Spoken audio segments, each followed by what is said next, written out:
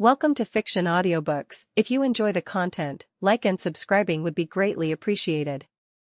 If you have any recommendations for novels, comment below. Please join my Patreon at https://www.patreon.com/fictionaudiobook. Chapter 269, Chapter 268, The Seizure of a Warehouse Over 1,000 Years Old. The sweet and lovely Pleasure Witch suddenly stopped laughing. She hadn't expected that the other person's words, expressions, and body language, which didn't seem fake, were actually deceiving her. Furza's handling of Odis was nothing short of astonishing. Remember this website's domain, Taiwan Novel Network ttl.tl. First, I was surprised, they had actually tricked a witch out of her. Then he sighed, how could I have not thought of that at all? Odis did not act immediately, but asked, what is your purpose in exploring this ruin? This is why he didn't deliberately hide Furza's whereabouts, he wanted to lure a witch. At the same time, he extinguished the flames at the doorway, since this was a confined space and burning flames would waste a lot of oxygen. The sweet and lovely Pleasure Witch smiled again, but her smile was somewhat cold and stern. She now held an ice crystal spear, and flew towards Odis. Odis used a defense scroll, and just as the opponent was about to disappear, he raised the Hand of Judgment, Imprisonment. The air around the Pleasure Witch suddenly became viscous, trapping her in place. Death.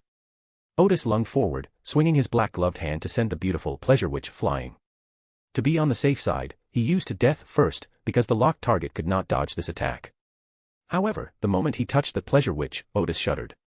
Even through the gloves, he felt the sensation of the final moments of bedtime activities. This momentarily distracted Odis, preventing him from completing the next combo. Struck by death and severely injured, the Pleasure Witch immediately used her Mirror Substitute ability. As a mirror shattered, the sweet and lovely Pleasure Witch appeared not far away, and her serious injuries had been reduced to minor ones. Hee hee. The Pleasure Witch chuckled at Odis, making Odis's heart flutter as if something had scratched it, causing him to become restless again. His groin swelled with blood, and his whole body flushed red. He struggled to control himself and refrain from making any indecent noises or movements. Even Furz, who was watching from the sidelines, was attracted to the Pleasure Witch, finding her incredibly cute and charming, and wanted to get close to her. Instead of taking the opportunity to attack Odis, the Pleasure Witch quickly searched for the door switch where she had just entered. She knew very well that the men in front of her had killed a record officer in just a few seconds, and it wasn't just luck, he was genuinely very capable. The ability of pleasure can only temporarily distract the opponent. If you can't win, you still can't win.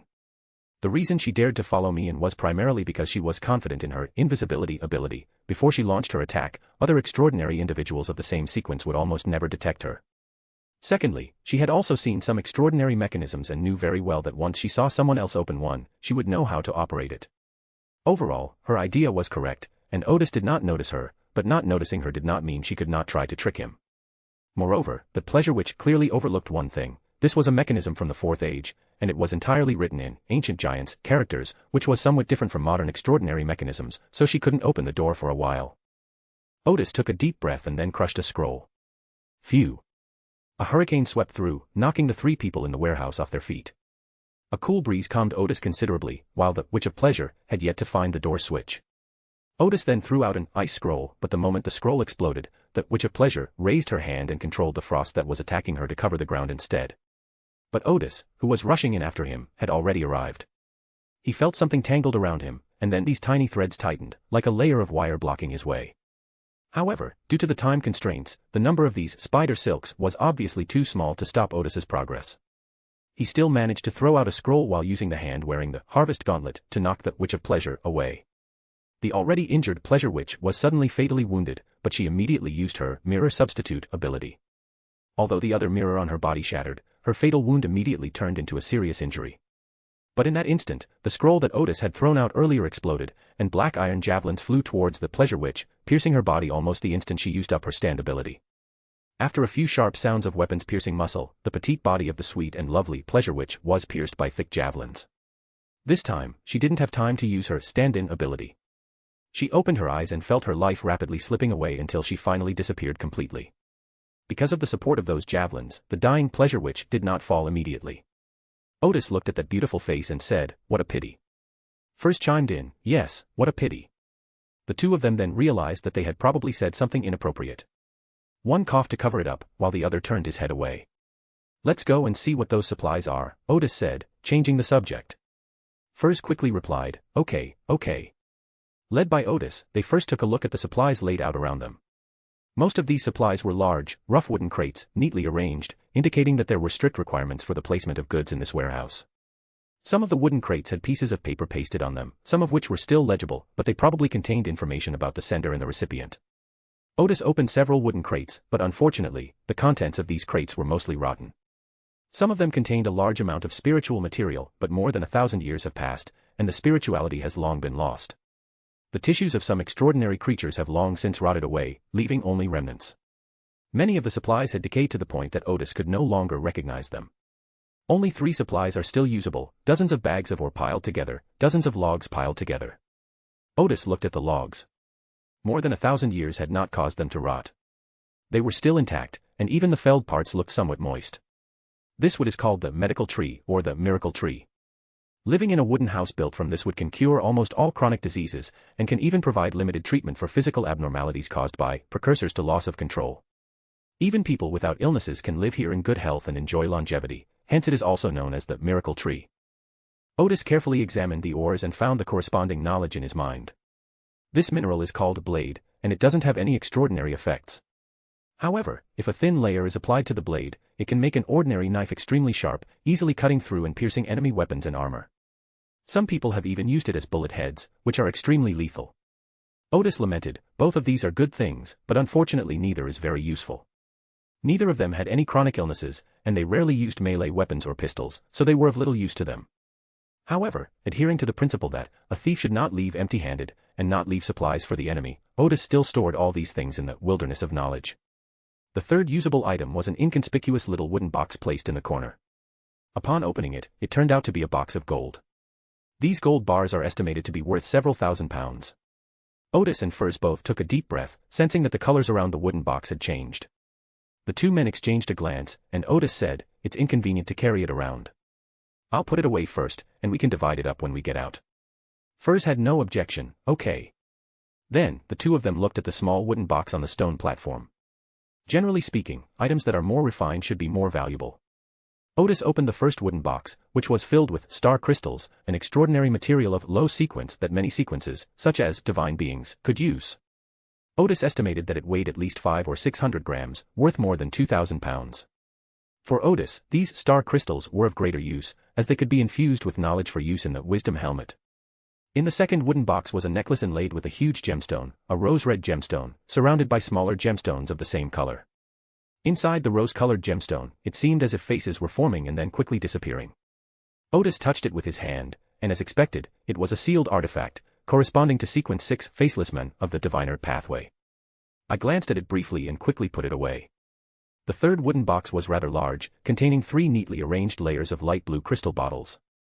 Odis opened one of them and immediately realized what it was, the special ink used to write magic circles, the same kind used in the ruins of the elves. The process of making this ink has long been lost. Although Odis scraped off many residues, it was too old to study what materials it was made of.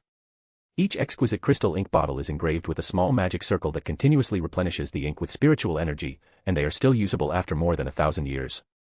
With just 3 bottles, Odis can complete the research imitation process, and then use this potion to write in places where magic arrays need to be used for a long time. When maintaining the magic array, most of the procedures can be omitted. Odis rubbed his hands together and walked toward the 4th and last box, feeling a bit like he was opening a blind box. Upon opening the 4th box, Odis found an irregularly shaped, black iron-colored stone. Upon seeing it, Odis suddenly felt as if it had some connection to his gloves. Odis felt that this thing must be quite advanced, but he didn't know exactly what it was. Never mind, I'll just put it in the knowledge wilderness, too. Odis had a sudden, strange feeling that the cloth with the space magic circle subarray drawn on it had become heavy.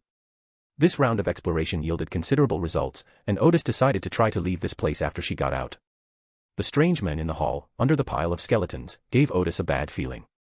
At this moment, the extraordinary characteristics of the pleasure witch have been revealed. It is an illusory, intricately woven thing, like a ball of yarn. This ball of yarn is hovering in front of the pleasure witch's chest. Odis stepped forward, about to add this characteristic to the wilderness of knowledge, when suddenly the witch of pleasure raised her hand to block Odis's outstretched hand. Odis jumped back suddenly, and Furs was also stunned. At this moment, the pleasure witch was still pierced by several thick, black iron javelins. Supported by two of the javelins, she stood there in a slightly forward-leaning, rather unusual posture. Although she didn't fall, she was already beyond dead. At that moment, however, her two hands were gripping the javelin, as if she were trying to pull it out of her body. This is very strange. In an ancient ruin, the witch, who was supposed to be dead, suddenly came to life again. If it weren't for Odis being there, Furs would have screamed in fright long ago. Odis found it strange. He remembered that the witch had a kind of resurrection ability, but that should have been at sequence 3, while the witch in front of him was only at sequence 6. Odis quickly calmed himself down and realized that he had just scared himself. The pleasure witch did not come back to life, instead, she became a living corpse. So Odis took out another spirit-shattering scroll, which exploded. The light swept across the corpse of the pleasure witch, and her hands immediately fell limp and remained motionless. The spirit-shattering scroll can not only shred some ghosts, but also attack undead, rendering them incapable of any movement. This time, Odis encountered no obstacles when she went to obtain the pleasure witch attribute. By placing the properties into the knowledge wilderness, Odis realized that the warehouse had quietly undergone some changes, allowing corpses to quickly turn into living zombies. He guessed that the men outside in the pile of skeletons had probably changed. "We need to get out of here as soon as possible," Odis said. "It wouldn't be good if that guy blocked us here." Odis first turned off the crystal chandelier in the warehouse, and the two of them adjusted to the dark environment for a while. Then Odis opened the door, and immediately shouts came from outside. Outside, the lights were on, and the members of the Gnostic Society were dealing with the overwhelming horde of skull warriors. Although there were many of these skeleton warriors, they were not strong, and ordinary crew members and sailors could handle them. The members who had gone to explore the adjacent stone chamber also rushed back to provide support. So, although the skeleton warriors filled the hall, they never managed to break through the Gnostic Society's defenses. After using the invisibility scroll again, Odis went outside and carefully observed the situation inside the hall. He noticed that the skeleton that had been covering the strangely behaving men had gone to attack the members of the Gengel and expose the strangely behaving men. However, the men with feathers on his back remained standing there motionless. Odis breathed a slight sigh of relief, as long as the guy's condition didn't change significantly. But then Odis noticed that the Witch of Pain had disappeared. He had another bad feeling. While the situation was still under control, Odis quickly led Furs away from the skeleton warriors and outwards. But they had only taken a few steps when the tall wall facing the island opened again, and the Witch of Pain came in and shouted, "Clean up these skeletons as soon as possible and prepare to welcome the Saintess." Not a single mistake, not a single poem, not a single post, not a single piece of content, not a single look. Odis's heart skipped a beat. The Holy Maiden of the Witch Cult was coming. "Aren't you from the Gnostic Society? Why are you calling the Holy Maiden of the Witch Cult here?" Furs didn't know what Saintess represented, but Odis knew that the Saintess of the Witch Cult was at least sequence 3. Before a saint, Odis and Furs had almost no hope of escape. Odysseus stopped abruptly. At their current pace, and while avoiding the Witch of Pain, it would take at least 10 minutes to reach the tall wall. At that time, they might very well run into the Saintess who is coming. If I tell her that I'm there to welcome her, I wonder if she'll believe me. Odis clenched his fist. There was another way. He would stop hiding and rush out immediately.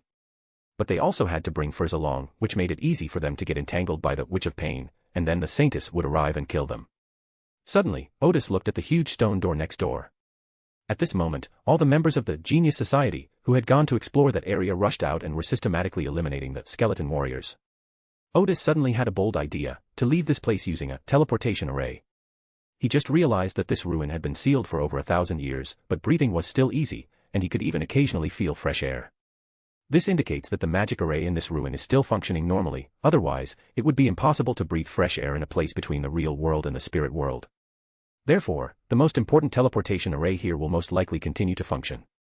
Although she didn't know where the other side of the magic circle was, for Odis, it was better than running into the demigods of the witch cult head-on. After a moment's thought, Odis made up his mind. He first quietly went to the end of the right passage where they were and took a look. Just as the members of the spiritual society had described, the place had been severely damaged by some force, and the magic circle was completely unrecognizable. So they turned back, and while the Gnostic members were engaged in a fierce battle in the hall, Odis led Furs through another stone door and into the corridor on the other side. Although she hadn't communicated with Furs, Furs wouldn't have any objections at this moment. She knew that following the captain would definitely be safe. In the corridor on the left, Odis also saw the warehouse sign. He immediately realized that the south and north signs at the entrance referred to the southern continent and the northern continent, respectively. In other words, the teleportation array on the side they are currently on leads to the southern continent, while the teleportation array on the side they just explored leads to the northern continent. There is a warehouse in each of the north and south directions. There should be quite a few good things in the warehouse here, but now is not the time to be greedy. Taking advantage of the fact that everyone's attention is in the main hall, Odis and Furs quickly went to the stone chamber at the end of the corridor. The stone chamber was quite spacious, and 3 ordinary crew members were guarding it with lanterns. However, they were currently gathered at the entrance, watching the battle outside and occasionally discussing things in hushed tones. They were completely unaware that Odis and Furs, who were invisible, passed by them. Odis did not take immediate action, but instead carefully examined the stone chamber. First of all, it seemed to have been damaged by some force, with some areas of the ground collapsed. However, the structure here is still basically intact, unlike the stone chamber next door, which was completely destroyed beyond recognition. In addition, the invisible force that had been in the main hall also permeated this stone chamber. However, since there are no skeleton warriors here, these forces are almost unnoticed. There was no magic circle on the ground, only a simple circle, and a small, sturdy stone platform in one corner. Having successfully set up a complex magic array on a large sea vessel, Odis immediately realized that the stone platform must be something like an operation panel. He quickly led Furs over, but after seeing the stone platform clearly, Odis was somewhat disappointed because the magic circle on the platform had been destroyed and could not be used to activate it. But Odis wasn't without options. He looked around and immediately found a place on the wall where a secret chamber with a teleportation array could be opened. The structure of this magic circle was not beyond Odis's knowledge, or rather, it was common sense. Such a crucial magic circle could not possibly be exposed to people like this, it must be concealed. Odis estimated that the real magic circle should be in the dark chamber directly below this stone chamber, and only by using the correct method could one enter the dark chamber containing the magic circle. After seeing the magic circle, Odis was also able to activate it. After searching around for a while, he found the location of the mechanism. Just then, Odis and Furs sensed a tremendous pressure coming from the direction of the main hall. At the same time, one could vaguely hear the Witch of Pain say, "Welcome, Holy Maiden." Splash. Something was scattered all over the ground outside. After a moment's thought, Odis realized that the Saintess had dealt with the skeleton warriors as soon as she arrived, and the crashing sound was the sound of bones falling to the ground. Odis thought to himself, that was close. If they went back the way they came, they would definitely run into this Saintess, and by then, both he and Furs would probably be dead. Fortunately, they did not return the way they came. At this moment, Odis and Furs were in the stone chamber inside, and because of the obstruction of the stone walls, the Saintess could not see them. Even in Sequence 3, Odis's presence cannot be sensed in places where the line of sight is out of reach. However, this saint will most likely sense Furs's location, but at this moment, the ruins are full of Gnostic crew members and sailors, and Furs is a master of magic, so her presence here will not attract any special attention from the other party. At the entrance to the stone chamber, the 3 crew members carrying lanterns stared in disbelief. Odis even heard them swallow hard. Clearly, the saintess's beauty captivated them, but they dared not stare for long. After a few glances, they quickly lowered their heads and looked at her secretly.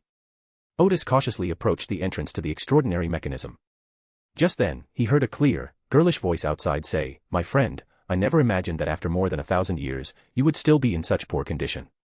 In that instant, Odis suddenly realized, the true purpose of the Gnostic Society was actually that strange men in the center of the hall. Or rather, this should be the task given by the witch cult to the Gnostic Society. After confirming that the person they were looking for was in the main hall, the director of the Gnostic Society went out and used the appropriate ritual to notify the Holy Maiden of the witch cult. So that saint came to this ruin. Although I don't know if the person in the main hall is this saintess's lover from the 4th age, or if she has some other purpose in looking for him. It is certain that the witch cult knows, or suspects, that this strangely behaving man is here. It is perhaps for this reason that they ordered the Gnostic to study the documents they had seized from the Abraham family and to determine the location of this extraordinary transit station from those documents. Otherwise, those documents would have been in the hands of the Gnostic for over 1,000 years. If they had been studied seriously before, they wouldn't have only found them here now. As Odis came to this conclusion, she heard the saintess command, "Everyone hide in the corner, squat on the ground, and close your eyes." Odis had a bad feeling, but thankfully, they had arrived at the mechanism in the dark room. Just then, a chilling aura suddenly appeared in the center of the stone chamber, and an illusory door rose from the ground. The teleportation array suddenly activated. Odis was startled. He was puzzled. The control panel was broken. How did this saintess activate the magic circle? Then he noticed that the illusory door had become layered, as if something terrifying was about to rush out from inside. Odis realized that the magic array on the southern continent had been activated, and the person operating the magic array there was about to come over. Inside the stone chamber, the invisible force that had been flowing suddenly surged, as if it resonated with the people who were coming over. Odis's hand was already positioned to open the hidden door, and as he infused it with spiritual energy, the ancient giant script on the wall suddenly emitted a faint, ethereal light. However, the hidden door remained closed. Odis twitched his lips. Damn, I need a password. But there's no time to draw the magic circle to change the password now. At this moment, immense pressure emanated from the illusory door, and Odis knew that the teleportation array was about to connect. So he quickly pulled Furs down to squat, and whispered, "Don't open your eyes. No matter what you feel, don't open your eyes." The next second, something they couldn't quite put their finger on suddenly appeared behind them. They felt fear and trembling, as well as the oppressive feeling of death. Odis and Furs trembled, as if the one behind them was the most evil spirit in the world, capable of causing the most terrifying things to happen around them. The most unbearable thing is that something so terrifying is right behind you, and you can't even look at it. Ah. At that moment, one of the crew members who had been guarding the stone chamber cried out. The first half was a cathartic shout, while the second half was a scream of agony. He quickly stopped breathing and was clearly dead. The initial cries were caused by the inability to withstand the pressure, but the consequence of this was death. With trembling hands, Odis gripped Furz's shoulders tightly, letting her know that he was there for her and that she shouldn't do anything irrational out of fear. At that moment, a deep, muffled voice came from behind Odis. "What do you want with me?" Odis breathed a sigh of relief. The thing that came was intelligent, and he knew the saint. With this result, he was completely relieved. Since he knew the Holy Maiden, he wouldn't kill the people around him indiscriminately, since they were all the Holy Maiden's subordinates. This guy probably doesn't know that Odis and Furs aren't subordinates of the Saintess, so as long as he doesn't do anything outrageous, he won't die. The Saintess in the main hall said, "Last week, Katarina met with His Excellency the Death Archon. Odis paused, then immediately recalled, it was when Klein, as a cross-dresser, visited, General of Disease, Tracy with Mr. Ascetic. And this Katarina was Tracy's mother. No, it seemed to be her father. Odis couldn't remember whether it was her mother or her father. Then he thought, it seems that Katarina's meeting with Ascetic caused quite a stir within the witch cult. Did it lead them to take some action as a result? A deep, muffled voice followed, sounding somewhat excited. Consul is still alive. No, he hasn't fallen yet. With the other party's attention shifting to the saint outside, Odis and Furs' spiritual pressure lessened considerably. Odis thought to himself, that's how the death pathway is. It can't be described as either alive or dead, because by sequence 4, they often live and then die and then come back to life. Then, Odis realized that if he couldn't open the hidden door in the wall, Furs might be able to. However, now is not the best time to open the door, we must be patient a little longer. Yes, the Saintess said. Through his reminder, we noticed a batch of documents discovered in the southern continent, and found a description of you in them. After verification from multiple sources, we have learned that your condition is still very poor, and your physical body and spirit are in a separate state. So let's see if we can help in any way. The muffled voice sneered, just say what you want to say, no need to be so hypocritical. Chapter 270, Chapter 269 Dividing the Spoils with Furs. The Holy Maiden in the main hall said, to show my sincerity, I will first help you get what you have been looking for. The voice behind Odis and Furs sounded curious, do you know what I'm looking for? We once obtained some information about the Abrahamic family, that Saint said. Among them was a document explaining special storage. We didn't realize what this meant until we found the relevant descriptions in the materials from the southern continent. That's when we looked up the information about the Abraham family and understood what you really wanted. The Saintess paused for a moment. We learned that what you needed was something that the nobles of the Second Solomon Empire had been asked to help you find. After finding it, in order not to attract the attention of the Emperor of the Underworld, you asked the nobles of the Second Solomon Empire to use the teleportation array of the Abraham family to transfer the goods. But unfortunately, the War of the Four Emperors suddenly broke out, Mr. Door was suddenly sealed away, the Abraham family collapsed, and its members were hunted by many organizations. In places like this extraordinary transit station, everything that could be stolen was looted, and the members of the Abraham family here were all slaughtered. But what you want is still here, so after the Emperor of the Underworld fell, the only way to search for it is to come here. But the extraordinary mechanisms here are extremely advanced. Without the internal information of the extraordinary transfer station, you can't find what you're looking for. Odis thought to herself, the whole thing is clear now. Recently, because of Mr. Ascec's appearance, the witch cult has taken notice of a batch of information from the southern continent. They must have discovered something important in the information, or an important clue to something. Based on those clues, they discovered this gruff-voiced figure again and learned about his current situation through information they had stolen from the Abraham family. Judging from the scratch marks all over the walls, this being of the Grim Reaper pathway is indeed looking for that thing, and has been looking for it for a very, very long time. However, because he had no idea how to open the warehouse, he hadn't found what he was looking for.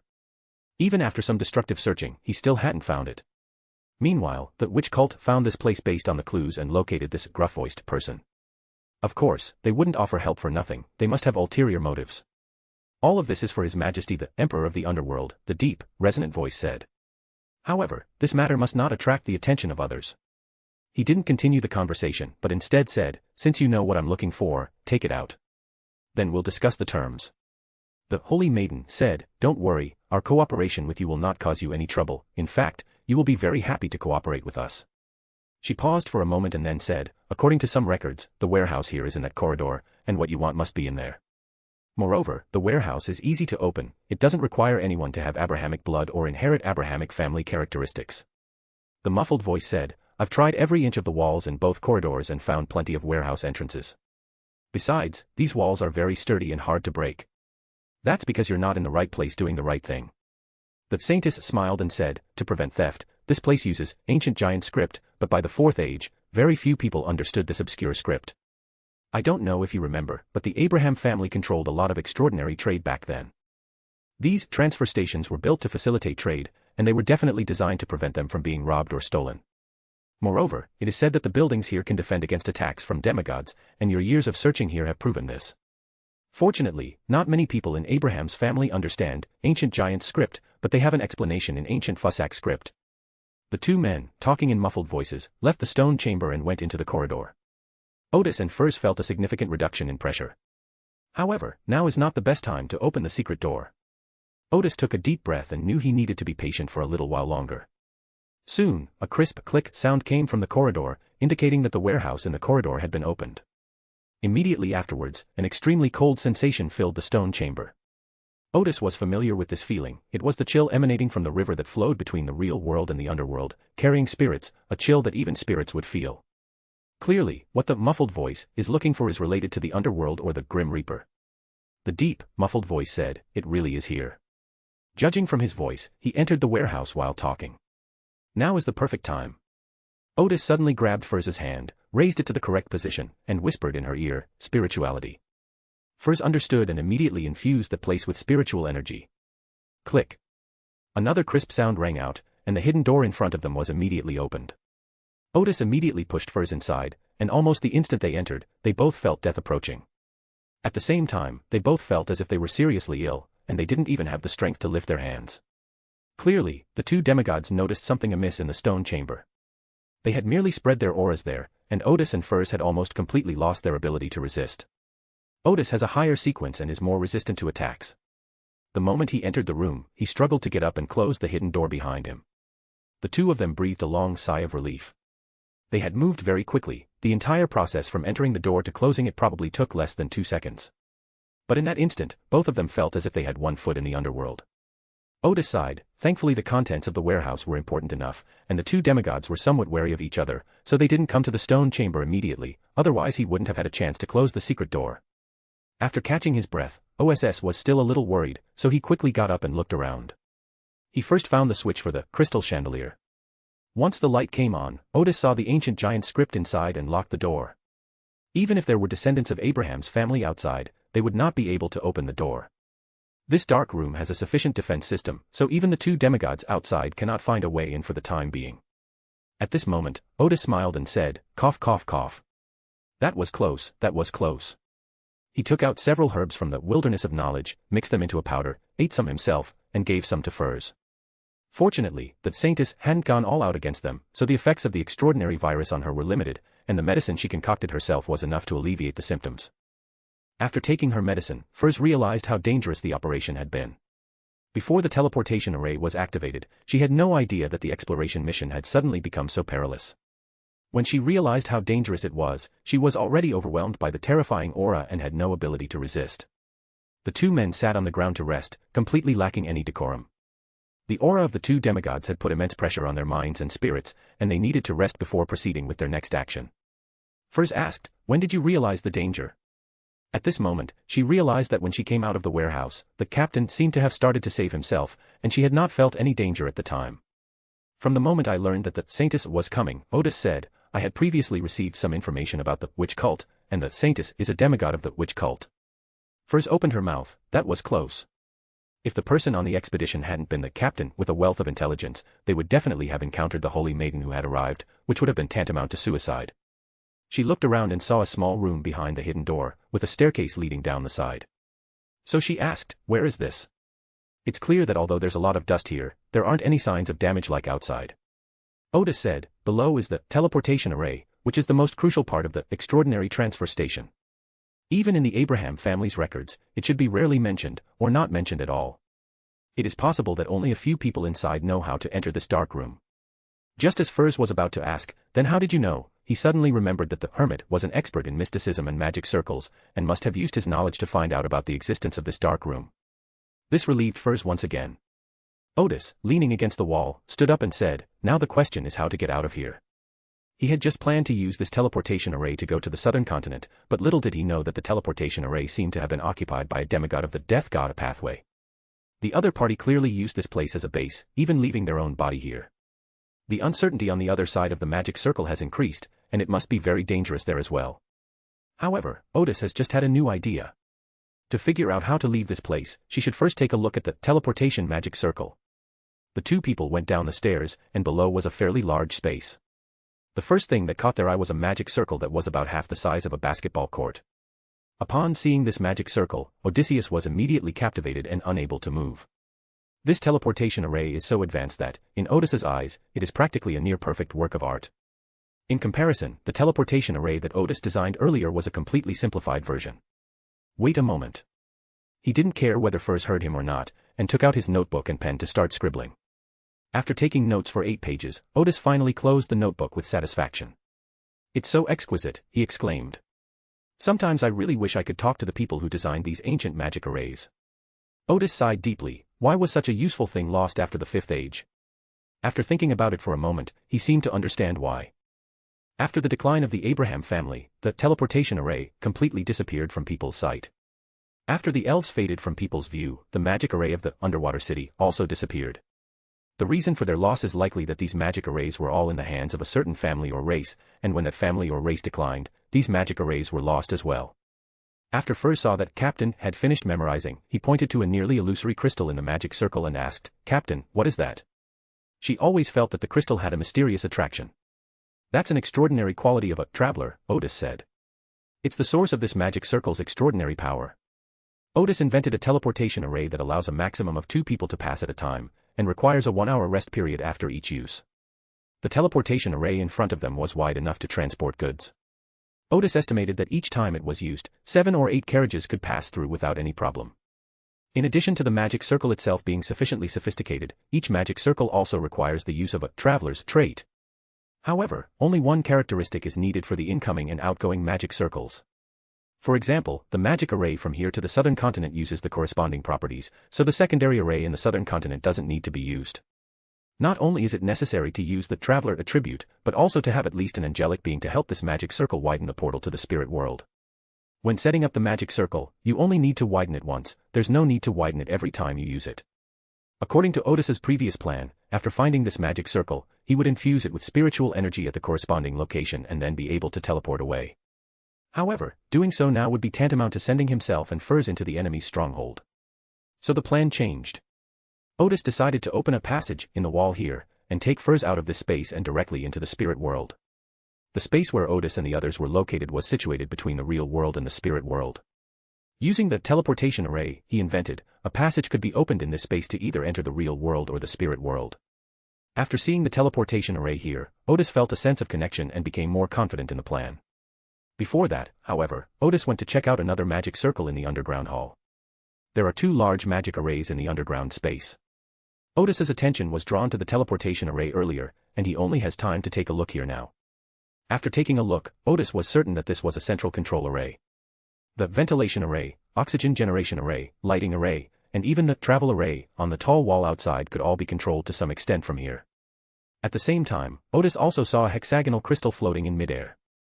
This crystal was very similar to the hexagonal crystal found in the underwater city of the Elven ruins, and its function was also similar. This made Odis realize that in ancient times, there must have been a template for central control arrays, and based on that template, some arrays could be modified to suit different situations. Then, Odis smiled slightly. "I can change the access permission of that tall wall to prevent anyone from entering or leaving." Of course, this wouldn't be enough to trap those two demigods, but it would certainly cause them considerable trouble. Furs was slightly taken aback, and immediately felt that the initiative seemed to have returned to the captain's hands. After thinking for a moment, Odis decided to draw the magic circle to escape from here first. At this moment, the ordinary crew members and sailors who obeyed the spiritual society had already evacuated from the corridor leading to the southern continent, leaving only the Holy Maiden and the Witch of Pain. In the hall, a dark, shadowy evil spirit now stood beside the men who had previously been hidden beneath the pile of skulls. The evil spirit held a feather fan in its hand. This feather fan was made from the feathers of the ancient death goddess, Brigari. The feathers were covered with obscure symbols and constantly burned with illusory, almost transparent flames that emitted a pale white light. He needs to use the sealing artifact to reconnect his spirit with his body, so that the two can become one again. At this moment, the Witch of Pain, under the orders of the Saintess, had finished exploring the warehouse in another corridor. But the results of her investigation made her uneasy. She hurried back. Maria died in that warehouse. In her surprise, the Witch of Pain guessed that Maria must have found the two people's trail, then secretly followed them into the warehouse, only to be discovered and killed inside. This instilled a sense of fear in the Witch of Pain towards those two individuals. They were merely a sequence 6 and a sequence 8, yet they had manipulated so many mid-sequence extraordinary individuals at will, and had even killed 3 of them. The Saintess, who looked to be only in her early 20s and was breathtakingly beautiful, stared at the Witch of Pain and said, "You've brought shame to the entire southern continent." The Witch of Pain lowered her head, not daring to say anything. The Saintess took a deep breath before saying, "It seems that this is the work of the so-called scroll professor you mentioned. Not a single mistake, not a single poem, not a single post, not a single piece of content, not a single look." The women who were with him were likely from the Abraham family, otherwise they wouldn't have been so familiar with the environment here. Go investigate them and kill them. The Witch of Pain looked at the stone chamber in astonishment. Aren't they trapped inside? The Saintess smiled and said in a very beautiful voice, "I don't think this place can trap them. Go." With a wave of her hand, the Witch of Pain appeared on the tall wall in the blink of an eye. Here, there is a magic master who is always ready to open the door for the people inside. But after trying several times, he only managed to open an illusory door in the wall, but the outside of the door was still a wall, not a way out. The Witch of Pain asked, "What's wrong?" "It won't open." A thin layer of sweat had already formed on the magic master's forehead. The Witch of Pain paused, then said, "Try again." At this moment, the Saintess suddenly appeared behind the two of them. "No need to try anymore, we're trapped here." The Witch of Pain took a slight breath. Even the Saintess is trapped. In a dark room. Odis has already drawn the teleportation circle, but this circle requires an Ahana crystal to function. Fortunately, although there is no connection to the spirit world here, Odis can use the connection with the Wilderland of Knowledge to take out the Ahana crystal stored there. These Ahana crystals were quite valuable. They were Odis's stock in Backlund, and he spent a large portion of his income on them at the time. Odis chose the smallest piece and simply inlaid it into the magic circle. Next, he took away the traveler attribute from the teleportation array over there. Without this attribute, the teleportation array could not function. Then Odis took out a pen and spiritual oil and modified a few characters in the central control array, thus trapping everyone outside in this space. Finally, Odis took out an explosion scroll and drew a small magic circle. This magic circle can supply a small amount of spiritual energy and simulate the incantation to open a scroll.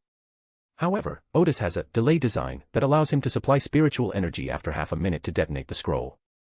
The explosive scroll is enough to destroy all the magic arrays here, so that these array diagrams do not fall into the hands of the witch cult. With everything set up, Odis pulled Furs by one hand and pressed down on a spot in the magic circle with the other. A phantom passage appeared, and on the other side of the passage was indeed the spirit realm. Odis breathed a sigh of relief and led Furs into the spirit world. After the two people left, the illusory passage disappeared. About half a minute later, a violent explosion swept through every corner of the dark room. Because these buildings were constructed using special methods, the violent explosion didn't even knock off a single piece of plaster, although most of the magic arrays here were destroyed. In particular, the magic circle that Odis had just drawn had not been reinforced at all and had completely disappeared in the explosion. After the explosion, the most valuable thing here was probably the Ahona crystal that Odis couldn't take with him. After arriving in the spirit world, Odis immediately used the travel ring to travel through the spirit world to a small deserted island. By this time, the sun had risen to the western horizon, and bathed in its light, the two were certain that they were truly out of danger. They didn't say a word, just quietly basked in the sun for a while before Furs finally breathed a sigh of relief and said, "It's so hot." Backlund was still in the dead of winter. Furs knew in advance that the exploration would take place on the sea, so she wore a thin dress, but it was still very hot under the blazing sun. "Let's divide the spoils first," Odis said, walking into the shade of a tree. Then I'll send you back to Backlund. Furs said, actually, you only need to give me 600 pounds. She felt that her contribution to the entire exploration process was simply opening 3 doors. Odis laughed and said, the fact that you managed to survive such a dangerous exploration to the end without causing any trouble is enough for you to obtain some of the spoils. However, it should be noted that I did play a major role in this exploration, and I also lost a crystal worth about 4,000 pounds. So I want 5/6 of it. You don't have any objections, right? No objection, Furs immediately replied. I'm fine with taking 1/8. As Odis took the spoils out of the wilderness of knowledge, he said, there are 2 ways to divide them. One way is that I take 5 items first, and then you take 1, the other way is that we each take what we need. Because you obviously won't need some of today's spoils, and it would be difficult to take them back anyway, well, to be precise, I might not need them either. Furs recalled the logs and ore. Just as the captain had said, even if she had her share of these things, it would be difficult to bring them to Backlund, and even if she did, there would be nowhere to store them. So she asked, how can we each get what we need? Odis smiled and asked, you should need that chest of gold, shouldn't you? Furs paused for a moment, then nodded honestly. Well then, I can give you that box of gold, Odis said, and then I'll give you the extraordinary qualities of the astrologer. I think these are all the things you need. The total value of these 2 spoils is roughly 1/5 to 1/6 of the total value. Furs took a deep breath to calm herself down. Wouldn't that be too much? Odis smiled and said, since you have no objections, we will divide it this way. Furs breathed a sigh of relief. Her teacher, Dorian, had previously said that he did not have the main materials for astrologers, so Furs had to collect the materials herself. Before I even had a chance to collect them, I already had the main ingredients for the potion. However, to prevent the Gnostic Society from divining the location of this characteristic, I need to have someone process it first, and then I will give it to you next Monday, Odis said. We are all members of a mystical gathering, so you don't need to worry about me reneging on the agreement. Furs nodded. I know, I trust you. Furs remained in a daze throughout the rest of the journey until the captain took his leave.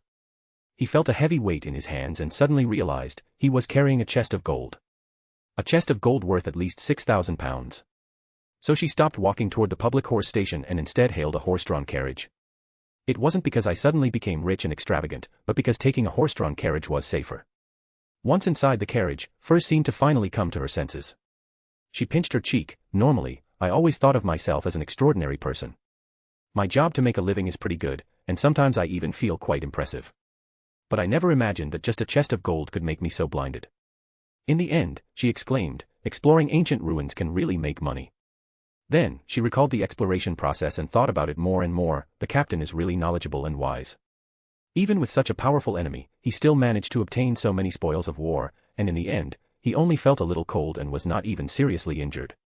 Furs thought about it more and realized that it wasn't that exploring ruins was profitable, but rather that exploring ruins with the right people was the way to make money. This helped her regain her senses and stop thinking about actively seeking out or exploring the ruins. Back at the rented room, Hugh, with her adorable baby fat on her face, was already back. The box you're carrying looks really old-fashioned. Furs smiled and said, it was indeed found in a ruin. She was torn between telling Hugh what had happened that day. But after thinking about it, Furs decided to wait and tell her later. Although they both knew the captain, Furs did not have any way to contact the captain openly. I'm going to change my clothes. Furs changed the subject and quickly went into her room.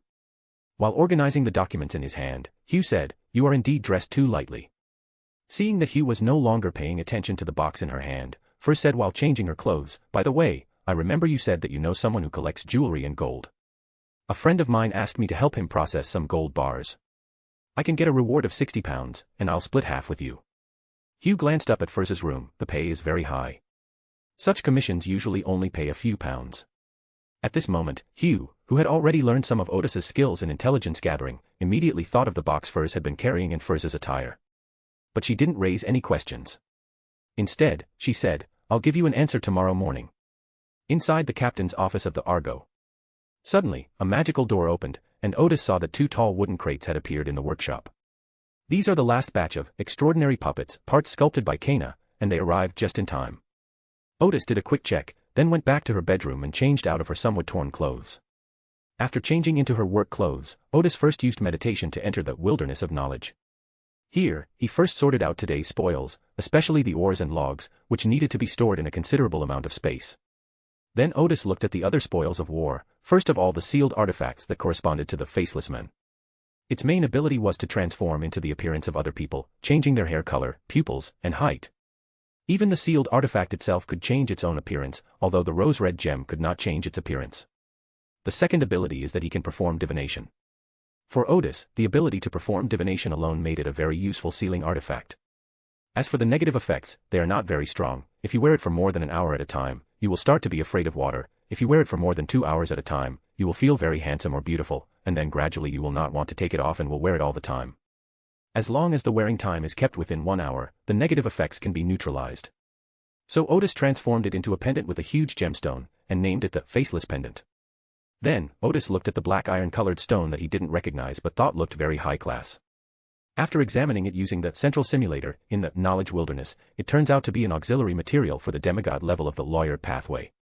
Chapter 271, Chapter 270 Mayor of Odis. From the warehouse of the Abraham family ruins, Odis seized some very special items. What he did not expect was that the black iron-colored stone was actually an auxiliary material for the demigod level of the Lawyered Pathway, the Iron Law Stone. This is not just an auxiliary material, but a very high-grade spiritual material. Odis had no intention of selling it. If he were to sell it, it would fetch 4,000 or 5,000 pounds. Because of its large size, it can probably be divided into several portions. If each portion of this level of auxiliary material were sold for 1,000 pounds, the price would be so low that it would be suspected of disrupting market order.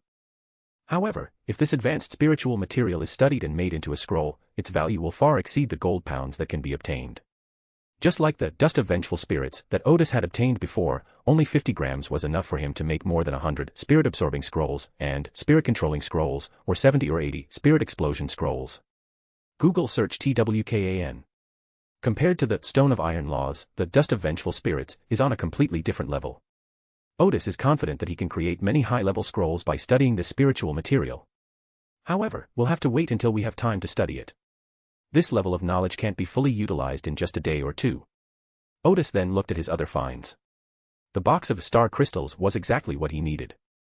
Now, whatever knowledge he needed to be imparted, he could only repeatedly format a star crystal.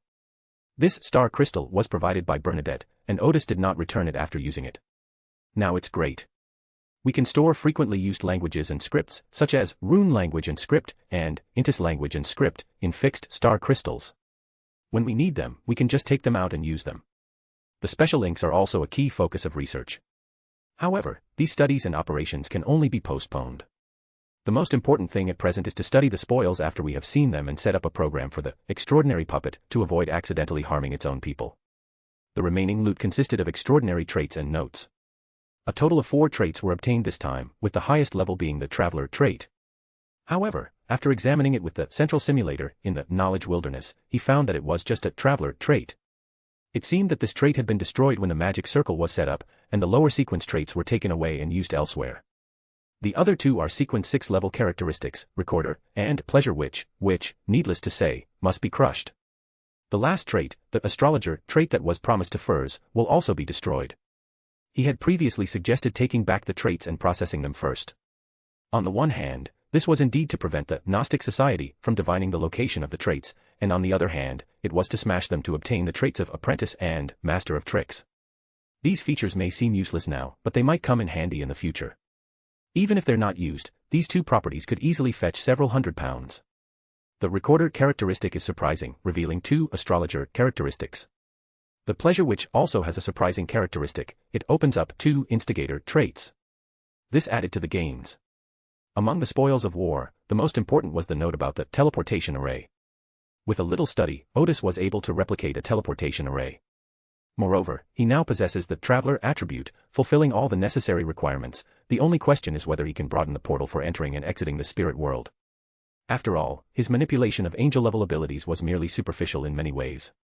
We can only draw a conclusion after trying it out. After dealing with the spoils of war, Odis began to think about designing a program to prevent self-harm for the extraordinary puppet. In his view, the 3 laws of robotics in his mind were very impractical. Because Odis designed them, one of their uses was to fight in place of humans.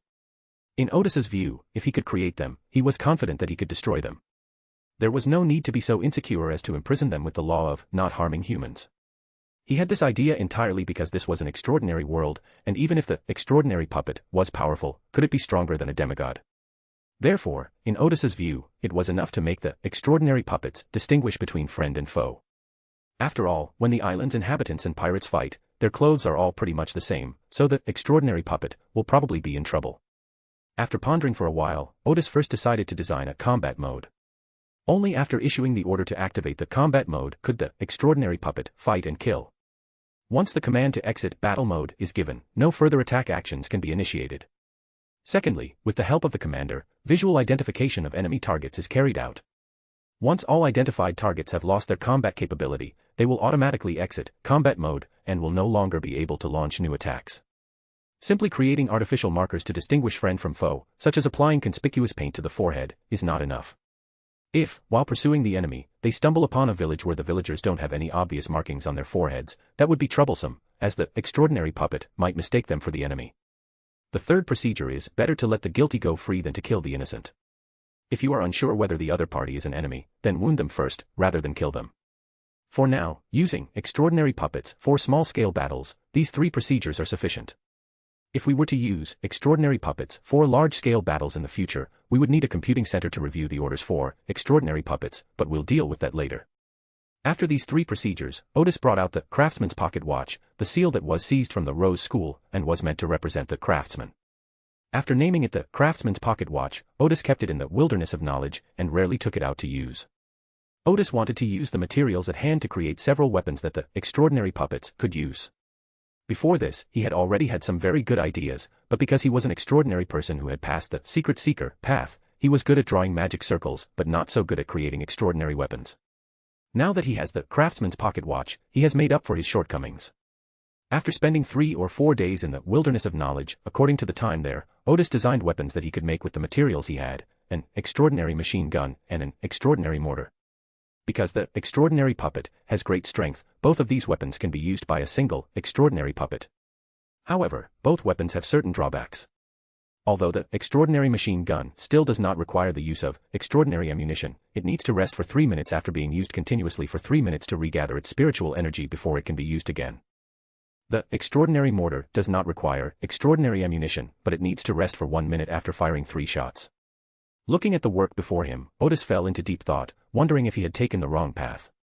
There is a limit to how quickly spiritual energy can be cultivated, and this limit is almost impossible to break. Thinking of this, Odis suddenly looked at the bucket of silt provided by the little son. Then he slapped his forehead. This is the weakness. Odis's weaponry path, while not requiring extraordinary ammunition, consumes a great deal of spiritual energy, hence the need for rest. In essence, spirituality is like ammunition. Since Odis has mastered the technology of storing spirituality, he can store enough spirituality in advance so that the weapons will no longer need to rest and will become more reliable. However, Odis cannot mass-produce crystals that store spiritual energy yet. He must wait until he has a secret base, and he must be careful to disguise himself so that his secrets are not discovered right away. After completing these studies, Odis returned to the real world, where only half an hour had passed. So Odis summoned Rupert, Bevis, and Noy and asked them to help him assemble the last batch of 13 extraordinary puppets. Bevis and Noy were flattered, never expecting the captain to trust them so much, letting them access such core information on their second day on the ship. In fact, Odis knew very well that without the blueprints for the key components, simply assembling them would be like being a worker on an assembly line, unable to master the core technology. With many hands make light work. Before dinner, they had assembled all the extraordinary puppets, and Odis used the Helmet of Wisdom to instill the 3 programs of debating the enemy into the extraordinary puppets. After dinner, Odis locked himself in his workshop and created 2 extraordinary machine guns and 2 extraordinary mortars. By this point, Odis had used up almost all of the materials he had previously stored. So he made a list of spiritual materials and metal materials that needed to be purchased from Backlund and Lasha Island respectively. Once the bill was drawn up, Odis calculated that it would cost another £5,000. This made him exclaim, "Scientific research is really expensive. My savings had just reached over £6,000, and I ended up spending over £5,000 in one go." However, Odis did not hesitate this time and wrote to Kana and Arya respectively, asking them to help with the procurement. Since the bounties for Red Lion, Taylor and others will be paid out tomorrow, Odis will have a new source of income. Just as Odis had expected, he received a signal from First Mate Bazel at around 8 a.m. the following morning. He used the travel ring to reach the port of Chakra Island and soon found Bazel carrying a leather suitcase on the beach. Bazel looked to be in good spirits, and he had wanted to return to the Argo yesterday because he had heard some news about the Dawnbreaker pirate crew. Some people said they saw 3 people from Cruise Island board the ship, and the Argo's course was not the planned Nikkate Island, indicating that something had suddenly changed. Odis did not immediately take the first mate back to the ship, but instead told him about some decisions he had made on the Argo over the past 2 days, as well as some changes on board. Bazel was stunned. What? Help the people of Cruise Island fight the Deep Blue pirate group. And build a base there. What?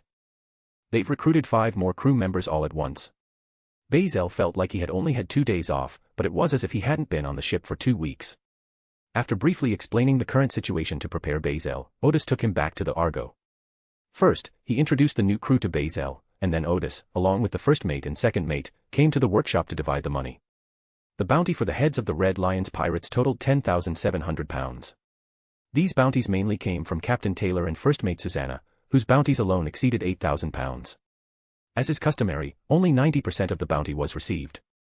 According to the previously agreed upon proportions, Odis received 6,741 pounds, Bazel received 1,926 pounds, and Rupert received 963 pounds. Rupert remarked, "With more crew, we won't get as much loot." Odis smiled and said, "That's exactly what I wanted to say. When the time is right, I will announce that all the spoils of war will be handed over after the battle. Then, based on their performance in battle, they can earn merit or exchange it for gold pounds, or participate in the division of spoils." Rupert paused slightly. This is somewhat like the format of an extraordinary organization. Odis hummed in agreement and began to briefly explain his views on the battle to Bazel. The 3 talked for more than half an hour.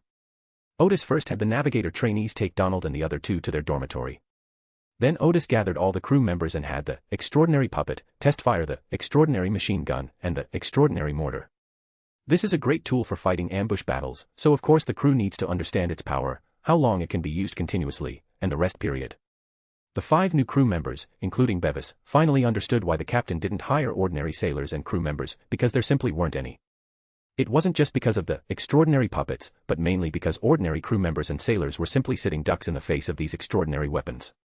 It's hard to imagine how effective the extraordinary machine gun would be when the enemy landed on the beach. Bevis couldn't help but ask, "Captain, are you really not a craftsman?" Odis simply smiled and said, "Get ready, we'll be at Chacker Island soon."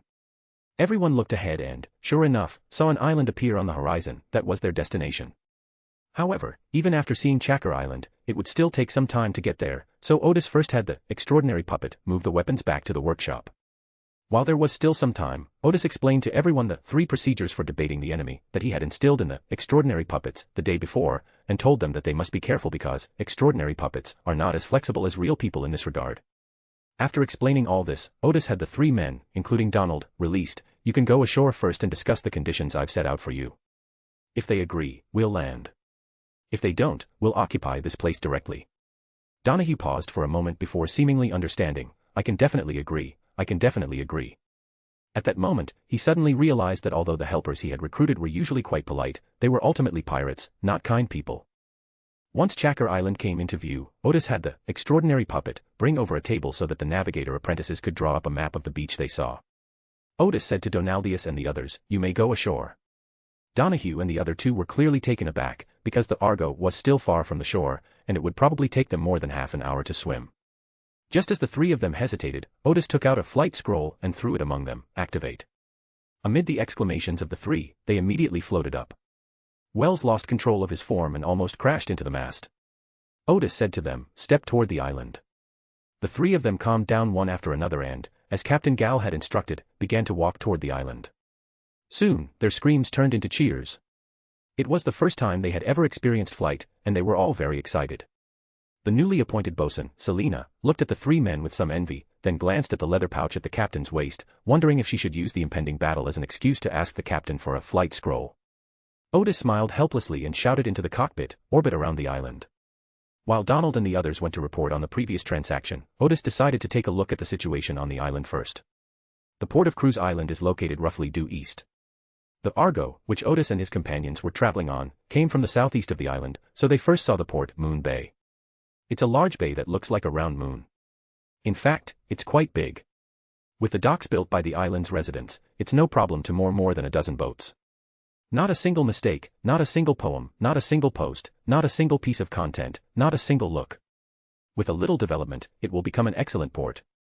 The Argo continued to circle the island. From the northeast to the north, there were many reefs, and to the due north, there were many strange rocks. The situation is better on the western side of the island, where there is a short beach that leads into the mountains. The southern part of the island is a plain. Although it is not a good place to set up a port, it is full of good landing points and is the most difficult place to defend. However, Odis soon spotted a village by the sea and immediately conceived a plan to defend the southern part of the island. Continuing forward, back to the eastern part of the island, the group discussed the newly drawn nautical chart. In the end, they all lamented that the island was indeed quite large, but unfortunately it had too many mountains. The colonists didn't like such a place because it was difficult to develop and there wasn't much land suitable for growing food. As the group members were talking, the Argo sailed into Moon Bay. There were already several people waiting on the dock. When they saw a small ship entering the port, they immediately ran back to report. Soon, many people ran out of the rooms not far from the dock, and even more people gathered on the streets of the town to watch. Odis observed the town carefully this time. There was only one main road in the town. When the houses were built, there was no unified plan, so they were built in a mess, with alleys everywhere, and it looked very chaotic. The Argo came to a stop on the dock, and after the anchor was lowered, Odis appeared at the bow. Donahue's father, the current mayor Chazo, opened his arms and smiled, "Captain Gal, welcome. And to all the crew members, you've had a long journey." He looked to be in his 50s, wearing a bowler hat, and his arms were tanned dark. Odis did not disembark immediately, but asked, "Are you willing to agree to the terms I negotiated with Donald?" "Yes." Press said immediately. "Mayor, we all support you in becoming mayor." For them, as long as Captain Gar wasn't interested in iron ore, he could be whatever he wanted, mayor, whatever he wanted to be. In any case, the fertile land of this island belongs to them, and a large part of the island's population are their servants. They are the ones who truly rule this island. Most importantly, the pirates couldn't rule the island without them. Even if Captain Gal is interested in iron ore, that's fine, it's negotiable. After all, although they have iron ore, they don't have a market for it right now. If Captain Gal can find a market, they wouldn't mind sharing some of the profits. If Captain Gal wanted to seize the iron mine, they would quickly side with the Deep Blue pirate crew, letting the two crews fight it out first. Odis glanced at them and smiled, saying, "I don't care what you're up to, but if you want to survive the upcoming battle and drive away the Deep Blue pirate crew, you must obey my orders completely. I will not be lenient with those who disobey orders. Furthermore, all the spoils of this battle belong to us." Without waiting for Press and the others to reply, he took a step forward and nimbly jumped onto the dock. "It's lunchtime. I wonder what your preparations are." "We have prepared lunch for everyone," Press said with a smile. "Please come ashore and enjoy your meal." Odis waved to the ship, and apart from the navigators who guarded the ship, the other 7 crew members all disembarked. The place where they were entertained was a small restaurant. Of course, there couldn't be a large hotel in such a small town. There was a wide, long table in the restaurant. As soon as Odis sat down, he said to Press, "I predict that the Deep Blue pirate crew will be back this weekend, or next Monday. Time is of the essence. You must immediately have someone notify all those willing to participate in the battle to come to the dock after lunch. Note that this refers to those who are confirmed to participate in the battle." Press immediately sent several young men who were watching the commotion to spread the word in the town and the villages on the southern plains. Odis and the others then began to eat. The food here was a bit oily and the taste was so, but the locally dried fish and brewed fruit wine were quite good. During the meal, Odis rarely spoke to the crew, and their silence created a great sense of oppression for Press and the others. After a quick lunch, Press introduced the town's main administrators, including himself as mayor and Sheriff Tom, who had dozens of officers with excellent marksmanship. Odis glanced at Tom, who was at least 1.9 meters tall and had a thick beard. The name reminded him of a cat that could never catch a mouse and a wizard without a nose. The third important figure in the town is Virgil, the head of the town council, an old man with completely white hair.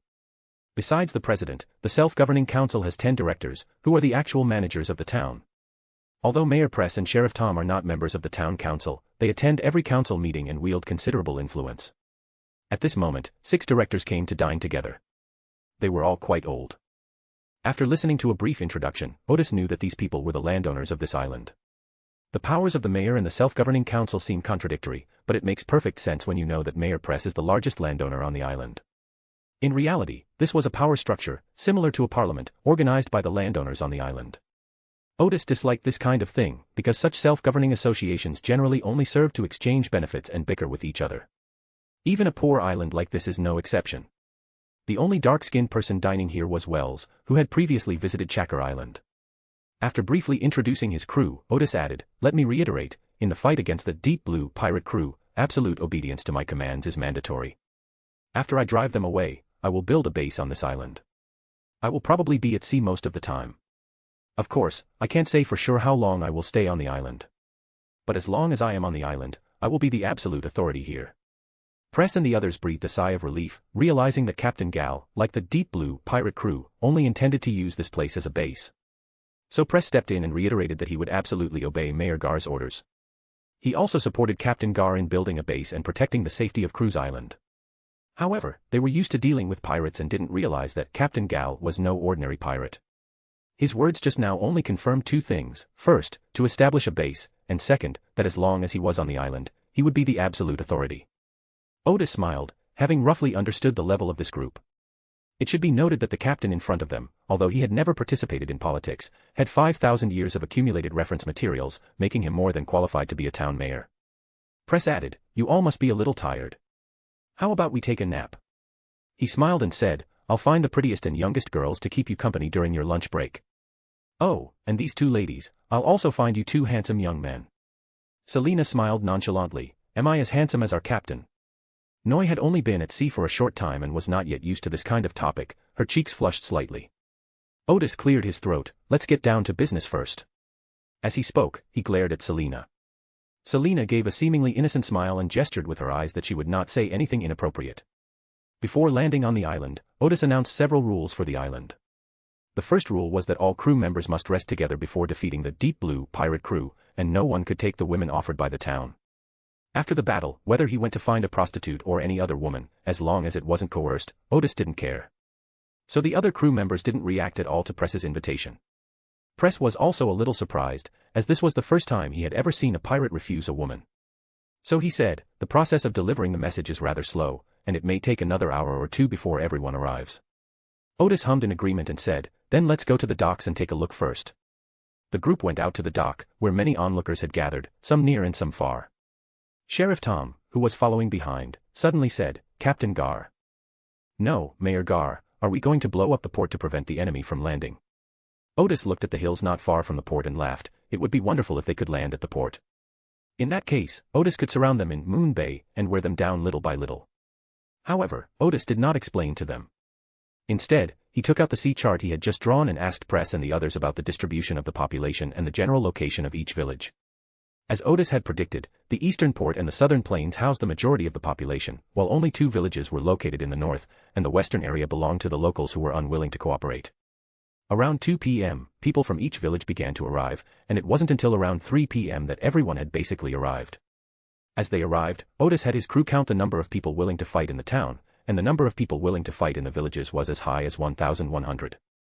Odis immediately announced, "This battle will be divided into two war zones. One is the port war zone, which will be commanded by my first mate Bazel, and the other is the plain war zone, which I will personally command. On the port area side, 12 captains will be selected, each captain will command 50 people. In the plains war zone, 2 captains are selected from each village, and the villagers of the village are directly commanded by the 2 captains. The captains will directly follow the orders of me and Bazel. Now let's start the selection. Once you've chosen, register with my crew." By this time, the dock had swelled to 2,000 or 3,000 people, including combat personnel and onlookers. After Odis announced the general battle plan, chaos ensued. Press and the others were shouting that the primary task should be to defend the port. Meanwhile, the people on the southern plains shouted in their local language, and Odis learned from Wells that they all agreed with Odis's plan. The reason is simple: they want to protect their homeland, not the port. If they arrive at the port, they will likely become targets for the enemy to use up their bullets. Odis glanced at Bivis, who understood and drew his revolver, firing a shot into the air. The gunshots temporarily silenced the commotion on the dock, and Odis continued, "The next bullet will hit one of the opponents right between the eyebrows."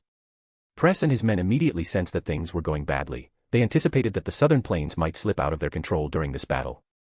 This was something they dared not have imagined, and at this moment, under the threat of force, none of them dared to disobey Captain Gal's orders. Chapter 272, Chapter 271 Pre-Battle Preparations. The original mayor of Cruise Island, Press, and his group originally thought that the Dawn Sword pirate crew, with only a few people, would be difficult to command after seeing so many people on the island participating in the war, so they entrusted them to take over command. This is how Press and his crew interacted with the Deep Blue pirate crew. Whenever Captain Egbert of the Deep Blue pirate crew had any needs, he would notify Press and have him organize manpower to carry out the specific work. For example, when Egbert informed Press that he wanted to hold a party on the island, Press began to organize people, clear out an open space, and then move drinks, food, tables and chairs, and prepare enough streetwalkers, etc. In short, once Egbert and his men arrived, they simply indulged in revelry. When pirates arrive at an island, they usually do the following. When they need a lot of locals to serve them, the first thing they do is go to the local leader. They didn't try to organize the local people's ideas themselves, because that would be too much trouble. Press believed that, ultimately, Captain Gal would be like other pirates, relying on them to command ordinary people in battle. But to their surprise, Captain Gal split the island's young and strong forces in two with just a few words, and the forces in the southern plains were suddenly out of their control. This caught them somewhat off guard, and when they came to their senses, they realized they dared not object. As Donald just mentioned, the Dawn Sword pirate crew had just wiped out the Red Lion pirate crew, which had more than 300 members. In the end, only 8 survivors remained from that large pirate crew. This made Press and the others immediately realize that although the pirate crew was small in number, it was very powerful. The restrained demeanor displayed by the entire pirate crew just now exerted a tremendous pressure on them, making none of them dare to be the first to voice their opposition. After Odis announced the division into 2 war zones, he instructed his crew to urge them to immediately elect a captain. The people on the port side are easier to deal with, since they mostly speak Rune. However, most people in the southern plains can only understand a few Rune words, and they usually communicate in the local language. Odis had no choice but to have Wells explain to them village by village that the election had been completed at the port, while only 5 villages on the southern plains had elected their captains. Odis then instructed Rupert, Selena, and other crew members to stay here and supervise their election, telling them to wait here after they had elected a captain, as Odis was going to hold a meeting with them. Then, Odis led the 12 captains from the port to hold a war meeting. That was where the self-governing council held meetings, a fairly spacious room. Accompanying Odis were crew members including Bazel, Bevis, and Cleveland Gale, and the rest were the newly elected captains.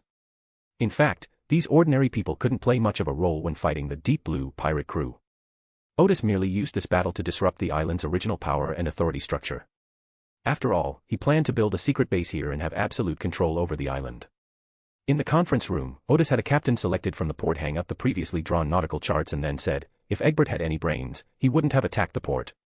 Even if he did attack, it would only be a feint. He said this not because he had asked Noy to divine, but because the attacking side had already lost halfway by simply getting their ship into Moon Bay. Odis could have simply driven the Argo and trapped it in Moon Bay, slowly blasting it apart with one shot at a time. Even if the Argo were just an ordinary seagoing vessel, its cannons could still reach the enemy outside the harbor. The Argo had good maneuverability on the open sea, while the enemy ships in the bay had very limited firing angles. If the enemy ships in the bay wanted to escape, that would be perfect. The Argo could ride the enemy ships outwards and, when they could only use their bow cannons, fire 2 salvos, which would basically destroy an ordinary seagoing vessel. Therefore, Odis concluded that the battlefield would not be in the port. He looked at the dozen or so people sitting at the table. He had seen most of them at lunch, such as Press, Tom, and the 6 members of the self-governing council whose hair had turned white. They were the de facto rulers of the town, and at this point, they became the recommended captains. The remaining 4 spots were reserved for the sons of rulers such as Donald. Press asked, Captain, no, Mayor, from which direction will Egbert attack? The northern and southern plains of Cruz Island. Odis glanced at the sea chart and pointed to the corresponding locations, saying, 300 of you will guard the northern part of the island, 200 will guard the hills south of the port, and only 100 will remain at the port to provide support. In addition, all the police officers must be sent to the north of the island, and the remaining armed men must all go to the hills. Between the port and the southern plains lies a small hill that extends directly into the sea.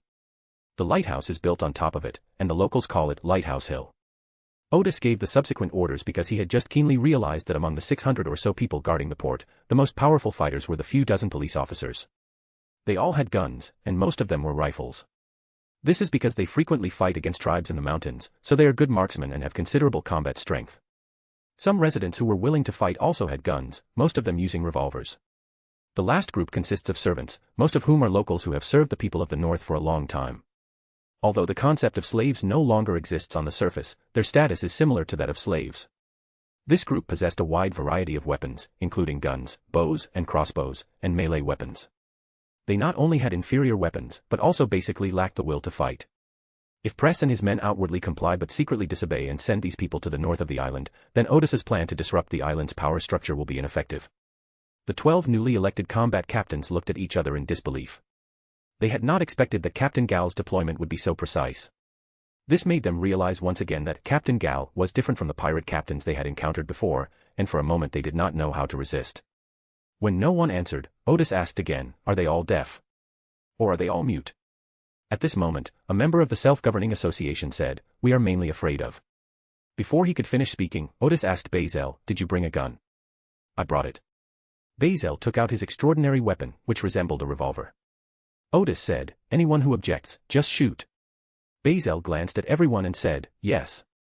The meeting room immediately fell silent.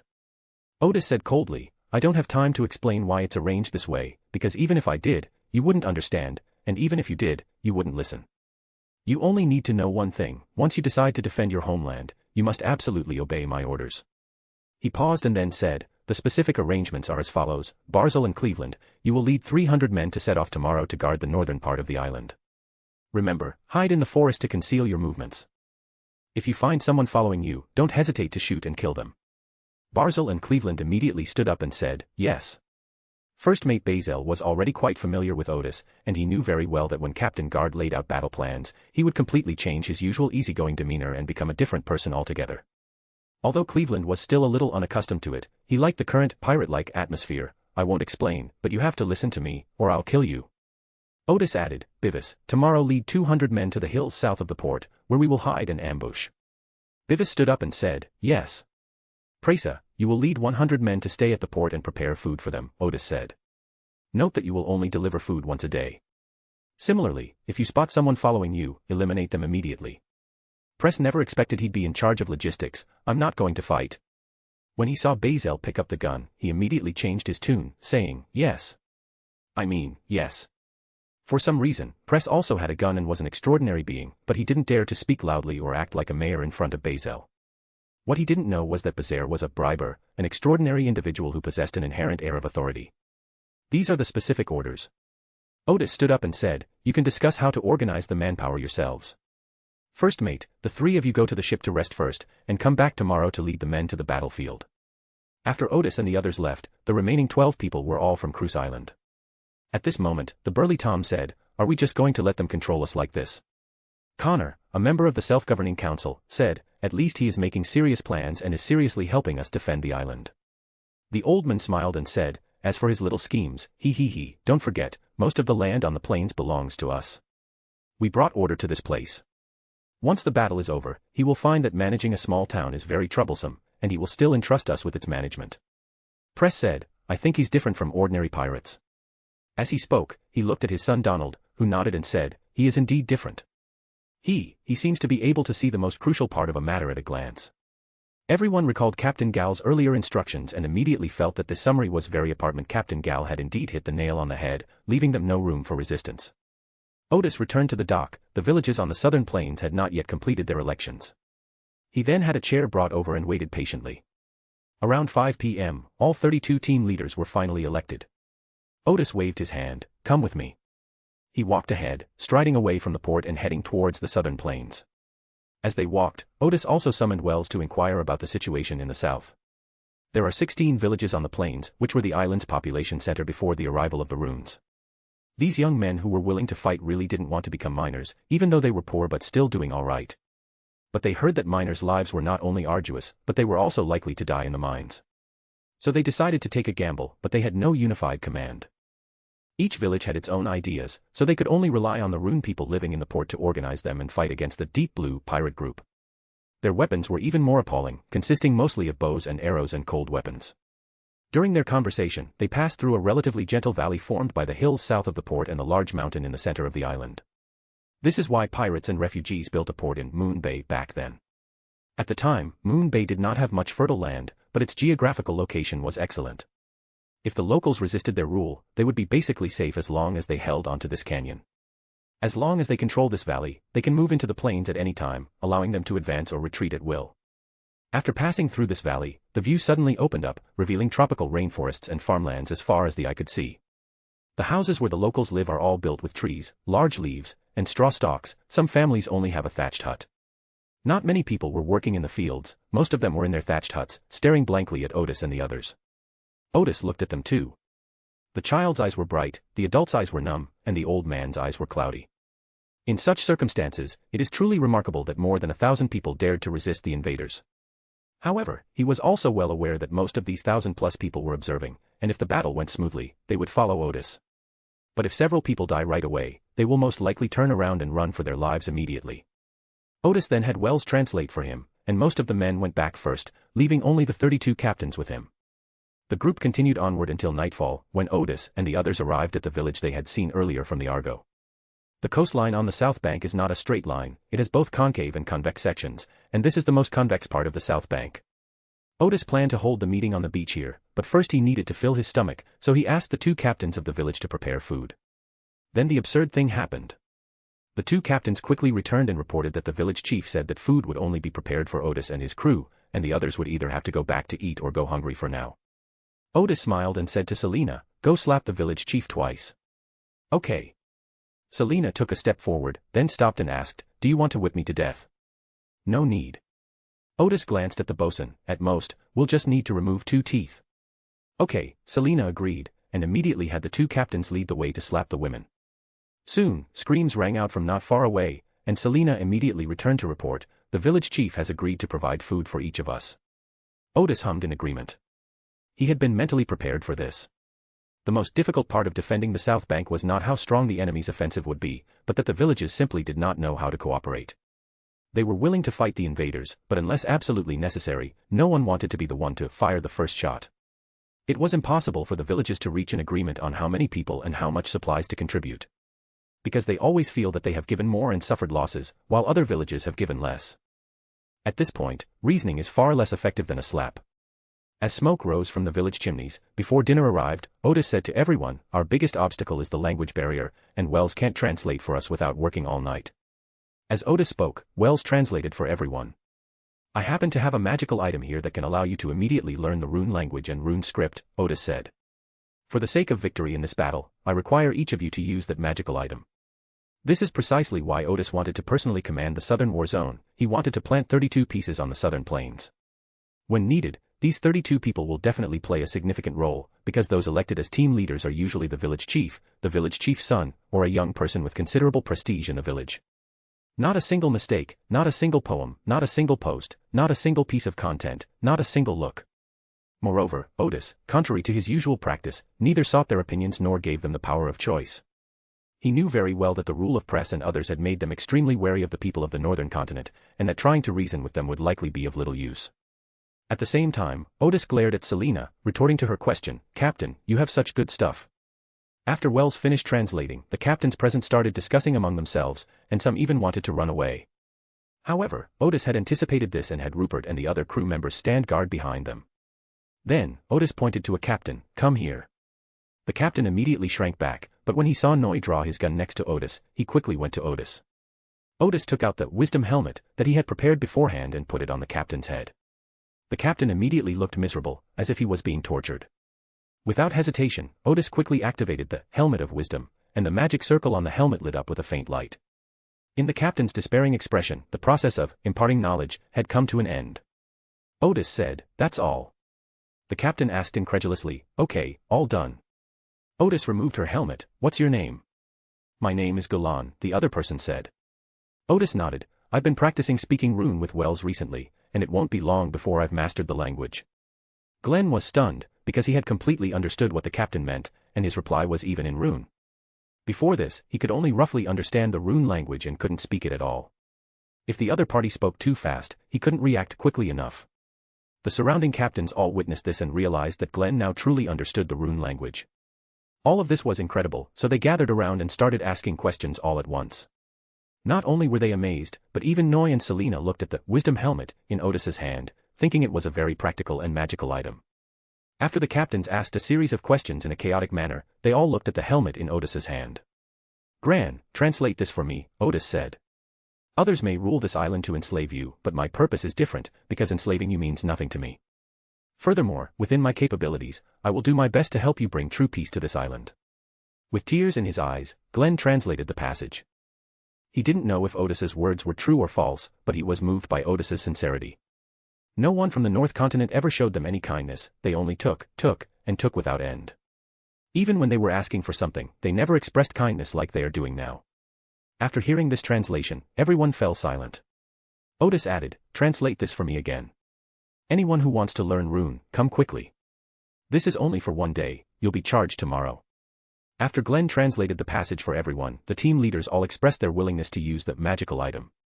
So by the time the village chief brought dinner, everyone there had already mastered the rune language. After dinner, everyone sat cross-legged on the beach and began to listen quietly to Mayor Gar's description. The battlefield of the decisive battle will be either at sea or right here.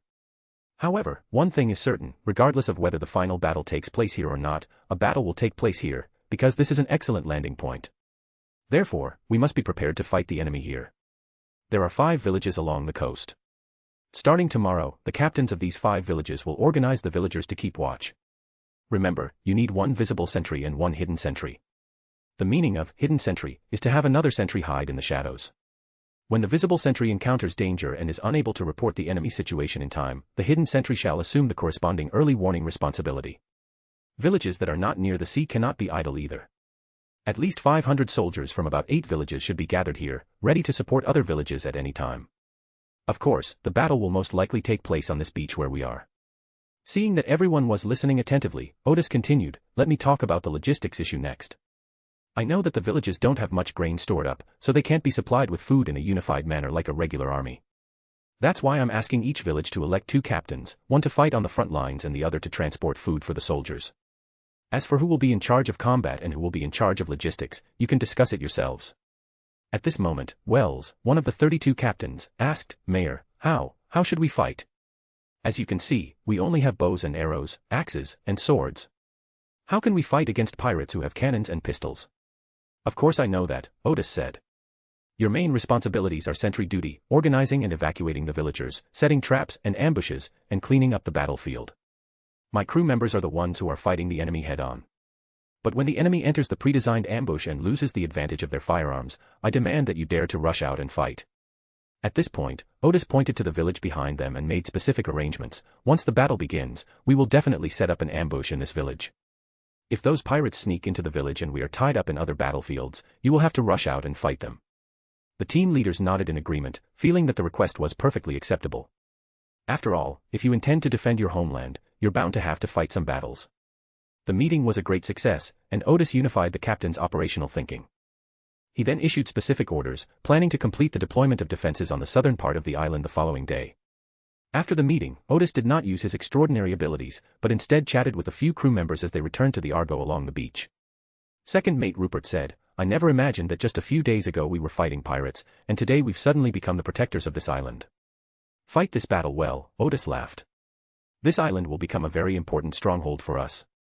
Captain, Selena said, may I say something? Odis glanced at the bosun, there's no one else here, so you can speak. I've heard that pirates tend to become complacent once they're ashore, Selena said. Like Hurricane Admiral Xilingus, he was killed because he went ashore. Odis began by praising, it's quite good that you thought of using the word sloth. He knew very well that the girl wasn't bad at talking, she was just a bit straightforward. Selena smiled and said, yes, I thought about it for a long time before I came up with such a suitable word.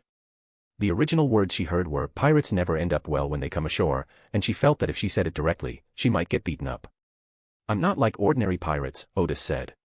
I came to the raging sea not to rob, nor to fight pirates and uphold justice, but to find a space to realize some of my personal ideas. I can't tell you about these ideas right now, but as long as I'm on the right track, I can expect to become one of the pirate generals in the near future. However, the prerequisite is that I need a huge space, and I need my own power and subordinates. I was originally thinking about whether to build my own fleet to achieve my goal, but now I think it's simpler and faster to develop my own power on an island. Boris, who had his mouth taped shut, then ripped off the tape, but what if the pirates find the space? It's not impossible. If we defeat the Deep Blue pirate crew, some pirates might realize that our base is located here. What if the pirates come and attack us? After saying that, he immediately sealed his mouth again, because what he was about to say might not be so pleasant. That would be wonderful. Odis smiled at Rupert and said, Second mate, what do you think would happen if we set up a few spirit wave cannons on the island's high ground? Rupert almost saw this scene. Pirates from afar were sailing in the coastal waters, preparing to attack, only to be blown up. Let's sit back and count the money. Second mate Rupert smiled and said, I personally think it's more appropriate to use the extraordinary machine gun than the spirit wave cannon, because we would lose a lot of bounty if we did. The other 3 crew members didn't quite understand what the captain and second mate meant, but they could tell that it was exactly the situation they wanted to see. Odis explained, after this battle, you'll know the strength of our pirate crew. Selena and the others nodded, surprisingly feeling a little anticipation for the upcoming battle. They returned to the ship and had a good night's rest. The reason for resting on the ship is to avoid assassinations or other actions by spies from the Deep Blue pirate crew tonight. Odis and Basil were not afraid, but those few low-sequence crew members were likely to be harmed. For safety's sake, it's better to live on a boat. During the day, Odis refused the girls offered by Press, also for this reason. After all, they were not familiar with the forces in the port, and if they were in different rooms, they would easily be attacked by people loyal to the Deep Blue pirate group. After all, you can't exactly do that kind of thing together, can you? For the other crew members, it might not seem like a bad idea, but Odis found it somewhat unacceptable. After a good night's rest, Saturday arrived. Just as Odis had predicted, although the orders he gave yesterday were clear and not difficult, it still took a whole day to complete the deployment. At the port, apart from the police officers, the others were not very effective at carrying out orders. It took a lot of time to gather them together, and there were constant problems on the way to carry out the orders. One of them needed to urinate, and another needed to drink alcohol. They finally reached the ambush site, but because it started raining, many people decided to go home. Odis injured 2 men before they became a little more obedient. Basil and Bevis each organized their own teams to build some thatched huts using the large leaves in the rainforest to shelter from the rain. But after the rain stopped, many people caught a cold. Especially those council members who are already quite old, they all fell ill after being put through this ordeal. Even with someone taking care of him, he lay there groaning and muttering things like, "Why live in the woods when there are perfectly good houses to live in, and so many people can't fight even before the battle has started." It greatly affects morale. Odis glanced at them, put on his biological waist ring, concocted some medicine, and sent it to those with colds. Not long after they drank it, they discovered that their colds had miraculously disappeared. Although the council members were still resting on the ground, the topic of conversation had suddenly shifted to these miraculous cold medicines. As for the southern plains, the villages started arguing again. One village said it sent too many people and other villages should be responsible for their food, another village said that its village was inland and should not be sent to guard the coast. Odis had no choice but to send Selena to slap the woman again. At first, Selena thought the task was quite good and went happily, but after slapping her for most of the day, she didn't want to do it anymore. Fortunately, the deployment was finally completed in one day. The probing attacks by the Deep Blue pirate crew also began shortly thereafter. Chapter 273, Chapter 272 Extraordinary Puppet Slays All Sides. Regarding the specific timing of the Deep Blue pirate group's attack, Odis and the people of Cruise Island shared a similar idea, this weekend or early next week. This result is derived from calculations based on time. More than 10 days ago, Press and his men had a falling out with the people sent by the Deep Blue pirate crew, and Press killed several members of the Deep Blue pirate crew. Based on the timeline, the Deep Blue pirate crew should be able to complete their preparations and return to Cruise Island within the next 10 days or so. The reason it took so long to complete the preparations was partly because Captain Egbert of the Ghost hadn't expected the negotiations to end this way. According to the interrogation conducted by Press and others on the members of the Deep Blue pirate crew, their captain was already at Midway Island in the central route, purchasing mining equipment. It is clear that Egbert did not realize that Press and his men would refuse his terms and kill his people. The men he sent to Cruise Island were less for negotiation and more for informing the people of Cruise Island. In addition, this is a common trick used by pirates. The people of Cruise Island will undoubtedly spend these 10-odd days in worry and fear. When the pirates actually arrive, many of them may have already broken down psychologically.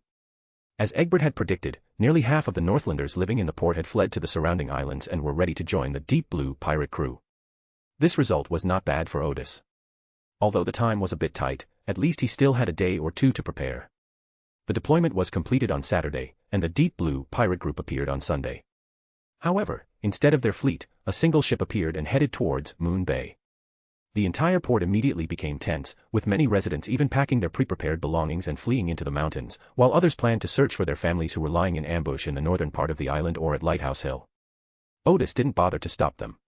He went alone to the dock of the port town and looked out at the ship that was sailing towards him. The streets were in complete chaos.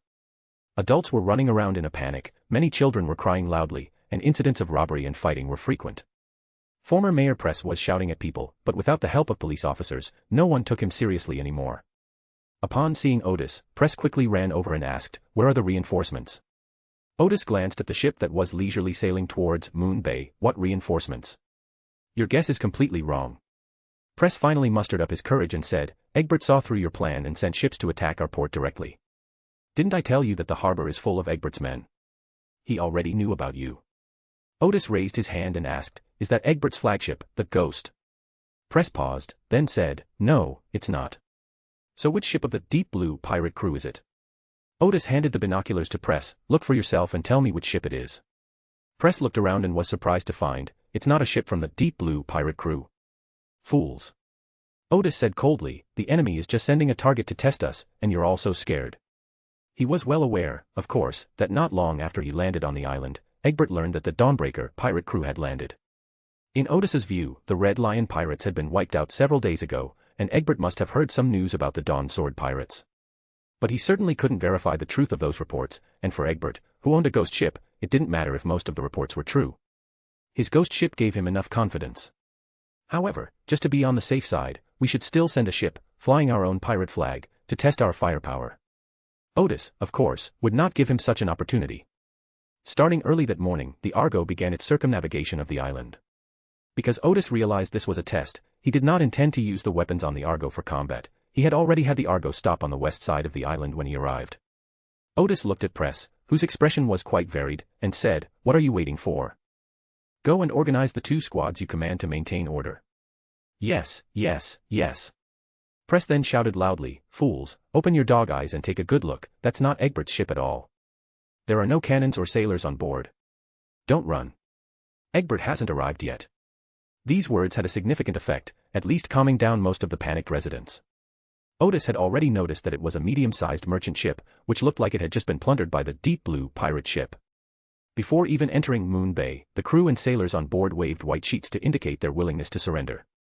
By this time, the residents had mostly calmed down, and Press and his men spontaneously came to the dock to watch the ship slowly sail into Moon Bay. Odis said to Press, who was standing next to him, "Shout to the ship and tell them to stop in the middle of Moon Bay and have all the crew swim over." Press immediately ordered several of his loud-voiced subordinates to shout together, and the people on the merchant ship obediently stopped the ship in the middle of Moon Lake. One by one, the crew members jumped into the water and swam towards the dock. This time, without Odis giving the order, Press quickly had his men prepare ropes and lie in wait near the dock, ready to tie them up as soon as they came ashore. 20 minutes later, the dozen or so crew members were all tied up and brought before Odis. Odis asked, "When did you encounter the Deep Blue pirate crew?" One of the middle-aged men, who was somewhat balding, said, "The day before yesterday, sir. We are not pirates, we were just forced by Egbert to fly the pirate flag." Odis hummed in agreement, "You're on this ship?" "First mate," the bald, middle-aged man said immediately. "I am the first mate of the Monas. The captain has been killed." Odis nodded, "There must be pirates among you, right?" "I don't know," the first mate said. "There are a dozen or so of us from several different ships, all prisoners of Egbert. To be precise, they were the prisoners who survived." Odis was about to take out the faceless pendant for verification when he suddenly thought that he should intimidate Press and the others again. So he said, "Keep an eye on them, I'll be right back." Without waiting for Press and the others to answer, Odis had already thrown out a flying scroll and flew towards the southern plains. Upon witnessing this scene, Press and the others exclaimed in surprise. Many people had seen Donahue and the others fly back, but they couldn't explain how they suddenly learned to fly. They only knew it was related to Captain Gal. Now the people at the docks know that Captain Gal really can fly. And he can even give others the ability to fly. They still didn't understand what was going on, but they all admired or feared Captain Gal even more. Odis's flight was intentional, of course, to create enough mystery. This was a question that Odis had only thought about in the last few days. Even if he became the mayor, he couldn't rule the town entirely with his authority like an ordinary mayor. Instead, he needed to have enough mystery. After all, he is an extraordinary individual who has passed the secret seeker pathway. Once he reaches the middle sequence, his inherent mystique allows him to gain valuable feedback from the reactions of those around him. Most of the time, this is also part of the role. The scroll professor has little need for this, but the wizards, astrologers, and higher sequences have similar needs. Therefore, Odis believed that he should make himself sufficiently mysterious as soon as he arrived on Cruz Island. Soon, Odis flew back with Noi and pointed at the crew, saying, "There should be a few pirates among them. You can check them out." This is not hard to guess. The ship called Monas was there to test the waters. By placing a few pirates on the ship, they can monitor the prisoners and prevent them from firing if the purpose of probing is discovered. These pirates could also easily enter the port and, when the time was right, contact the spies in the town. Normally, even if Odis fired at them, they would have enough time to jump into the sea and swim away. Of course, that's under normal circumstances. If they were to encounter a spirit wave cannon, they wouldn't even be able to run away.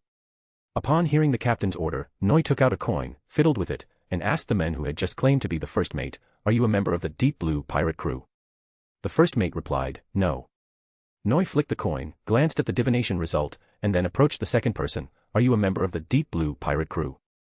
I asked several people in a row, and each time I finished asking, I flicked a coin. Press and the others were completely baffled, wondering what the woman was doing, but they dared not ask. When asked the fifth person, Noi flicked out a coin, caught it, paused for a moment, and said to Odis, "He's a pirate." Odis walked over, reached for the revolver he carried, and fired a shot at the pirate's head. He hadn't carried a gun for a while, but now he's carrying a revolver again, mainly for deterrence, and it's convenient to use in this kind of situation. Bang. Before the pirate could even offer a few words of explanation, a bullet pierced his head, and he collapsed to the ground, bleeding profusely. This made Press and the others swallow hard, as if the bullet had pierced the pirate's head and then knocked them on the head as well. Before this, although they all knew that the person in front of them was the captain of a pirate crew, they did not have a specific concept of it. Seeing that he killed a pirate without even interrogating him, they suddenly had a concrete understanding of the pirate captain. Noi continued his investigation and soon identified another pirate. Odis went over with his gun, but before he could even raise it, the pirate knelt down and cried, "Don't shoot. Don't shoot. I know there are informants planted by the captain in town. If you don't kill me, I'll help you find them." Odis nodded and said to Press, "Gag him. I'll interrogate him later." Press was taken aback. Wouldn't it be better to interrogate them now and arrest those spies? Why do we have to interrogate them separately later? However, he dared not question Captain Gal's orders any longer and immediately ordered his men to gag the pirate and tie him up carefully. Just as Noi was about to continue the screening, another pirate from the remaining crew knelt down and said he could help catch spies. The rest of the people were all ordinary crew members.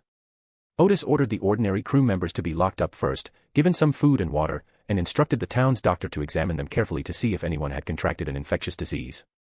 Sometimes pirates would deliberately send prisoners suffering from smallpox to a port, where smallpox would soon spread.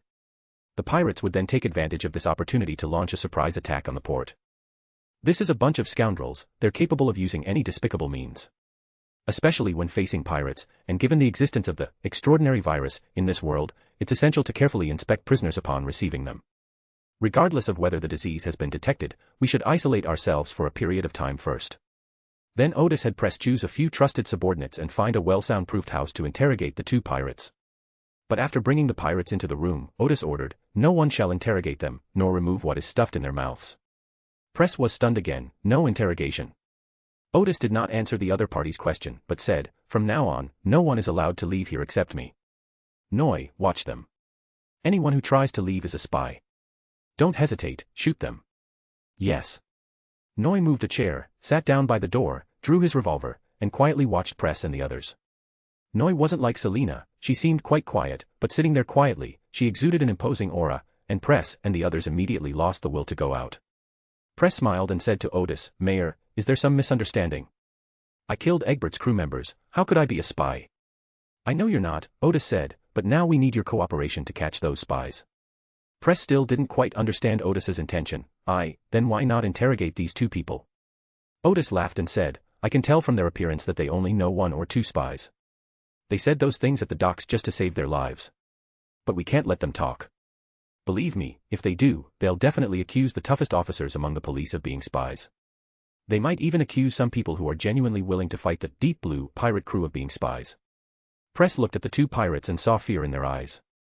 The former mayor took a deep breath. He knew perfectly well that Captain Gal had completely guessed the two pirates' plans. Press sat down in the chair as well. "I'll wait here until you let me out." Then he said to his subordinates, "You must also stay here. Even when you urinate, you must be in pairs and keep an eye on each other. Anyone who dares to step out that door, I'll kill them without Ms. Nui even firing a shot." Odis nodded in satisfaction. "Leave the rest to me."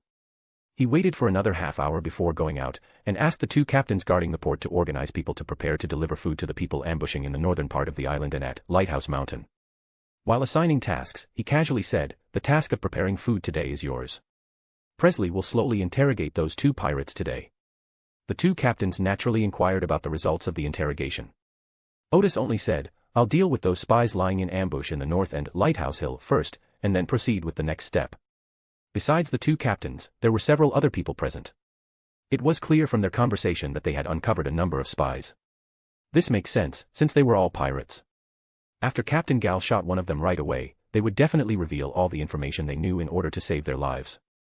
Soon, the news spread throughout the town, and many people felt much more at ease. Odis arrived at the positions in the northern part of the island and Lighthouse Hill one after the other. He did not kill anyone there, but gave an order, "Anyone who leaves here quietly is a spy and can be shot immediately." That day, the Deep Blue pirate crew did not launch any new offensives, and they were not even seen on the high seas. Only then did Odis deploy the extraordinary puppet to the battlefield, and in the north and south of the island, he deployed an extraordinary machine gun and an extraordinary mortar respectively. The masked crew members drew the attention of the people on Cruise Island, but they dared not look closely, because they felt that the crew members looked like humans and monsters at the same time, and seemed quite scary.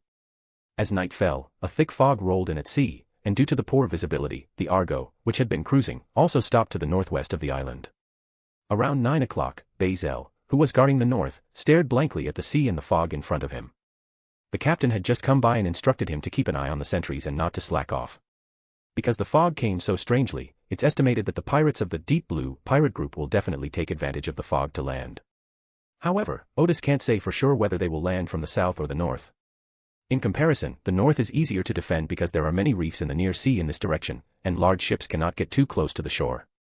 They can only lower small boats and let the crew swim ashore quietly. Odis believed that the enemy would definitely land here because landing here would have a certain probability of catching the defenders off guard. Even if there are people stationed here, the pirates will definitely try something. Because the northern beaches are very long, it's impossible for the inhabitants of Cruise Island to spread out 300 people to guard them. So they would have a chance to land, and once they entered the rainforest, those 300 men wouldn't be able to stop them at all. Just then, a sentry came to report to Bazel that they heard what sounded like someone talking in the sea. Bazel immediately took 2 extraordinary puppets to investigate, but the combat captain Cleveland and the dozens of police officers did not follow. Upon arriving at the sentry's defensive position, Bazel first threw out a whirlwind scroll. Phew! The scroll shattered, and a sudden gust of wind blew up, causing the thick fog on the sea to churn and quickly disperse, creating a considerable space. Then Bazel took out a radiant scroll and stuffed it into the extraordinary mortar carried by the extraordinary puppet, activate combat mode and fire into the air. Upon receiving the order, the extraordinary puppet immediately knelt on one knee and pulled the trigger in the most standard posture. In addition to firing extraordinary shells, the extraordinary mortar has another function, firing scrolls. The scroll can be launched along with the extraordinary shell. After the extraordinary shell explodes, the scroll explodes and releases the corresponding extraordinary ability. At this moment, after the Radiant Sun scroll was launched along with the extraordinary cannonball exploded in midair, and the Radiant Sun scroll also exploded. For a moment, it seemed as if a small sun appeared in midair, illuminating the sea in front of us clearly. Bazel saw 2 pirates sitting on a rock protruding from the sea in front of him, chatting. It was obvious that they were trying to attract the attention of the people on the shore. And in the area where the scroll of blazing sun could barely reach, a large number of pirates were swimming toward the beach. They resembled undulating pottery jars, carrying weapons, silently avoiding the reefs, and swimming towards the shore. The scene left the sentries stunned. In their astonishment, they trembled, for Mr. Barzil was certainly too late to stop them. If these people were allowed to land, they had already imagined their families being killed and their town being burned to the ground. Bazel took a deep breath and said with some relief, "We've finally waited for you." He then ordered the extraordinary puppet, carrying the extraordinary machine gun, to the side, shoot down the 2 people chatting on the reef. Not a single mistake, not a single poem, not a single post, not a single piece of content, not a single look. Those 2 pirates were cunning, they were positioned even outside the range of rifles. However, what they didn't know was that they were within range of the extraordinary machine gun. Ta-da! After receiving the order, the extraordinary puppet fired in bursts. One of the pirates was cut in half at the waist, while the other had his left shoulder and head blown off. This scene left the sentries dumbfounded. It was the first time they had ever seen a gun with such power and such a long range. Then, they looked at the 2 extraordinary puppets with some fear. These 2 masked people always gave people the feeling that they were not alive. Bazel ordered several sentries to continue their watch while he led 2 extraordinary puppets to provide support. At this moment, Cleveland, along with his dozens of officers, quickly arrived at the opposite side of the pirates who were landing. He hurled a sun scroll with all his might, instantly illuminating the beach and a stretch of coastline, free fire. These police officers were all quite good marksmen, and as gunshots rang out one after another, the pirates were killed or wounded. They struggled desperately in the seawater, but they sank little by little to the bottom of the sea. At this moment, the young men stationed on the south coast of the island faintly heard gunshots. They immediately tensed up and looked at Captain Gal, who was sitting there motionless. Captain Gard did not immediately issue orders or take any action, but seemed to be waiting for something. But on the sea before them, there seemed to be only mist, nothing else. At this moment, they were hiding in the most prominent village on the south bank. In the mist, they hid behind the houses, making it difficult to spot them on the beach. As the gunfire on the north bank became sparse, Odis felt the time was right and suddenly threw out a whirlwind scroll. Then, following the same action as Bazel, he fired a sun scroll with the extraordinary mortar. Under the intense light, the pirates had already landed on the beach not far from them. Although not directly opposite the pirates, the extraordinary machine gun could still hit them. Odis said to the extraordinary puppet, wielding the extraordinary machine gun, activate combat mode and spray bullets at the people on the beach. Da-da-da-da. The extraordinary puppet pulled the trigger, and a burst of bullets shot out. Wells and the others next to Odis witnessed a horrific scene. A straight line of orange-red bullets exploded on the beach, each one taking 1 or 2 lives in the first 2 or 3 seconds. The pirate's body was utterly vulnerable to bullets, mercilessly torn apart and falling to the ground in pieces. The pirates on the beach were completely stunned for 2 or 3 seconds before screaming and running back. At this moment, the people running back overlapped with those landing. Odis pointed to the most densely packed enemy position and said to the extraordinary puppet, carrying the extraordinary mortar, shoot a shot there. Boom. The extraordinary rocket was about as powerful as the explosive scroll, instantly blowing away 7 or 8 pirates and leaving a large crater on the beach. The shockwave knocked the surrounding pirates to the ground. This shot sent the pirates into a cacophony of cries. Odis immediately ordered, advance and fire at the enemy. The extraordinary puppet, wielding an extraordinary machine gun, swiftly moved forward, its 2 legs running wildly while its upper body remained remarkably stable, firing as it ran. Soon, all the pirates who landed were wiped out. Odis began to have the extraordinary puppet extend its fire, and apart from a few who escaped by diving, the dozens of pirates were all killed on the beach or in the sea. Odis glanced out to sea and saw what appeared to be a ship in the mist. However, the distance was too far, exceeding the range of the extraordinary mortar, and the extraordinary machine gun had already entered its rest phase, so Odis did not continue to pursue the fleeing pirates. They will surely bring back news that the enemy has very powerful, rapid-fire firearms, as well as a portable artillery piece. Based on the information he had gathered, Egbert roughly made a judgment about the firepower of the Dawn Sword pirate crew, and easily confused it by mistaking the extraordinary machine gun for the extraordinary machine cannon. Odis stretched his hand behind him, clean up the battlefield. Wells, Glenn, and the others, who were watching with bated breath, didn't react for a moment until Odis gave the order for the second time. Then they seemed to realize what was happening and each led the able-bodied men of their village to the beach. Upon arriving at the beach, half of the people vomited. The area reeked of blood, and severed limbs were scattered everywhere. Those who had never seen such a sight reacted by vomiting immediately. They never imagined that the battle would begin in this way and end with complete suppression by firepower. The war was over before they could even see the enemy's face clearly. Don't keep them waiting too long, Odis said to Wells and the others. Every second is agonizing for them right now. Some of the seriously injured, who did not die immediately, were still making cries that were either heart-wrenching or faint. Wells and the others then realized why Captain Gard had summoned them, so they took out their weapons and went to end their suffering. Odis glanced at the port, feeling a little uneasy, so he left the area to Rupert and used a flight scroll to head to the port. Port Town. The gunfire was clearer on the north bank, and many people went out to check the situation after the gunfire started. However, in the thick fog, nothing could be seen, only bursts of gunfire could be heard. At that moment, a lean middle-aged man, taking advantage of the fog, quietly slipped into the alley and then quickly fled the area. He was Egbert's informant, and was supposed to be one of the safest people on the island. If Egbert wins, he won't be killed because he's the informant. If the island's inhabitants win, no one will know his identity as an informant, and he will be safe. But now he's not safe, because this morning he captured 2 pirates from the Deep Blue pirate crew. I heard they have already confessed to some people, and Captain Gal has gone to the northern coast and Lighthouse Hill to arrest them. Former Mayor Press hadn't been seen for most of the day. He was probably busy interrogating the pirates and dealing with the people he had just captured. The lean, middle-aged man wasn't sure when they would betray him, so he decided to escape the town first and come back after everything was over. Leaving the town through the alleyways required a long walk, and the lean, middle-aged man, who was not in good physical condition to begin with, was panting heavily as he finally reached the edge of the town. To this day, no one has noticed him, which makes him very satisfied with the path he has chosen. Just as he stepped out of the town, he suddenly heard footsteps beside him, and a stern voice said, "Stop." How could a lean, middle-aged man possibly obey such an order? He turned and ran.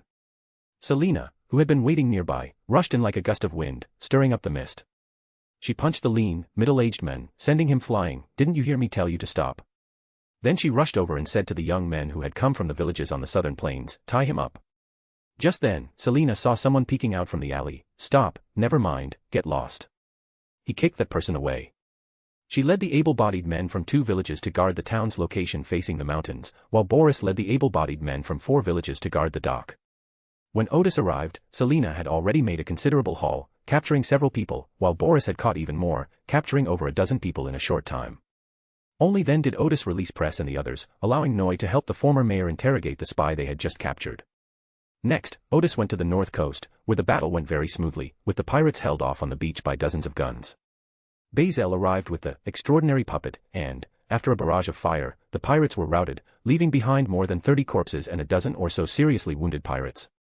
At this moment, Bazel was directing everyone to clean up the battlefield. The battlefield here was not as bloody as the south coast of the island, and the faces of those who had just fought were generally filled with smiles. The battle killed so many pirates, while they only had 5 wounded. They were injured because of the pirates, they fell while running, some with broken heads and some even with broken arms.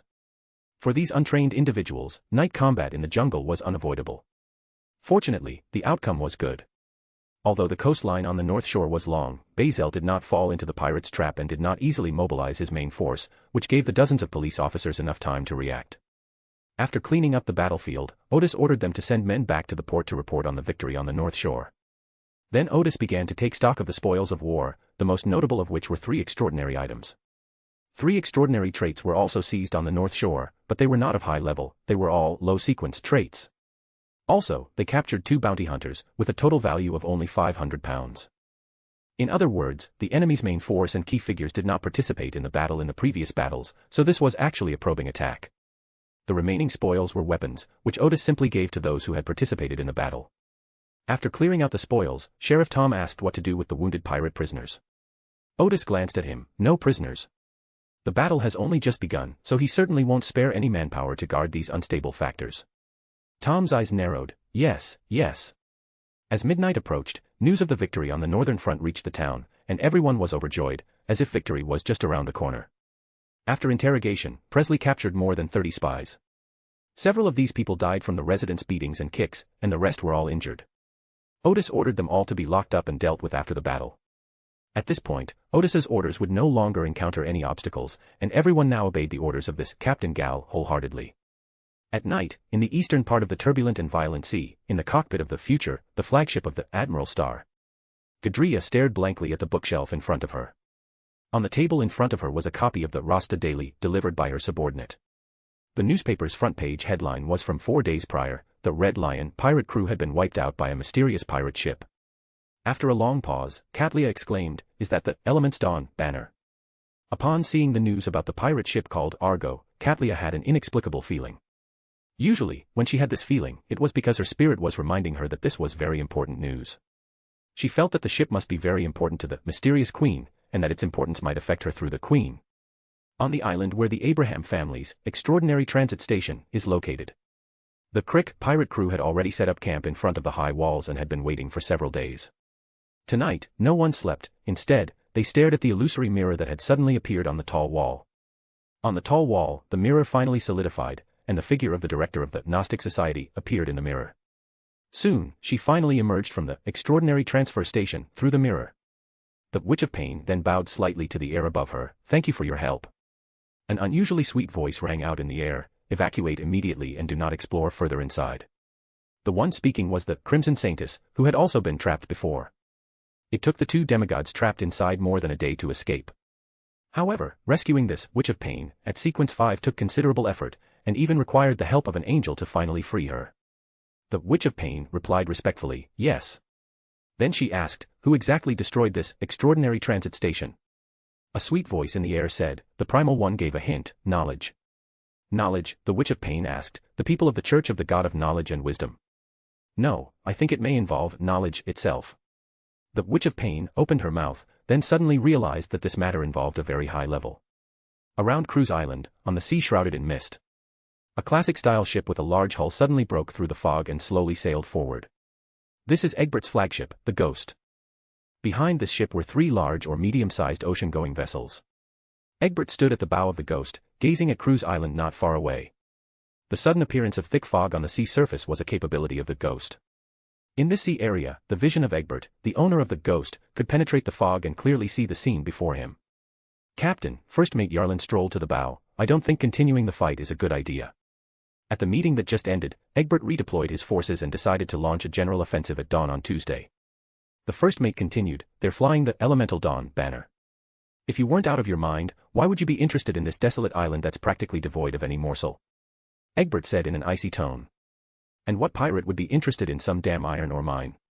As he spoke, Egbert took a deep breath before patting the hull of the ship, "But since we're using this ship, there's always a price to pay." Chapter 274, Chapter 273 Information about Mr. Gate in the transaction. On Monday morning, Odis woke up to find that the fog was still thick over the sea, even obscuring the sun in the sky. This made him remark, "It feels like I'm back in Backlund." After breakfast, Odis took a stroll around the island. With yesterday's victory, Odis didn't need to give any more orders today. The people of Cruise Island held their positions according to his previous plan and kept watch diligently. People would greet Odis warmly when they saw him. After surveying the area, Odis returned to the ship. In his view, as long as the Deep Blue pirate group did not launch a new attack in the early hours of this morning, it was unlikely that any new battles would occur during the day. So Odis wrote a letter to the mysterious queen, asking if she would help him hunt down the trickster Pegasus, and telling her that there seemed to be some unknown dangers. The reward is a Tier 5 magical item, plus some loot from the battle. It also states that the person who provides this clue must also choose a trophy. The reward for that Tier 5 magical item was actually a reward promised by Admiral Katlia, who was also the person who provided the clue. After considering it for a moment, Odis decided to wait a while before telling Bernadette the news, which came from Admiral of the Stars. After all, he didn't know the exact relationship between Bernadette and Katlia, and Bernadette had never brought it up herself. He could make a deal with Katlia first, and then tell Bernadette that Katlia was the one who provided the information. Otherwise, if the deal falls through for some reason, asking about Katlia too early would seem like a test of Bernadette's character. This made Odis sigh, knowing too much is not necessarily a good thing.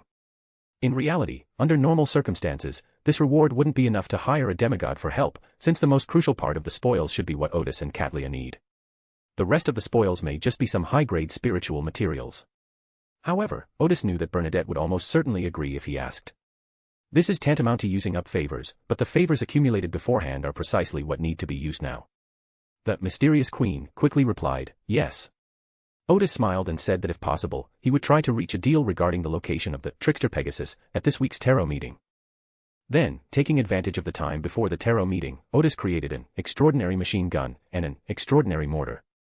The high-quality spiritual materials and malleable metal materials that he wrote to Kana and Arya to purchase have been delivered by messengers over the past few days. Odis's workshop has small equipment for processing metal materials, and by wearing the craftsman's pocket watch, he can create the extraordinary parts himself. Around 2 p.m., Odis returned to her bedroom to prepare. At exactly 3 o'clock, his vision was covered by grey fog, and he arrived at the meeting place of the tarot meeting, in the magnificent giant hall, on one side of the bronze table. "Good afternoon, Mr. Fool." Audrey's clear voice rang out. The greeting segment of this tarot session then began. The hermit, Odis, glanced at the priestess Katlia, whose expression remained indifferent, as if she were an outsider to the gathering. Soon, the greeting session ended, and none of the members of this tarot gathering had anything urgent to attend to. So, following the proper procedure, Audrey sacrificed 3 pages of her diary to repay the debt she had previously incurred. After reading it aloud to everyone, the fool, Klein, said, "You may begin." Alger the hangman looked around and said first, "I need the potion recipe for Ocean Singer. Katlia was slightly taken aback. Wasn't he a member of the Church of Storms? Why would he seek the Ocean Singer's potion recipe at the tarot meeting? Obtaining the recipe from within the church would be much easier than from the tarot meeting. Caldelia quickly came to a conclusion. He had a secret he wanted to hide from the Church of Storms, or he had simply been impersonating someone from the Church of Storms. Despite her hesitation, she nodded and said, "I can keep an eye out for you."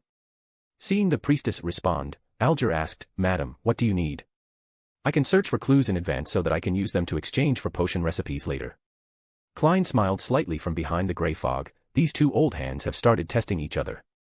The other members, except for Odis, did not notice anything wrong with the hanged man's question. But for Alger, asking this question was indeed a well-considered decision. Where there is demand, there are clues. Katlia chuckled inwardly, "What do I need?" She then smiled and said, "I need a demigod-level magical item, one with relatively acceptable negative effects." Klein forcefully suppressed the corners of his mouth that were turning up, and Odis also tried her best to hold back from laughing. Alger almost blurted out that he shouldn't joke around. For a mid-sequence extraordinary being, or even a member of the Church of Storms, it might be years before they see a single sealed artifact of this level. For those in the middle sequence, among wild extraordinary beings, they may never see a magical item of this level in their entire lives. Alger quickly realized that the priestess was responding to his provocation with sarcasm. He took a slow breath and said, I'll keep an eye on it. But you should know very well, madam, that a single valid clue about such items might be worth as much as the potion recipe of the ocean singer. Katlia smiled slightly, very profound, not easily angered, which is quite different from the general style of the Church of Storms. I thought he would pound the bronze table and roar at me. She didn't try a second time, and nodded, saying, I understand. At this point, Audrey and the magician first realized that the conversation between the two was becoming somewhat heated. Meanwhile, Sun Derek and Moon Emlyn still didn't realize that there was anything wrong with their conversation. Seeing that the two had finished their conversation, Odis said to Katlia, I have already communicated with that demigod, and she is willing to help us complete the exploration and obtain what we each need. But there are two requirements. First, before the exploration, you must clearly explain all the dangers and enemies that may be encountered during the exploration. If any deliberate concealment is discovered, our cooperation will be terminated immediately. Secondly, apart from what you and I need, all the other spoils will belong to the demigod.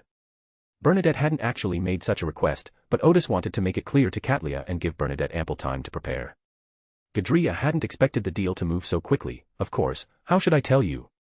By words or by writing it down? Tell me orally, Odis said, suggesting that the fool establish a private conversation. After depriving the other members of their senses, Klein listened intently to the subsequent conversation between the hermit and the priestess. Katlia, however, addressed the person at the head of the bronze table first. Mr. Fool, I wish you to witness this transaction, and for this I am willing to provide 6 pages of Emperor Rosel's diary. Klein thought to himself, they're afraid the hermit will double-cross them later. Klein was quite familiar with the character of the hermit, or rather, Mr. Gar. Moreover, now that Klein had the scepter of the sea god, he did indeed have a substantial deterrent effect on opponents at the demigod level. So the fool, Klein nodded and said, okay. With the testimony of the fool, Katlia said to the hermit, the weather on that island is extremely harsh, with torrential rain all year round, and almost no normal creatures can survive in such an environment. Odis nodded, not on the safe route, but in the most dangerous part of the raging sea. More than 100 years ago, although the countries of the northern continent opened up 3 relatively safe sea routes, the raging sea did not change much, it remained as raging as ever. Those 3 safe routes simply connect relatively safe sea areas, not that the raging sea is safe. In most areas outside of safe zones, the raging sea remains extremely dangerous and the environment is extremely harsh. Katlia continued, I have tried to explore it 3 times. There are many extraordinary animals and plants there. However, in the middle of that island, there is a monster at the level of a demigod. If you stay on that island for a while, it will be able to detect that someone has landed on the island, so you can only explore for about an hour before you have to leave. My spiritual senses were subjected to extreme danger and madness by that monster, so I still don't know what it looks like, only that it was on the same path as me. It is probably because of the existence of this monster that it has attracted many extraordinary creatures from the same and adjacent pathways as us, and the trickster Pegasus is one of them. But my last exploration was last year, so I'm not sure if that magical Pegasus is still there, or if it was killed by other monsters. If I don't obtain the pituitary gland and liver of the trickster Pegasus during this exploration, I will use my channels to buy or exchange them elsewhere. But you'll need to give me some time. Odis nodded, understanding. It seems the monsters on that island have the characteristics of star generals, who need to be promoted to demigods. No wonder they are willing to invest so much. He paused for a moment and said, I will communicate with the demigod after the gathering and tell her that this information was provided by the Star Admiral. Katlia took a deep breath, as if she had made up her mind, before saying, okay. She thought to herself, I knew it, the hermit must have guessed my identity. After the transaction between the two ended, the hall was quiet for a few seconds. Then, Klein used the world to speak to the hermit, I wish to speak with you alone. The other members thought to themselves, here we go again. Odis roughly guessed why Klein had contacted her, okay. After establishing a private communication environment, World asked, I would like to inquire what kind of reward is required to remove the mental residue from extraordinary traits using your channels. He has already asked Emlyn to inquire with Leonard whether he has any magical items from the Thief's Way. However, Leonard's asking price was very high, which made Klein hesitate, so he wanted to ask the hermit what kind of compensation they needed. Odis thought to himself, as expected. Then he said, I've already asked around for you. The reward is 2,000 pounds, plus all the attributes you need. Klein was taken aback, and immediately realized that the channel mastered by the hermit was to shatter extraordinary characteristics and wait for them to recondense in order to remove the spiritual residue. Relatively speaking, he still prefers to seek the help of hermits, as this can save him a lot of money. As for the extra few characteristics, he has no use for them. If it can be separated, that would be best, as its properties are purer and there would be no burden when taking the potion. However, there was still one thing that needed to be confirmed, so Klein manipulated the world to ask, is it possible to remove higher-level mental pollution from the properties? Odis feigned curiosity and asked, how high class is it? The level of gods. Odis did not answer immediately, but said, it should be possible. After all, he was using source matter. He thought for a moment and promised, I think it's possible. If I can't remove it, I won't charge you any compensation. The world nodded slowly, and Klein behind him thought to himself, the channels that the Hermit has access to are at least those of asking an angel for help. While this level doesn't reach the level of a true god and cannot evaporate the spiritual pollution from the true creator, at this level, there should be some ways to separate that spiritual pollution from extraordinary characteristics. Klein was relatively reassured about the deal. Firstly, he trusted the Hermit, and secondly, the Hermit needed to be held accountable for his actions. While the fool is not yet able to intimidate the angels, it would be relatively easy for him to strike down the Hermit. Klein pondered for a moment before manipulating the world and saying, all right, I'm willing to make this deal. Odis smiled slightly, the carrot for the crew member Noi was ready. After the transaction was completed, the trading process continued. The magician first said, the Hermit, I would like to trade with you information about the Abraham family. Now that Furs has money, he stands tall and dares to speak up. For Furs, if there was one thing she would most want to buy after becoming rich, it would definitely be information about the Abraham family. She really wanted to know why this family was cursed. Audrey, the justice standing to the side, was slightly taken aback. She had originally planned to continue trading information about the Fourth Age. However, she was also quite interested in information about the Abraham family. I want to join the deal too. Furs breathed a sigh of relief, okay. Although she had money, she still felt a little pain to spend £1,000 at once, and it would be great if someone could help her share the burden.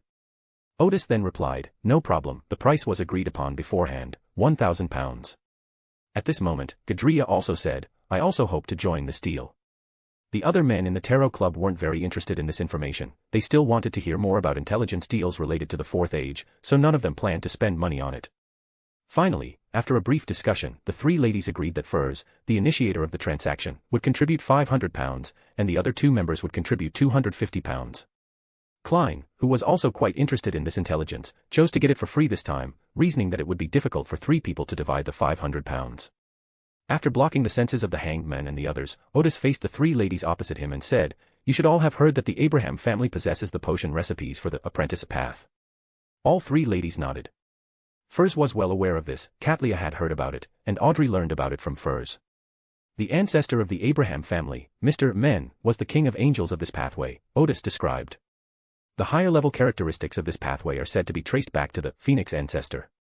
It is said that this ancient god possesses not only advanced characteristics of the Death God pathway, but also certain advanced characteristics of the Gate pathway. Katlia suddenly realized, no wonder in some murals about the progenitor of the Phoenix, the eyes of this ancient god seemed to be made up of layers of doors. With only the Hermit and two female members present, Gadria was much more relaxed and would proactively share some of her observations. Audrey and Furs nodded slowly. Neither of them had seen the murals about the Phoenix ancestor, but the description of the priestess served as corroborating evidence of the Hermit's information. Odis smiled and continued, how exactly those properties ended up in Mr. Dor's hands is unknown, but according to some information I obtained from other places, Mr. Dor probably obtained those properties with the help of the ancient sun god. This is a logical guess. After all, it was the ancient sun god who defeated the Phoenix ancestor. The corresponding characteristics of this ancient god should have become the spoils of war of the ancient sun god. Therefore, at the beginning of the Fourth Age, the Abrahamic family supported Solomon's empire. In fact, Mr. Men did not support Solomon but the true creator. However, the specific contributions Mr. Men made, and the advanced characteristics he obtained, are currently unknown, Odis said. Of course, it cannot be ruled out that it was because of the fall of the ancient sun god that Mr. Men was able to obtain the characteristics that originally belonged to the ancient sun god under the corresponding opportunity. Odis was actually quite certain about this, because Abraham had once been a subordinate of the ancient sun god, since Mr. Men was named Abraham, and he remembered that this was the surname given to him by the ancient sun god. So Odis wondered if the ancient sun god had tested the state of the Lord of Mysteries through Abraham. Such a deadly experiment should, of course, be rewarded handsomely. But what Odis is not so sure about now is that Abraham should have become an archangel in the 3rd century. Did he get all the characteristics of the gateway from the ancient sun god or from the true creator?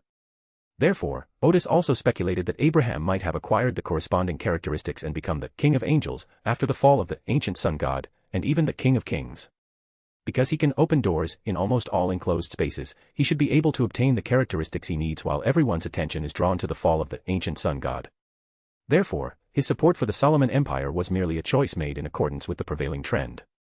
This explains why he later turned to support the Thodal Empire and did not continue to support Solomon's Second Empire. Since the ancient sun god only provided assistance to him, and his path to becoming the king of angels was entirely due to his own efforts, then supporting the Solomon Empire would be more than enough. However, since there was no evidence for this speculation, Odis only mentioned it briefly without providing a detailed explanation. Upon hearing this, Klein thought to himself, the influence of the ancient sun god on the fourth age and on later generations is truly immense. Besides the three gods, including the Lord of Storms, even Mr. Dor was deeply influenced by him. Katlia was also recalling what she knew about the ancient sun god. In fact, in the extraordinary realm, although the ancient sun god has a certain fame, very few people can clearly explain what kind of god he is. Even someone like Katlia, with her extensive knowledge of mysticism, only had a concept of the ancient sun god, knowing that he ushered in the third age and that he had once fought against the ancient gods. However, in recent tarot card transactions, the image of the ancient sun god has appeared frequently, which makes Katlia feel that this deity is gradually becoming clearer and more concrete in her mind. The Dor is a rather special king of angels, Odis continued. As I mentioned before, at that time, the Dor was considered the most likely to become a true god. Not a single mistake, not a single poem, not a single post, not a single piece of content, not a single look. Because he possesses the characteristics of the three sequences one of his own path, and also the uniqueness of that path. Klein almost blurted out, then why didn't he become a god? But he soon realized that he was eavesdropping and had no chance to ask questions. He could only try to be patient and wait for the priestess and other members to ask questions. Audrey also noticed this. Hermit, Mr., I remember we traded some information before. As long as you collect all three sequence 1 characteristics of this path, as well as uniqueness, you can perform the ritual to become a god, right? This was also the question on the minds of Katlia and Furs, who both looked at the hermit and awaited his answer. Yes, Odis said. I've noticed that too. Mr. Dor has the qualifications to become a god, so why hasn't he become a true god? I consulted some experts and did some thinking about this, and finally came to the conclusion that it was probably the circumstances at the time that prevented him from becoming a god temporarily. Or rather, becoming a god would be extremely dangerous for him. The main reason was that the spirit of the Lord of Mysteries was still quite strong at that time, so not only did he not dare to become a god, but neither did Ammonius and Antigonus. Of course, neither of them has yet collected all the sequence 1 features. Katlia and the others suddenly became serious. Why would becoming a god be even more dangerous? Or rather, if they've all become gods, what could possibly threaten them? So Katlia asked, where does the danger come from? Odis said, I dare not give a definite answer. I can only answer this question when I have key clues later. This question involves too many secrets to answer right now. Katlia was somewhat disappointed, but then she realized that this was another piece of information from the divine level. Klein had a similar suspicion, and at the same time he realized that this might not be information that a sequence 6 could obtain. In fact, it was already incredible that the hermit knew so much. Odis continued, it is precisely because Mr. Dor has gathered all the sequence 1 characteristics that his state is different from that of other angel kings. It is said that he can use power that is close to that of a true god. This is a very strange place, because under normal circumstances, as long as you have 3 sequence 1 characteristics and uniqueness, you are a god.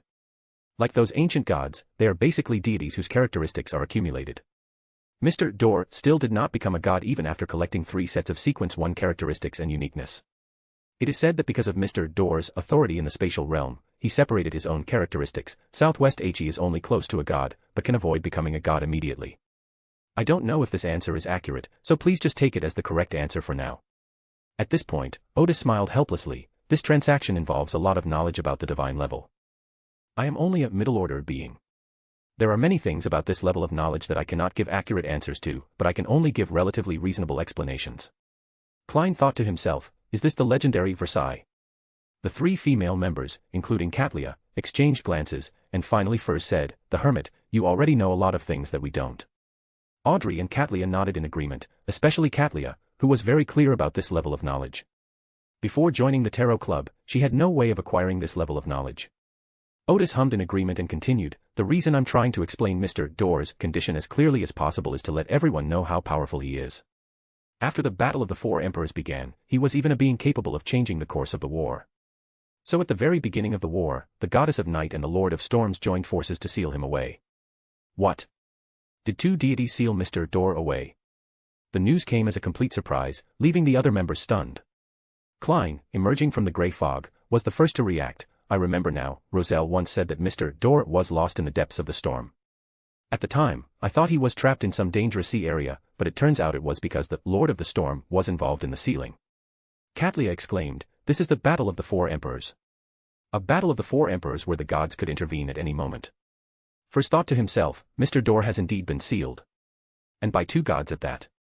But why can he still occasionally contact the real world? Only Audrey thought, back in the Fourth Age, the goddess and the Lord of Storms had already cooperated. After giving everyone enough time to react, Odis continued, "I also learned some information through another channel. Mr. Dor was secretly corrupted by some being before he became an angel." What? Was he corrupted so early? The other participants in the transaction were once again caught off guard. It was Klein who was the first to react. According to Russell, Mr. Dor seemed to be in a strange state, but he didn't expect that he had been contaminated. Then he wondered, who has corrupted me? Why, having reached a level only a small step away from true God, have I not yet resolved my own corruption? Katlia then asked bluntly, who contaminated it? Odis said, it is said to be the original moon. That was the trumpet of the fallen mother goddess, or rather, it was corrupted by the fallen mother goddess. Furs was stunned again. This primordial moon, what kind of deity is this? This is an evil god, Odis said. I have heard that some people in the southern continent worship this evil god, and many extraordinary individuals of the moon pathway, that is, the pharmacist pathway, also worship this evil god. Within the Rose School, it seems that some members are believers in the primordial moon, while others do not have a close-knit organization. Furs nodded, sensing that this was an unorthodox evil god. Audrey then asked the Hermit, how was the Dor corrupted? Sequence 3 of the Apprentice pathway is called Wanderer, which supposedly allows one to travel to the stars and wander from planet to planet, Odis said.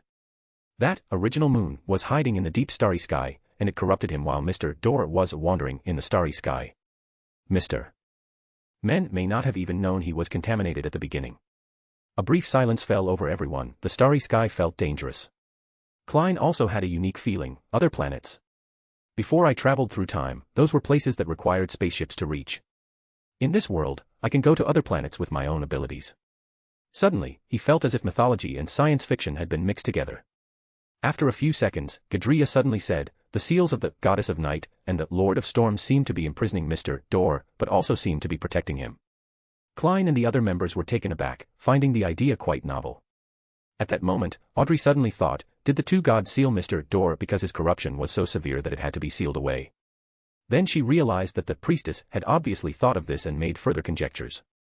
Odis said, such a consideration should be taken into account. He then said to Katlia, I think the main purpose is to imprison Mr. Dor and prevent more people from being contaminated. Because Mr. Men was quite active in the early Quaternary period. He first supported the Solomon Empire, then helped Tudor build his mausoleum, and eventually became a great nobleman of the Tudor Empire. If it was to protect him, he should have been sealed away long ago. Katlia nodded, realizing that she was still influenced by the idea that righteous gods were positive figures, which led to her earlier thoughts. Later I heard that some people occasionally managed to contact Mr. Dor, Odis said, half-jokingly. Without exception, they all managed to contact him during the blood moon phenomenon. Furs immediately sat up straight, like a primary school student listening attentively to a lecture. Klein suddenly had a bad feeling. Mr. Dor was corrupted by the primordial moon. He could contact him during the blood moon. Roselle had once established contact with Mr. Dor. Judging from the actions of those who contacted Mr. Dor afterward, Odis continued, Mr. Dor must have been quite heavily contaminated. Or rather, when Mr. Dor was sealed away, the pollution within him was already quite severe. After being sealed, the primordial moon weakened the seals of the Goddess of Night and the Lord of Storms to some extent by borrowing the power of the blood moon, allowing Mr. Dor to influence the real world. This had a serious consequence. Members of the Abraham family would hear an unbearable murmur at this time of year. Moreover, the higher the rank, the more susceptible one is to the influence of this rambling, and so the angels and demigods of the Abraham family died one after another in a very short period of time. The family's property, characteristics, and seals have been plundered by various forces. I've heard that some Orthodox churches also possess seals of the Abraham family. Audrey and Katlia seemed to suddenly witness a powerful family crumbling before their eyes. Then, the two of them looked at the magician together. At this moment, Magician first slowly leaned back in his chair, so that's how it is. She then asked, why is it that only members of Abraham's family can hear this rambling? It is said that Mr. Men was using bloodlines to ask his descendants for help, Odis said. Furs recalled that Mr. Fool had also said that Mr. Door was actually asking for help. She seemed to see a figure in the storm and the night, standing there alone, only able to call for help when the blood moon arrived. Thinking of this, Furs took a deep breath and then tried to smile, saying, "Hermit, mister, thank you for your answer. This transaction has resolved a long-standing question in my mind." She thought to herself, the most important thing for me now is to become stronger as soon as possible. Only by becoming strong enough can I escape that curse as soon as possible. Audrey was also happy for Furs, feeling that she had resolved a knot in her heart. At this moment, Furs asked again, "The Hermit, may I purchase the Sequence 6 properties from you in the future?" "Sure," Odis said. "After all, it was obtained during our joint expedition. I'll give you a discount, £2,600. This price is indeed quite cheap. Although the apprentice route is not so sought after, it is still relatively popular. Generally, the extraordinary properties of this pathway Sequence 6 cost between £3,500 and £4,000. Odis did indeed offer a considerable discount. Furs, of course, knew this and quickly said, "Thank you for your help, Mr. Hermit." Audrey then asked, "Your exploration is complete. It seems you've gained quite a bit." "Yes." Because she had suddenly received that huge sum of money, Furs suddenly felt inexplicably guilty. She paused for a moment before asking Odis, "The Hermit, may I recount our exploration?" Odis smiled and said, "Of course. There are no secrets to be hidden in this exploration." Just as Furs was about to begin, Audrey suddenly said, "Wait a minute, can we continue during the Q&A session?" Furs was taken aback and asked with his eyes, "Why?" Audrey smiled sweetly and said, "The most delicious cake should be enjoyed last, of course." Both Katlia and Furs were amused by this girlish answer and smiled knowingly. Furs immediately replied, "Okay." Thus the transaction ended, and the Fool lifted the blockade on the other members' senses. Alger, the hanged man, and his team noticed that the three women seemed quite pleased, which was unusual for a transaction with the Hermit. Usually, after a transaction, the members involved would look rather somber. The transaction continued, and Audrey cleared her throat, saying, "Does anyone know anything about the Argo? What kind of reward do I need?" Katlia was slightly taken aback and immediately wondered why Justice wanted to exchange information about the Argo. Klein glanced at the Hermit, intentionally or unintentionally, watching his reaction. Alger asked, somewhat puzzled, "How do you know about the Argo?" Audrey smiled and replied, "I saw it in the newspaper." Alger nodded, realizing that this noble lady from the northern continent had suddenly started subscribing to a newspaper published only on the raging seas. Furs then asked, "Is that a ship?" "A pirate ship," Audrey replied. "The newspapers say that the ship wiped out the vicious Red Lion pirate crew last week." Katlia casually added, "Red Lion Taylor is indeed very ruthless. It is said that he would slit the throats of all the prisoners he captured, letting them die in agony. There were actually 2 more steps before that, cutting off the eyes and cutting off the tongue. But to avoid making the members of Backlund uncomfortable, Gadria only mentioned cutting off the throat." Audrey immediately asked, "Priestess lady, do you know anything about this ship?" Katlia paused for a moment before shaking her head and saying, "All I know is that this is a pirate ship that has just set sail." "Just set sail?" Audrey seemed to realize something, then glanced at the Hermit. Then she asked, "When exactly did it set sail?" Alger replied, "The earliest was the week before last. Someone saw the ship on Minark Island." The hanged man, who had clearly done some research, said, "That island is in the western part of the raging sea. Minark Island was the island where Odis first landed." Audrey's eyes lit up. "The hanged man, thank you for your answer. I have no further questions." After waiting a while and finding no new transactions, Audrey said to Odis, "The Hermit, I have something I'd like to ask you. May I speak with you privately?" Odis paused for a moment before replying, "All right." After establishing a private conversation, Audrey immediately asked, "You're the captain of the Argo, aren't you?" Chapter 275, Chapter 274 A Brief History of the Terransust Empire. The Hermit, Odis recalled, "I didn't reveal any information about the Argo at last week's gathering, so they guessed it was me." He smiled and asked, "Why did you guess that was me?" "Because the time you set sail coincided very closely with the time people discovered the Argo." Justice, Audrey replied earnestly, "and that Red Lion Taylor was a very vicious pirate." At this point, I hope readers will remember our domain name, Taiwan Novel Network. I think that you, with your strong sense of justice, would definitely target such pirates. Another point is that the name Argo seems to be in the same style as Lelouch. They are both new terms, but they seem to have some special meaning. Klein, the Fool, behind the grey fog, slightly adjusted his posture. He had been thinking about how to test the Hermit to see if he thought the Hermit was a time traveler. Now the opportunity has come, let's see how he explains the name Argo. "I may disappoint you," Odis smiled. "I'm not as righteous as you think. The reason I destroyed the Red Lion pirate crew was actually to avenge the first mate on the ship. As for those names, Odis knew that Klein must also be listening intently at this moment. However, he had thought about this problem before. At present, it is possible to reveal that the Hermit is Mr. Gar and that it is Odis.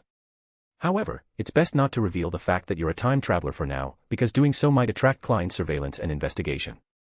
Odis planned that, if possible, it would be best to wait until after becoming a demigod, or even an angel, before revealing the transmigrator's identity.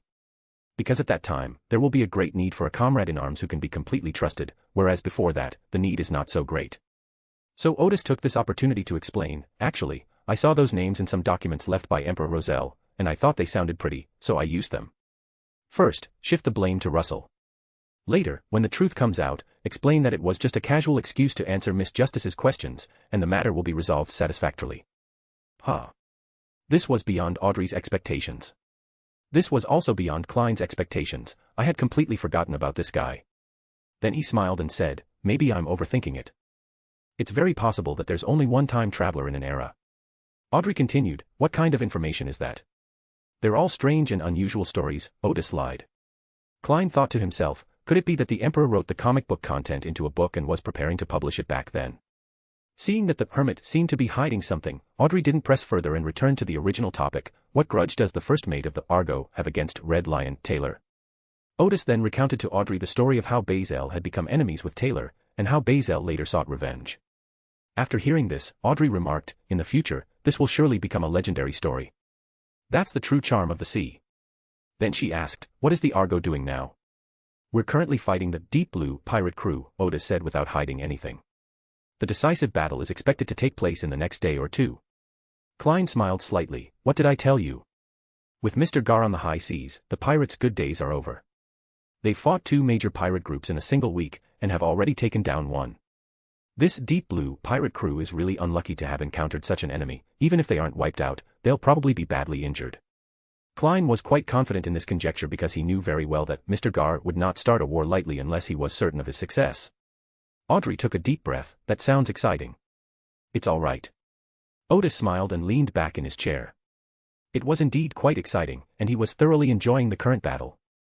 Audrey felt that when the time was right, she would also like to go out to sea and experience the atmosphere. But, she let out a long sigh of relief, she still had no chance to escape Backlund or the aristocratic circle. Then Audrey asked, what kind of pirate crew is the Deep Blue? Have they ever committed any bloody crimes? Most pirates have hands covered in blood. Odis briefly explained his understanding of pirates. If you encounter a pirate on an island, that pirate doesn't seem that fierce. But if you encounter pirates at sea, don't hesitate to shoot them immediately, because there are no morals or laws at sea that can restrain someone who is eager to make money by illegitimate means. This is also Odis's recent observation. In the harbor, pirates don't seem so rude and vicious, and are no different from ordinary citizens. Because basic order and basic civilization exist in the harbor. Pirates can't always escape immediately if something happens, so they tend to be more cautious. But at sea, it's different. There, no one can stop them from committing crimes. Therefore, Odis also presented almost 2 faces to the pirates. In the port, if they were not enemies, Odis treated the pirates as ordinary people. When encountering pirates at sea, even if you are a complete stranger, you must treat them as enemies. The Hermit's words startled Audrey slightly. She suddenly realized that the situation at sea was much more complicated than she had imagined. Seeing that the atmosphere had suddenly become serious, Odis recounted his experiences fighting pirates on Cruise Island over the past 2 days. Klein, who was listening in, thought to himself, this guy has a real talent for commanding small-scale battles. The Deep Blue pirate crew is fine as long as they don't engage in a decisive battle, but once they do, they might even be wiped out. Audrey's slightly heavy mood dissipated, and she began to fantasize again about how wonderful it would be if she could join the battle. After sharing some observations that were not yet suitable to be revealed at a tarot meeting, the two concluded their private conversation. Emlyn, nicknamed the Moon, lamented, this gathering involved too many one-on-one conversations. I haven't said a word yet, and I haven't obtained any intelligence. Fortunately, Audrey then said, the Hermit, shall we continue our trade about the information concerning the 4th epoch? All right, Odis said. Next is intelligence about the Terransost Empire. The intelligence on this empire is very extensive, so it will cost 4,000 pounds. Audrey immediately replied, I'll offer 1,500 pounds. Unlike the last intelligence exchange, when Priestess Katlia also planned to contribute 1,500 pounds, she was stopped by the world. I also hope to have the opportunity to ask questions. If Katlia also contributes £1,500, the other members will each only contribute £200. Since this is less than 1/10 of the total transaction amount, they can only listen and have no opportunity to ask questions. But during the transaction involving the Abraham family, Klein couldn't help but want to ask questions several times, and that feeling was very unpleasant. Since it has been confirmed that the Hermit's channel will be used to remove the spiritual pollution from the true creator, which will save a lot of money, Klein is not worried about the extra £200. So after negotiation, Audrey and Katlia agreed to contribute £1,000 each, with each member having 3 opportunities to ask questions, while the other members would contribute £400 each, with 1 opportunity to ask a question. The portion for the small son was, as usual, paid for with extraordinary materials. After agreeing on how to share the rewards for the intelligence, the transaction officially began. Odis began, as we have mentioned before, during the time of the First Solomon Empire. Transist was a nobleman of that empire. Later, he gained the opportunity to become a sequence one by betraying his country.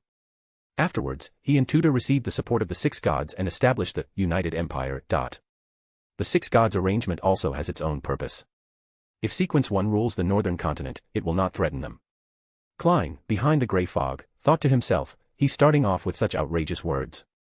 If this guy dares to say that in public, he'll probably get beaten up. No, he'll get struck by lightning. Alger, Audrey, and the others seemed to be gradually becoming less resistant to such remarks, while Emlyn and Katlia still felt somewhat uncomfortable. Crucially, both of them are members of secret organizations, not official beyonders. The fact that they are also unaccustomed to it shows how deeply ingrained the public stereotypes about gods are. Gadria had also seriously considered that her discomfort mainly stemmed from the sudden materialization of the divine image. Previously, the gods were unattainable to her, but now the gods described by the Hermit are just like ordinary people, ambitious and proactive in scheming. This immediately makes one think, the gods were once extraordinary beings too. They all ascended to the level of gods through advancement.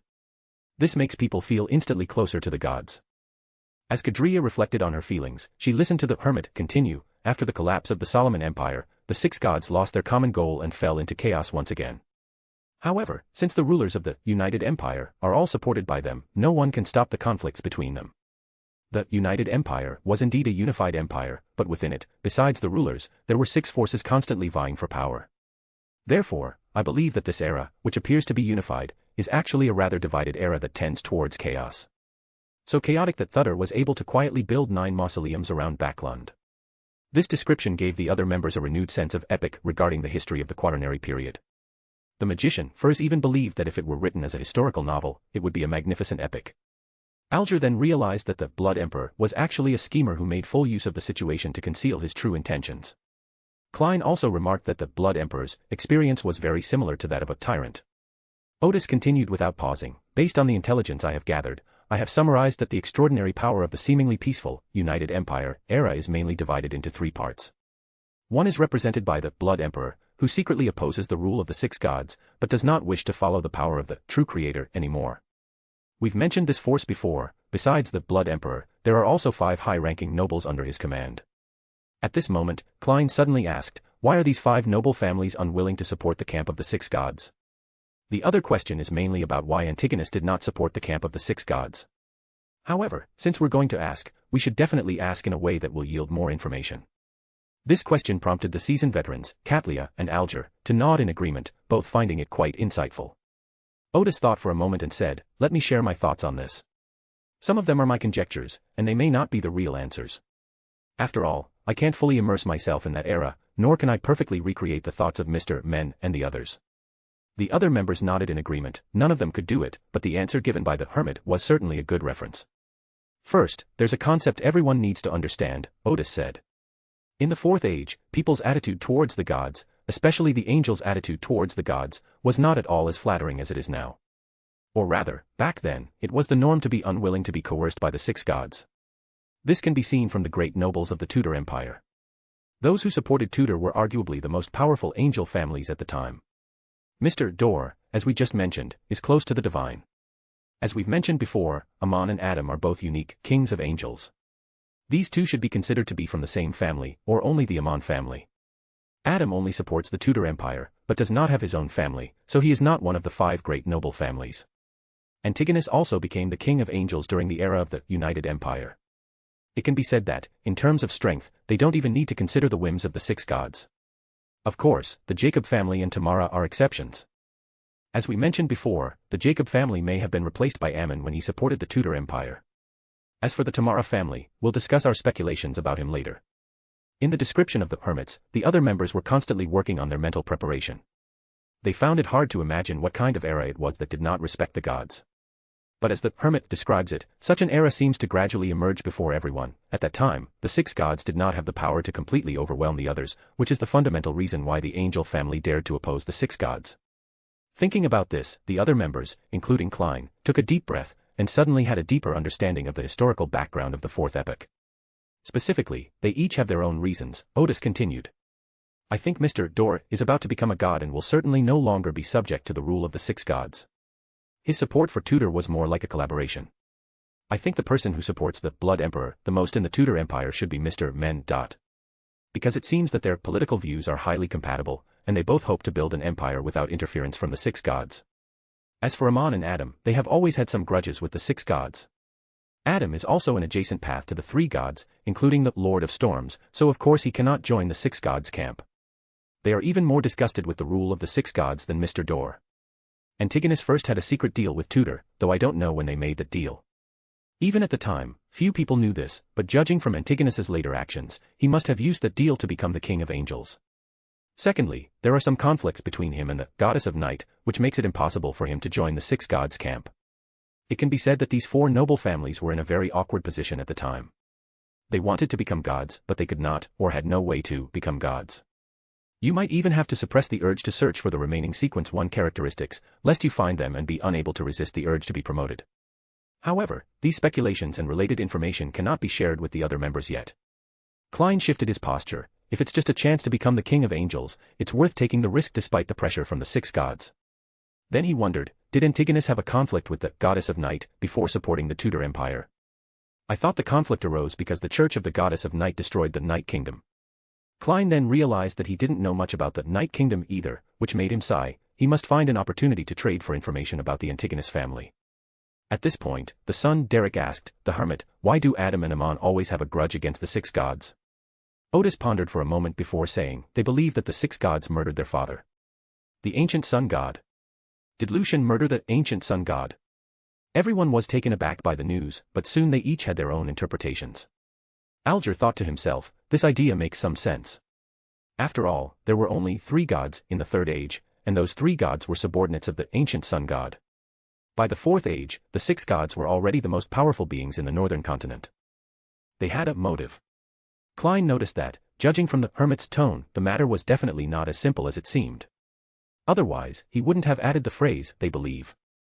Caldelia was unaware that the Hermit had once mentioned that he had obtained some information about the cataclysm.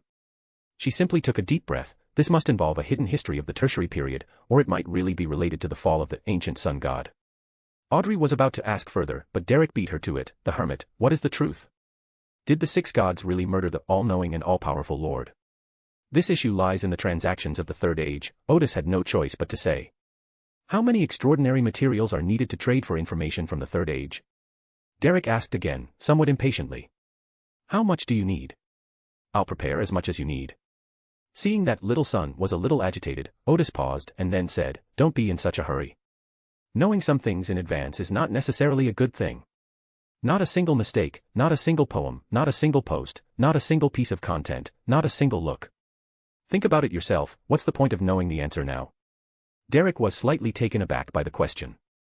Odis concluded seriously, no matter how many extraordinary materials you use, I cannot trade you the corresponding information for the time being, because knowing it in advance might affect your condition. Wait until you advance to sequence 6, the potion starts to be digested, and your condition is completely stable before we talk about it. Otherwise, it will affect your advancement plan. Then he looked at Emlyn, and you, I won't be trading information about the progenitor of the vampires with you for now, at least not until you've digested the potion professor's potions. Emlyn, who was diligently saving money, paused for a moment before saying, okay. Derek calmed down and took a deep breath before saying, thank you, Mr. Hermit.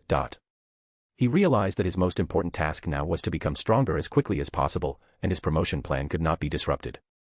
Odis accepted the little son's thanks without ceremony, and then continued, let's continue our deal. The extraordinary power of the Tudor Empire belongs to the part of the power that is unwilling to accept the rule of the 6 gods, nor to continue following the true creator.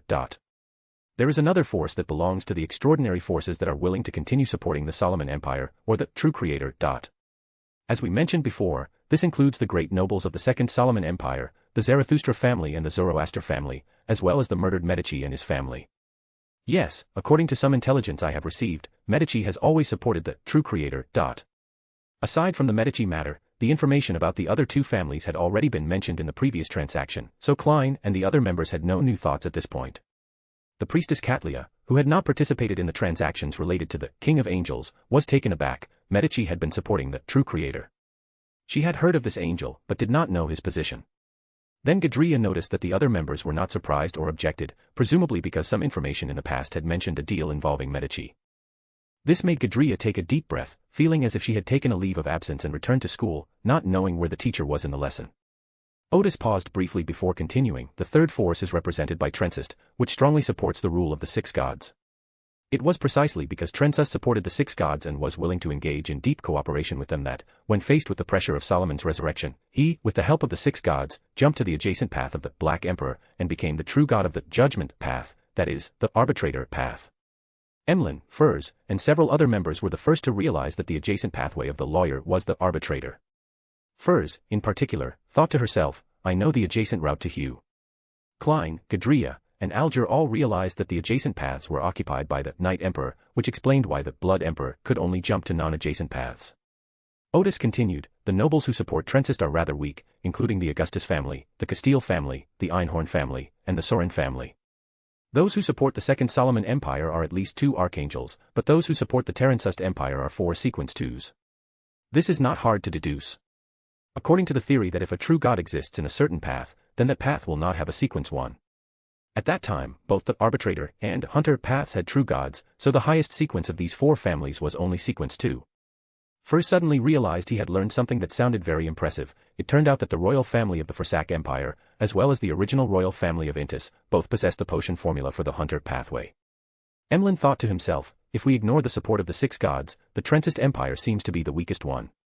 No, it has the support of our vampires, so it's quite powerful. Right, the Hermit hasn't forgotten the Blood Moon Queen, has he? She's the queen of the Trentsist Empire. Let's talk about the Tamara family again, Odis suddenly said. I have a theory that this family once had an archangel who was an arbitrator. But because the 6 gods supported Terensust's ascension to godhood, they stripped the family of that characteristic, which led the Tamara family to rebel and turn to support the Tudor family. I have this speculation because I received a clue that the Tamara family and the Trentsust family seem to have contacted the same evil god and were looking for the same strange sealed artifact. Audrey paused for a moment upon hearing this. What does this mean? Klein seemed to understand the process of the Hermit's speculation, but he couldn't quite grasp the Hermit's line of thought. The other members either shared Audrey's idea or had similar ideas to Klein's. Fortunately, Odis then explained his line of thinking. That's why I guessed that Tamara and Trentsist were not enemies at least during the Solomon Empire era, and may even have had some cooperation. So, when the era of the War of the 4 Emperors came along, why did the Tamara family support Tudor instead of the true god Trentsist, who shared the same path? This is something that is easily overlooked, but I think it is very important. They must have turned against each other because of something, right? Of course, this idea is not enough to prove anything, but it just makes me feel that something must have happened between them. First of all, there must be some intricate connection between the Tamara family and the uncertain mist. Odis even speculated that the Tamara family, during the Solomon Empire, was doing the work of finding the genie and contacting the unstable fog for Solomon. Solomon did not find the genie, but Terence later seemed to find it relatively easily, which made Odis seriously suspect that Terence had obtained the relevant information or assistance from the Tamara family. Because these speculations involved outer gods, Odis did not elaborate on them. Odis continued, then I realized that before Trentsist became a god, there must have been archangels present along this path. Otherwise, from the time Solomon prepared to be resurrected to the time when Trentsist became a god, it didn't take much time. Even with the help of the 6 gods, it would be very difficult to find the 3 sequence 1 characteristics and uniqueness in a short period of time without any clues. Moreover, to this day, the potions and properties of this method are still in the hands of the Augustus, Castia, and Tamara families. Statistically speaking, at least one of their 3 families should have an archangel. If that's really the case, then that family must be the Tamara family, who support the Tudor Empire. However, since no crucial evidence has been found, this is currently just speculation. Audrey, Furs, and the other members were stunned for a long time. How could such a vague clue have yielded so much useful information? Alger also remarked, even if the truth isn't like that, it should be pretty close. Katlia had a similar idea, the Hermit's approach is a model for studying ancient history, requiring both bold thinking and strong logical reasoning ability. Klein breathed a sigh of relief. Although the information about the Tamara family wasn't particularly surprising, it had a refreshing feel to it. Odis paused for a moment and then said, I also wondered if the Augustus family, the Castile family, and the Tamara family all had archangels at that time. However, such speculation is too dark. It's best to just guess that Tamara had such an experience. Emlyn suddenly felt his breath catch in his throat. If that were really the case, then the 6 gods had killed the archangels of 3 families to support Trensis' ascension. It was too dark, truly too dark. Furs, however, thought, probably not, otherwise neither the Augustus family nor the Castile family would support the Night Emperor. Katlia had a different idea. Often the darkest conjectures are the closest to the truth. Hey, just thinking about it makes me realize how fierce the competition is in the Quaternary period. Alger also felt that it was not impossible. For the sake of the family's future and to win the Battle of the 4 Emperors and share enough of the spoils of victory, such a sacrifice was acceptable. Klein remarked that the entire extraordinary history seemed to be filled with a dark tone. Let's continue, Odis said. As for the Einhorn and Sorin families, they have no other choice but to support the Night Emperor. The sequence 1 characteristics of these 2 families' ancestors were first taken away by Medici, which prevented them from siding with the true creator, to whom Medici was loyal, and thus from joining the Second Solomon Empire. Later, the Blood Emperor did not intend to return those 2 sequence 1 properties to them, which made them unwilling to support the Tudor Empire. In the end, it seems that all that's left is to support Trentsaust. Hearing this, Audrey exclaimed, the extraordinary power of various countries, and the relationship between these angel families and the 4 emperors, suddenly became so clear. Furs, who was also listening attentively, suddenly asked, the Hermit, isn't there also the Emperor of the Underworld? Why don't they intend to support the Emperor of the Underworld? Odis had also considered this question. High-sequence extraordinary individuals of the Hunter pathway are mostly skilled at commanding wars, and during the United Empire era, they had many conflicts with the Byron Empire. I believe that the Sorin and Einhorn families, who supported the United Empire at the time, were definitely at the forefront. I estimate that both families must have made enemies of the Byron Empire. They probably wouldn't go to the southern continent unless they had absolutely no other choice. Furs nodded slowly, thinking to himself, so that's how it is. Odis continued, it was precisely because Terensis realized that the power of his nobles was somewhat weak that he took the initiative to form a marriage alliance with the vampires. This has significantly increased the strength of the Terensaust Empire.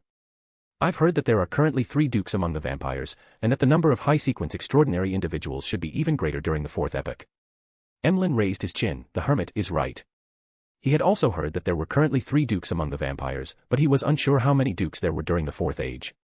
However, considering that the vampires suffered a significant blow after the destruction of Trentsist, and given that there were still 3 dukes after such a blow, there should have been many more dukes before the blow. There is another family secretly supporting the Turnsaust Empire. Odis took a deep breath and continued, as we mentioned before, the situation was much more complicated in the 4th epoch than it is now, and it wasn't just the angel families we see. There are also some angel families or secret organizations that secretly support an empire, just like we mentioned before, that which church may have supported the Tudor Empire. However, the family I'm talking about today is one that is quite certain has secretly supported the Night Emperor, that is the Staiano family. The other members were taken aback. Their first reaction was that this was a completely unfamiliar family name. Even with her extensive knowledge of occultism, Katlia had only ever heard of the name. Only Klein recalled that the name had appeared in Roselle's diary, and that the family had supposedly supported the Solomon Empire, but then seemed to have disappeared. Odis smiled and said, everyone finds this very unfamiliar, right? The other members nodded in agreement. Odis further explained, that's because it was no longer an extraordinary family. The former patriarch of that family is now known to us as the god of steam and machinery. Holy crap. Klein almost blurted out this national treasure, Staiano is the god of steam and machinery. Well, that makes sense. The god of steam and machinery couldn't have just sprung from a rock, there has to be some origin, but this still shocked Klein. The other members also showed varying degrees of surprise. While surprised, Gadria couldn't help but rub her hands together. I never expected this, I never expected that Steno is the god of steam and machinery. Then she thought, theoretically, the hidden sage should have been able to find a corresponding surname or some specific clues during the 4th age or the 3rd age. Unfortunately, I haven't obtained any clues about him in that era yet. Alger leaned back in his chair, what's the point of fighting now? The Terensaust Empire has gathered all 7 gods. Then he realized, no wonder the Terensis Empire won the first half of the War of the 4 Emperors. Alger then asked, the Hermit, based on the intelligence we've exchanged before, the Terensaust Empire defeated both the Second Solomon Empire and the Tudor Empire. What benefits did Terensaust gain from this? Odis said, as we briefly mentioned before, after destroying the Second Solomon Empire, Transist obtained the uniqueness of the Black Emperor pathway and a Sequence 1 property. This involves a crucial concept, which I'm not entirely sure what it is, because I've been warned that knowing the specifics could lead to contamination.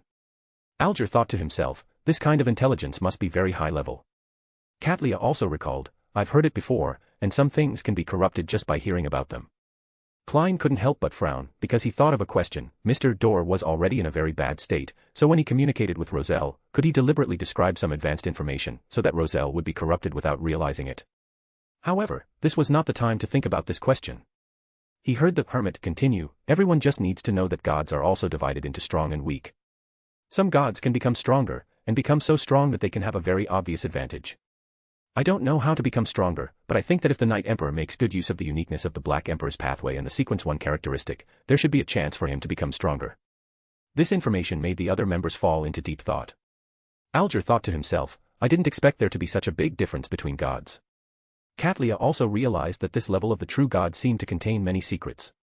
Klein suddenly thought of a question that had troubled him for a long time. No wonder that even when people from neighboring paths reached the level of gods, there were still deep conflicts.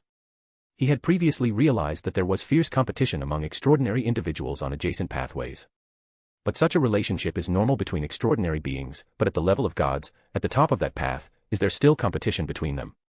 What's the point of such competition? Does it mean we can switch to an adjacent path and become true gods? The information just released by the Hermit made him realize, everything was for the purpose of becoming stronger. Currently, only Klein has thought of this, the other members, including Katlia, have not yet realized it due to a lack of sufficient advanced extraordinary knowledge. Seeing that no one asked any further questions, Odis continued, so when the Second Solomon Empire was destroyed, the benefit that Trensis gained was the uniqueness of the Black Emperor pathway and a Sequence 1 property. Audrey asked, has the Night Emperor become even stronger? I don't know if he became stronger, Odis said. I only know that not long after the fall of the Tudor Empire, the Night Emperor perished. He took a deep breath. It is said that he was besieged by the 6 gods and that's why he perished. Chapter 276, Chapter 275 The Fall of the Night Emperor. The Hermit's words made all the members pause for a moment before they wondered if they had misheard. Alger the Hanged was the Night King killed by the combined attack of the 6 gods. This. The fool Klein was also quite surprised. Didn't the 6 gods support the Turnsost Empire? Why would they suddenly besiege Night Emperor? The priestess, Katlia, sighed, the 6 gods are indeed the key to the Battle of the 4 Emperors. In the previous battles, the Night Emperor had successfully defeated the Black Emperor and the Blood Emperor, but he was still no match for the 6 gods. He was definitely no match for them. She was a little puzzled, what had caused the 2 sides to turn against each other. He then bluntly asked the Hermit, why did Lucian do this? I have received 2 pieces of information regarding this matter, Odis said. I cannot determine which specific reason it is, or rather, I have no way of determining which specific reason is the main reason. The other members sat up straight and listened quietly to the Hermit's narration. The first reason is that the Night Emperor was attacked by the 6 gods because he was corrupted by the evil god, Odis continued. There is evidence that the Night Emperor was corrupted by the evil god. This was analyzed from a sealed artifact that formed after the fall of the Night Emperor, which is said to have been contaminated by an unknown source. That's why we speculate that the Night Emperor was contaminated, which is why the sealed artifact is contaminated. Katlia then asked, what kind of sealed artifact is it? I'm not entirely sure either, Odis said. I only know that it's currently in the hands of the Church of the God of War. It is actually the Brass Book of Trensis, but Odis does not intend to explain it too clearly here, because this is enough. Moreover, it's more reasonable to present such high-level intelligence vaguely. Katlia nodded slowly, not asking any further questions. She was well aware that the abilities of such sealed artifacts were top secrets within the major churches, and it was already quite remarkable that she knew they were within the Church of the God of War. Odis continued, the second reason is said to be that the 6 gods did not allow the Night Emperor to become stronger, fearing that he would lose control. Therefore, they joined forces to besiege the Night Emperor, which led to the collapse of the Turnsost Empire. He took a deep breath and said, it's hard to say which is the main reason. I personally think that both are involved. When we were talking about the Tamara family earlier, I mentioned that Night Emperor had contacted a certain evil god. That evil god is like the primordial moon, an evil deity lurking in the starry sky. It is very likely that the Night Emperor was corrupted during this process of communication. Later, while exploring a quaternary site, I found relevant evidence that confirmed that the Night Emperor had been contaminated by some unknown contamination. The ruins Odis mentioned were the secret chamber of Trensist that she had explored with Bernadette. He strongly suspected that the Night Emperor was likely using the uncertain mist, or even the corruption of this outer god, to search for the land of chaos. After all, the source matter has been sealed, and it requires some special means to find and obtain the disordered kingdom. Judging from the fact that the Bronze Book of Transist is contaminated with the land of chaos, it is very likely that the Night Emperor has found the land of chaos and is already preparing to become the old one. The contamination of the land of chaos on that sealed artifact is contamination to others, but not necessarily to Night Emperor Turnsost. After a slight pause, Odis continued, as for the second reason, it certainly exists as well. The six gods simply need a ruler to help them manage worldly affairs. After all, for a society or a civilization to develop, the power of faith alone is not enough, it also needs a ruler to lead them in their development. The Church not only cannot handle these matters well, but it is also prone to having some adverse effects. The better the development of secular civilization and the more stable society is, the better it is for the state of the gods. But Turnsost was clearly willing to accept the rule of the six gods at the beginning and to cooperate deeply with them, but ultimately he was unwilling to remain the six gods' puppet. He allied himself with vampires to strengthen his power and strive to become even stronger, but this process angered the six gods. Therefore, the six gods besieged Turnsost on the grounds that it had been corrupted. With this, the three emperors fell one after another, and the era of the War of the Four Emperors came to an end. Audrey immediately felt a strong sense of the times and destiny, as if she were seeing a torrent rolling forward. Alger then thought, thus, the six gods regained control of the entire northern continent, a control that continues to this day. Suddenly, he thought, could it be that the god of steam and machinery has officially transformed from a family leader into a deity due to the changes of this era? Klein also realized that the fall of the Night Emperor involved the issue of dividing up the northern continent. It was truly a pity. The Night Emperor had clearly achieved a partial victory in the War of the Four Emperors, but the spoils of victory were divided among the six gods. This also made him deeply realize that even gods have it tough, or rather, even at the level of gods, one still needs to be extremely careful. If one inadvertently incurs the wrath of the masses and is besieged by the gods, one's demise is only a matter of moments. Seeing that no one had any other questions, Odis said, the above is the intelligence about the Turnsost Empire. Everyone was still savoring the information they had just received. Emlyn, the moon, thought to himself, no wonder the information about the Turnsost Empire cost 4,000 pounds. It turns out that to explain this empire, we must provide a unified explanation of the extraordinary power of the War of the Four Emperors era. After this round of transactions, even members like the magician, Furs and the son Derek gained a very deep understanding of the history of the Quaternary period. It took about 10 seconds for the other members to come to their senses. Seeing that no one spoke, Derek said, the Hermit, I still need 6 extraordinary weapons this week, 3 ice bombs and 3 thunderstorm bombs.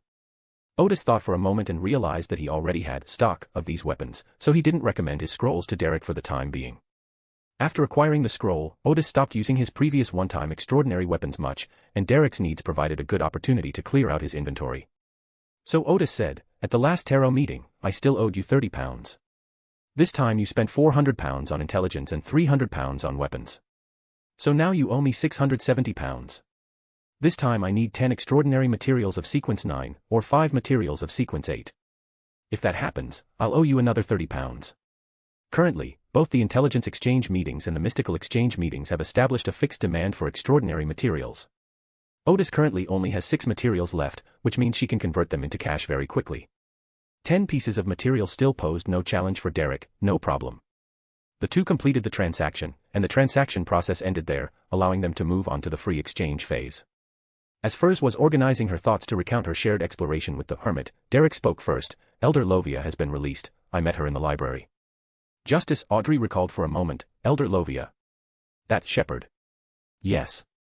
Derek replied, then turned to the Hanged Man beside him. Mr. Hanged Man, does this mean that I inadvertently made a wrong decision, making the Council of Six realize that I posed a certain threat, which is why they released Elder Lovia? Alger thought for a moment, then suddenly asked, has your chief already returned to Silver City? During a previous gathering, Little Sun mentioned in the discussion that the chief had led the team to begin a new round of exploration. When Audrey heard the Hanged Man ask this question, she suddenly realized, yes, releasing such an important person, the members of the Council of Six who remained would not wait for the chief to return. Since Silver City hoped to find a balance between Elder Lovia and Little Sun, and if the chief did not return, they made the decision to release Elder Lovia at this time, which means that they believed that the matter of Little Sun was too serious for them to wait for the chief. If the chief has already returned before making this decision, then there is a significant probability that releasing Lovia is related to his findings. Finally, Audrey sighed inwardly, how could I not have thought of that? Audrey, you still lack experience. Derek was somewhat surprised by Mr. Hanged Man's accurate guess. Yes, the chief is back, just recently. Alger, the Hanged Man, smiled but did not immediately offer further analysis.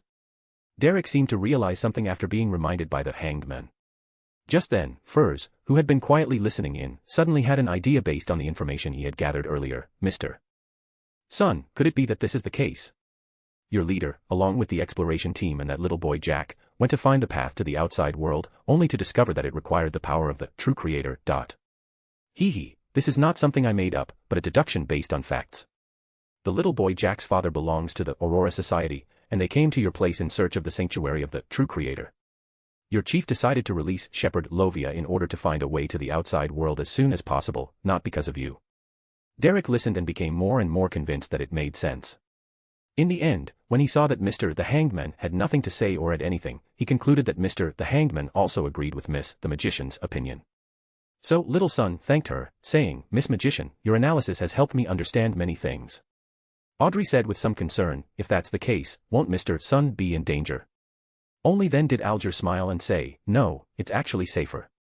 Derek, Audrey, and Furs thought for a moment, then nodded in agreement, all understanding the meaning of the Hanged Man. Because Katlia did not know the full picture, she did not offer any opinion. Only Emlyn, the moon, who had just roughly grasped the situation, asked, why?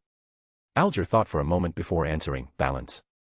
Emlyn said, oh, but everyone could tell he still didn't quite understand. Seeing that no one continued to speak, Furs said, let me share what my exploration with Mr. the Hermit last week was like. Audrey slowly turned to face the magician, a prospect she had been eagerly anticipating. Before the exploration began, I only learned from Mr. the Hermit that the ruins were related to the Abraham family, Furs said. When we arrived on the island, we found that someone had already arrived before us. Because of her frequent novel writing, Furs is a great storyteller, just the part about eavesdropping on conversations is enough to make the other members feel thrilled and excited.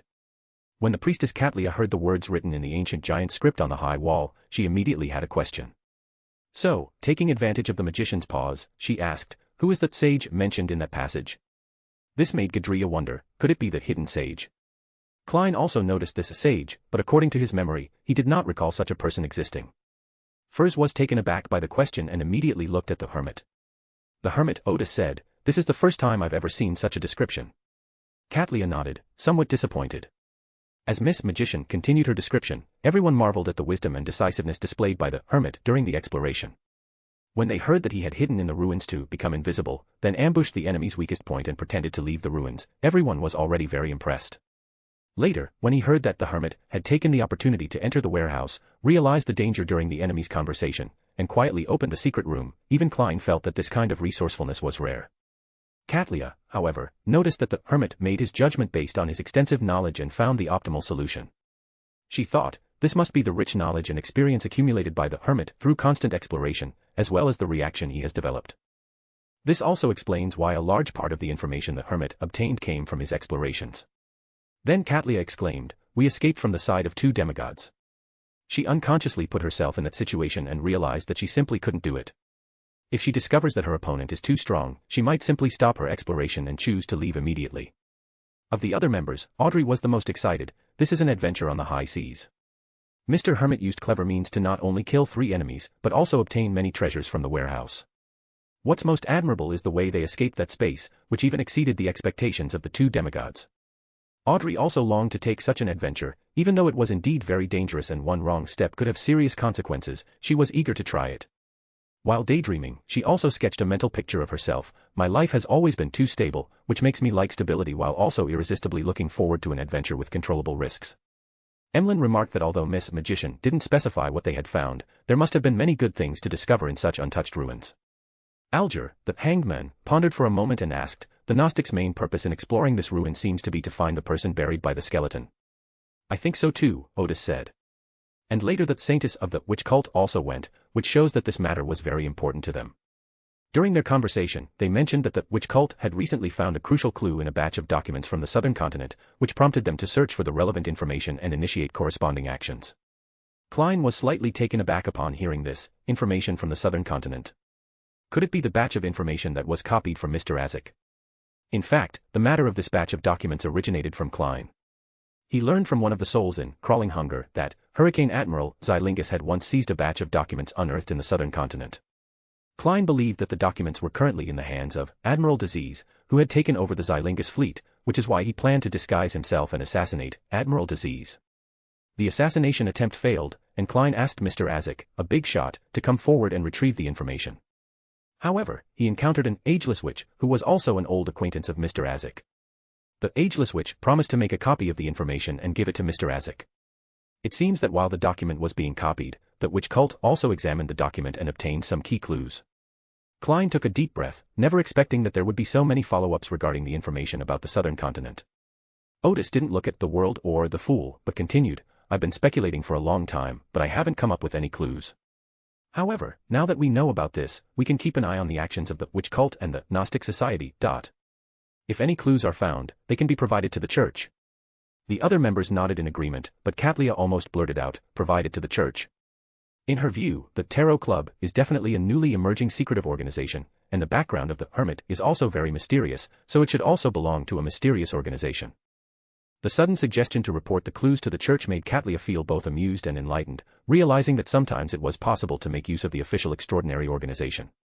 Klein noticed something else important, and he manipulated the world to ask the Hermit, "Have you cracked the teleportation array?" Only after being reminded did the other members suddenly remember that the Hermit had been researching the magic array. Perhaps his most important goal was to find that magic circle. They sat up straight one by one and looked at the Hermit. "That's the legendary teleportation array. If it could be broken." They could even see that the Hermits controlled a great deal of wealth and resources. "It's basically cracked," Odis said with a smile. "However, this magic circle is very special. Simply cracking the magic circle is not enough." He didn't go into too much detail. There are many stringent conditions that make it impossible to set up this magic array however you want. He actually cracked it. Alger thought to himself, even with the most demanding conditions, it's worth investing time and money. No, it's easy to attract the attention of powerful beings or secret organizations. The safest course of action is to join a righteous church. He was about to remind the Hermit when he realized that the Hermit couldn't possibly be unaware of this. At this moment, Little Sun asked, "Hermit, can Silver City use that teleportation array?" "I don't think it will work," Odis said. "The barrier between the Forsaken Land and the normal world may not be something that a teleportation array can overcome." Little Sun nodded somewhat disappointedly. After chatting for a few more minutes, and with no one initiating a new topic, Klein announced that the tarot session was over. Back in the captain's cabin, Odis stared at the ceiling for a while, reflecting on the tarot session she had just attended. Then Odis went to the cockpit and asked the navigator cadet on duty to confirm that the Deep Blue pirate crew had not launched an attack. So Odis returned to the workshop, set up the altar, and first offered the 6 extraordinary weapons to Mr. Fool. About 10 minutes later, Odis received a notification from the Fool that he had received the cash and extraordinary materials he had earned from the tarot gathering. Odis made a lot of money at the tarot meeting this time, with 2 intelligence transactions, a total of £4,600 in cash, and 10 extraordinary materials. Looking at the stacks of cash, Odis thought to himself, "My luck with money has been pretty good lately." Not only did they make a fortune during their previous explorations, but they also earned a lot from eliminating the Red Lion pirate crew. This time, the Tarot Club earned them another £4,000. After putting away the money and the extraordinary materials, Odis rested for a while and then took out the blueprints of Cruise Island to look at. He estimated that the decisive battle would break out tonight, and he had even chosen the location for Egbert. The only uncertainty now might be that ghost ship. Odis was unsure what exactly the ghost ship's capabilities were, and whether the spirit wave cannon could take it down. He stretched, thinking that even if he couldn't destroy the ghost ship, forcing it to retreat wouldn't be a problem. Since we have too few clues to make an accurate judgment, we might as well stop thinking about it, relax, and prepare for the upcoming decisive battle. Not a single mistake, not a single poem, not a single post, not a single piece of content, not a single look. Even after nightfall, the thick fog still hadn't dissipated. Odis ordered the Argo to be sailed into Moon Bay. Press and the others found this action somewhat strange. Didn't they say before that anyone who sails into Moon Bay is asking for death? How come Captain Gal still sailed in? However, they certainly didn't dare to ask, and after watching for a while at the dock, they went back. In the thick fog of the night, the crew of the Dawn Sword pirate crew were quite excited, as this was the first time most of them had participated in such a large-scale battle. Their Captain Gar had already surprised them with his extraordinary machine guns and mortars, and they had heard that the weapons on the Argo were even more powerful, so they all wanted to see them for themselves. But even after 10 p.m., the enemy's attack still hadn't begun. Odis then went to each position to give orders, instructing everyone to take turns resting but to remain vigilant. At midnight, the port town, which had been preparing for a decisive battle, gradually quieted down. Many people thought the pirates might not come today, so they all went home to rest. Odis also rested for a while, but because she had something on her mind, she woke up every half hour or so. Around 4 in the morning, Odis woke up and went straight to the driver's seat, staring blankly at the fog that had grown even thicker outside. Now, it has become a battle of patience. In reality, wars often come down to who has more patience. Thump thump thump. Suddenly, a burst of cannon fire rang out from the sea. Before the navigator apprentice on duty could react, Odis had already jumped up, turned the protection up to the maximum. The extraordinary puppet in the driver's cab pushes the corresponding control lever to the highest position. At that moment, a dozen shells landed in the water near the Argo, creating splashes. Odis smiled slightly. The enemy's attack had finally begun. The sudden sound of cannon fire seemed to awaken the entire cruise island. The townspeople quickly grabbed their weapons and went outside, only to find the Argo in Moon Bay being bombarded by artillery shells from the sea. In the early hours of the morning, when the fog was at its thickest, it was impossible to even see where the ships were on the sea. But the other party seems to be able to see the Argo in Moon Bay. Everyone was on tenterhooks, fearing that the ship of Dawnbreaker would be sunk. Then, the second round of cannon fire began. After the first round of test firing, the second round of shelling was relatively accurate, with 7 or 8 shells hitting the Argo. Exclamations immediately erupted from the dock, and some people even prepared to flee for their lives. But at this moment, everyone witnessed an astonishing scene. Around the Argo there seemed to be a transparent, curved wall that was normally invisible, but became visible when it blocked shells. Because the shells exploded suddenly, the resulting flashes spread out in an arc. Everyone breathed a sigh of relief, and many people were already saying that since Captain Gard had anchored his ship in Moon Bay, he must not be afraid of the enemy's cannons. Just then, the Argo finally raised its anchor, but showed no sign of starting. The booming sound of cannons rang out again on the sea, this time with even more cannons participating in the bombardment, sounding like there were dozens. This once again shocked the people on the dock. No one spoke, and they just stared at the sea. After the third round of shelling, they heard screams and flashes of light coming from the direction of Lighthouse Hill. It was only then that people realized that many of the shells from the third round of shelling had hit Lighthouse Hill. Lighthouse Hill was the battlefield where the two sides fought their final battle. Egbert launched a probing attack yesterday. Although he did not attack this place, the number of troops defending the north and south indicated that the defenses here must be very weak. Therefore, he also chose this place as the battlefield for the final battle. Egbert made this decision because he was unaware of how powerful the Argo's firepower was. However, at this time, the Argo still did not retaliate, but quietly stayed in Moon Bay as a target. The defense of Lighthouse Hill was led by 3rd Mate Bivis, while the main force of this defensive line consisted of the residents of the port town and their servants, who were of poor combat ability. Under Odis's arrangement, almost all the older council members were here. The reason given for having these council members stationed here was that they were getting old, and since this place was close to the town, there was no need for them to travel a long way to the north of the island. During the probing attack the night before last, Egbert did not attack this place.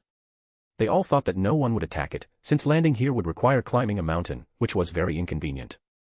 They were suddenly awakened by the shells, and after a moment of shock, they were relieved to find that they were mostly on the mountaintop.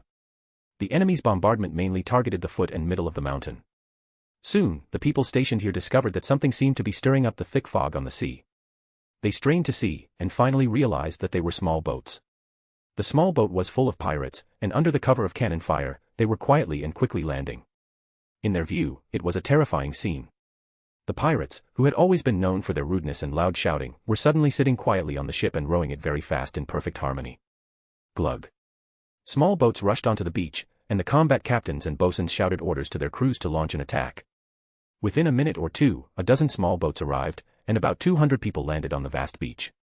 Although there were 200 soldiers guarding Lighthouse Hill, 200 vicious pirates landed on the beach. Before the battle began, the garrison were residents of the town, a large portion of whom were servants armed with melee weapons and serving the town's inhabitants.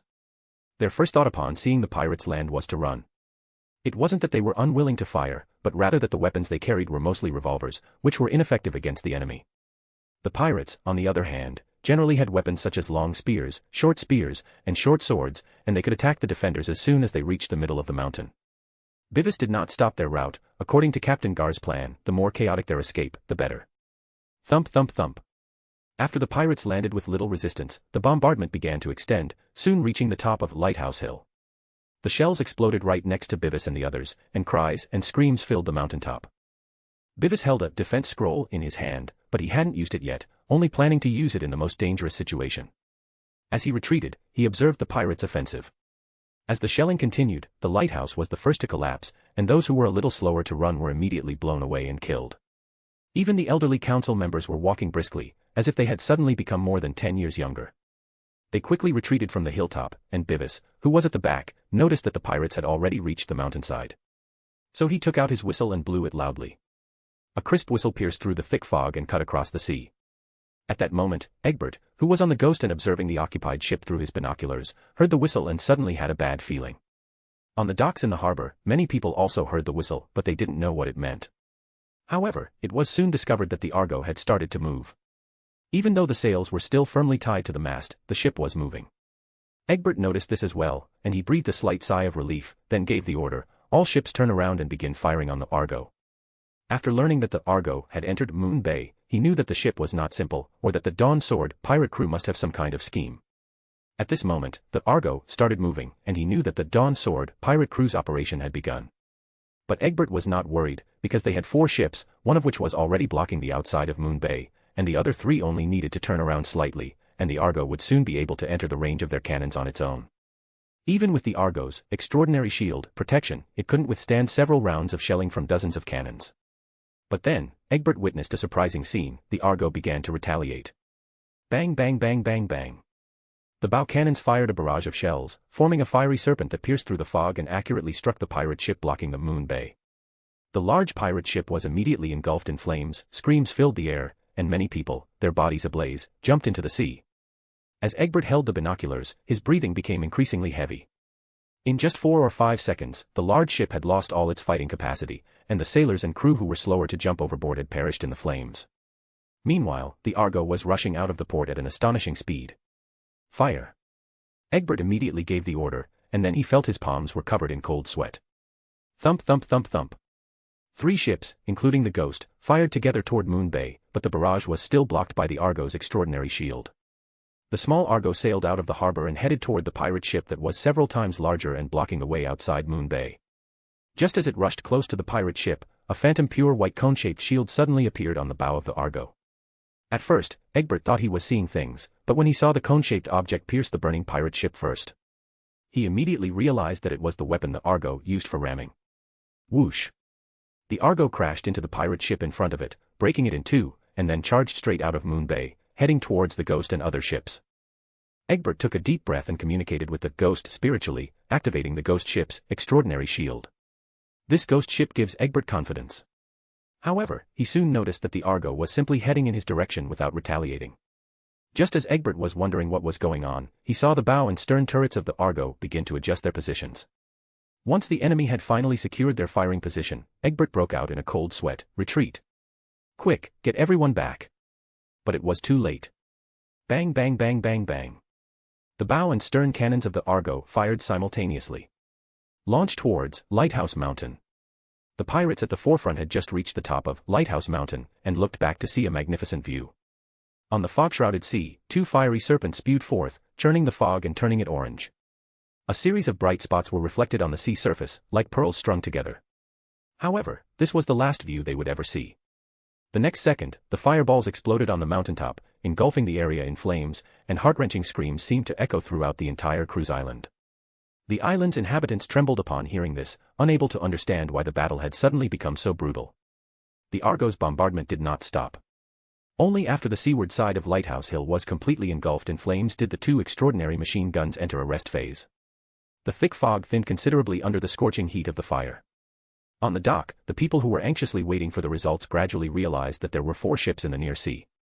The bombardment from the Argo has ended, and the fire on Lighthouse Hill is raging. The 3 pirate ships, including the Ghost, remained silent, as if they were merely observing the battle rather than participating in it. Surprisingly, despite the raging fire on the mountain, some people survived and even rushed down the mountain, attempting to jump into the sea.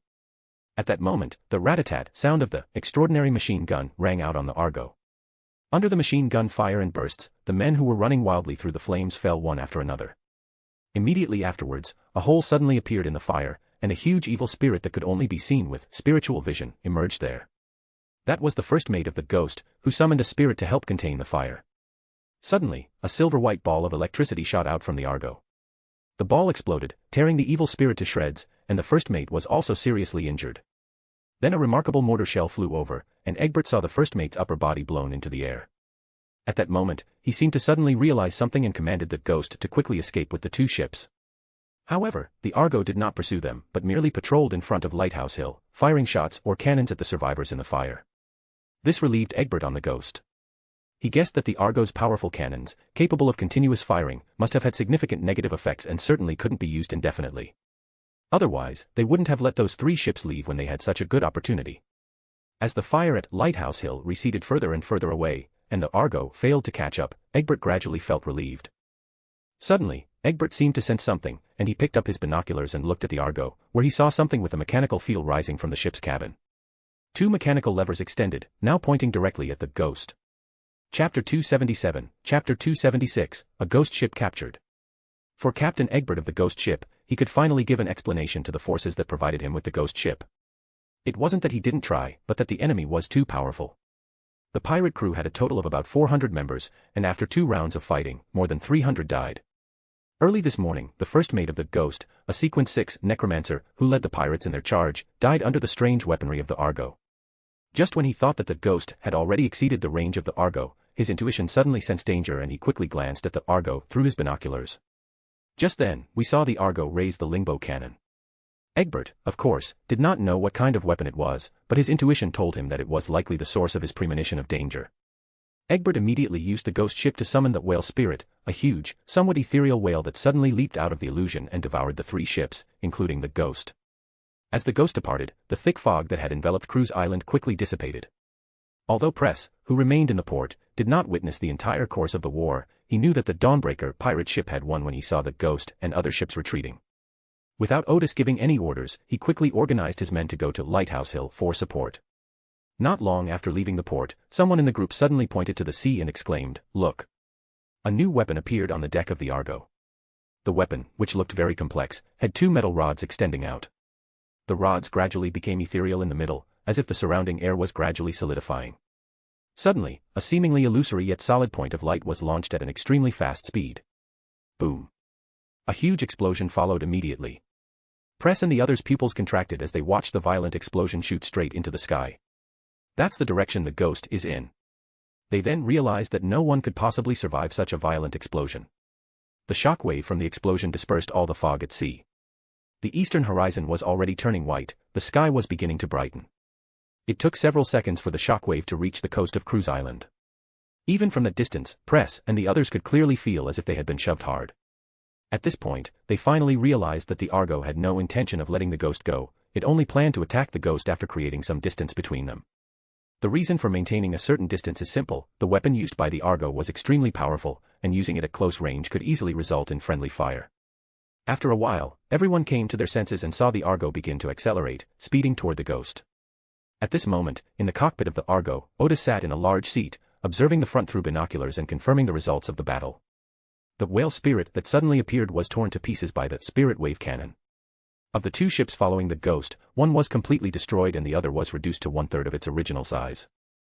The ghost capsized, and a large hole can be seen in its hull, but it did not sink immediately.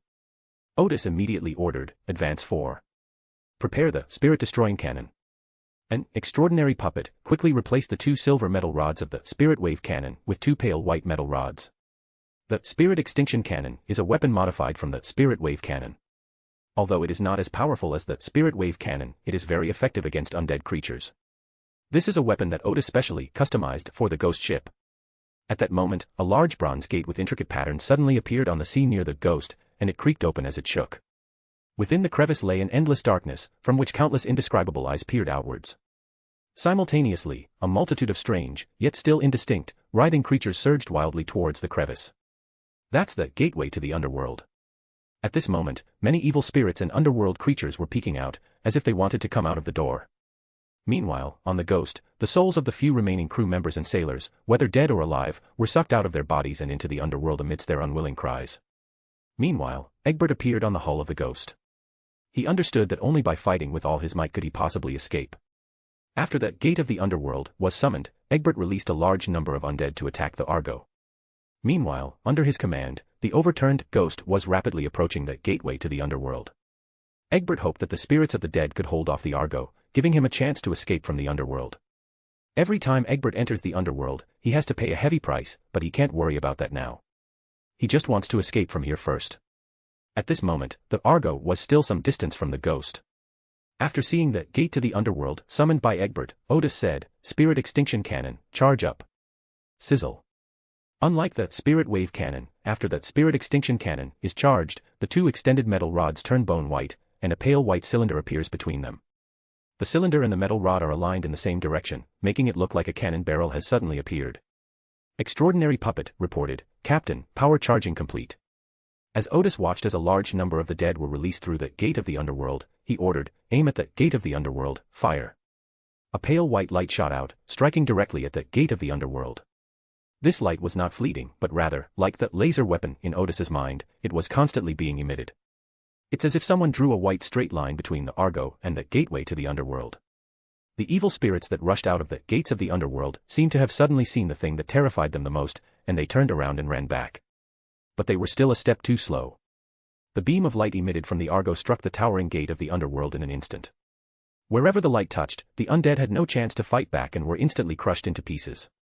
To deal with undead at this level, the spirit wave cannon doesn't need to hit them directly. As long as they appear within a certain range, they will be subjected to a fierce attack and completely annihilated. The pale white light struck the gate of the underworld silently, instantly sending out clusters of pale white light that turned the entire sea white. At this moment, Egbert looked at the scene before him, his scalp tingling, his eyes filled with fear. Squeak clang. The gate of the underworld first closed on its own, and then, under the attack of the pale white light, it is collapsing. It fell faster and faster, but halfway down, the gate to the underworld suddenly became illusory and quickly disappeared from the real world. Phew. However, the collapse of the gate to the underworld still stirred up a violent gust of cold wind. The gust of wind stirred up shallow waves on the sea, instantly bringing Egbert back to his senses. When he saw the Argo, he shuddered and decided to abandon ship. Inside the cockpit of the Argo, the Soul Destroyer had entered a rest phase due to continuous firing. Odis saw through his telescope that Egbert must have used some kind of sealed artifact to fly away from the ghost. Egbert was flying very fast, and even the Argo could not catch up with him at this time. So Odis put on his magical items and went up to the deck. He first used the flight scroll to fly in the low sky, and then used the travel ring to enter the spirit world to personally kill the great pirate. While flying swiftly across the sea, Egbert suddenly felt a spiritual warning again.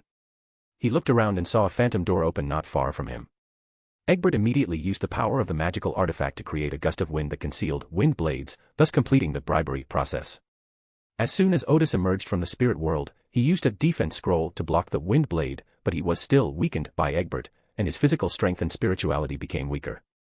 However, this doesn't affect Odis much, because he mainly uses scrolls and magical items in battle. As long as he retains some spirituality, it won't significantly impact his combat effectiveness. So, in the instant he was weakened, Odis used his imprisonment ability, followed by a combo of harvest and death. Egbert couldn't withstand it and was defeated by Odis's ultimate combo. In fact, this ending was already destined from the moment he left his ghost ship. If he didn't leave the ghost ship, he wouldn't be able to withstand the subsequent attacks from the Argo. However, he could hold out a little longer on the ghost ship. Odis didn't have time to wait for Egbert's characteristics to be extracted, and directly put the other party's corpse into the wilderness of knowledge.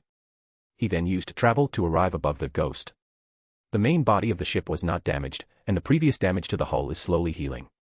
Odis was a little unsure whether he had captured the ghost ship. Whoosh! Suddenly, the classic ship flipped itself over and floated on the sea again. It furled its sails, dropped its anchor, and opened the door to the captain's cabin. Odis was slightly taken aback. Was this an invitation for me to board the ship?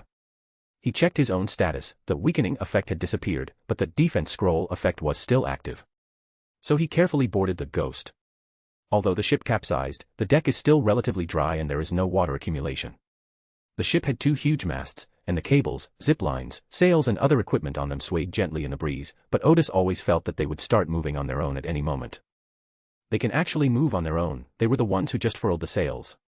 The ship's rudder was located on the deck, an outdated design because it meant that even in a storm, a sailor would have to be on deck to keep watch. After confirming that no one was left on the ship, Odis strolled to the captain's cabin, where, in addition to some furniture and daily necessities, there was an exquisite jade chair. It is mostly crystal clear white, with only a small portion being blood red, even dazzlingly red. At this moment, Odis's Eye of Secrets suddenly opened on its own, his gaze became unusually deep, and everything in the captain's cabin became hazy. All the surrounding furnishings disappeared, leaving only the jade chair. However, the bright red color on it disappeared, leaving only a beautiful white jade color. Odis saw several people wearing robes he had never seen before pressing a strongman with his hands bound onto a white jade chair. Those people wearing strangely styled robes began chanting obscure and difficult-to-understand incantations. Odis quickly discerned that they were the language of the dead. Odis immediately recalled the description of ghost ships given by Old Man Ilzer. One type of ghost ship was transformed into a ghost ship by performing certain rituals before the Emperor of the Underworld. This method is somewhat like a ghost ship workshop, capable of mass production. Moreover, the ghost ships they create can cooperate well with humans and possess some death god abilities or other special abilities. Odis realized that the ghost was indeed a ghost ship. The illusory scene before his eyes continued to change. The ceremony began, and the bishop of the Church of Death, dressed in his episcopal robes, chanted incantations and pierced the strong man's body with steel needles. Amid the man's screams, blood soaked the jade chair. After that man died, another man was brought in, and they used a steel needle to slowly bleed him. It's unknown how many people were killed, but the white jade-colored chair has turned blood red. At this moment, the Eye of Secrets shut down on its own, and Odis's vision returned to normal. Looking at the blood-red stains on the seats before him, Odis deciphered the information he had just received. Such a ghost ship required many soul sacrifices. Moreover, they all require special spirits, one of which must be highly compatible with the ghost ship, so that an ordinary wooden ship can possess a human ship spirit before it can be considered a ghost ship. This is actually quite difficult, because it is unlikely that a human spirit can resonate with a lifeless wooden ship. One can only try their luck by killing some extraordinary beings. Fortunately, that era had the War of the Four Emperors, which allowed them to capture some extraordinary individuals from enemy countries for use. Then Odis realized that he had to sit in this chair and undergo certain trials in order to finally obtain the ship. Odis pondered for a moment. Egbert was also a sequence 6, while the power this ship displayed was probably around sequence 5. The so-called test shouldn't be too difficult. Odis glanced outside. It was already getting light, dawn was breaking. He took a deep breath and sat down in his chair. However, having witnessed the scene just now, he didn't lean back in his chair, but only sat down a little. The jade seat was cold, causing Odis to shiver involuntarily. In the blink of an eye, he found himself in a dimly lit room, and the dawn that had just broken outside seemed to be very, very far away from him. At the same time, around the white jade seat, there appeared a series of incomplete human figures. Some of them were missing limbs, some had missing parts of their torso, and some had missing heads. Adi sat up straight immediately, as if he had suddenly found himself amidst a pile of corpses on a brutal battlefield. They turned toward Odis, watching together the men who had suddenly sat down in the chair. These gazes felt like staring straight into one's soul, sending chills down one's spine. Suddenly, these mutilated corpses surrounded Odis, reaching out pale, or skeletal, hands to grab him. At that moment, Odis felt as if he were about to be buried under a pile of corpses. Although he was somewhat prepared, he was still a little flustered as he opened the bag to pull out the Scorching Sun scroll. After trying to pull it out twice without success, it finally came out on the third try. Odis felt something was wrong and looked down to find that what he was holding was a pale hand. Odis took a deep breath and instinctively tried to get up from her seat. But at the crucial moment, he remained rational and didn't raise his buttocks. At this moment, pale hands emerged from Odis's bag. The scrolls that had been there turned into hands, and some of them into eyes, staring at Odis with eerie eyes. Odis knew that it was precisely at times like these that he needed to remain calm. He took a deep breath, looked away from the eerie eyes, and said in a hoarse voice, "If I become the captain of this ship, I will set you free, so you can return to, or go to, the underworld." At this moment, Odis felt very strange.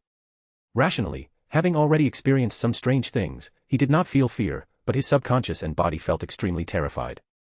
So his voice trembled, as if a normal person had seen a ghost. He realized that this must be a manifestation of the death pathway ability. As soon as Odis finished speaking, the surrounding fragmented figures stopped abruptly, and the hands that had been reaching out from the purse gradually withdrew. Then the figures parted to make way, and the outline of a face appeared on the wall of the captain's cabin, quickly forming facial features. The human face opened its mouth and said to the shadowy figure in an ethereal voice, "Have you forgotten the suffering you endured in the underworld? When death was around, we were trapped on the ship and couldn't go to the underworld. After death fell, the place became even more chaotic and brutal. Anyone who wants to go back can go back." The figures seemed to recall some terrifying memories, some even trembled, and with a shudder, their facial features and an arm fell to the ground. It quickly used its remaining hand to pick up its organs and reinstall them back in place. This action startled Odis, and after a moment he looked at the face on the wall. "Are you the ship spirit?" "Yes." The face opened its mouth and said, "The previous captain is dead, and we need a new captain." Please forgive their enthusiasm, because we do not welcome cowardly and brainless captains. Odis twitched the corner of his mouth. They are indeed quite enthusiastic. He paused for a moment and then said, so, I will be the captain of this ship. You have no objections, right? The boat spirit said, no objections. Odis said, I will rarely be on this ship. I will let other crew members take command of the ship, and you must obey their orders. The ship spirit replied, no problem. Odis nodded. What faction does this ship belong to? He was well aware, of course, that the ghost ships that were willing to cooperate with humans were currently mostly in the hands of clandestine organizations. There should be an organization behind the Deep Blue pirate crew. The ship spirit replied, we only need a captain, we are not interested in human affairs. Odis was about to retort, weren't you human in your previous lives? After becoming captain, Odis was able to leave that strange space on his own. Back in the real world, Odis's gaze first fell on the leather bag at her waist. He almost lifted the bag to check if the scroll inside had turned into a pale hand and eerie eyeballs. However, remembering that the ghost crew members were still watching him, he suppressed the thought and said to the wall in front of him, follow the Argo back to port. Not a single mistake, not a single poem, not a single post, not a single piece of content, not a single look. Whoosh. The sails unfurled, and the rudder began to turn on its own, propelling the ship toward the Argo. Odis used his travel ability to return to the cockpit of the Argo, commanded the extraordinary puppet to put away its weapons, and began the return voyage. On the return journey, Odis returned to her studio and entered the wilderness of knowledge through meditation, where Egbert's body was still. Egbert's extraordinary properties have been revealed, and the magical artifact he used corresponds to Sequence 6 Windbinder. Odis took the magical item, which was seized from the Red Lion pirate crew and was used to communicate with Egbert. Because the corpse was in the wilderness of knowledge, the spirit has not yet shown any signs of dissipating. After entering a psychic state, Odis first asked about the potion recipe for the lawyer pathway. To Odis's surprise, Egbert also knew the recipe for Sequence 5, Chaos Mentor. Then he asked, how did you get the ghost? Beside Egbert's body, he saw a somewhat ethereal and bewildered spirit open its mouth as if to say something, but in the end, it said nothing.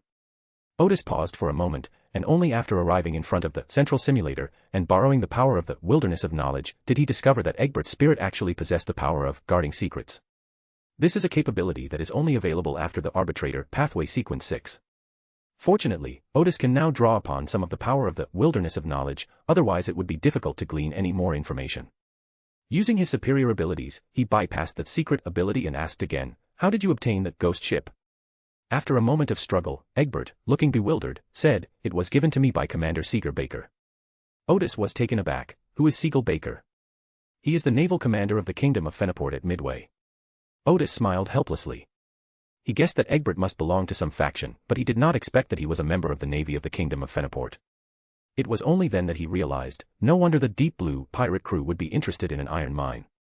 Generally speaking, pirates wouldn't be interested in such things, they would only be interested in the iron mine owners and the gold pounds they earned from selling iron ore. Then he asked, what tasks did they give you?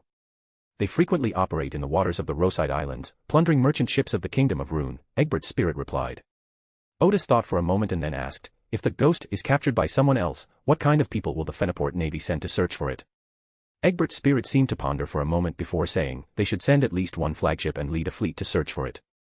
Odis nodded, that means at least one Sequence 5, as well as a battleship and several cruisers, will be sent. If this Sequence 5 goes missing again, a demigod might have to be sent. Of course, it's possible that a demigod will be sent to solve the problem right away. Odis wasn't afraid. Most of the great pirates had a powerful force secretly supporting them, and he wasn't sure if he would accidentally destroy the wrong pirate group and put himself in an unexpected crisis. This is precisely the significance of Odis hanging the Elemental Dawn banner. He estimated that once the other side learned that the Argo was flying the Elemental Dawn banner, they would most likely send someone to talk to him, rather than immediately sending a demigod to destroy him. After a moment's thought, Odis came up with a strategy. Back in the real world, the Argo has now entered Moon Bay. On the dock, people cheered to welcome the return of the Argo. After witnessing the power of the ship, the people of the port town felt a great sense of security. After Odis disembarked, he inquired about the current situation. Upon learning that Press had taken all the able-bodied men to support Lighthouse Mountain, Odis instructed everyone to prepare food for the warriors. He also had 5 extraordinary puppets guard the dock, since the town now consisted only of elderly people, children, and women. Next, he arrived at Lighthouse Hill, where the fire was still raging, but Bivis had already organized a team to cut a firebreak. Upon seeing Press, Odis berated him harshly, saying, "You idiot with a brain full of donkey piss, who sent you here?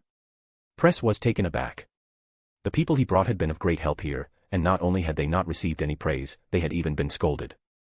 However, after witnessing the power of the Argo, he showed no temper at all, and even smiled and said, "I just came to see if I could be of any help here." Odis stared at the former mayor. "Didn't you see that a pirate ship sank at the entrance to Moon Bay, and at least 10 pirates jumped into the water from that ship? And when you went to bring people to support Lighthouse Mountain, the town was full of old people, women, and children." Everyone around gasped. Press was also startled. He had no experience in this kind of combat and hadn't considered this point. He said, slightly flustered, "Shouldn't we go back right away?" "No need," Odis said. "I have already left guards there." He paused for a moment and then said, "Press Azazo, disobeying orders and deserting his post. Bivis, give him 20 lashes."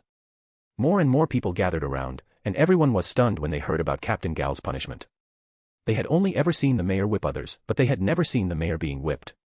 "Yes." Bevis picked up a leather whip from the people around him. "Mr. Press, please take off your shirt and climb up that tree over there." Press glanced at Captain Gar's cold eyes and knew that if he dared to resist, he would likely be killed. He knew very well that the war was over and Captain Gar was now the new mayor. So the first thing to do is definitely to undermine the authority of the former mayor. Odis did indeed have such an idea, and since the reason was right in front of him, he might as well take advantage of it. Press had no choice but to take off his shirt and turn his back to Bivis.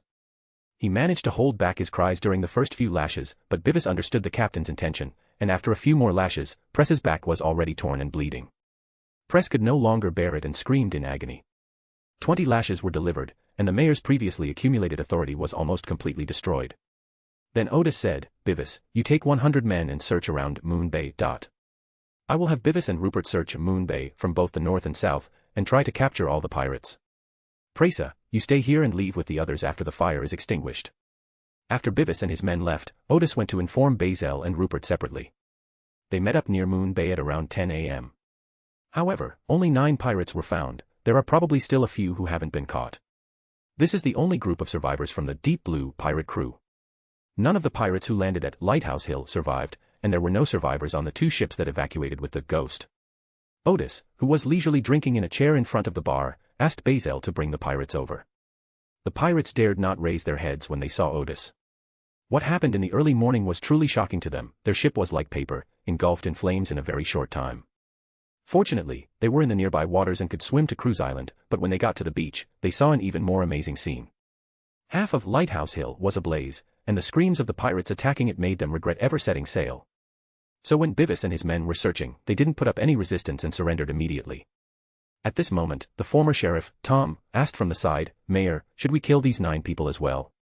Mayor Gar had previously stated that no prisoners were needed. Odis replied, "No, they still have some use." Then he asked the 9 people, "Which of you speaks the language of the Kingdom of Fenaport?" They assumed the captain needed a translator, so the 4 pirates who spoke Fenaport quickly volunteered, proving their usefulness by speaking fluent Fenaport. The Deep Blue pirate crew frequently traveled between the Central Route and the Rosyth Islands in the east, so some of their crew members were Fenapots. The other 5 men trembled with fear, terrified that the captain would order their execution. Odis nodded and asked the remaining 5 people, "Do you speak Rune?" The 5 people quickly looked up and said repeatedly, "Yes, yes, yes." "Then I will send you to Byam," Odis continued. "And the 4 of you who speak Fenapot, I will send you to Midway. I command you to go to the tavern there and tell the patrons there the whole story of how the Deep Blue pirate crew was destroyed." All 9 people were stunned, but after hearing that they could survive, they were first overjoyed, but then they couldn't understand what the captain wanted to do. One of the pirates quickly said, "We will never reveal anything about this place." "You bastards!" Odis exclaimed, "I told you to go and say it, so go and say it." Seeing that these people still didn't get it, Odis had no choice but to say, "If I want to be a pirate general, of course I need some achievements." The 9 people then understood and promised to tell everyone what had happened here. Even without Odis's orders, as long as they could return alive, they would certainly spread the word about what had happened here. Odis then smiled and nodded. This was his response. The 4 men who went to Midway were there to inform the Fenaport Navy that they had captured the Ghost and were flying the Elemental Dawn flag, so as to prevent them from sending too powerful an opponent right away. The 5 people who went to Byam were there to inform the Rune Navy. Odis believed that they should know more or less about the background of the Deep Blue pirate group, and they would most likely take some action, at least to investigate what was going on. As long as they take any action, Odis can use the situation as a pretext to exert pressure on the Fenaport Navy in a second round of deterrence. If that's not enough, then we'll have to ask the Church of the Goddess of Night to step in. It was only at this moment that Odis realized he had many ways to deal with this matter. After giving his instructions, Odis ordered his men to knock the 9 men unconscious, and then he commanded them to be carried to the tavern's warehouse. Without anyone watching, Odis used travel to send them away one by one. First, they sent 5 of them to Byam, and then they sent the other 4. Midway is an important island on the central shipping route. The Kingdom of Feniport has been operating here for a long time and has established a sizable colonial city here. Cruise Island is located quite far from both shipping routes, but closer to the central route, otherwise, the Feniport Navy wouldn't have bothered with the iron ore. Odis didn't have time to wander around here today. After dropping the person off, he only glanced at the colonial city from afar before returning to Cruise Island. The battle to defend the island has been won, and the Deep Blue pirate crew has been almost completely wiped out. The next step is to clean up the battlefield and reclaim the spoils.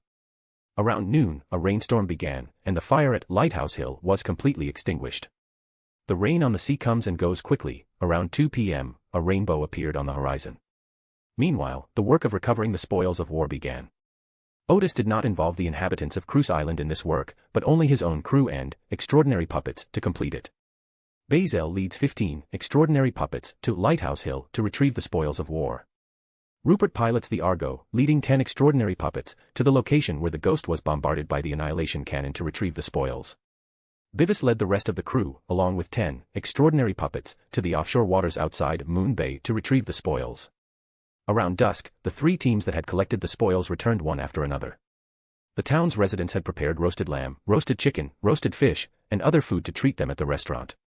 The navigators, including Elijah, also disembarked to join the celebratory dinner. The town was unusually lively today, with many people drinking and celebrating outside their homes on the streets and alleys. Before today, they could never have imagined that they would be able to destroy the Deep Blue pirate ship. In the restaurant, Odis raised his glass to all the crew members at the table and said, "Let us raise a glass together to celebrate this victory." Everyone's faces were beaming with smiles as they raised their glasses in unison. After having a drink together, Odis said seriously, "Before we celebrate, let's talk about how to divide the spoils. First, let me explain the rules for dividing the spoils. In future battles, regardless of whether you encounter spoils that you need, you must hand them over first, and then I will distribute them in a unified manner. The principle of distribution is to distribute according to everyone's contribution in the battle. In addition, the spoils of war may not all be things that everyone needs. You can also exchange your contributions for merit points and then exchange them with me for things you really need." Everyone nodded slowly. This was similar to the distribution mechanism of most extraordinary organizations, so no one had any objections. "Let me explain the distribution of the gold pounds," Odis said. "This time we should be able to get a bounty of around 8,000 pounds. The navigator trainees who stay behind will each receive 50 pounds, and Mr. Ilzer will receive 100 pounds. The reason there is only such a small bounty is that many pirates with bounties have been burned or sunk to the bottom of the sea, and there is no way to find anything that can prove their identity." Elijah was about to decline, because he had said when he boarded the ship that he did not want any spoils of war. Odis, however, spoke first. "This is a bonus, not spoils of war." With Elijah guarding the ship, Odis felt at ease, so when preparing to divide the spoils, he planned to give them some bonuses. Combat Captain Cleveland, Bosun Selina, Crewman Noy, and Trainee Boris also performed very well in this battle, Odis said. "Each of you will receive a bonus of 300 pounds. Second Officer Rupert and Third Officer Bevis, your bonus is 500 pounds each, and the First Officer's bonus is 800 pounds. Selina and the other new crew members immediately beamed with joy. They hadn't expected to receive such a large bonus so soon after joining Dawnbreaker. They all marveled at the captain's generosity, as he distributed most of the gold pounds to the crew. Odis is being so generous because he will gain most of the characteristics and sealed artifacts from this battle through the conversion of his merits. He continued, "In addition to the bonus, I have prepared items that you can exchange for each of you based on the merits you have earned." Chapter 278, Chapter 277 Odis's first turn of events. Odis presided over the distribution of the spoils. "You may choose to exchange them for the items I have prepared for you, or for the corresponding items obtained from the spoils. Noy, do you have a Sequence 8 potion recipe? Good, your merits in this battle are enough for you to exchange for half of the main ingredient for the Clown potion." Noy was slightly taken aback, not expecting to have the hope of promotion so soon after setting sail. "And Bosun Selina, you've also obtained half of the main ingredient for the Wrathful People potion," Odis said. "Both of you can choose to apply for an early promotion, and the merit points needed for the other half of the ingredient can be earned later." He has already made an agreement with the world to conduct the transaction tonight, and will receive the special ability needed for Noy's promotion by tomorrow at the latest. Selina spread her arms wide exaggeratedly and said, "Captain, you are absolutely amazing. She has been at sea for 3 years, but has only obtained the potion recipe for advancement, and has not yet been able to buy the main materials for advancement. The main reason is that the characteristics or main materials of the sailor route at sea are very sought after, and most of the time you can't buy them even if you have money. Moreover, £600 is a huge sum of money for a sequence 9, and the wrathful people trait usually sells for £700 or £800, or even as high as £900. Odis smiled slightly as he listened to Selina's exaggerated praise, and then said to Boris, "Your reward is that you officially become a crew member of the Argo, and you can accumulate merits to exchange for the traits you need." Boris breathed a sigh of relief, barely suppressing any sarcastic thoughts. "It's my pleasure, Captain." "Cleveland, do you have a potion recipe?" Odis continued to ask. The taciturn and unassuming combat captain replied, "Yes." He had only recently saved enough money to buy the Weapon Master's potion recipe. Odis smiled and said, "Very good. The merits you gained in this battle can be exchanged for 1/3 of the main ingredients for the Weapon Master potion." "Bivis, do you have a potion recipe?" Bivis shook his head, "No. That's already a sequence 6 potion recipe, not so easy to obtain." "Perfect, I have it here," Odis said. "Your merits can get you half of the artisan recipe. You can also apply to get the recipe first, go find the main ingredients, and then make up the merits later." Bivis rubbed his hands together and laughed. "After all these years, I've finally realized the benefits of having an organization backing me up." Everyone chuckled, realizing that the items they could exchange for with merit points were exactly what they needed right now, and they would definitely choose to use their merit points to exchange for items. At the same time, they also realized that the captain was an extraordinary person with a wealth of experience. Odis then said to second mate Rupert, "I don't have the potion recipe and main ingredients you need here. You can choose the spoils from the spoils, but based on your contributions, you can't exceed sequence 7. You can also accumulate merit points first, and then exchange them for the main materials you need once you have them." Rupert thought for a moment and then said, "I hope to accumulate merits." Odis nodded and said to Bazel, "The merits you gain in this battle can be used to obtain the potion recipe for the corrupted Baron. We also captured an extraordinary trait this time. Since it was captured, we'll give you an extra 1/4 of the extraordinary trait. You can exchange it for more by accumulating merit points later." Bazel smiled and said, "Thank you, Captain." He then said, "I would like to obtain a magical item with a stronger offensive capability, which can be traded for in gold pounds." He has accumulated enough gold pounds to buy a magical item comparable to sequence 6, but he doesn't have the means to do so. Odis took out the sealed artifact he had just seized from Egbert. "This is a magical item I found on Egbert, corresponding to the Wind Cherisher. I have already assessed it. It has 4 abilities: Flight, Wind Blade, Diving, and Raging Strike. The negative effects are not significant. Because this is spoils of war, I can sell it to you for £4,500 if you need it." Egbert always carried the sealed artifacts with him, so the negative effects were not significant. On the high seas, the sailor pathway is at level 6, and the sealed item has relatively minor negative effects, starting at £6,000. Bazel immediately said, "I want it." Since meeting Captain Gal, he has made a lot of money through several missions. Combined with his previous savings, even without the reward for this mission, it would be enough for him to immediately acquire this magical item.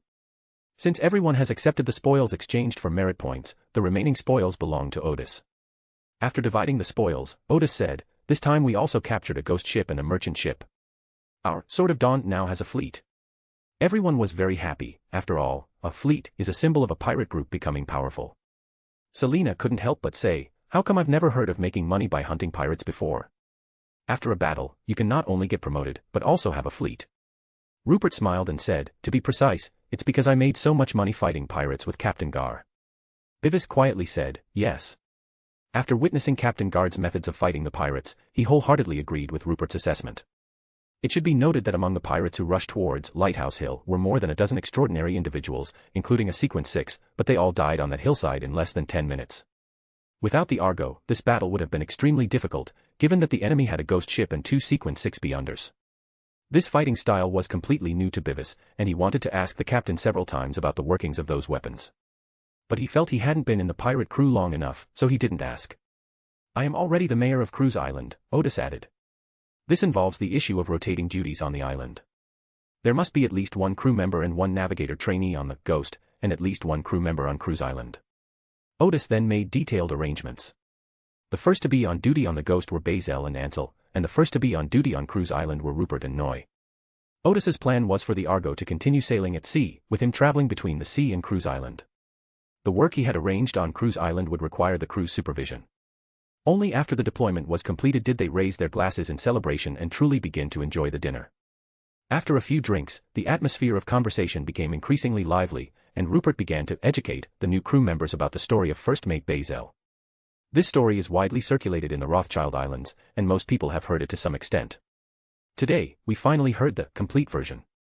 But when the conversation turned to the negotiations with the Navy, Bazel suddenly said, "The main reason I was able to transform from a pirate to a bounty hunter is because I was a Navy informant a long time ago." The one with the severed finger also knew about this and thought that this identity would bring him some help, so he did not object.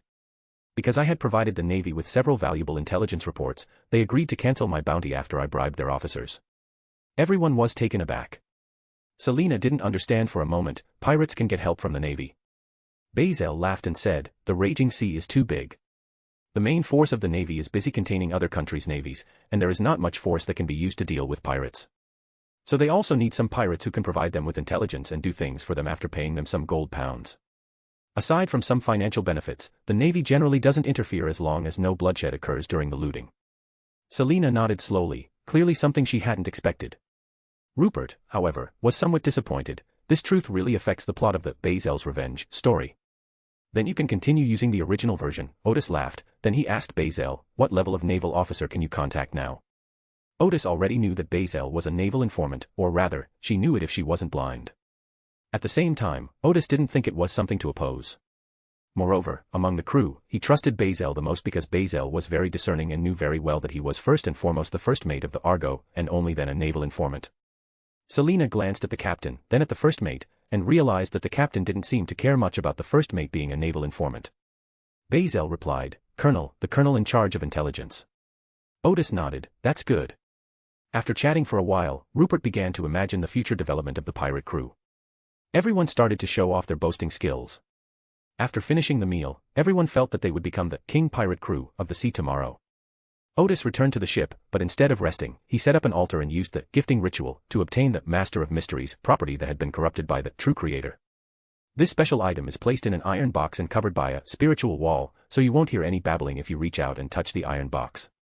Odis carried it with him for the time being and did not immediately go to the Wilderland of Knowledge to deal with it, assuming that the fool was still watching him. Odis then entered working mode, inscribing a magic circle on the metal plate and embedding the extraordinary characteristics of the pharmacist pathway on it. Odis then found some prescriptions he had previously traded and obtained the corresponding herbs, the kind that could not be called spiritual materials but could cure diseases. After preparing the herbs according to the prescription, Odis infused spiritual energy into the newly made metal plate. The magic circle on it activated, infusing spiritual energy into the herbs on the workbench. Then Odis boiled the herbs and got a pot of dark liquid. His intuition told him that this pot of medicine was very effective in treating malaria, and that it would take effect within minutes of drinking it. This proves that Odis's experiment was successful. Odis has been researching the corresponding abilities of the recorder, hoping that the magic circle he draws will possess the power of extraordinary abilities. However, this research has been going on for a long time, and he can now even use Gar runes to describe the corresponding extraordinary abilities, but he is still unable to unleash them. Just a few days ago, Odis and Furs gained the recorder trait during their exploration. In the past few days, he has taken advantage of this characteristic to conduct further research whenever he has time. Through continuous experiments, Odis realized a problem: his research direction was wrong.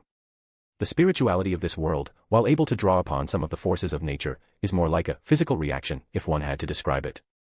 If we consider spirituality as a form of energy, then Odis's magic circle before him was an application of that energy. It's like the application of electricity, which can make a light bulb light up and make a machine turn. But what Odis used to manipulate the magic circle was by no means an extraordinary ability. Extraordinary abilities are those that emerge after spirituality has been processed with extraordinary characteristics. This processing is very special, only extraordinary qualities can complete it, and Odis cannot imitate this process with anything other than extraordinary qualities. His research failed, but it led to a new understanding of the relationship between spirituality and extraordinary qualities. Through his research on the teleportation array, Odis discovered a new way to apply the array to extraordinary properties. That method is what he is currently doing in his experiments, such as using a corresponding magic circle to activate the pharmacist characteristic and create a drug that is very effective against malaria. This may seem like a special method that utilizes extraordinary properties, or even a way of creating sealing artifacts, but it is not at all like that. If combined with a magic array that gathers spiritual energy, this would be a production line for manufacturing drugs to treat malaria. This breaks through the limitation that pharmacists cannot continuously prepare drugs. The principle behind a pharmacist's prescription is roughly this: find the appropriate herbs, then infuse them with a spiritual essence that has been processed with extraordinary properties, and those ordinary herbs immediately acquire magical effects. Odis had tried it long ago, but herbs that hadn't been infused with spiritual power by the pharmacist had almost no effect. The problem is that the pharmacist's spirituality is limited, and it is impossible for them to continuously concoct miraculous medicines. Odis's research has now perfectly solved this problem. As long as one has sufficient spirituality, this extraordinary property can work 24 hours a day. This will enable the mass production of the current miracle drug. Although it was different from Odis's initial plan, it basically achieved his original vision: mass production. In fact, all of Odis's research was aimed at mass production, and his research goal was to enable more people to enjoy the benefits of the extraordinary. In Oedipus's view, ordinary people may not know the extraordinary, but they can enjoy the convenience that the extraordinary brings. Just as ordinary people may not understand the principles of electricity, but they can enjoy the light brought by electric lights. Of course, Odis had no intention of selfless dedication. He also realized that the process contained enormous business opportunities and wealth. Therefore, he has always had a grand plan: to monetize a portion of his research, develop his extraordinary power, and gain greater strength. However, considering the attention he received, Odis only demonstrated some basic research while in Backlund. It wasn't until he left Backlund that Odis's plan officially began. Projects like the Argonauts, the Extraordinary Puppet, and the Special Drug Production Line he just experimented with are all ways he monetizes his research. Moreover, this monetization is all within a controllable range and will not attract the attention of others for the time being. As Odis accumulates wealth and becomes more powerful, he will further monetize his wealth to gain even greater influence. And so, like a snowball rolling downhill, it grew stronger step by step. Now that Odis has a place to build his own base, he has the space to deploy the Miracle Drug Production Line. This drug won't attract much attention once it enters the market, since it's something that can be produced at the sequence 9 level. Moreover, Odis has noticed that there are currently no good drugs to treat malaria in the Roseide Islands, and a large number of people from the North Continent die from malaria every year. Not a single mistake, not a single poem, not a single post, not a single piece of content, not a single look. People born in low-dimensional regions of the North Continent generally lack antibodies against tropical parasitic diseases, so many North Continent people who come to Rasta die from these diseases. In addition, the colonists frequently suffered from diseases such as cholera, smallpox, and yellow fever, almost all of which were fatal. Odis had previously wondered why Emperor Roselle hadn't popularized antibiotics. Until one day, he tried to cultivate a batch of penicillin bacteria in the wilderness of knowledge, and found that antibiotics were almost ineffective in this extraordinary world. However, penicillin bacteria are extremely destructive, and large-scale cultivation can easily lead to a new disease. Odis pondered for a moment before realizing that after the original creator awoke, it wasn't just humans and other animals that mutated. Viruses, fungi, and other microorganisms also underwent mutations. Since then, the diseases caused by the virus have become more powerful.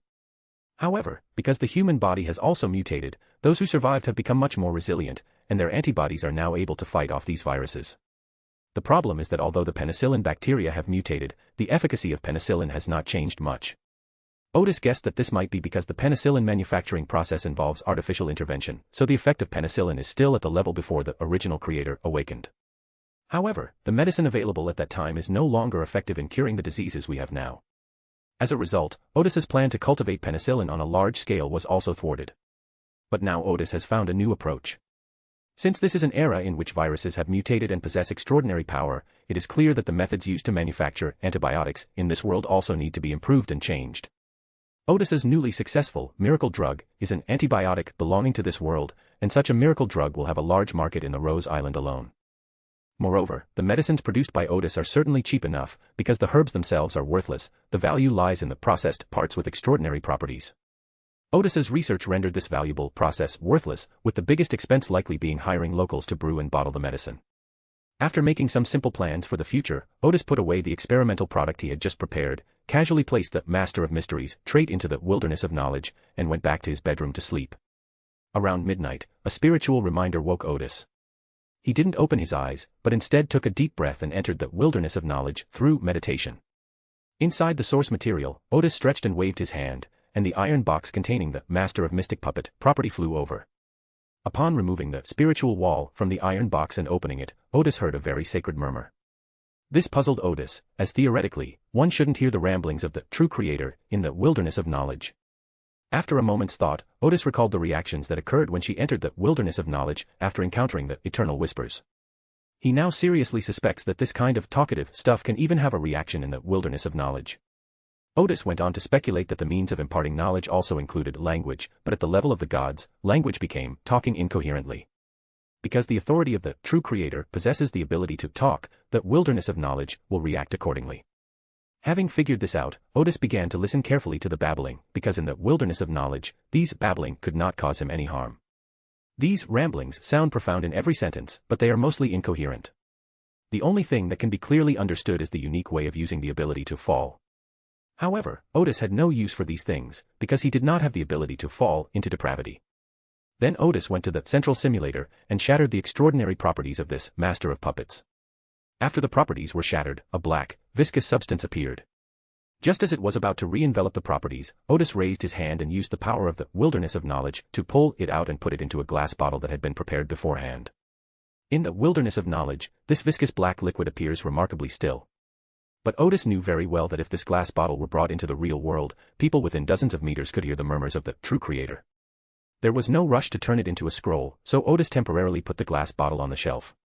Then Os looked at today's spoils, a total of 18 extraordinary attributes, 2 of which were sequence 6, one was corrupted baron, and the other was undead mentor.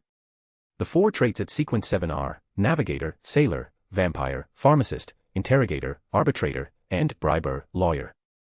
The rest are all low-sequence characteristics, mainly concentrated in the lawyer and arbitrator pathways. There are 3 magical items in total. One was sold to first mate Bazel, and the remaining 2 correspond to the psychotherapist of the audience path and the sheriff of the arbitrator path, respectively. Odis saw that there was already a small pile of extraordinary traits in the corner of the room. He only crushed the corrupted baron trait he had just captured, instead of crushing all the traits.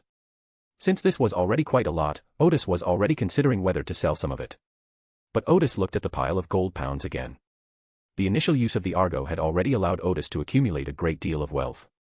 This was the first step in monetizing his research, and it was going even more smoothly than he had planned. Odis picked up a stack of gold pounds and did a financial count. After counting for a long time, he came up with a number that surprised him, 17,330 pounds. This does not include the more than 100 pounds and change in his wallet, or the more than 300 pounds of public funds on the Argo. This does not include the bounty from this battle, nor the 4,500 pounds earned from selling the magical item. Odis immediately realized a problem. The issue was no longer how to make money, but how to spend it. The cash on display was indeed pleasing to the eye, but Odis also knew that if he wanted to develop his power and become stronger, he had to spend all of it. Odis's first idea was to develop infrastructure and education on Cruise Island, and to begin training a group of low-sequence, extraordinary individuals among the locals. The second idea is to use biological waste rings to transform agriculture and animal husbandry, making these 2 industries, which are related to everyone's survival, more productive and requiring less land. So Odis struck while the iron was hot and wrote 2 plans. Once the plan was written, the characteristics on the other side were also reassembled. Odis placed the plan and the characteristics of the Master of Puppets in the spatial magic array so that he could retrieve them tomorrow. Odis, after letting out a long sigh of relief, returned to the real world and once again fell asleep through meditation. On Wednesday morning, just as the other crew members got up, Odis told them to hurry up and eat breakfast, after which they would have a meeting.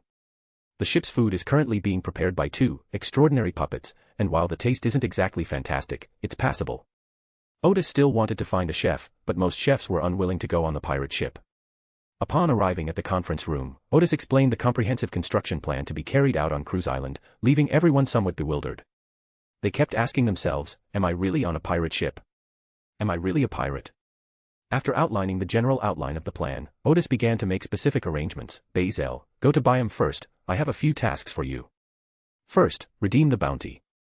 Second, go to the interior of Blue Mountain Island and buy a small estate, with the requirement that it be close to the train station and have convenient transportation.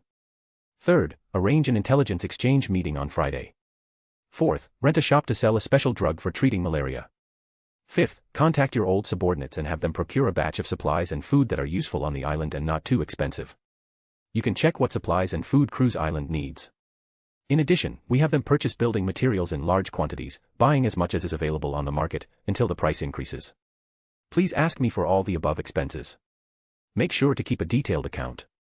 If you feel it's necessary, you can hire an accountant. Bazel paused for a moment. Wait a minute, let me write it down. After he made the notes, Odis then instructed the second mate, Rupert, and Noy to follow him around the island later, and made Bevis the first crew member to go on duty aboard the Ghost. The other crew members are free to move around on their own and prepare for departure tomorrow. After explaining the specific tasks, Rupert asked, "Captain, what are we going to do?" "Spend money," Odis smiled. "I want to develop this island into the second economic and commercial center of the Raging Sea. Another economic and commercial center is Byam." Everyone was slightly taken aback. They didn't know how to evaluate the captain's bold words, and for a moment, they couldn't find the appropriate expression to respond. Seeing the confused looks on everyone's faces, Odis continued, "You may not understand now, but in the near future, you will understand my purpose." He stood up and said, "In short, everyone, let's get stronger quickly." After saying that, Odis quickly left. Once he was out of the meeting room, Rupert called out to Noi, "Quick, quick, the captain is already at work." Noi quickly closed his notebook and chased after them. Once on deck, Odis gave Rupert and Noi 3 flying scrolls each, and they first traveled around the port town and the southern plains. When people see the flying mayor, they will take off their hats and bow. The legend of the new mayor has already spread across the island. One of the legends is that the mayor has a pair of invisible wings that allow him to fly himself or give others the ability to fly temporarily. The 2 places Odis visited were the only place on the island that had been simply developed by modern people, and the densely populated and grain-producing area. Odis wandered around for a while, and finally landed on Lighthouse Hill, in the middle with Rupert and Noi. From here you can see the port town and the southern plains clearly. Odis said, "The new town will be built on this mountain. But it cannot be built facing the sea, fortresses and trenches should be built there to form a defensive line." Rupert and Neuer stopped asking questions and simply wrote down everything the captain said. Then Odis said, "Rupert, in a little while you go and inform the residents of the port town," and Nui goes to Wells and asks him to inform the villages.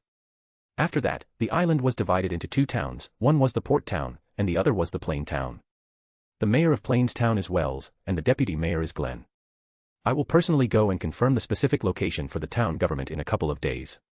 Rupert asked, "And what about the mayor of the port town?" Odis thought for a moment and smiled, "Let's talk about it in a couple of days.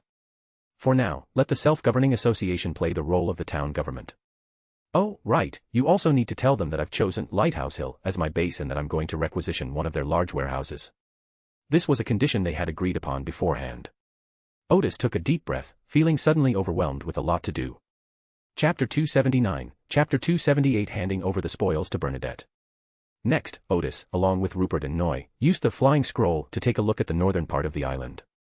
The area is not very flat, so development has been limited, and there are only 2 villages with small populations. Moreover, these villages are separated from the port town by a primeval forest. Odis wandered around for a while, and finally landed on a mountain peak, carefully examining the surrounding terrain. Finally, they flew into the mountains. The scenery in the valleys was quite nice, and the further they went into the western part of the island, the more villages there were. These villages have also developed a lot of farmland. Odis roughly estimated that the population in the mountains alone might be 30 to 40,000, and the population in the plains town and port town might also be 30 to 40,000. The total population is larger than previously estimated. However, the people living in these mountains are not yet under his control.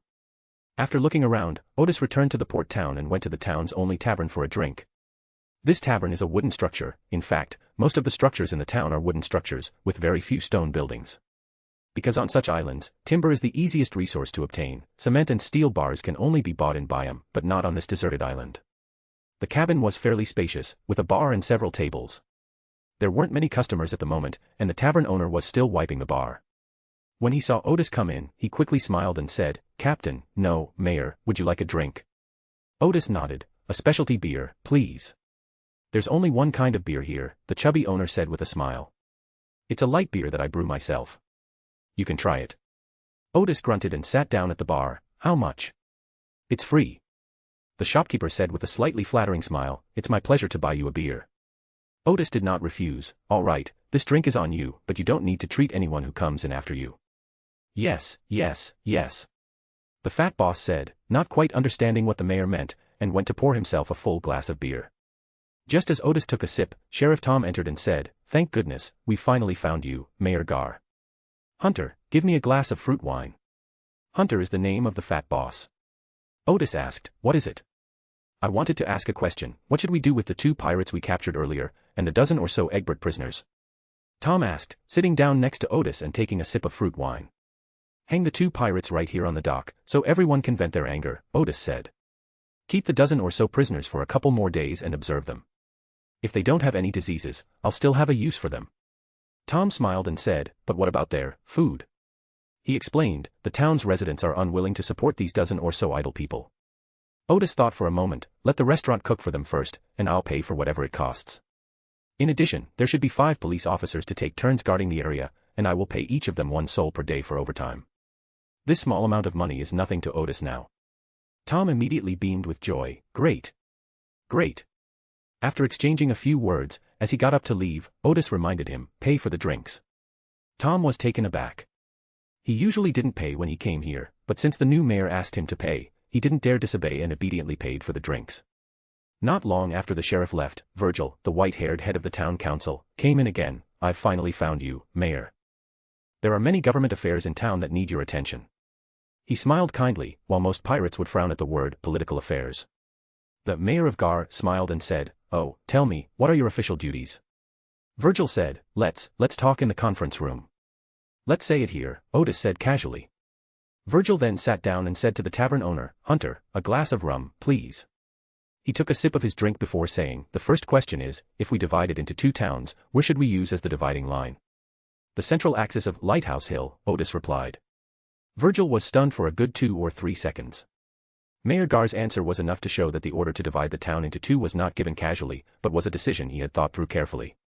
So Virgil swallowed hard and said, it would be best to discuss it with the other members of the council. Odis glanced at the other party, do I need to discuss my orders with you? He paused and then said, there's one thing you need to understand, when I issue an order, the self-governing council carries it out, it's not that I discuss with the self-governing council how to solve the problem. Yes. Virgil took a sip of his drink and then said, the second question is, what about those who fled the island before, if they want to come back? Accept them, Odis said. But we don't know if they have already joined the Deep Blue pirate crew, or if they are spies for the Deep Blue pirate crew. So each of them has to pay a £3 self-certification fee to come back. Well, this money is collected by the self-governing council and used for the town government's daily expenses. The Deep Blue pirate crew has been wiped out. Did they defect to them? Were they their spies? It doesn't really matter anymore. This fee is clearly a punishment for them. Virgil swallowed hard. There were 400 or 500 people who had escaped earlier. If they collected all their fines, it would be a lot of money in the small town, and there was a lot of room for maneuver. He then asked, what if? What if they don't have that much money? This is not Byam, many families here can't even afford £3, let alone £3 per person. I can write an IOU, Odis said calmly. Virgil was visibly taken aback. This method was simple and practical, and he hadn't expected the mayor to solve his problem so quickly. So he asked, the third question is, which town do those 2 villages in the north belong to? It doesn't belong to any town, Odis said. I will send the village chief in a few days. This was yet another order that left Virgil bewildered. He then asked, are there any previous laws that need to be repealed? Do you have any new laws? Odis countered, what laws existed before? Virgil took out a worn notebook, put on his reading glasses, and read aloud, the previous 2 mayors issued a total of 12 laws, the first of which was that murderers should pay with their lives. The second rule is that if a thief cuts off his finger the first time, his hand the second time, and he will be shot the third time. The third rule is that streetwalkers must hand over 40% of their income to the town mayor. Article 4 states that if a Northlander kills a native, the fine is £16. The fifth point is. Odis listened quietly. Starting from the third law, things gradually became strange, but it wasn't hard to understand. They were all laws protecting the rights of the people of the northern continent and safeguarding the authority of the town mayor. After listening, Odis said, keep only 4, 1, 2, 7, and 9. Article 7 is about the regulations on equal transactions, and Article 9 stipulates that the port usage rights belong to the town mayor. Odis added, furthermore, each family shall not own more than 5 acres of land, any land exceeding this shall be confiscated. Families whose land is left idle and not used for farming shall be punished with fines and flogging. Halfway through writing, Virgil's hand trembled slightly. Mayor, why is there such a decree? The locals are too lazy, Odis said. These past 2 days I've noticed that some land is lying idle. I'll need a lot of food in the future, and I can't allow land to remain idle. Odis couldn't bear to see land lying idle, and every time he saw it, he wanted to cultivate it himself. The natural world here provides abundant food, but the people of the North Continent occupy too much land, greatly compressing the living space of the locals. As a result, the population of this small island has hardly increased. Although the locals are very poor, they rarely go hungry on the raging sea. The inescapable poverty and the lack of pressure to survive have led many to choose to lie down and relax with their families. The idle lands mostly belong to the people of the northern continent, because the price of food has dropped in the last 2 years, leaving many lands idle. I mean, why can't each family own more than 5 acres of land? Virgil asked. The land owned by the council members far exceeds this amount. Odis said unhurriedly, this is also to prevent the land from being left idle. Such good land should be used to grow more grain. In the future, I will send people to the port to purchase it. That's wonderful, Virgil said. How much food do you need? I'll take as many as you want, Odis said with a smile. And you don't need to transport them to other islands to sell. Yes, that's certainly a good thing. Virgil, interrupted like that, couldn't continue asking the previous question. He knew, of course, that it was a deal. Mayor Gar would buy the grain on the condition that it comply with his decrees. Moreover, Virgil had already come up with a solution. Since the mayor didn't know how much land each family owned, when the question arose, he would simply tell them that each family owned no more than 5 acres of land. After discussing 2 other minor issues, Virgil finished his rum and was about to leave when Odis said, "You haven't paid for your drink yet." Virgil paused for a moment before slapping his forehead. I'm getting old, my memory isn't what it used to be. After obediently paying for the drinks, Odis said, "Call Donaldius over." A dozen minutes later, Donald pushed open the door and came in. "Mayor, you wanted to see me." Then he said to Hunter, "A beer, please." Now, the tavern owner, Hunter, understood what Mayor Gar meant earlier.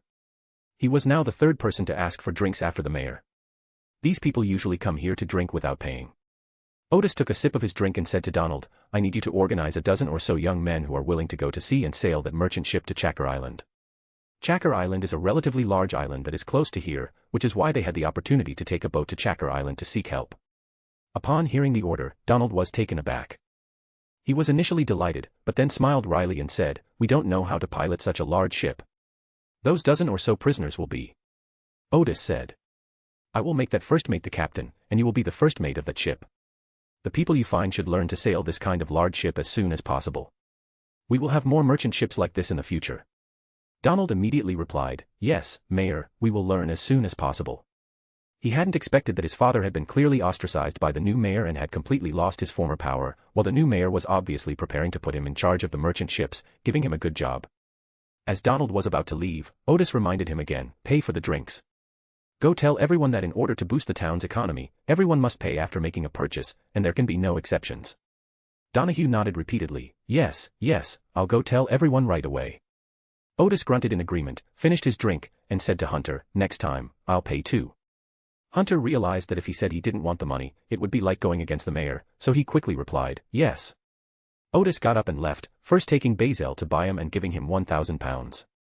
He then returned to the ship, performed the ritual, completed the transaction with the world, sacrificed the processed Mystic Master attribute, and received a final payment of 2,000 pounds.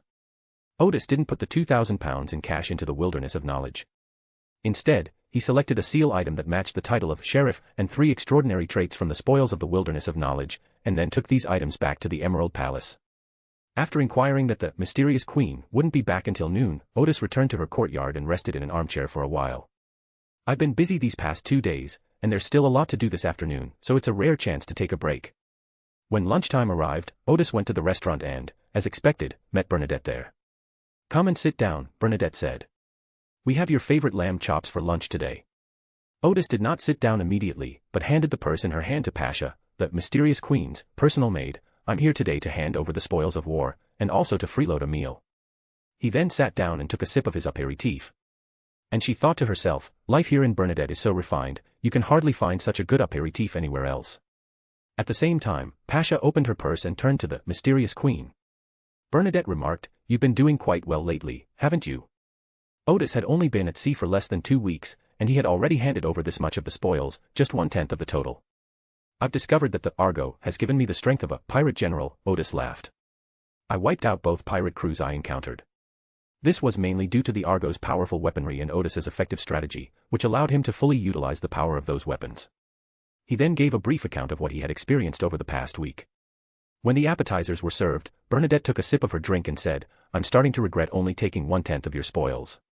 Both pirate groups that Odis destroyed had some background and needed the protection of Elemental Dawn. Odis simply smiled slightly and began another topic. "I only confirmed yesterday that the information about the Trickster Pegasus Island actually came from Admiral of the Stars Catlia. It's her." Bernadette put down her wine glass and said with some melancholy, in the blink of an eye, she's about to become a demigod.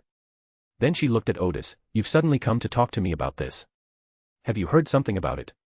Yes, Odis said, frankly. I heard that she once followed you, but you later broke off relations. It's not a complete break, Bernadette said. If she's always by my side, it's hard for her to get any experience, so I let her go out and make her own way in the world. Odis took a bite of the tomato in his appetizer and noticed that the mysterious queen didn't show any kind of benevolent expression when she spoke of Katlia. He secretly breathed a sigh of relief. Not a single mistake, not a single poem, not a single post, not a single piece of content, not a single look. He asked, then, should my deal with her continue? Continue, Bernadette said. Okay. Odis nodded. How about we go explore this Friday or Saturday? Bernadette hummed in agreement. Katlia doesn't know I'm the captain of the Argo, Odis said with a wicked grin. So how about I don't bring it up next time? It'll give her a fright. Bernadette smiled and said, that's your business. Why are you telling me?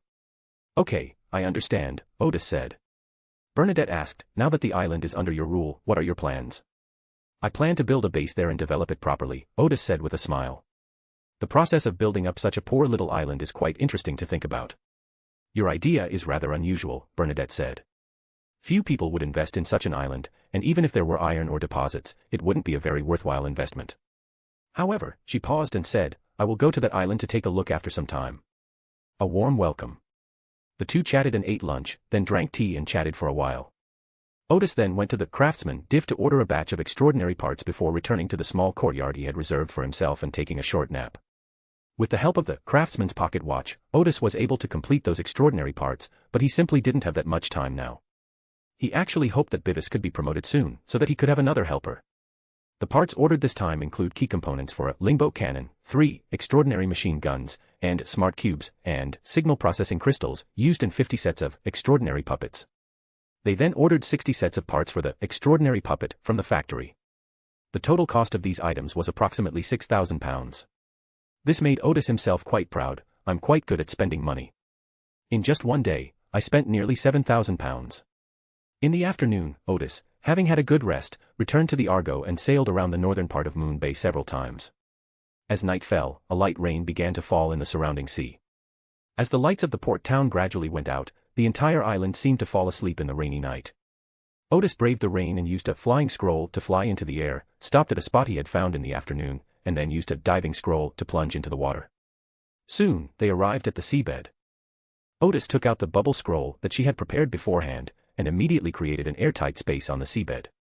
Odis threw in another water-absorbing scroll, which exploded, revealing a sponge-like object. Apart from the flight scroll, all the other scrolls were invented by Odis in preparation for tonight's events. However, these were all new scrolls written using the Gar runes they had previously mastered, not using newly acquired knowledge. So they only made their spirituality more active, without any obvious signs of digestion. After the object that appeared from the water-absorbing scroll disappeared, Odis entered the bubble. The sea inside was relatively dry. Odis took out spiritual materials and began to draw some temporary magic circles on the ground. First, he made the bubbles bigger and more stable. Once there were more dry areas, Odis began to draw the core magic circle of the underwater city. He plans to establish his secret base underwater here. This base doesn't need to be the size of an underwater city, it just needs a place to house core components like the extraordinary drug production line. Moreover, this magic circle is a unit-based magic circle, which can be expanded at any time. The specific location is in the northern part of Moon Bay. OSS plans to set up a teleportation array here that he developed himself, which only requires a Hana crystal to operate. Although this teleportation array can only teleport for a few dozen kilometers, it is sufficient for this purpose. The core production of extraordinary potions will be carried out in a secret base, and the medicines taken out from there will all be enchanted. Then, people are hired to boil and bottle the medicine, and bottles of the special medicine are ready. When the last character was drawn, the water bubble supporting it suddenly became ethereal, appearing as if it were completely separated from the seawater outside. Odis smiled slightly. After this period of research, he successfully replicated the magic array of the underwater city, giving him a usable space of about 1,000 square meters on the seabed. Moreover, this space is located between the spirit world and the real world, and it cannot be seen with the naked eye, spiritual vision, or even the eye of mystery. Moreover, spiritual beings cannot detect this place, so it is very safe. Odis dragged 5 more extraordinary puppets out of the wilderness of knowledge. From now on, the construction work here will be handled by the extraordinary puppets. Odis does not intend to let anyone discover this place for the time being. The initial tasks involved leveling the area, processing the coral, removing crabs and other marine life hiding in the sand, and tamping down some of the sand with simple tools. After this simple treatment, this place can be used temporarily. Once all the building materials arrive, it will be hardened and several workshops will be built. However, the ground marked with the magic circle cannot be moved. Odis plans to use a metal plate to inscribe the corresponding magic circle in the future after the ground has hardened, and then upgrade the magic circle into a permanent magic circle. More extraordinary puppets will be needed here later, so Odis ordered another 50 sets of parts today, and also ordered 10 extra sets of metal parts for assembling extraordinary puppets as spares.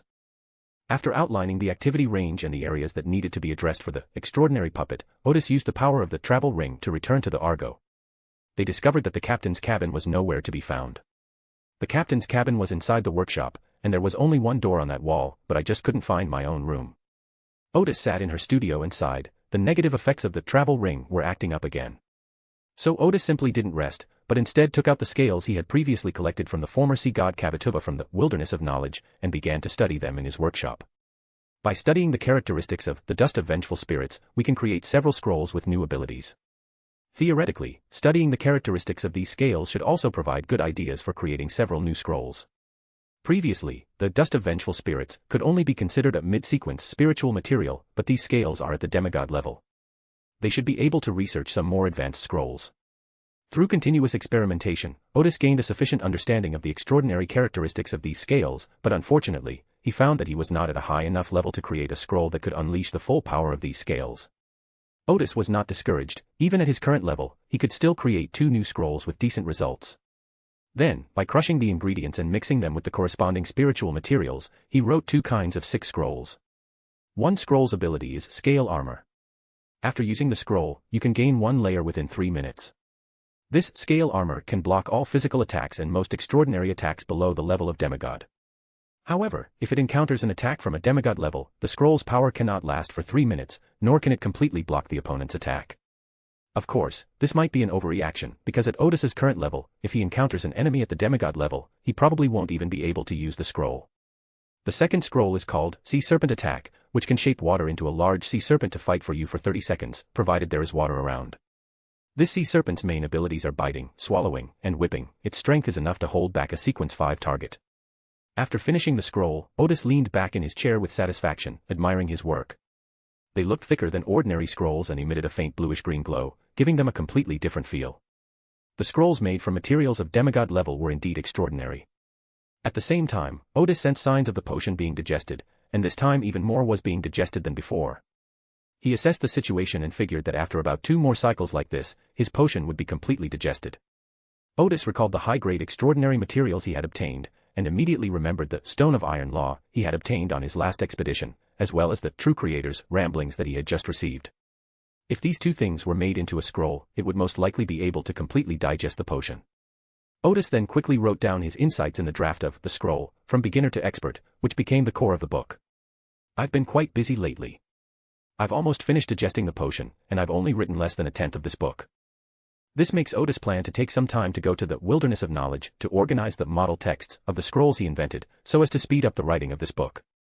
Taking a deep breath, Odis put away the scroll of his new work and glanced out the window. It was already broad daylight. Odis smiled helplessly, then glanced in the direction of the captain's cabin. The door leading there had already appeared. That morning, the Argo and the Ghost formed a fleet and sailed out of Moon Bay.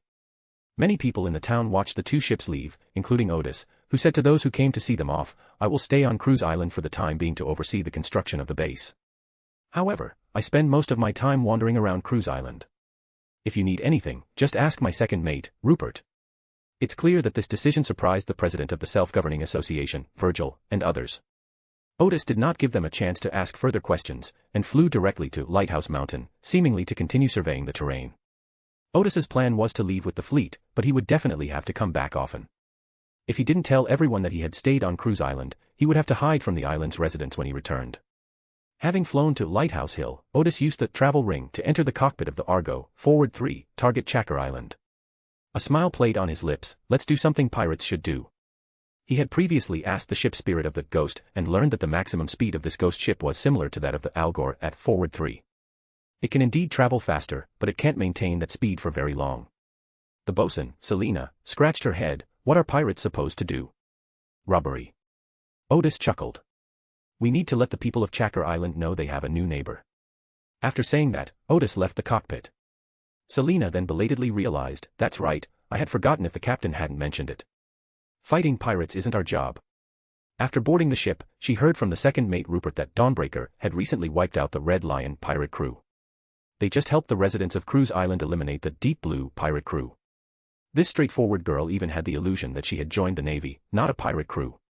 Odis returned to her studio and was about to enter the wilderness of knowledge to organize her files when she suddenly noticed that the pocket watch she was wearing lit up.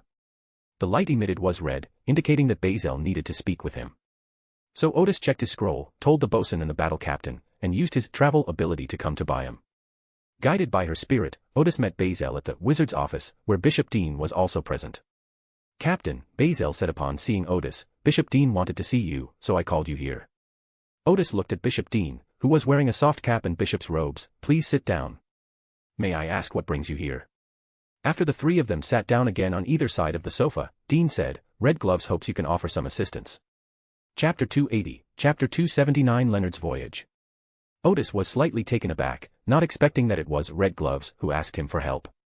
He said, please tell me, and if it is within my ability, I will certainly provide the corresponding assistance. Dean smiled and nodded. Odis didn't mention payment, but first said he was willing to help, which made him look good in front of his peers. Wait a moment, he said. I'll go and invite the Red Gloves men in. The Red Gloves members from Backlund were in the carriage outside, listening to their conversation with a sealed artifact, which is why Bishop Dean was so satisfied with Odis's reaction.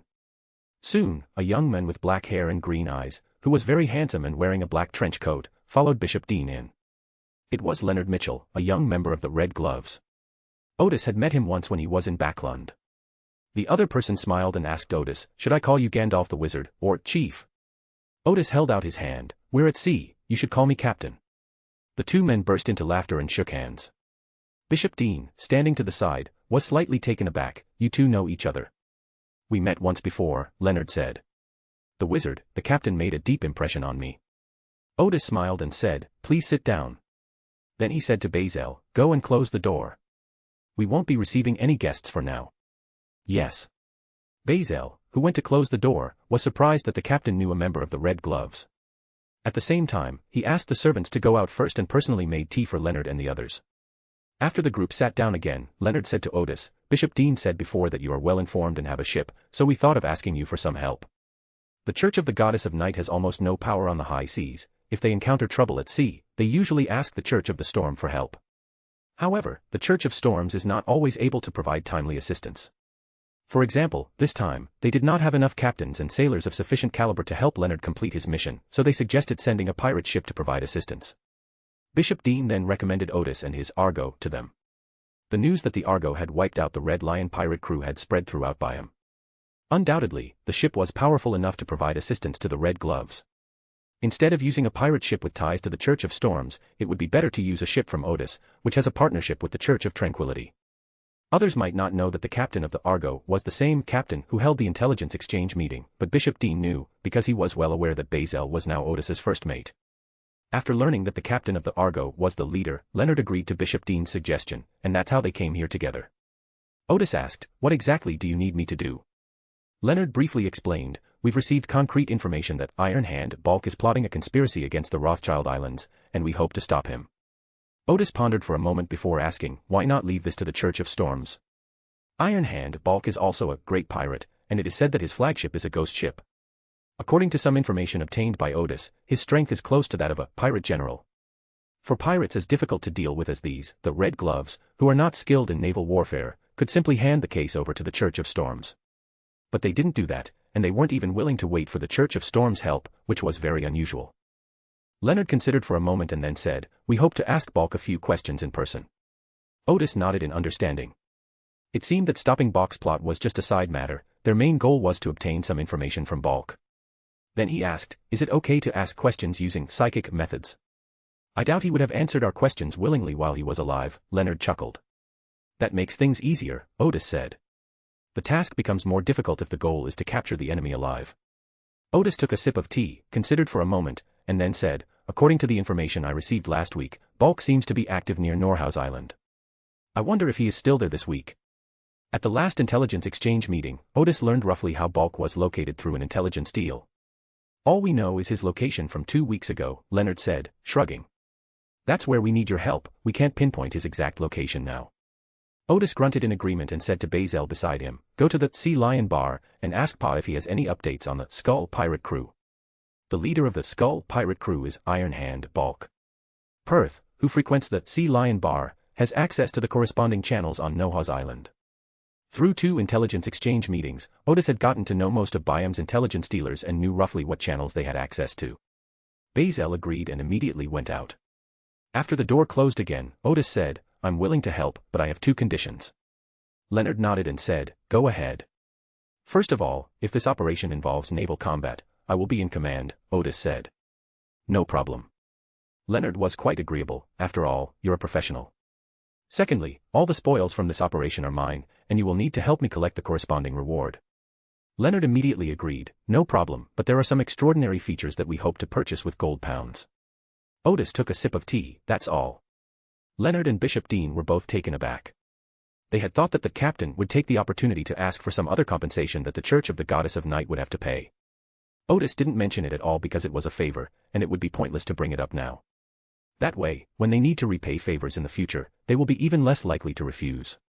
After agreeing on the ownership of the spoils, Odis opened the nautical chart. My ship is expected to reach Chakra Island this evening. We have some business to attend to there. Nohaz Island is northeast of Chakra Island, which does not conflict with this operation. We will stop there briefly and then head to Nohaz Island immediately. If we sail through the night, we expect to reach the relevant sea area by tomorrow morning and search for the Skull Pirate crew based on intelligence. This was Leonard's first time at sea, and he didn't see anything wrong with the arrangement. Bishop Dean sensed something amiss, so fast. Odis smiled and said, I've heard that ships that can enter the spirit world are even faster than this. For example, the Black Emperor can almost offer a one-day tour of the 5 seas. The Ghost, which Odis had just captured, could only temporarily hide in the underworld. Sailing in the underworld would be quite dangerous due to the lack of adequate protection. Or rather, most Ghost ships don't have the capabilities of the Black Emperor. Bishop Dean assumed Odis was reminding him that his ship was a Ghost ship capable of fast navigation, so he simply said, oh, and didn't say anything more. After roughly planning the route, Bazel returned, Captain, it is said that yesterday morning, that Skull was spotted in the eastern part of Nohaz Island. Furthermore, Pass also provided information that there are rumors that the Skull Pirate crew has a secret base near Nohaz Island. Odis nodded, it seems that if we patrol around Nohaz Island, we should be able to find them. Then he asked Leonard, did you come by yourself? Leonard replied, there are 2 other colleagues. When can we set off? We can set off right now. After thinking for a moment, Odis said, you can choose to come aboard with me now, or you can choose to have me pick you up tomorrow morning. Let's get on board now, Leonard said. I hope to get some time at sea beforehand to get used to it. Although he has a rather easygoing personality, he can become serious when it comes to making sufficient preparations. All right, please have your 2 colleagues come in. Then Odis said to Bazel, get ready, I'll pick you up at 8 o'clock tomorrow morning. Yes. Then, Bazel took the opportunity to report, the bounty will be collected tomorrow. I have already contacted my former subordinates, and they have already started working for Dawnbreaker. Odis nodded, give them small bonuses regularly, and this money will come from the pirate crew's public funds. At this point, Odis felt she should find someone to manage her money. As he has more channels to spend money and uses more funds, he can't possibly keep his own accounts, can he? It would be possible to hire professional accountants, but Odis is now a pirate, and his income and expenditure are illegal. It is unknown whether the accountants will be obedient. Odis felt that she should find a trustworthy person to watch over her money, so that at least the finance staff would not dare to falsify accounts. After a brief chat with Bazel, Odis brought Leonard, along with his 2 colleagues, 1 male and 1 female, to the Argo's workshop in 2 separate trips. Next, Odis led the 3 of them to the restaurant and called over all the crew members to introduce them to each other. Leonard and the others greeted the crew while glancing out of the corner of their eyes at the extraordinary puppet busy in the kitchen. They had never seen such a puppet before and were very curious about it. After a brief chat, Odis arranged for them to stay in the crew quarters and had the bosun Selina give them a tour of the Argo. The 3 members of the Red Gloves came up to the deck and saw the boundless sea. They immediately felt as if they had just entered another world. At that moment, Leonard noticed the ghost behind them. That's the ghost ship we just captured. Selina introduced. Now we have a fleet. Leonard glanced at the large ghost ship. Didn't the newspapers say that Red Lion, Taylor's flagship, was destroyed? His colleague Eve said, I did hear some new information this morning that Dawnbreaker has defeated the Deep Blue pirate crew. That's right, we did it. Selina chuckled. Leonard was slightly taken aback and glanced at the ghost ship behind him again. He hadn't expected that the leader, or rather the captain, was so powerful. Meanwhile, Odis, in his studio, first went to the Wilderness of Knowledge and used the time bonus there to prepare the materials needed for the scroll, from beginner to expert. Then he returned to the real world and designed the land-based extraordinary machine gun and the land-based spirit wave cannon to protect Cruise Island. Since it is land-based, it has a larger space and can therefore be more powerful. However, with the extraordinary potion production line, Odis's design philosophy changed. Since he had many extraordinary properties that were not in use, he could try equipping them on those weapons. With this idea in mind, the power of the extraordinary machine gun could be made even greater. The theory of extraordinary machine gun is actually similar to that of flaming arrow. After gathering spirituality, normal spirituality is compressed and transformed into extraordinary cannonballs using a magic array. Currently, the extraordinary machine guns on the Argo and on the ships built for the Elemental Dawn represent the limits of Odis's previous research.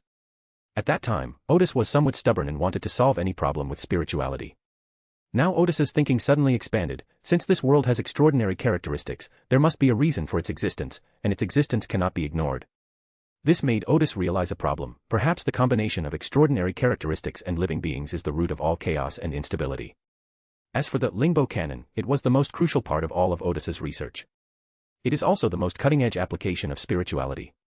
Even the scholars who had been studying with Odis for over a month during the Elemental Dawn period did not understand the principles behind this weapon. In fact, the theory of the spirit wave cannon is similar to a nuclear fusion reaction. Odis uses a magic circle to compress spiritual energy to a certain degree, and then releases it suddenly after firing at a certain distance. The spiritual energy rubs against the molecules in nature, producing a violent explosion. The reason why the spirit wave cannon currently only has such great power is because Odis's magic circle can only provide such great pressure. If the pressure is greater, the power can be even greater. Perhaps one day we can actually create an extraordinary nuclear bomb. While its power cannot be increased further, it can be developed in a direction that makes it more portable. Odis is currently trying to design a small spirit wave cannon that can be operated by 3 extraordinary puppets and carried all over the world. While its power is certainly not as great as the Lingbo cannon on a ship, it can easily destroy a fortress or city wall. Before the craftsman's pocket watch existed, Odis would have had difficulty designing these things. With the addition of this magical item, Odis now possesses the corresponding abilities. By 5 p.m., Chakra Island could be seen in the distance. Odis summoned all the crew members for an early dinner. Leonard sat at the table and asked, "Do you have any plans for later?" "Yes," Odis said. "You don't need to lift a finger, just sit in the entertainment room and play cards." Leonard then asked, "Can I watch from the sidelines?" "That's possible." Odis took a bite of bread. "But I won't be responsible if you get hurt." Leonard laughed and said, "We'll protect ourselves." Odis dipped his bread in the soup, then took a bite and asked, "How does it feel to be on the sea?" "The bosun knows the sea very well," Leonard said. Old Mr. Irit's nautical lessons were also very engaging. Currently, besides a few navigator trainees like Ilzer, the only other people on board are Odis, Cleveland, Selina, and Boris. Boris was afraid that his hard-won opportunity to become a crew member would be lost, so he kept his mouth taped shut. Cleveland was a man of few words, and the navigators were busy with classes and lectures, so only Selina took the initiative to describe life at sea to the guests.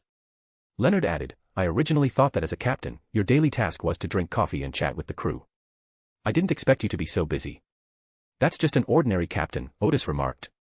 "The ability to travel sounds great, but it keeps you constantly busy. I haven't finished here yet, and I have to get busy over there. In the end, I don't have any time at all. It's better to be on an ordinary ship. Once you're out at sea, you won't get any news. That would be much more peaceful.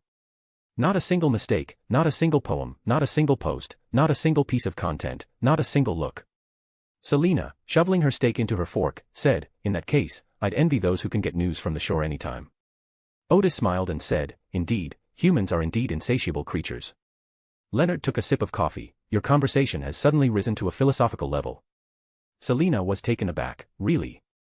Leonard was suddenly unsure whether to put down his coffee or take another sip.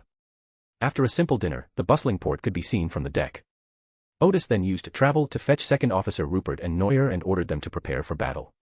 Because the island hosted a large number of pirates every day, the Dawnbreaker fleet did not attract much attention. However, many people noticed this fleet because just a few days earlier, the Dawn Sword pirate crew had set off from here, and on that same day, news of Red Lion Taylor's murder reached this place. The fleet did not immediately enter the port, but instead lined up in front of the port. Everyone immediately understood what they were up to and quickly left the dock to hide. At this moment, in the bridge of the Argo, Odis, sitting in the captain's chair, ordered, "Fire 3 shells at the open spot on the dock." The extraordinary machine gun on the bow was repositioned and fired in bursts toward the dock. It was only then that Leonard belatedly realized and said, "You're going to rob this port?" "Yes," Odis said, "pirates, of course they have to look like pirates." Leonard paused. He had thought he was quite easygoing, but suddenly he felt like he had encountered an even more easygoing pirate crew. They had been talking a good game before, and they often fought pirates, giving Leonard the impression that this pirate group was an unofficial force of the Church of the Goddess of Night. But the sudden robbery seemed to remind Leonard that he was on a pirate ship. However, Leonard still had to remind him, "You want to rob someone in front of an official extraordinary?" "Don't worry, I have no penchant for killing ordinary people," Odis said. "It's just that some things are easier to obtain by robbery." At this moment, the coastal defense guns on Chakra Island began to return fire, and for a time the sounds of gunfire and explosions were incessant. But they soon discovered, to their embarrassment, that the coastal artillery shells were just out of range of the Argo. In fact, the most advanced coastal defense guns currently available have a longer range than the extraordinary machine gun, but this is, after all, an island outside the main shipping lane, and is not equipped with the most advanced coastal defense guns at all. There's no need to equip them, because such coastal defense guns are sufficient to deal with pirate ships. Odis, in the driver's cab, continued to give orders, "Fire both guns simultaneously, fire freely, and destroy all the coastal defense guns." Leonard saw that the extraordinary machine gun on the bow of the ship had been repositioned again, firing 3 shots in quick succession. After firing 3 shells, they adjusted their position and fired again. The explosion was then heard from the shore, indicating that a coastal defense gun had been destroyed. Chaotic shouts came from the shore, and Leonard saw that the people on the coastal artillery positions were fleeing their posts. But the extraordinary puppet did not stop attacking. Explosions continued, and the shore was quickly disarmed. At this point, the port defense team's white flag had only been raised halfway. Odis immediately ordered, "Sail into the harbor." This order surprised even Leonard. This is too risky, isn't it?" Odis smiled confidently and said, "Let them use whatever they're capable of." He had previously gathered a lot of information about the port from the bar here, and after taking a stroll around the port, he was almost certain that there were no demigods in a port of this size. There might be Sequence 5s, but the mayor of the city doesn't have the power to hire them. Most of the Sequence 5s here are just passing through, they won't bother with these things unless the shells hit them. As for the pirates in the port, there's even less to worry about. They're probably already itching to make their move, hoping to take advantage of the chaos to rob some more. As the fleet entered the port, the entire city descended into chaos, with everyone scrambling to escape. Just as the Argo was approaching the dock, a wall of fire suddenly came from the shore, but was blocked by the Argo's protective shield. Odis ordered, "Fire at the target in short bursts." Bang bang bang. As several shells were fired, a figure suddenly emerged from the source of the wall of fire, his body engulfed in flames, nimbly dodging the shells. "These are extraordinary individuals hired by the mayor," Odis said, putting on his gloves. "Rupert, you're in charge here. I'm going to fight them." "Captain, do you need our help?" asked Cleveland, the combat captain. At this moment, several extraordinary individuals ran towards this side, indicating that this port had hired more than one extraordinary individual. "No need," Odis said, putting on his metal gauntlets. "We're not here to kill." As soon as he finished speaking, a phantom door appeared beside him. Odis opened the door and went in. The next second, he appeared next to the man on the shore who was covered in flames. He swung his fist, which was covered in metal gauntlets, and sent the man flying. Harvest. The flames on the man's body suddenly went out, and he spat out a mouthful of blood, indicating that he was seriously injured. Imprison. Odis immediately raised his gloved hand, imprisoning one of the charging extraordinary beings, and then rushed forward, death. He sent that extraordinary individual flying again, leaving him severely injured. At this moment, Odis had already rushed close to several extraordinary individuals. Only then did these extraordinary individuals realize the strength of their opponent, and they all dodged to the side, preparing to launch a siege. Odis suddenly threw an explosive scroll at his feet and used the travel ring to enter the spirit world. Boom. The massive explosion sent several extraordinary individuals flying, and even the hardened dock collapsed. Leonard, who was watching from the deck, was stunned. The captain was stronger than he had imagined, and he already had the strength of a Sequence 5. The extraordinary one who was covered in flames just now should be a Sequence 6 conspirator, and the second one who was knocked away should be at least a Sequence 7. Those who were blown away, some of whom fainted on the spot or needed emergency treatment, should be low-sequence extraordinary individuals, while the two who still had the strength to avoid vital organs should be mid-sequence extraordinary individuals. In less than 10 seconds, all of the opponent's extraordinary power was eliminated. Leonard recalled the process of blowing up the coastal defense guns and felt that it was a waste of the captain's talent to lead the Sword of Dawn to raid such a port. Up until now, Leonard has shown no intention of stopping them, because he has also realized that the captain adheres to the principle of not killing if possible. The battle has raged on for so long, and although it looks very intense, at most only a few artillerymen have been injured. At this moment, Odis reappeared on the dock and shouted, "Tell your mayor that I would like to ask him for a favor."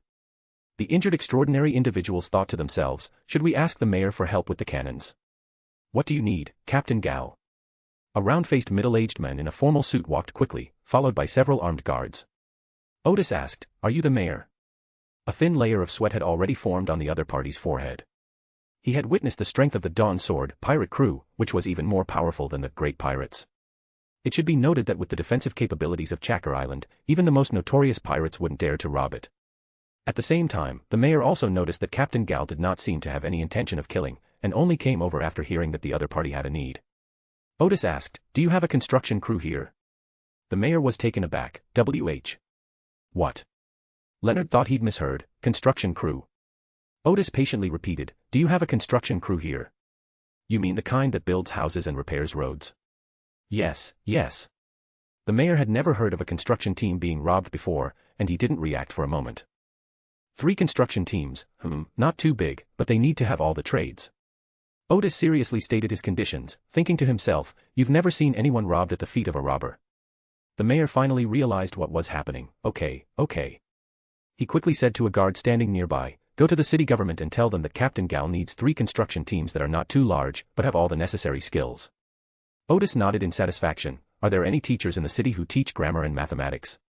"Have 2 of each," Odis said. The mayor nodded and then said to a guard, "Go to the city government again and find 2 grammar teachers and 2 math teachers." Odis then asked, "Are there architects and road designers?"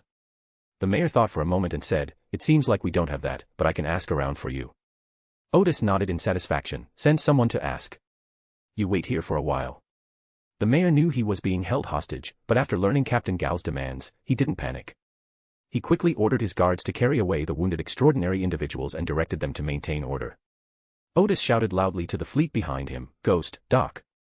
The mayor was taken aback. "Isn't the Ghost the flagship of the Deep Blue pirate crew?"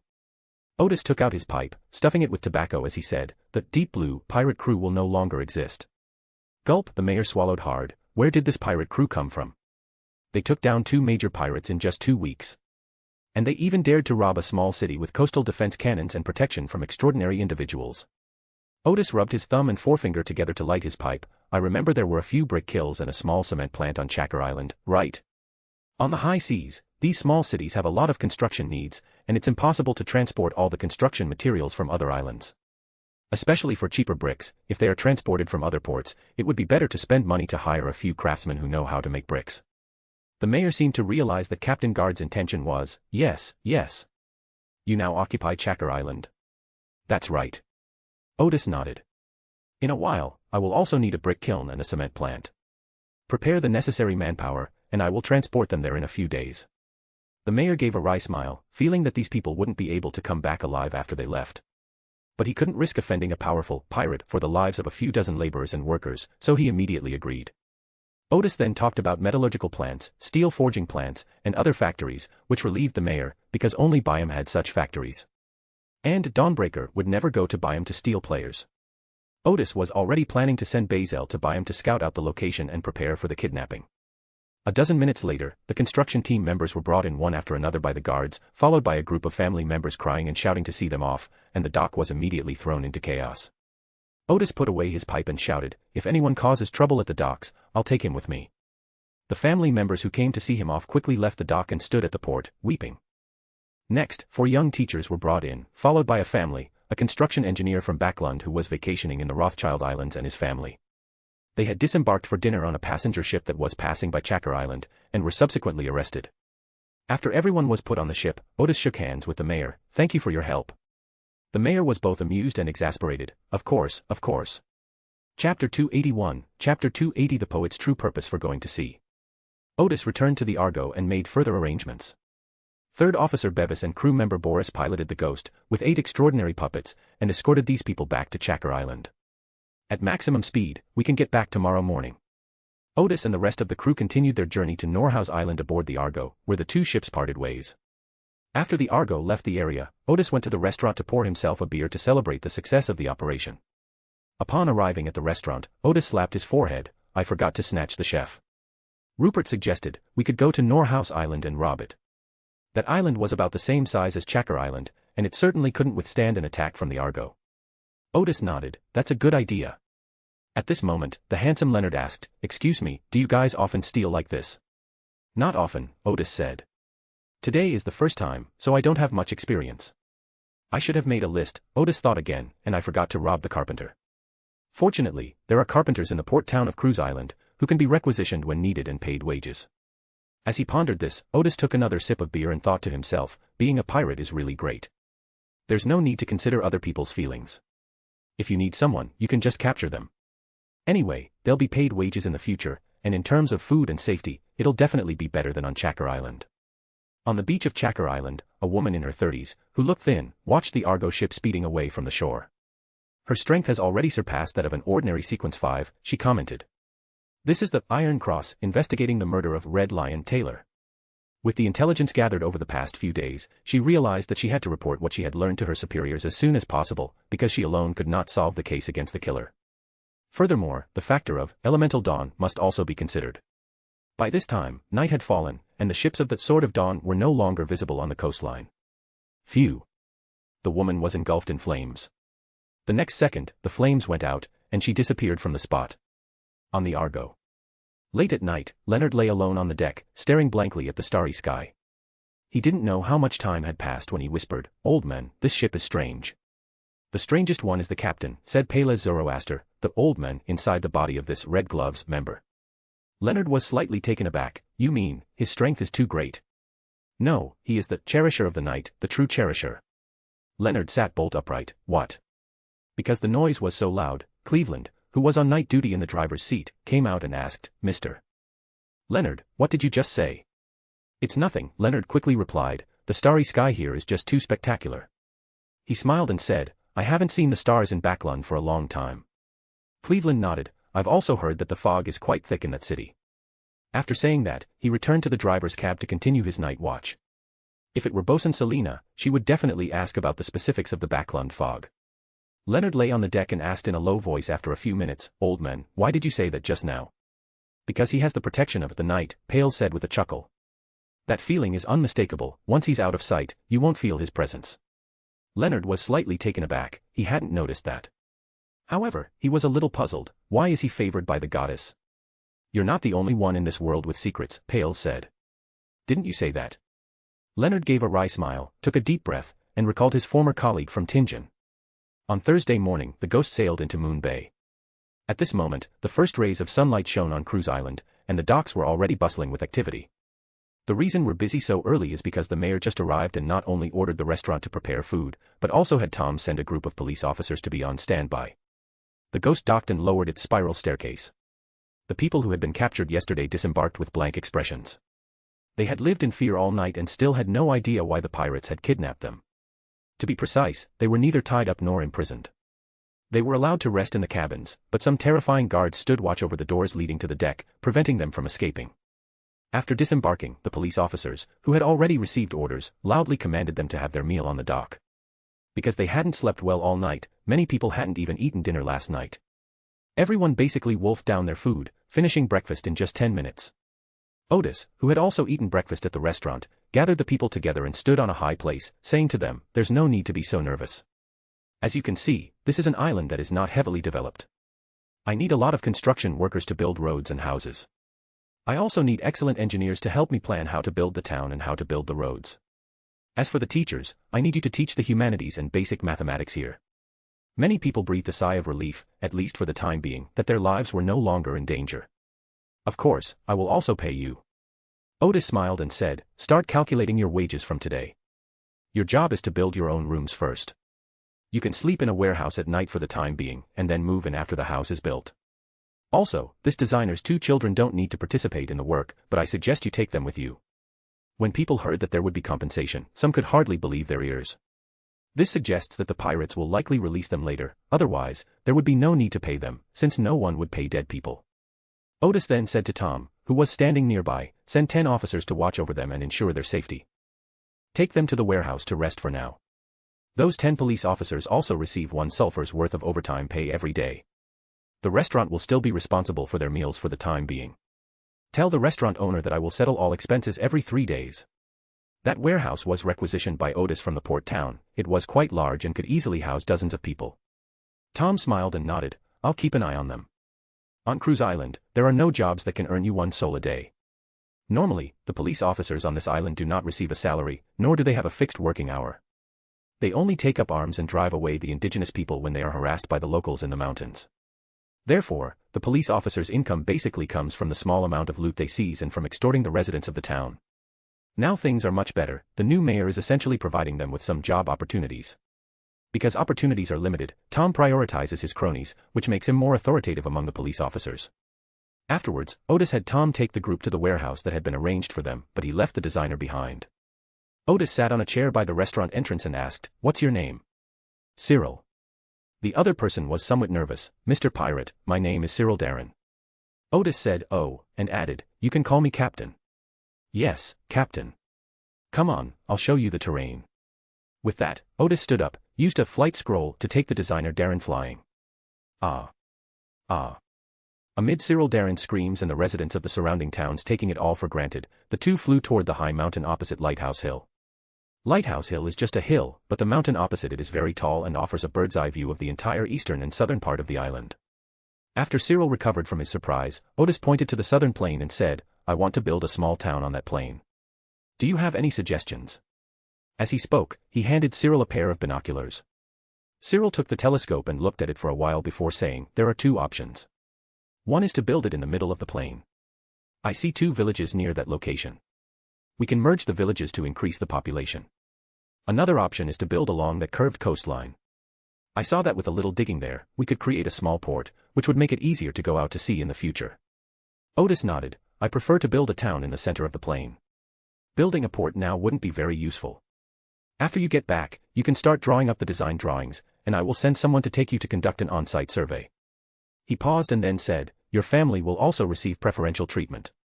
When we get back, I will send someone to rent a house for you in the town so you can stay there for now." Thank you, Cyril said sincerely. His only wish now is for his family to be safe and for them to have the opportunity to go back. And here too.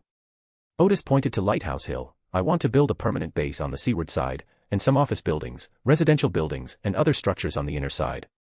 I suggest that office buildings and similar structures be built in the middle, with residential buildings on either side," Cyril suggested. "Ideally, the residential buildings should have a view of the sea." Odis nodded. "This is something I didn't expect. You can also start drawing up the blueprints for the buildings there now." Cyril cautioned, "Captain, if you're planning to build a house, wood isn't very reliable. You don't need to worry about the building materials." "Oh, and I'd like to expand this port further," Odis said, pointing to Moon Bay. "It would be best if it could accommodate some large ships." "This will be a huge undertaking," Cyril said. "We can only build a dam outside the port, pump out the water, and then excavate out the silt and rocks inside. Then extend the pier forward a bit, and finally drain the water back in, and you will get a great deep-water port." Odis nodded. "That's about the same as what I was thinking." He then added, "Finally, there's the issue of road construction. I hope to build a ring road that can connect the southern plains, the eastern port, and the northern forests and hills." Cyril gradually became more enthusiastic. The blueprints aren't too difficult, but they require a lot of manpower and building materials. He gradually realized that it would be quite nice if he could plan and build an island. The two talked for more than half an hour on the mountaintop, and Odis had a rough plan for the next stage of construction. Since Odis has other matters to attend to today, we can only stop here for now. Back in town, Odis left Bevis and Boris on Cruise Island, instructing Bevis to find a house for the designer's family and to start organizing the workers to find a place to build their own dormitories. Construction tools were first requisitioned from the port town, and Cyril provided a list for Odis to purchase from Byam. Then Odis used the power of the travel ring to arrive in Byam, where he first gave the tool list to Bazel and asked him to send someone to purchase them. After Bazel had settled his work, Odis took him back to the Argo, by which time they were not far from Noah's Island. Odis had no intention of letting the Argo dock. After handing over command of the ship to Bazel, he took Leonard to the port of Norhouse to gather information. After emerging from the spirit world, Leonard remarked, "Travel is the most practical ability I've ever seen." Odis smiled, "It certainly saves a lot of trouble." The two looked towards the port city not far away. The seaside city, bathed in sunlight, always seemed full of hope. This city is the size of a small city, and more prosperous than Chacker Island, because it is closer to the main shipping lanes. As the two walked forward, Leonard asked, "Do you have any channels for obtaining intelligence on this island?" "I didn't," Odis said. "However, yesterday afternoon, Pa from the Sea Lion Bar contacted my first mate again and told him about his contact on the island, who is also an information broker. We can go and ask him for information." As they approached the port, they finally encountered a horse-drawn carriage. Odis said to the driver, "To the Seaweed Bar. This bar is not far from the port, and people play cards and chat here during the day." Odis and Leonard, both wearing trench coats, immediately attracted a lot of attention when they entered, as none of the other patrons there wore trench coats. Odis walked straight to the bar with practiced ease. "Sea Lion introduced us here." The bartender paused for a moment, then said, "Come with me." He led Odis and Leonard to the back door, where there was a small courtyard. In the corridor leading to the courtyard, there were already two streetwalkers ready to take customers. Upon seeing Odis and his companion, they immediately began flirting and striking seductive poses, for it was rare to find such clean and handsome customers here.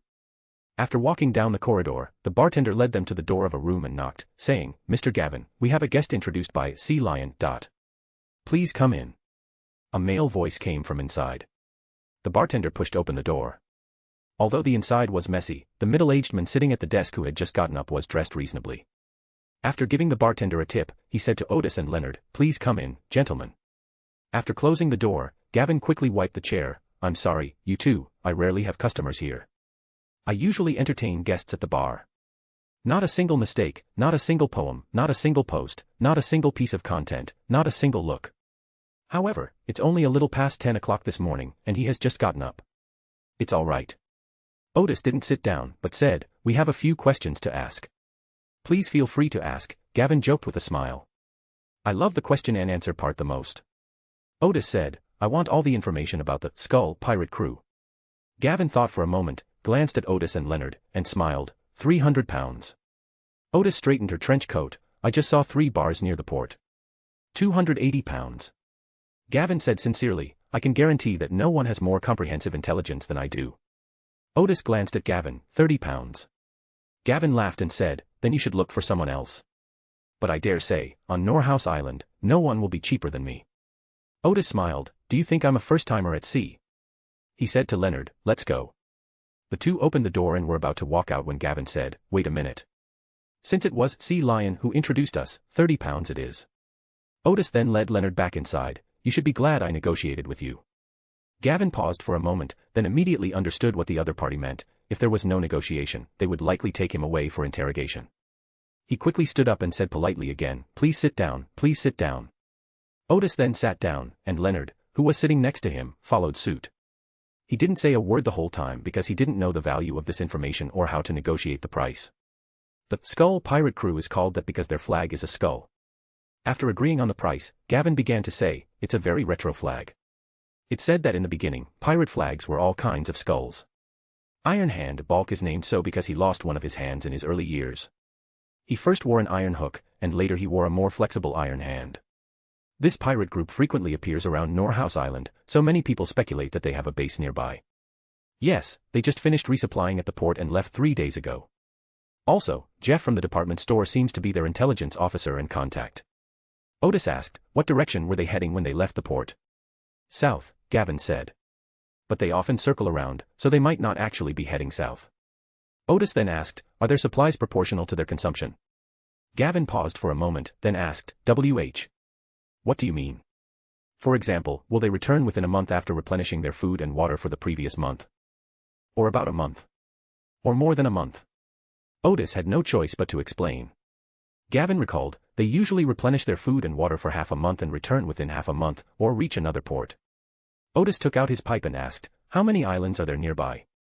Are they inhabited? Are there any undeveloped or unexplored areas?" This series of questions made Gavin pause again, because this intelligence seemed to have nothing to do with the Skull pirate crew. However, since Odis had spent money, Gavin quickly got up and rummaged through the messy desk, eventually finding a hand-drawn nautical chart. This is a nautical chart of the waters surrounding Norhaus Island, Gavin handed to Odis. Of those 8 islands, only 2 are inhabited. There are many unexplored areas. Look in this direction and in this direction, there are large areas of dangerous waters. The so-called dangerous sea area refers to the dangerous area in the turbulent sea. Most areas of the raging sea are extremely dangerous. Only the shipping lanes are relatively safe. In other words, people have connected these safe areas of the sea to form the extensive shipping lanes that exist in the raging sea today. Surrounding these safe areas are extremely harsh weather conditions, including dark clouds, strong winds, and storms. Odis examined the nautical chart carefully and then asked, "Tell me the specific information about the Skull pirate crew." Don't be fooled by the fact that the Skull pirate crew only has 1 ship. I've heard it's a ghost ship, said to be able to summon terrifying power, Gavin described. Iron Hand Balk is also a very powerful figure. He can summon the undead and even awaken corpses to help him. First mate Kentra has a mysterious ability to bring bad luck to people for no reason, and the second mate. Gavin gave a brief overview of the main members of the Skull pirate crew, which gave Odis a general idea of the crew's strength. Odis asked, "How do I find Jeff at the department store?" "Just turn left after you go out and keep walking along the main road," Gavin said with a smile. Odis took out his wallet and counted out 3 10-pound notes. "One last question, has anything strange happened on Norhaus Island recently?" Gavin's eyes were fixed on the 3 banknotes. Strange thing. He thought for a moment before asking, "A few days ago, someone saw that the dark clouds formed the shape of a skull. Is that considered strange?" Odis wanted to ask, besides the skeleton, was there also a snake? He smiled, handed the money to Gavin, and left with Leonard. Once on the street, Odis looked at the pedestrians around her before saying to Leonard, "Before we go find Jeff, shouldn't we find a place to talk?" Leonard nodded, "Of course, after all, we just obtained a lot of valuable information, so we should analyze it first." As Odis walked toward the beach, he said, "I'd like to talk about the reimbursement of intelligence fees first." He smiled and said, "After accepting your mission, I have already spent £55 to buy intelligence. I just spent £30. Yesterday, when Bazel went to the Sea Lion Bar to buy information from Paz, he spent £15. That afternoon, Paz provided Gavin's contact information, which cost him £10. Leonard paused for a moment before saying, "I'll inform Bishop Dean and have him reimburse you."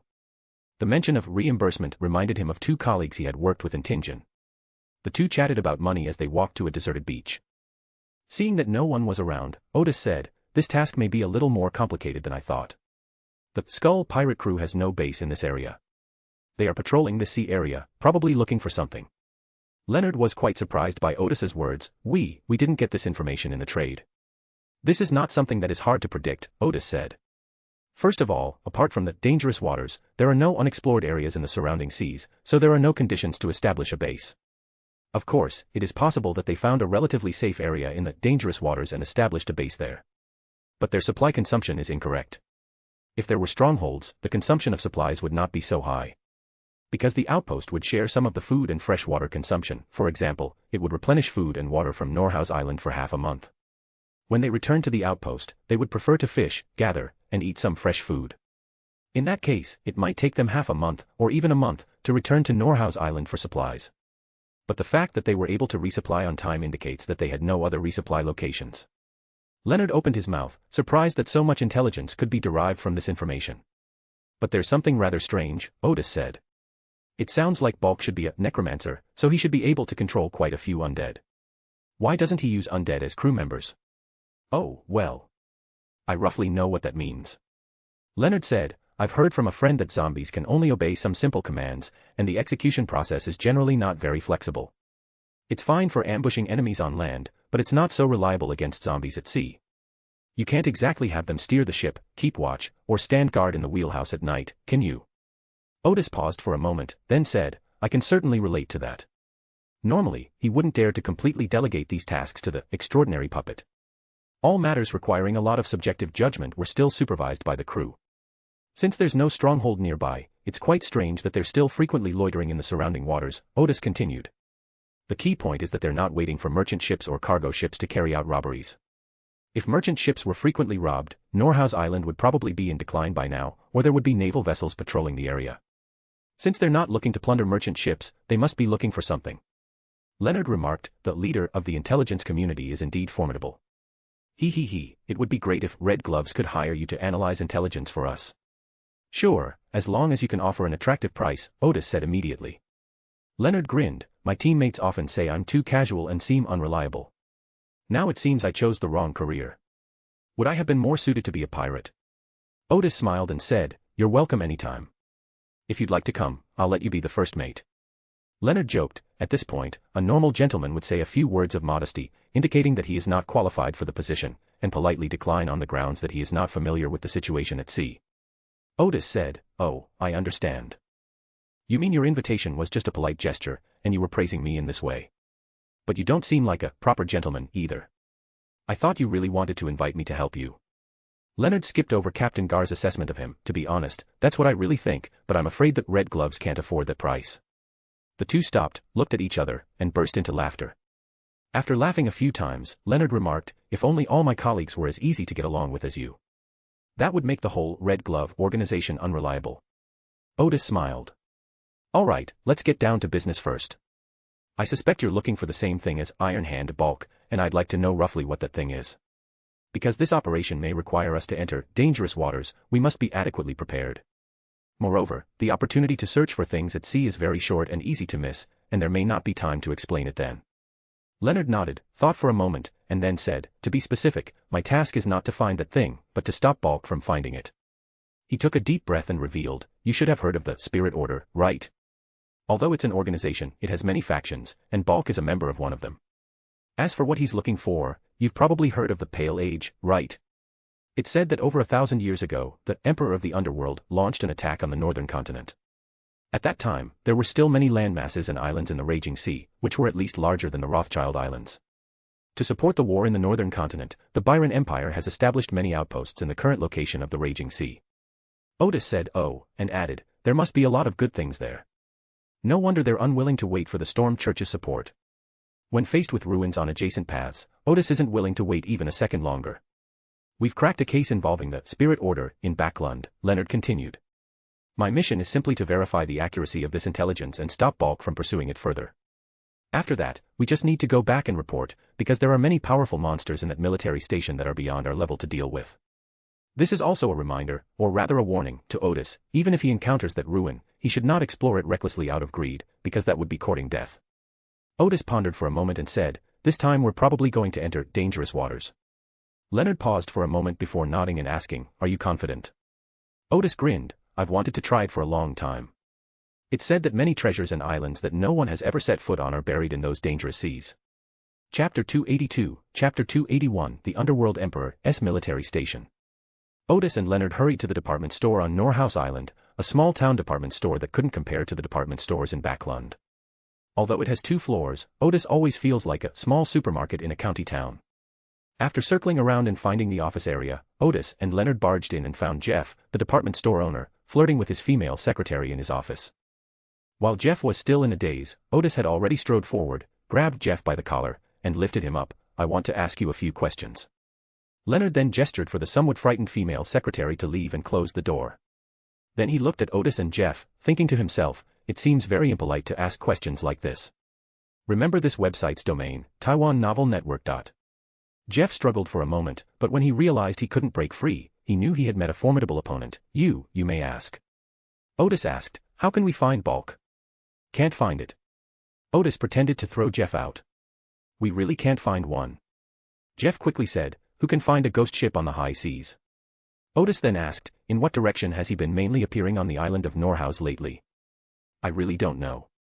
Jeff said with a mournful face. I was just helping him gather information and dispose of the stolen goods. He provides the money, I just do the work. Leonard, who was standing nearby, then said, I think we should interrogate them in my own way. Odis asked cooperatively, in what way? Directly invade his mind, Leonard said. Then confuse his thinking, and whatever you ask him, he will obediently answer. The only insignificant cost is that he will become an idiot from now on. Jeff swallowed hard. He had some exposure to extraordinary information and seemed to have heard of such things when he boasted to some extraordinary individuals. Odis said, how could you interrogate a prisoner in such a brutal way? Jeff immediately nodded, indicating his full support for Odis. It's easier to do it my way, Odis said. Just kill him and he'll answer whatever you ask. Jeff said with a wry smile, we can't always take the easy way out. Then, Odis casually added, for example, the information about Jeff's connection with Bulk, and that Bulk was looking for something in the nearby waters, was obtained in this way. Jeff swallowed hard. He hadn't expected these two to know so much, and it was clear that some members of the Skull pirate crew had been killed, and those killed must have been important members, otherwise they wouldn't have known such important information. I'll talk, Jeff said after a moment's hesitation. Although if Bulk finds out he's leaked the secret, he'll definitely die a horrible death, but if he doesn't tell, he'll die today. Moreover, these two people in front of him are quite strong, so perhaps Bulk won't have a chance to take revenge on him. Jeff took a deep breath before saying, I overheard the first mate of the Skull mention that they've been circling around the northern part of Norhouse Island lately. Odis put Jeff down. Where exactly is it? Due north? Northeast? Or northwest? Northeast, Jeff quickly said. A merchant ship spotted the Skull and Bones in that direction yesterday. Odis patted Jeff on the shoulder. Good, is there a picture of the Skull and Bones here? No, but I can draw it for you. After saying that, Jeff quickly picked up a pen and drew the general structure of the Skull and Bones. After obtaining the portrait of the Skull, Odis and Leonard entered the spirit world without stopping. Jeff stared blankly as the two men disappeared through the illusory door, and after a long while, he said, We've lost a big client. Back in the cockpit of the Argo, Odis said, We have a course. Head northeast towards Norhouse Island. While Irise was replanning the course, Odis called a meeting with the entire crew. He said, The target we are looking for is currently searching for something in the dangerous waters, so we may also have to enter the dangerous waters. Everyone should be mentally prepared. However, even if the other party is a ghost ship, it is impossible for it to stay in the dangerous waters for a long time. It should leave the dangerous waters frequently to rest and recuperate. We will search around Norhouse Island, hoping to find them outside the dangerous waters and defeat them. Everyone said in unison, Yes. Odis reiterated, Furthermore, there is only one captain on this ship, and the 3 red gloves must also obey my command. Leonard nodded, Yes. After the meeting, the crew members took turns observing the sea from the bridge. Odis returned to his workshop, rested for a while, then put on his craftsman's pocket watch and began to make a miniature spirit wave cannon, according to the blueprints. Thanks to the magical items, Odis can make all the parts as long as she has the raw materials, so she doesn't need to go to Lasha Island to place an order. Around noon, they arrived at the northeastern part of Norhouse Island and began searching the area. Although there is a general direction, the sea area is very large, and it depends on luck when we can find each other. They spent the whole afternoon searching the entire sea area, and even after making a third of the parts for the miniature lingbow cannon, they still hadn't found anything. Odis came up to the deck and saw that the sun had already set. He planned to find a place to anchor and repair himself that night, because this area of the sea was not in the shipping lane and was relatively close to some islands, so there was a high possibility of hidden reefs. It would be troublesome if we ran aground. At that moment, Rupert, who was on duty, took out a pair of binoculars and reminded the captain, Captain, there's a situation at 10 o'clock. Odis took the telescope and looked in that direction, but he couldn't see clearly what was going on. However, there was a flock of seabirds circling around there. Odis ordered, Change course and go check it out. The Argo then changed course, and Odis returned to the bridge. After sailing for more than 10 minutes, Odis, who was looking through binoculars, said, They are dead fish. Rupert was taken aback. Dead fish? Yes, the sea is full of dead fish, Odis said. As the Argo continued its journey, a few dead fish appeared on the sea surface. The spirits of everyone aboard the Argo were filled with unease, and they all went to the bridge to look ahead. Odis lowered his binoculars. The Skull must have been here not long ago. He speculated, I don't know the ship's specific capabilities and negative effects, but I guess it must occasionally cause large-scale deaths of marine life in the surrounding area. Odis looked at everyone. This is a fairly reasonable guess. Or rather, the only variable around us is the Skull ship, which could cause a large number of sea fish to die. Everyone nodded, and after hearing what Odis said, they also felt that this was probably the case. Just keep sailing on the surrounding waters. A little closer to the dangerous area. Odis immediately ordered, they'll definitely come out of the dangerous area before nightfall. So, Odis then deployed crew members to keep watch all around the Argo. Because of limited manpower, Odis also asked Leonard and 2 others to help. At this point, the Argo entered the area with the most dead fish, and the spiritual unease of everyone on board intensified. That's because there were just too many dead fish. The eyes of each dead fish seemed to be gazing at the sky, or perhaps at the people on the Argo. They rose and fell with the waves, seemingly not completely dead yet. It was the gaze of the dead fish that made the crew members feel somewhat uncomfortable. However, there was only unease, but no sense of danger. After passing through the area filled with dead fish, everyone breathed a long sigh of relief. Then they swam around the area, carefully observing their surroundings. Around 6 p.m., the sun was about to set below the horizon, casting several beautifully colored fiery clouds on its surface. Having just finished dinner, Ilsa, who replaced Leonard, glanced at the horizon and said, there's going to be a pretty big storm soon. Leonard looked at the horizon again. He thought the scenery was quite beautiful, and there weren't many clouds in the sky. Was there going to be a storm? Fold down the sails. Upon hearing Elijah's words, Odis immediately ordered, "Those who haven't had dinner, hurry up and eat, it might be very busy later." Leonard glanced at the horizon one last time before returning to the deck below to have dinner. They were only halfway through dinner when the wind started to pick up outside. Just as Leonard and the others were finishing their meal, they heard a rapid alarm in Captain Odis's command, "All crew members, to the bridge. The Skull has been spotted." Leonard paused for a moment before quickly dropping the food and running onto the deck. Upon reaching the deck, he was taken aback. The beautiful sunset and fiery clouds that had appeared moments before had vanished, replaced by oppressive dark clouds. These dark clouds, like ink, are flowing from one sky to another. Leonard saw that the dark clouds had just passed over the Argo, and he could still see the clear sky in the distance. On the other side, night seemed to have fallen early, with the distant dark clouds appearing to be touching the sea. He hadn't expected that the situation on the sea would change so drastically in the time it took to have dinner. Upon arriving at the captain's cabin, Second Officer Rupert handed Leonard a pair of binoculars and pointed him in a direction. Leonard saw a ship sailing towards him on the sea beneath thick, dark clouds. "That's the Skull and Bones." Leonard immediately recognized the portrait as Skull and Bones. The reason why that Skull and Bones could still be clearly seen from such a distance was because lightning and hurricanes surrounded it, and the bright silver-white lightning illuminated the sea around the Skull and Bones. The waves over there are much bigger than here, some even as high as small hills. Lightning and hurricanes seemed to have been summoned by the Skull and Bones, and they were sailing in with the torrential rain. Leonard lowered his binoculars and asked, "Is the Skull and Bones heading towards us? Could it be that they have already discovered the Argo and are preparing to launch an attack?" "I thought so at first too," Odis said. "Watch for a while longer." Leonard picked up the binoculars again and looked. Suddenly he saw a huge evil spirit appear on the sea. The evil spirit was as tall as a giant and raised the axe in its hand to chop the sea surface. In an instant, the sea was split open, and the hurricane and lightning were also split open. Taking advantage of this opportunity, the Skull quickly broke free from the encirclement of the hurricane and lightning. Hurricanes and lightning then struck the enormous evil spirit and quickly shredded it. Leonard immediately understood, lightning and hurricanes are besieging the Skull. "That's right," Odis said. "I suspect that Skull may have gotten into some trouble with something it shouldn't have in the dangerous seas, and now that thing has chased after it from there." After pondering for a moment, he said, "Sail to the Skull. Prepare the soul-destroying cannon. Since there might be danger over there, we can fire a shot from a distance to see what the situation is before making any decisions." This was the first time Leonard had heard the word soul-extinguishing cannon. It was a compound word, and he understood its literal meaning. Then he saw the deck in front of the cockpit open, revealing a very complex weapon with both industrial and aesthetic appeal. Tap tap tap. At that moment, large raindrops began to fall, and in an instant, the wind and waves grew much larger, causing the Argo to tilt.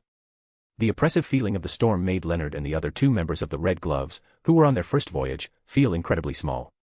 The Argo and the Skull were like a seesaw, one soaring to the peak of the waves while the other plummeted to the trough.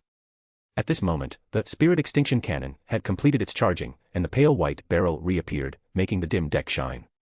However, it did not fire immediately because the Argo was trying to find the best angle of attack. The Skull appears to have sensed the threat and is fleeing in the opposite direction from the Argo. Finally, both ships arrived at the peak of the waves.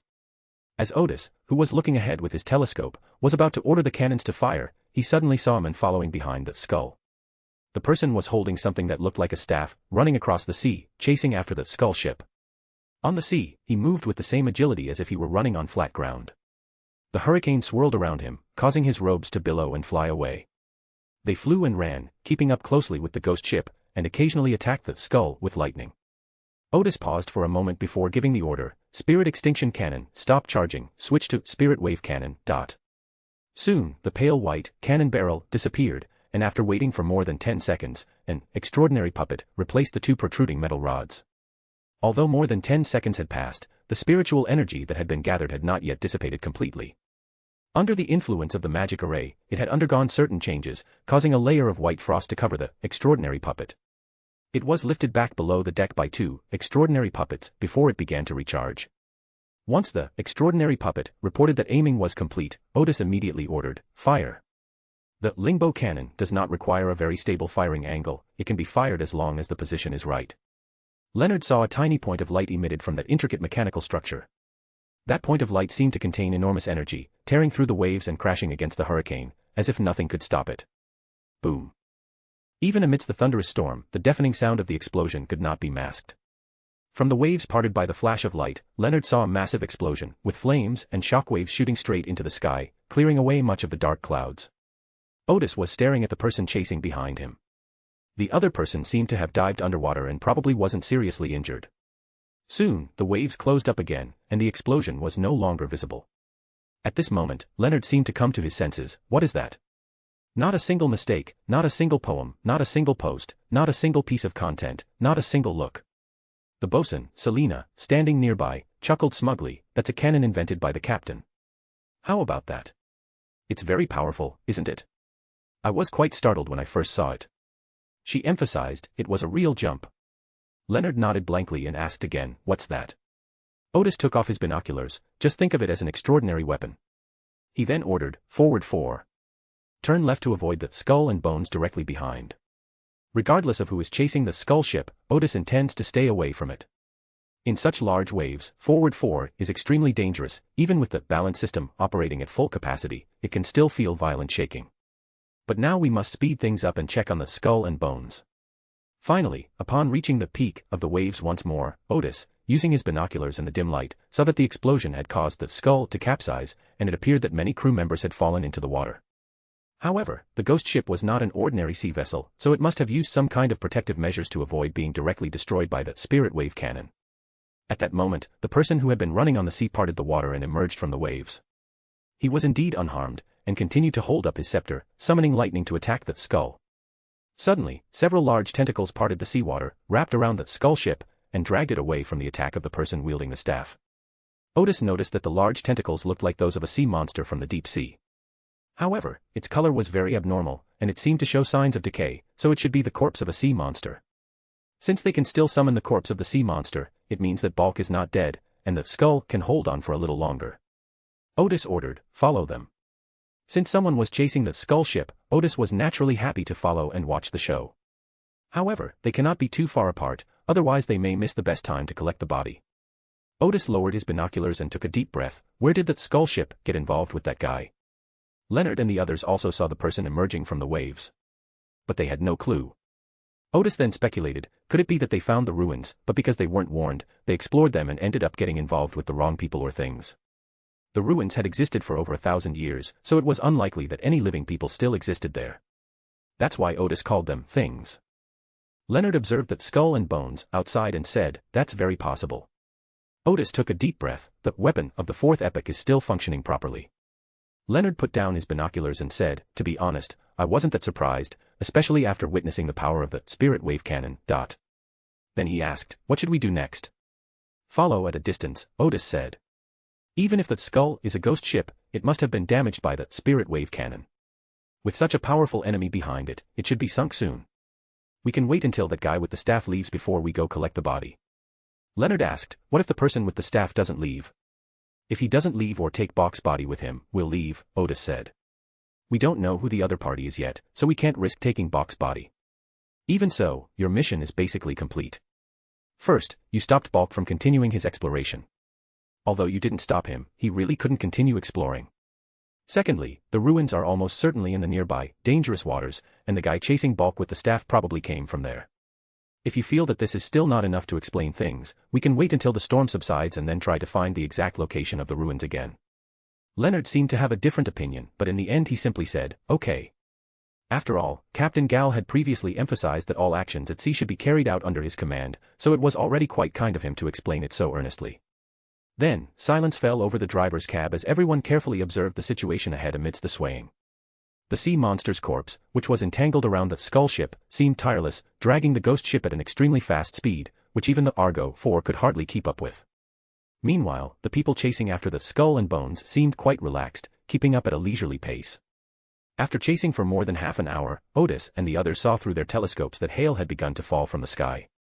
At this moment, Elijah said, we have entered the dangerous waters. Odis asked the extraordinary puppet in front of the instrument panel, how is the ship operating? After a careful inspection, the extraordinary puppet reported, Captain, the balance system is operating at full capacity, and everything else is normal. Odis nodded, keep chasing. The hailstones were blocked by the Argo's protective shield, which would glow each time a hailstone blocked it, giving the crew a constant sense of security as the Argo was surrounded by flashes of light.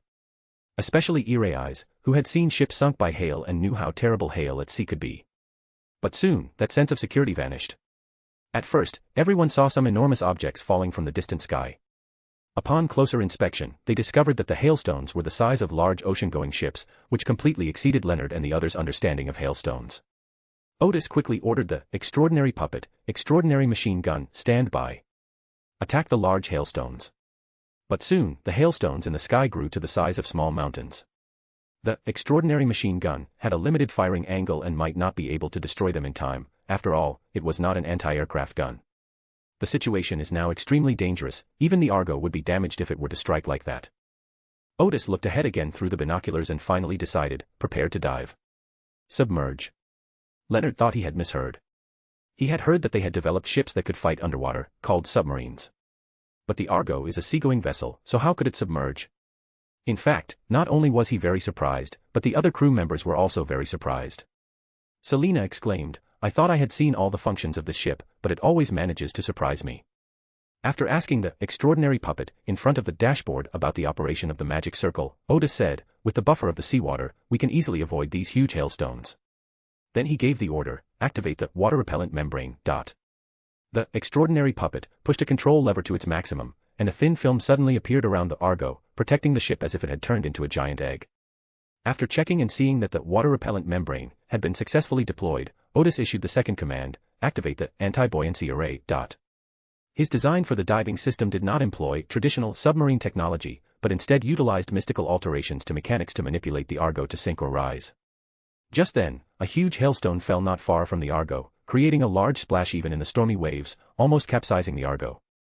Odis quickly ordered, dive. Suddenly, everyone felt that the surrounding environment had changed, but they couldn't pinpoint exactly what had changed until they saw the things on the table floating up, realizing that the force field had fallen into some kind of chaos. Immediately, the Argo plunged into a huge wave and quickly submerged. But soon, the Argo broke through the mountain-like waves, briefly appeared on the surface of the sea, and then submerged again. This is because the waves are so high.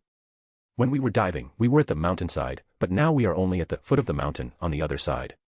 Soon, the Argo completely submerged, and the sounds of the torrential rain and strong winds disappeared instantly. Leonard and the others even felt a slightly eerie silence. The water-repellent membrane isolates the seawater, creating a magical scene that makes you feel as if you've suddenly entered an underwater world. However, it was pitch black all around, so Odis ordered the searchlights to be turned on, and only then could he see what was in front of him. Actually, you can only see the seawater, it's just that the field of vision has become farther. Although the huge hailstones create a considerable impact when they fall into the sea, they do not sink and eventually float on the surface, which relieves the Argo from the problem of hail. After repeatedly inquiring about the operation of the magic circle, Odis smiled and said, hopefully, the person chasing the skull thinks we've retreated. What he actually meant was to say, I hope you think we've sunk, but that's the kind of thing to say on the high seas. Before setting sail, Odis thought that only the East had taboos on ships. After setting sail, he learned that whether they were people from the North Continent, the South Continent, or the locals of the raging sea, there were many taboos at sea. For example, some places strictly prohibit crew members from bringing black suitcases onto the ship, some places strictly prohibit bringing bananas onto the ship, and some places prohibit saying words such as rabbit or knife on the ship. In addition, because the sea is so unpredictable, people who frequently go to sea have a great deal of awe for it, so those who frequent the sea generally believe in the Lord of Storms. Then, Odis added, each dive can only last for half an hour, and then we need to go to the surface to get some fresh air and let the dive system rest for a bit.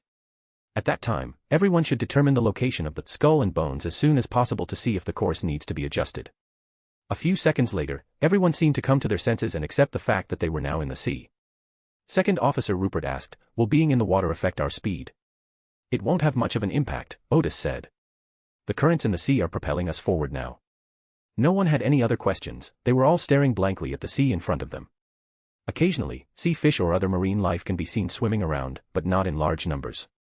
It is likely that most of them have swum to other sea areas or deeper places to avoid the storm.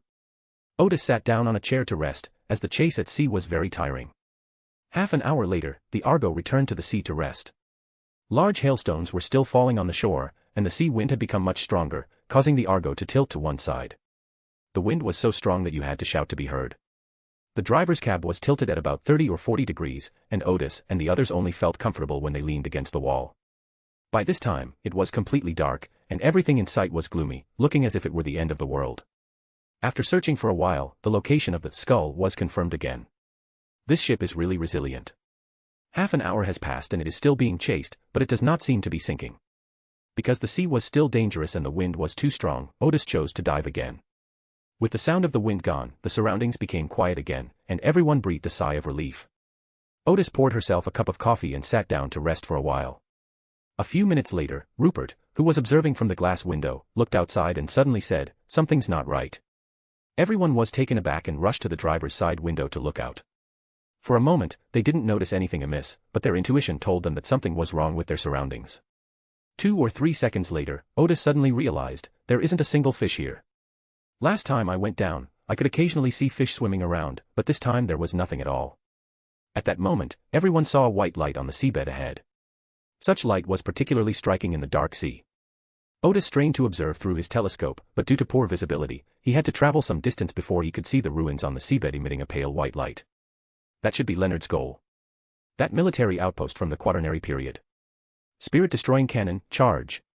Rise. Odis felt his hair stand on end. He had no interest in exploring such a dangerous ruin. When the Argo returned to the surface, Odis and the others immediately saw that the person who had been chasing the skull with the staff was quietly waiting for them not far ahead on the sea. Chapter 283, Chapter 282 Leonard's mission is successfully completed. Odis never imagined that during the Fourth Age, the military outposts of the Byron Empire had actually sunk to the bottom of the sea. When he saw the walls emitting a pale white light, he knew that part of the outpost was still operational. Immediately afterwards, he first ordered the Spirit Extinction Cannon to charge up in case something suddenly rushed out from inside, and then immediately floated up, as far away from the outpost as possible. But when the Argo floated to the surface, Odis and the others immediately saw a person standing steadily on the water in the turbulent sea. The staff in his hand was about a meter long, with a circular top and a deep blue gem in the center. This time, because we were so close, I was finally able to see the other person's face clearly. He stared coldly at the Argo, but it wasn't a living face. Several patches of black, exposed bone had rotted away on its cheeks. At the same time, Odis noticed that the other person had pointed ears and seemed to have been an elf in life. But there was no time to ask about the other party's race. Seeing the quality of the gem on the staff in the other party's hand, Odis knew that this guy was a demigod-level enemy. Spirit-destroying cannon. Fire. Before the others could react, Odis decisively gave the order. If the distance is too far, the enemy may have a chance to dodge, but at such a close distance, the Spirit Extinction Cannon arrives in an instant, continuously firing cannonballs and pushing the elves far away in a flash. Under the continuous impact of the Spirit-slaying cannon, the elves were blasted into pieces, but Odis noticed that every piece of flesh rolled onto the sea surface, as if it were rolling down a hillside, and not a single piece fell into the seawater. Turn the rudder. Turn the rudder. Odis shouted almost the instant the spirit-destroying cannon went out, "Get away from the dangerous sea area," at top speed. The Argo quickly changed course, cutting through the waves and escaping the area. Only then did the others realize what was happening. Bazel warned, "Captain. That staff, if we've captured it." "I saw it." Odis clenched his fists and said, "But you also need to know that fighting a demigod of the sailor pathway at sea is suicide. Even if the opponent is not in good condition and cannot exert the true power of a demigod, it is still courting death." Long ago, Odis had warned himself not to be too greedy on this sea. Forget about that staff now. If you're even a little slow, you might end up drowning at sea. As Odis spoke, he quickly went to the window at the back and used a telescope to observe the elf. Just as he had predicted, the elven remains rolled to the bottom of the wave, where they began to coalesce again and quickly pieced themselves together, riding the waves and the wind to catch up. Odis felt a chill run down his spine. He now understood how Balk had felt earlier. The others also saw that the elf had caught up again. Leonard asked, "Should we use the Soul Destroyer again?" 2 minutes of rest. Now it only needs 80 seconds, Odis said. Stern, extraordinary machine gun, prepare ice bullets, fire. Bang bang bang bang bang. The firing of the extraordinary machine gun made the sea behind it icy cold. Although the elf was not afraid of such cannonballs, every time it lifted its feet, its legs would be frozen by the solid ice, which seriously affected its speed. So the elf raised his staff high, and fish made of seawater appeared on the surface of the sea, helping him block the cannonballs from the extraordinary machine gun. Odis ordered, "Electromagnetic cannon, charge up." After the elf caught up, it was about to raise its staff to attack when it was hit by an electromagnetic cannon first. He wasn't afraid of electricity. The current generated by the electromagnetic cannon was channeled into the seawater. However, the silvery white flames produced by those currents did, to some extent, restrain the undead creatures, requiring them to take time to extinguish. Just as the elf finished dealing with the flames on its body, the spirit extinguishing cannon finished its rest period, shattered the elf again, and pushed it far away. In the distance, the battered but still unsinkable skull and bones was speeding away from the area. Captain Bulk of the Skull, holding a telescope, intently watched the battle between the Argo and the elf. He knew very well that the zombie-like elf was a demigod soldier of the Byron Empire, a zombie personally transformed by His Majesty the Emperor of the Underworld back then. However, after the Emperor of the Underworld fell, they were also greatly impacted, and most of them could no longer move. Although this elf can still chase ships, its remaining wisdom is far less than that of the Fourth Age, and it can only use some of the abilities of a demigod. Otherwise, if the elf had created a few whirlpools in front of the skull or used the huge waves to block it, the skull would have sunk long ago. To be precise, the skull was almost sunk just now, but fortunately the Argo attracted the elf's attention at the crucial moment. At this moment, Bulk noticed that the elf had chased after them for the third time, sacrificing itself and being shattered again, which also plunged the Argo into the pale thunder forest. The Argo was subsequently damaged, but Bulk noticed that the elf's minced flesh was gathering together much more slowly this time. Inside the bridge of the Argo. As the crew watched the entire ship being swallowed by the forest of lightning, they felt as if they had instantly experienced the power of the sea, and for a moment they felt helpless and lost. At this moment, everyone seems to have the same thought: this is a force that cannot be resisted by human power. After more than a dozen lightning bolts struck, the Argo's protective shield was immediately broken. Odis quickly opened the cockpit door and threw defense scrolls at the spirit extinction cannon, one after another. Because this is the only thing that can hold back that elf. He managed to save the spirit-destroying cannon only after he threw out all the defense scrolls. However, the mast of the Argo was struck by lightning and the broken part fell onto the deck. The extraordinary machine gun at the stern was also struck by lightning and malfunctioned, becoming unusable. Another lightning strike cleaved the wall of the bridge, injuring Bosun Selena and a member of the Red Gloves. A large hole appeared in the wall, and the sea breeze rushed in, along with rainwater. Everyone scrambled to plug the hole with a waterproofing blanket. In an instant, everyone finally felt the power of the demigods of the sailor pathway on the high seas. But that wasn't the end of it, because the elves caught up again. However, Odis, who had been observing the rear through his binoculars, said, "One more shot and we should be out of danger." He also noticed that this time the elf took longer to recover than before, and its whole body was crooked and twisted, as if it could break apart again at any moment. The spirit-destroying cannon was originally invented by Odis to deal with undead creatures. It is extremely effective against spirits, and after several shots, the accumulated effects finally became apparent. Even if the elves are living corpses, transformed from the Underworld Emperor has been dead for so long that its combat power is no longer comparable to that of more than 1,000 years ago. This time, the elf still used the method of trading injury for injury, risking being hit by a cannon, and also letting the hurricane, which looked like it had a drill at the end, hit the spirit extinction cannon. Although Odis had run out of defense scrolls, he was fortunate to still have 3 scale armor scrolls. He quickly used one of them, which allowed the spirit extinction cannon to be only twisted and not destroyed directly. However, the spirit extinction cannon and spirit wave cannon can no longer be used. First, they cannot be aimed again, and second, they are prone to exploding. Fortunately, the elf recovered more slowly, but Odis noticed that the elf's pieces of flesh were still rolling off the surface of the water, with none sinking to the bottom. In other words, it remains highly aggressive as long as you get close to it, so Odis immediately gave up on picking up the staff. The Argo continued at top speed, finally leaving the elf far behind, and the surrounding storm gradually subsided. After driving for another half hour, the storm gradually subsided, and when everyone saw the starry sky, they realized that they were finally out of danger. The experience of this battle left everyone feeling like they had survived a catastrophe. Only then did Odis check on the crew members' injuries. Fortunately, they were all unharmed, except for some burns from being electrocuted. Odis retrieved the biological waste ring from the wilderness of knowledge, performed a minor surgery on them, and they were fine. Just as Odis was about to go for a beer to relax, Bazel, who was on duty, sounded the alarm. Odis rushed to the cockpit and discovered the skull ship. This ghost ship looks even worse than the Argo, with 2 of its 3 masts broken and a large section of its hull missing. At this moment, the ghost ship was being dragged forward by the carcasses of 2 large fish. As the 2 ships sailed on the calm sea, Odis felt a sense of shared hardship. After careful observation, Odis gave the order, "Move closer to the skull." The crew members were all taken aback, and even Leonard said, "We've done our best." Odis smiled and said, the Argo is so badly damaged, someone has to bear the loss. Of course, he was half joking when he said that. The reason he made this decision was that the Argo still had an extraordinary machine gun that could be used, the ship's shield had been restored, and Odis could also directly attack the opponent with scrolls. The key point is that the enemy is more exhausted than the crew of the Argo, especially Balk, who summoned many undead and corpses to resist the elves and should have consumed a lot of spiritual energy. Now is the perfect time to eliminate the enemy. Now that the captain had given the order, the crew immediately went into battle mode. When the Argo saw that it was chasing after it, the Skull immediately changed course and fled. But the Argo pursued relentlessly and soon came within range of the extraordinary machine gun. Odis immediately ordered, "Fire!" Bang bang bang bang bang. The flaming shells that shot out engulfed the stern of the Skull in flames. But then, a giant octopus carcass climbed onto the stern of the Skull and Bones, using its decaying body to block the gunfire. Seeing that Skull ship respond in this way, Odis was immediately relieved. This meant that the enemy was no longer able to attack. When they got closer, the enemy would at most have one last desperate strike. The extraordinary machine gun fired continuously for 3 minutes before entering a resting state.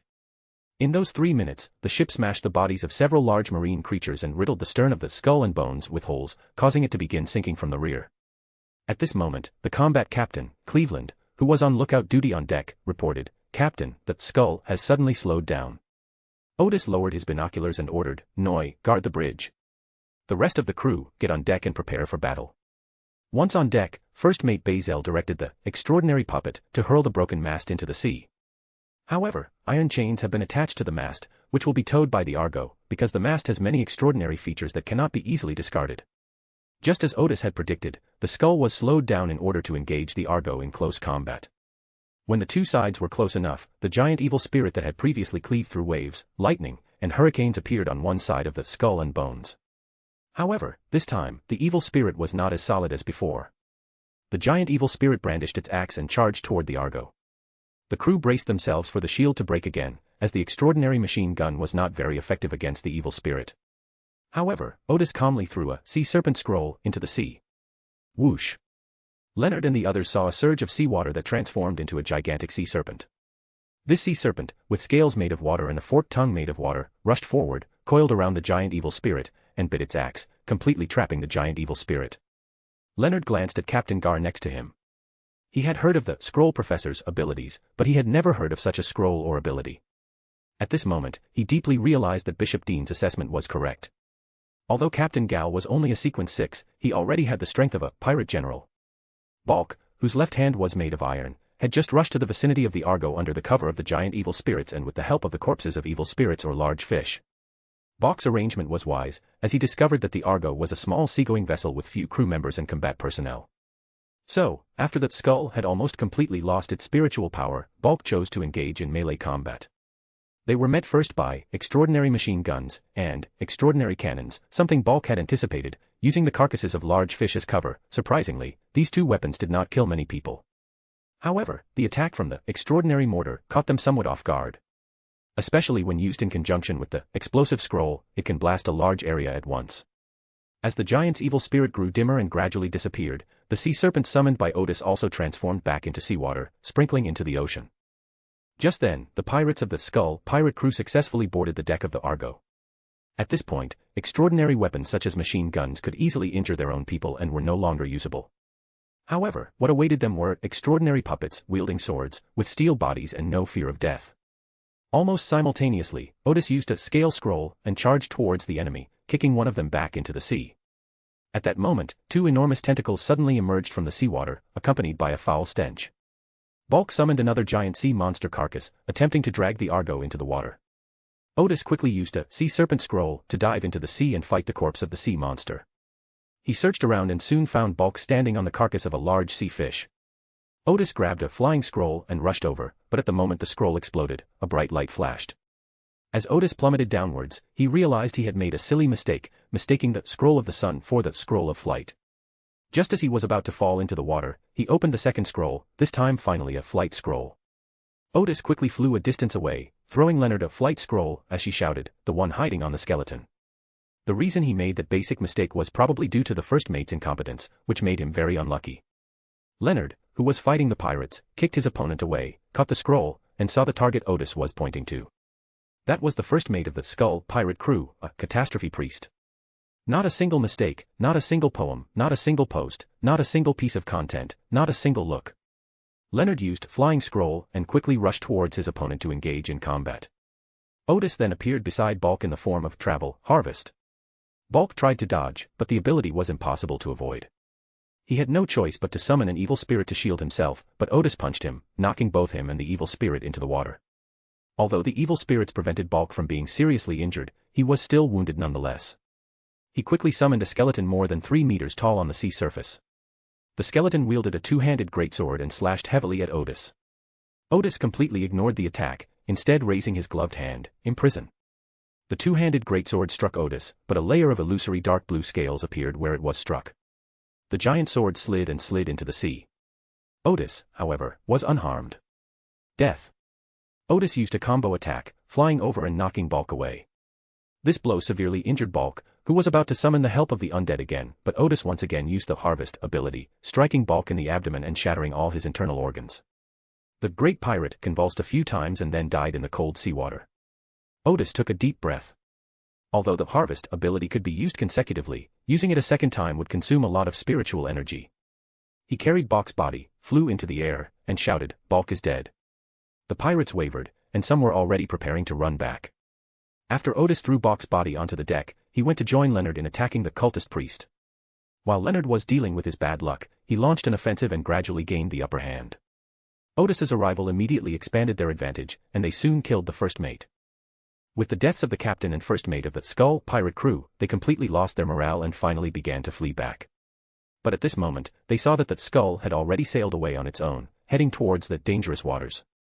Not only were they surprised, but Odis was also very surprised. However, after considering it, he decided not to pursue them. This ghost ship is clearly more powerful than the Ghost. After Balk's death, there may have been a crew member who remained behind, whether unlucky or lucky, who became the new captain. The reason it's said that they might be unlucky is because the ship has some negative effects. If someone is below sequence 6 and is not an extraordinary being of the death pathway, they might be counter-controlled by this ship. In any case, now that there is a new captain, the Skull may regain some combat capability, and the Argo is no longer able to pursue it. The outcome of the battle was no longer in doubt. As the pirates who had boarded the deck were dealt with, the extraordinary puppet began firing the extraordinary machine gun into the sea, and the remaining pirates immediately surrendered. Leonard flew back to the deck, glanced at Barker's body, and said to Odis, "We need an undisturbed environment." "Go to my studio," Odis reiterated, "but his head and extraordinary properties are mine." Leonard immediately replied, "No problem." After saying that, he and 3 Red Gloves members quickly carried Balk's body down to the deck. Odis had little interest in the secrets of the Church of the Goddess of Night. He had Bazel tie the prisoners to the mast and Rupert clean up the battlefield. After about half an hour, the prisoners were all tied to the deck. Odis asked, "Are there any bounty pirates among them?" "There are 3. Barzil had already noticed this when he received the prisoners. "Kill them," Odis said. Amidst pleas for mercy, Bazel fired 3 shots, killing the 3 pirates. On the other side, the loot has also been collected. This loot mainly consists of extraordinary traits, heads with bounties, and 2 sealed artifacts. Because of the close combat this time, the bounty of the Skull pirate crew was basically all seized. After the battlefield was cleaned up, the Argo set sail again, heading towards Nohaw's Island, where Odis planned to repair the Argo. Leonard and his companions have also completed the spiritual communication, handing over Balk's extraordinary characteristics and corpse to Odis. Leonard added, "I hope to buy Balk's extraordinary traits, as well as other extraordinary traits from the death pathway that I acquired during this battle." "No problem," Odis smiled. "However, we need to divide the spoils first, and I'll talk to you about the price of these extraordinary properties tomorrow." Leonard smiled and said, "Okay." Then Odis had the extraordinary puppet watch over the pirates, while the other crew members went into the wheelhouse to divide the spoils. "The reward for this round of battle depends on how much bounty we can get," Odis said. "However, the repair costs for the Argo will be deducted from the bounty, and then we will divide the remaining bounty among ourselves." No one had any objections. If the Argo hadn't been so reliable today, they would have been buried at sea long ago. Then Odis said, "Just like last time, I have prepared spoils for you as well. You can choose to select from the spoils according to your own contributions, or you can choose the spoils I have prepared for you."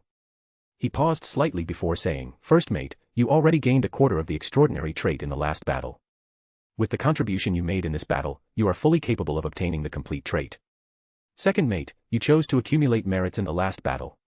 With the merits from this battle, you can now exchange them for the complete traits. First mate Bazel and second mate Rupert smiled slightly. Thank you, Captain. I must remind you, Odis said, that because the traits you need all come from spoils of war, it is relatively easy to obtain the extraordinary traits required for advancement. If you were to exchange merit points for the corresponding traits, it wouldn't be so easy. He then said to the other members, for example, Cleveland has gained another third of the extraordinary trait of Weapon Master this time. In that case, although you can apply for early promotion, you will still owe a third of the characteristic debt. Cleveland nodded and said, I understand. Odis began announcing the loot that the others would receive. Boris gets a third of the Pyromaniac trait, while Selena and Noi will both get the full promotion trait. Without exception, they all chose the spoils the captain had prepared for them. At the same time, they also gave up the opportunity to choose spoils from the spoils, which once again belonged to Odis. Everyone expended a lot of energy in today's battle, so we'll discuss the promotion tomorrow. Leonard's mission was complete, so Odis used travel to send the members of the Red Gloves back to Byam, along with the heads of those wanted, and handed them over to Bishop Dean. Bishop Dean agreed that he could collect the reward tomorrow morning, and it would be the full amount. Odis then returned to the Argo to rest, and around 10 p.m., the Argo finally arrived at the port of Norhouse Island. Odis first left the prisoners on the dock, then sailed into the island's shipyard. There are people on duty in the dock to deal with emergencies such as people coming to repair the ship at night. However, the staff member on duty had drunk quite a bit and thought he was just seeing things because he had drunk too much. Otherwise, how could the ship have sailed into the dock without sails? The ship will be docked in the shipyard for now, repairs will have to wait until tomorrow. After arranging the night watch order, Odis returned to the captain's cabin to rest. The following morning, after the crew had breakfast, Odis gave them the extraordinary properties he had promised the night before. However, these are all characteristics that have been processed, and only the part that needs to be promoted is included. Both Bazel and Rupert are still lacking the main auxiliary materials, so they will have to wait until they have the materials before they can be promoted. Odis had all the auxiliary materials that Selena and Noi needed, but Selena was injured and could not advance temporarily. That morning, only Noi successfully advanced and became Sequence 8, Clown. Then Odis began assigning tasks. After a while, Bazel would return to Byam to continue completing the tasks assigned earlier. Rupert will replace Bevis, and the third officer and Nu will be Odis's assistants in repairing the Argo. Before that, however, Odis went to the shipyard to discuss the ship repairs. After the other ship's engineer boarded the ship and inspected it, he found that the damage to the Argo was not significant, only the mast, a section of deck, and a few holes in the walls needed to be repaired. The broken section of the mast can be used. The repair plan is to drill a hole in the middle of the mast and connect it with steel. Then fix it with steel nails on the outside, and then put on a steel hoop. As for repairing the deck and walls, that's even simpler, it should only take about 2 days. However, Odis paid more money, so the dock promised to fix it in 1 day. The other damage was to be repaired by Odis.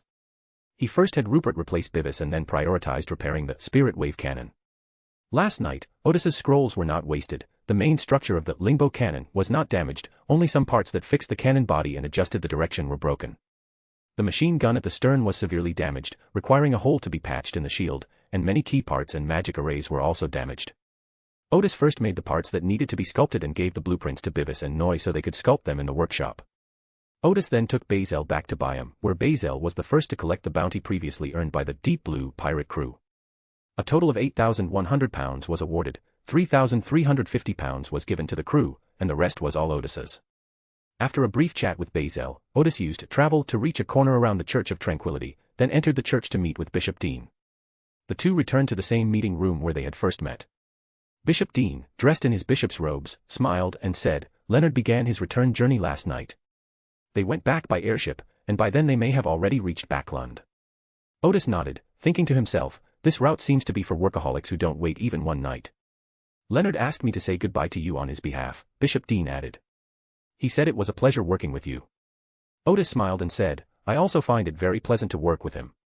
Bishop Dean remarked with admiration, I truly envy the friendship among you young people. He paused for a moment and then said, all right, let's get down to business first. Leonard should have told you that we hope to acquire some of the features you captured. Let's talk about the price of those features. Chapter 284, Chapter 283 Bernadette meets Catlia. Odis's main purpose today was to discuss the price of those attributes with Bishop Dean, as the extraordinary attributes of the Death God pathway he currently possessed were of little use. This battle also yielded a significant number of characteristics related to this route, which could be sold to generate more cash. Odis said, I had already considered this before I came. I won't set too high a price just because you need it, but there will be some premium. Bishop Dean gestured for Odis to name his price. Odis had already considered this: Series 6 level £3,800, Series 7 level £1,400, and the lower series characteristics are priced according to market prices: Series 8 level £600, Series 9 level £300. Bishop Dean immediately agreed, yes. Then he asked, did you acquire quite a few characteristics of the death pathway this time? Last night, Bishop Dean heard Leonard say that there were 5 or 6 death pathway traits this time, but now, judging from Odis's tone, it seems like there are 8 or 9 traits to sell to him. Odis paused for a moment, then asked, wouldn't it be acceptable if it wasn't a trait captured during this battle? He smiled and said, the first mate of the Deep Blue pirate crew is also an extraordinary individual with the death pathway. Of course you can. Bishop Dean realized that Odis had some accumulated wealth, and in the future, if you encounter any such spoils, you can sell them to us. In addition, due to the characteristics of the sleepless pathway, the acquisition price is 20% higher than what you just mentioned. Odis smiled. It's really refreshing to do business with the church. So he placed the suitcase he had brought on the table and opened it. I brought all the accumulated death pathway traits from before. He then took out a note from his wallet. This is the list. Bishop Dean paused for a moment, then looked at the note. Necromancer 2 items. 3 items related to psychics. 7 items were related to grave diggers. 10 corpse collectors. He glanced again at the neatly arranged wooden boxes in the suitcase. How did a proper specialty transaction turn into a wholesale deal? After a few seconds of stunned silence, Bishop Dean finally said, so many. Odis smiled and said, these are spoils accumulated over time, but the middle sequence characteristics are mostly from spoils acquired after we went to sea. Bishop Dean grunted in response, as if only now fully regaining his senses. He then took a deep breath, opened the wooden box, and examined the properties. No problem. He doesn't care where these transactions come from, as long as they're in his hands. Let's calculate the total price. Odis took the slip of paper that had just been handed to Bishop Dean. The 2 necromancer traits total £7,600, and the 3 spirit sorcerer traits total £4,200. The total price for 7 gravedigger traits is £4,200, and the total price for 10 corpse collector traits is £3,000. That's £19,000 in total. Dean took out a handkerchief and wiped his sweat. He had indeed been ordered to buy extraordinary traits with gold pounds, and he knew that the church needed and valued these traits more than gold pounds. But he also felt a little guilty about spending such a large sum of money all at once. Bishop Dean then realized that he did not have enough gold pounds. I have no objection to the price, but could the gold pounds be paid in 2 installments? I'll give you £10,000 today, and the remaining £9,000 will be given to you in a few days. Anning Church simply didn't have that much cash. No problem, Odis said with a smile. He certainly believed in the integrity of the Church of the Goddess of Night and that they would not renege on their promises in such matters. Odis received £10,000 and an additional £11,200 bounty. The reason why the bounty was so high this time was firstly because the Church of the Goddess of Night helped to obtain the full amount of the bounty, and secondly because the members of the Skull pirate crew did not undergo the baptism of the Spirit Wave Cannon, and all the pirates with bounties became spoils. In fact, the total bounty of the Red Lion pirate crew was higher than that of the Skull pirate crew, but they failed to collect many of the bounties at the time. When Odis arrived, he carried a large leather suitcase. When he left, he carried 2 small leather suitcases. Odis first found Bazel and gave him a reward of £1,000. The bounty was quite large this time, and Odis was generous with his payout. Second mate Rupert also received £1,000, Combat Captain Cleveland received £800, and Selena and Noy each received £600. The remaining £6,200 were for Odis's share, as well as the cost of repairing the ship. Odis, beaming with pride at his substantial earnings, returned to the Argo and felt even more energetic while repairing it.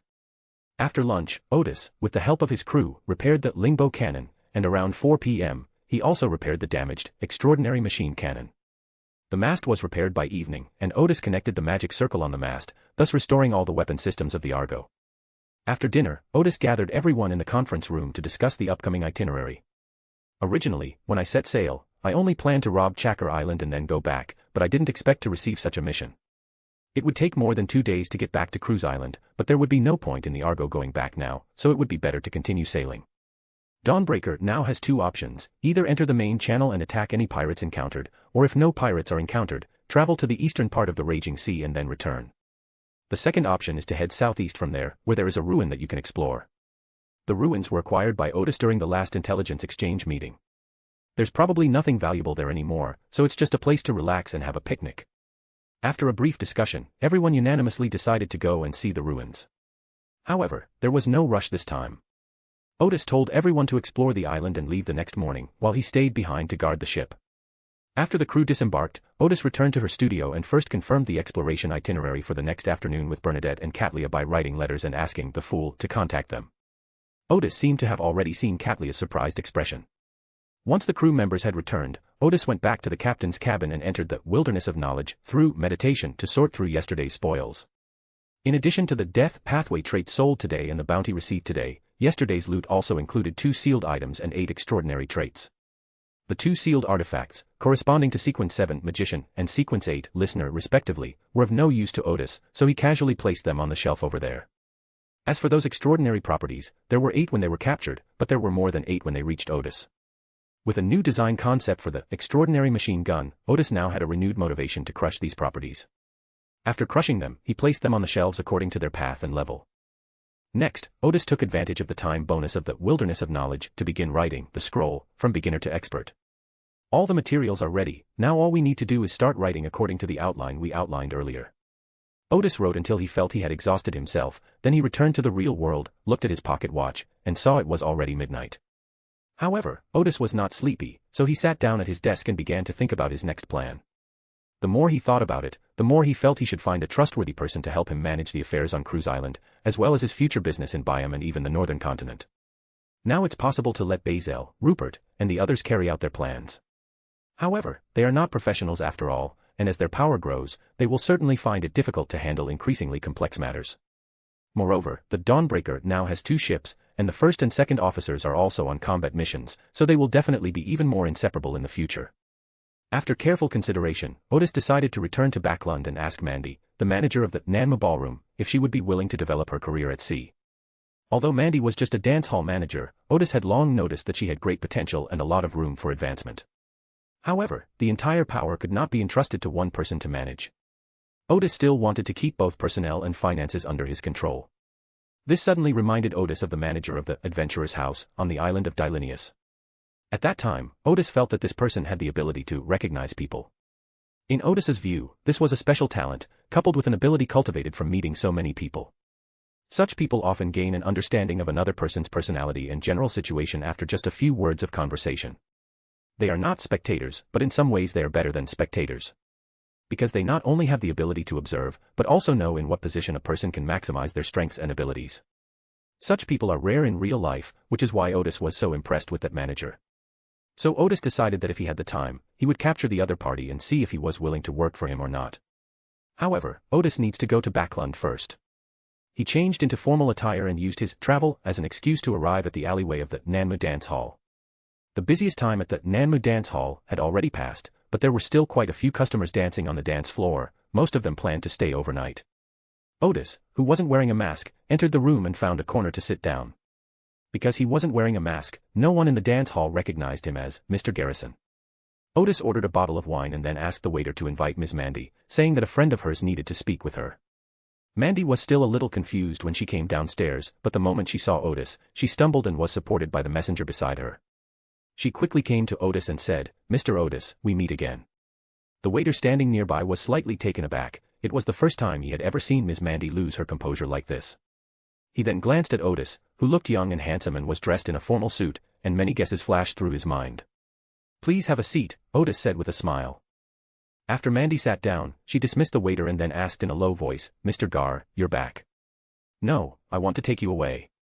Odis smiled and said, "Excuse me, that sounds like something a patron in a ballroom would say to the ladies." He paused for a moment and then said, "Here's the thing, I want to establish my own power on the high seas. It's on an island, but it's quite remote." Mandy interrupted, saying, "I'm willing to go." Odis was taken aback. "Didn't I finish explaining the situation there? And what I need you to do?" "I'm willing to go no matter what the circumstances are," Mandy smiled. "Mr. Gar, I'm willing to continue serving as your subordinate." "Okay." Odis nodded with satisfaction. "Then let me give you a brief overview of the situation there. A lot of construction work needs to be done. I need someone to help me organize manpower, allocate resources, and manage that island." Mandy thought for a moment and said, "Then I need to bring a few people with me." "No problem," Odis said. "Don't worry about the salary, it's the same as yours in Backlund, and you'll also get a travel allowance. But the environment there is indeed a bit bad, so you should be prepared." Mandy nodded, "Okay." Also, Odis said, Don't give up on the intelligence network of Nanma Ballroom. We may need it in the future, so you should keep a good successor. After agreeing to pick them up again the next day, and having finished discussing business, the two chatted casually while drinking. After finishing the bottle of wine, Odis got up and left. Mandy saw him all the way to the door and stood there silently for a long time.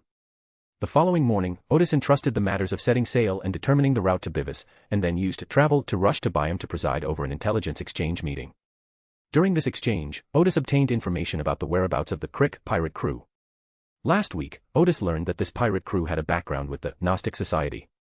Of course, the main reason Odis was interested in this pirate was because of his high bounty of 8,600 pounds. Odis had spoken to Bazel about this, and Bazel believed that the total bounty for this pirate crew might exceed 20,000 pounds. For Odis, it was like a ship laden with gold pounds sailing on the sea. In fact, the channels and methods that Odis currently possesses are best suited for being a bounty hunter. Moreover, he's the kind of bounty hunter who can always wipe out the entire opposing team. During the intelligence exchange meeting, he was able to know the recent whereabouts of most of the great pirates, something that not only the Navy and the Storm Church could not do, but even the Sea King himself could not. Once Odis knew the enemy's location, he possessed the strength of a pirate general and the terrifying spirit wave cannon, meaning that any great pirate who encountered him would basically die. However, considering that the Clark pirate crew is currently on the eastern side of the raging sea, which is quite far from the current location of the Argo, Moreover, since setting sail, the Dawn Sword pirate crew has been engaged in continuous battles, and it's time for the crew to rest. So he decided to temporarily give up chasing the ship of gold pounds, to give up chasing the Clark pirate crew. In addition, information about the Sword of Dawn has emerged at this gathering. The story of Dawnbreaker's sword, annihilating the Deep Blue pirate crew has spread and has been published again in the Ross Daily. No one expected that the Dawn Sword pirate crew, which was unknown to anyone just half a month ago, would kill 2 big pirates and eliminate 2 large pirate crews in just 2 weeks. The news spread so quickly mainly thanks to the 5 survivors of the Deep Blue pirate crew that Odis had previously released. Currently, Byam knows about the Sword of Dawn's exploits and knows that its captain, Gar, already possesses the strength of a great pirate. After the gathering, Odis stayed in Byam for dinner and taught the waiter, Alan, some ways to distinguish between true and false information. After resting for a while, Odis returned to the Argo. Seeing that he still had some time, he went to the Wilderness of Knowledge to study the Stone of Iron Law. Similar to the previous study on Sea God Scales, after some research, Odis mastered 3 new scrolls.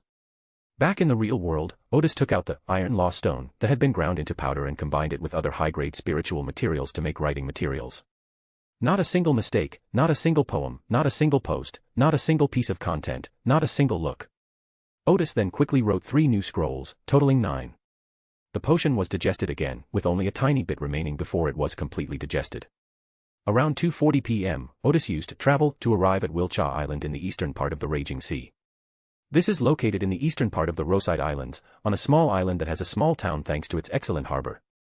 To the northeast of the island lies Aalawi Island, the largest island in the eastern Rosyth Islands, which houses a large naval base. However, there is no naval base on Wilcha Island, and the eastern part of the Rothschild Islands, due to its shorter development period, has a worse security situation than the western part, making it almost a paradise for bounty hunters and pirates.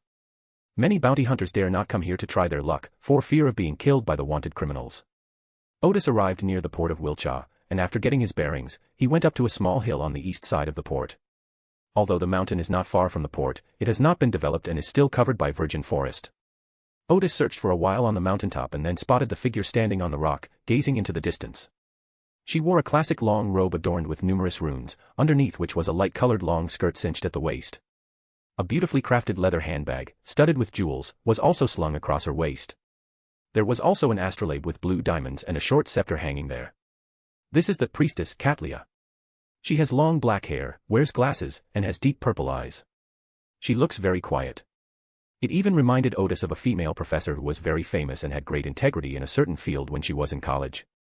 Meanwhile, Katlia was also carefully observing Odis. Her first impression of him was that he was very young and cheerful. Then she noticed Odis's bulging leather waist bag.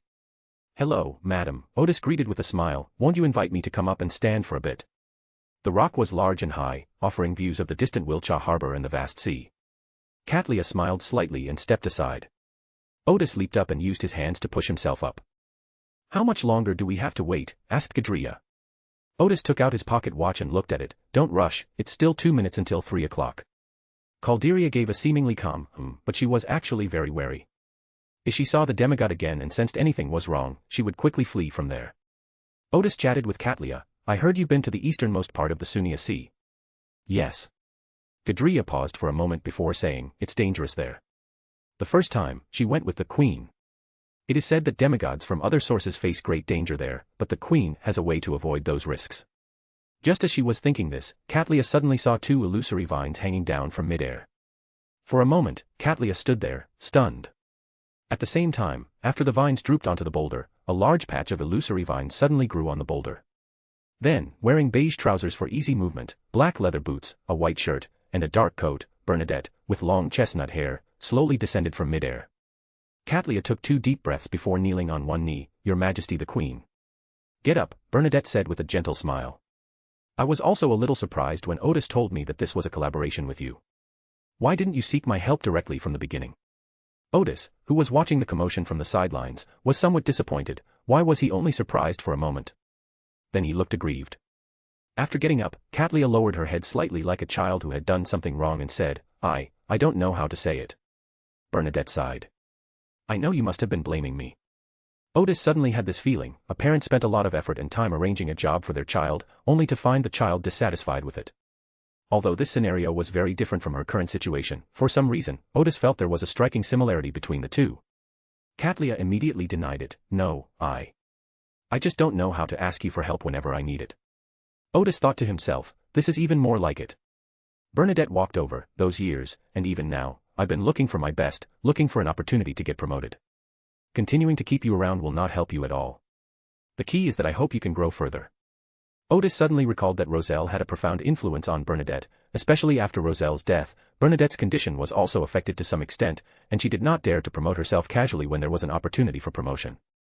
For example, Bernadette could theoretically have been promoted for blocking the invasion of the outer gods in Backlund and preventing the Great Smog event in Backlund, but she didn't dare to promote herself on either occasion. That's why Bernadette has been searching for clues about Russell, hoping to resolve her inner conflict and let go of her psychological burden. At this moment, Gadria still kept her head down and said, I understand. All right, let's talk about this exploration, Bernadette said. You said there was a demigod-level monster there, right? Yes. Katlia took a deep breath, finally having time to re-examine Odis. During her first gathering, she had assumed the Hermit wouldn't belong to the Elemental Dawn, and she was wrong. Completely wrong. She calmed herself down before saying, it's been raining on that island, and there are huge whirlpools and howling winds all around. Even ships with special abilities would find it difficult to get close to that place. The eastern part of the island is not very dangerous. I established a safe landing point there. It is a quaternary ruin, and I have basically cleared out all the monsters inside. There are several mountains in the middle of the island. I have ventured out to explore them before, and I am almost certain that a monster that can use the abilities of a mystic is hiding there. I just don't dare to confront it head-on, and I don't know exactly what its state is. Bernadette nodded, then asked Odis, what's your opinion? Caldelia stood there, stunned. She hadn't expected the Queen to ask this young man for his opinion. She knew very well that when such actions were taken, the Queen would not ask for anyone's opinion. Odis didn't pay much attention, since this was how they usually communicated. This is because although Odis's sequence was low, the level of knowledge he possessed was not low, and he also had cutting-edge research on mysticism.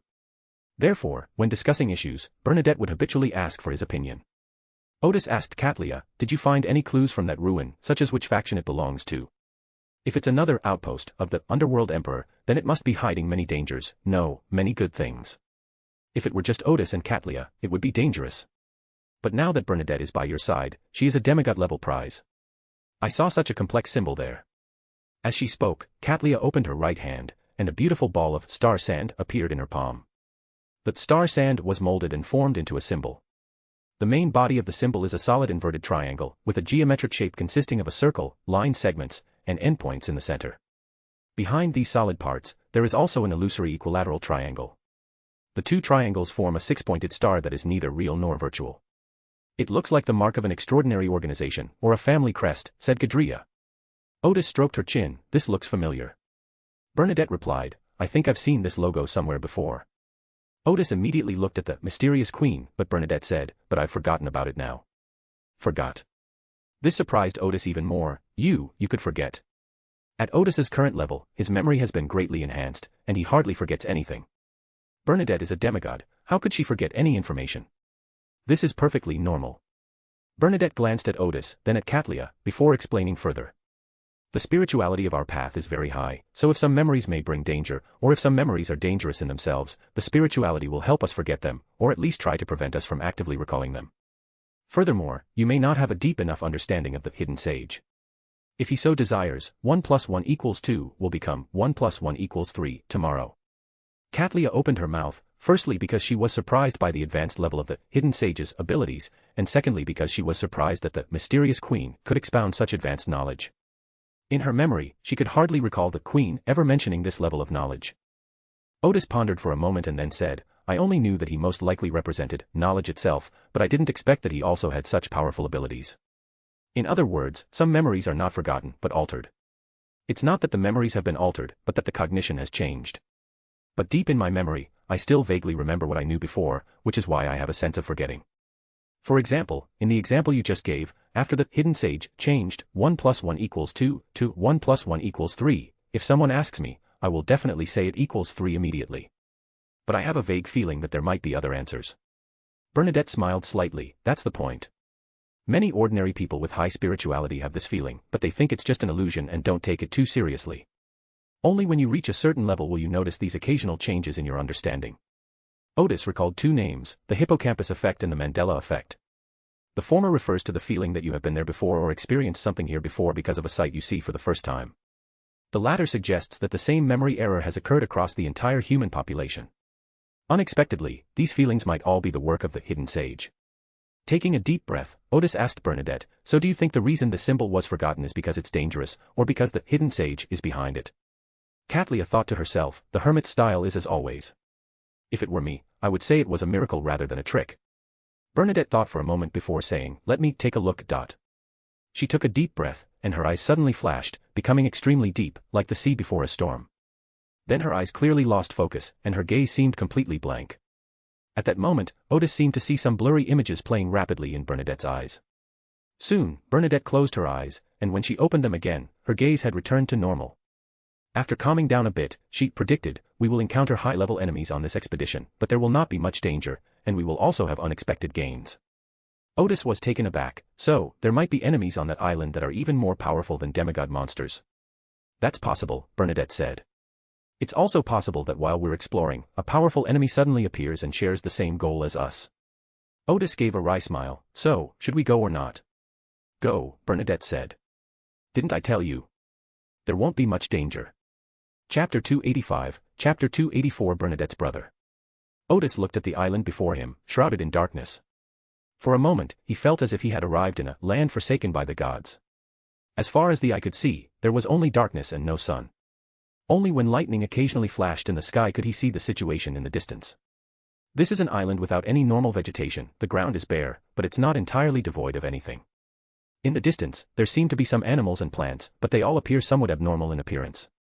Odis and Bernadette landed at the safe point established before Katlia, an ancient ruin that was in great disrepair and mostly collapsed. It's raining heavily outside, and according to Katlia, it seems to have been raining heavily here the whole time. It's that symbol, Katlia said, pointing to the wall. Odis looked over and saw the same complex symbol, mainly composed of inverted triangles, that Katlia had shown them earlier. He still felt that the face looked somewhat familiar, but he couldn't quite place where he had seen it before. Bernadette glanced at the distant mountains, there is indeed a mystical scholar there. As a sequence 3 from the same pathway, Bernadette faced no pressure at this point.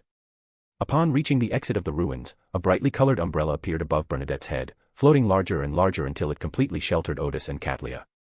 Odis exclaimed, this ability is truly useful. Once I learn it, I'll never have to worry about getting wet in the rain again. Bernadette smiled and waved her hand again. Immediately, a winding path appeared before the three of them, illuminated by the light of dawn, accompanied by birdsong and the sound of wind rustling through the leaves. This way you won't have to step on the muddy ground. Odis asked, wouldn't this attract too much attention?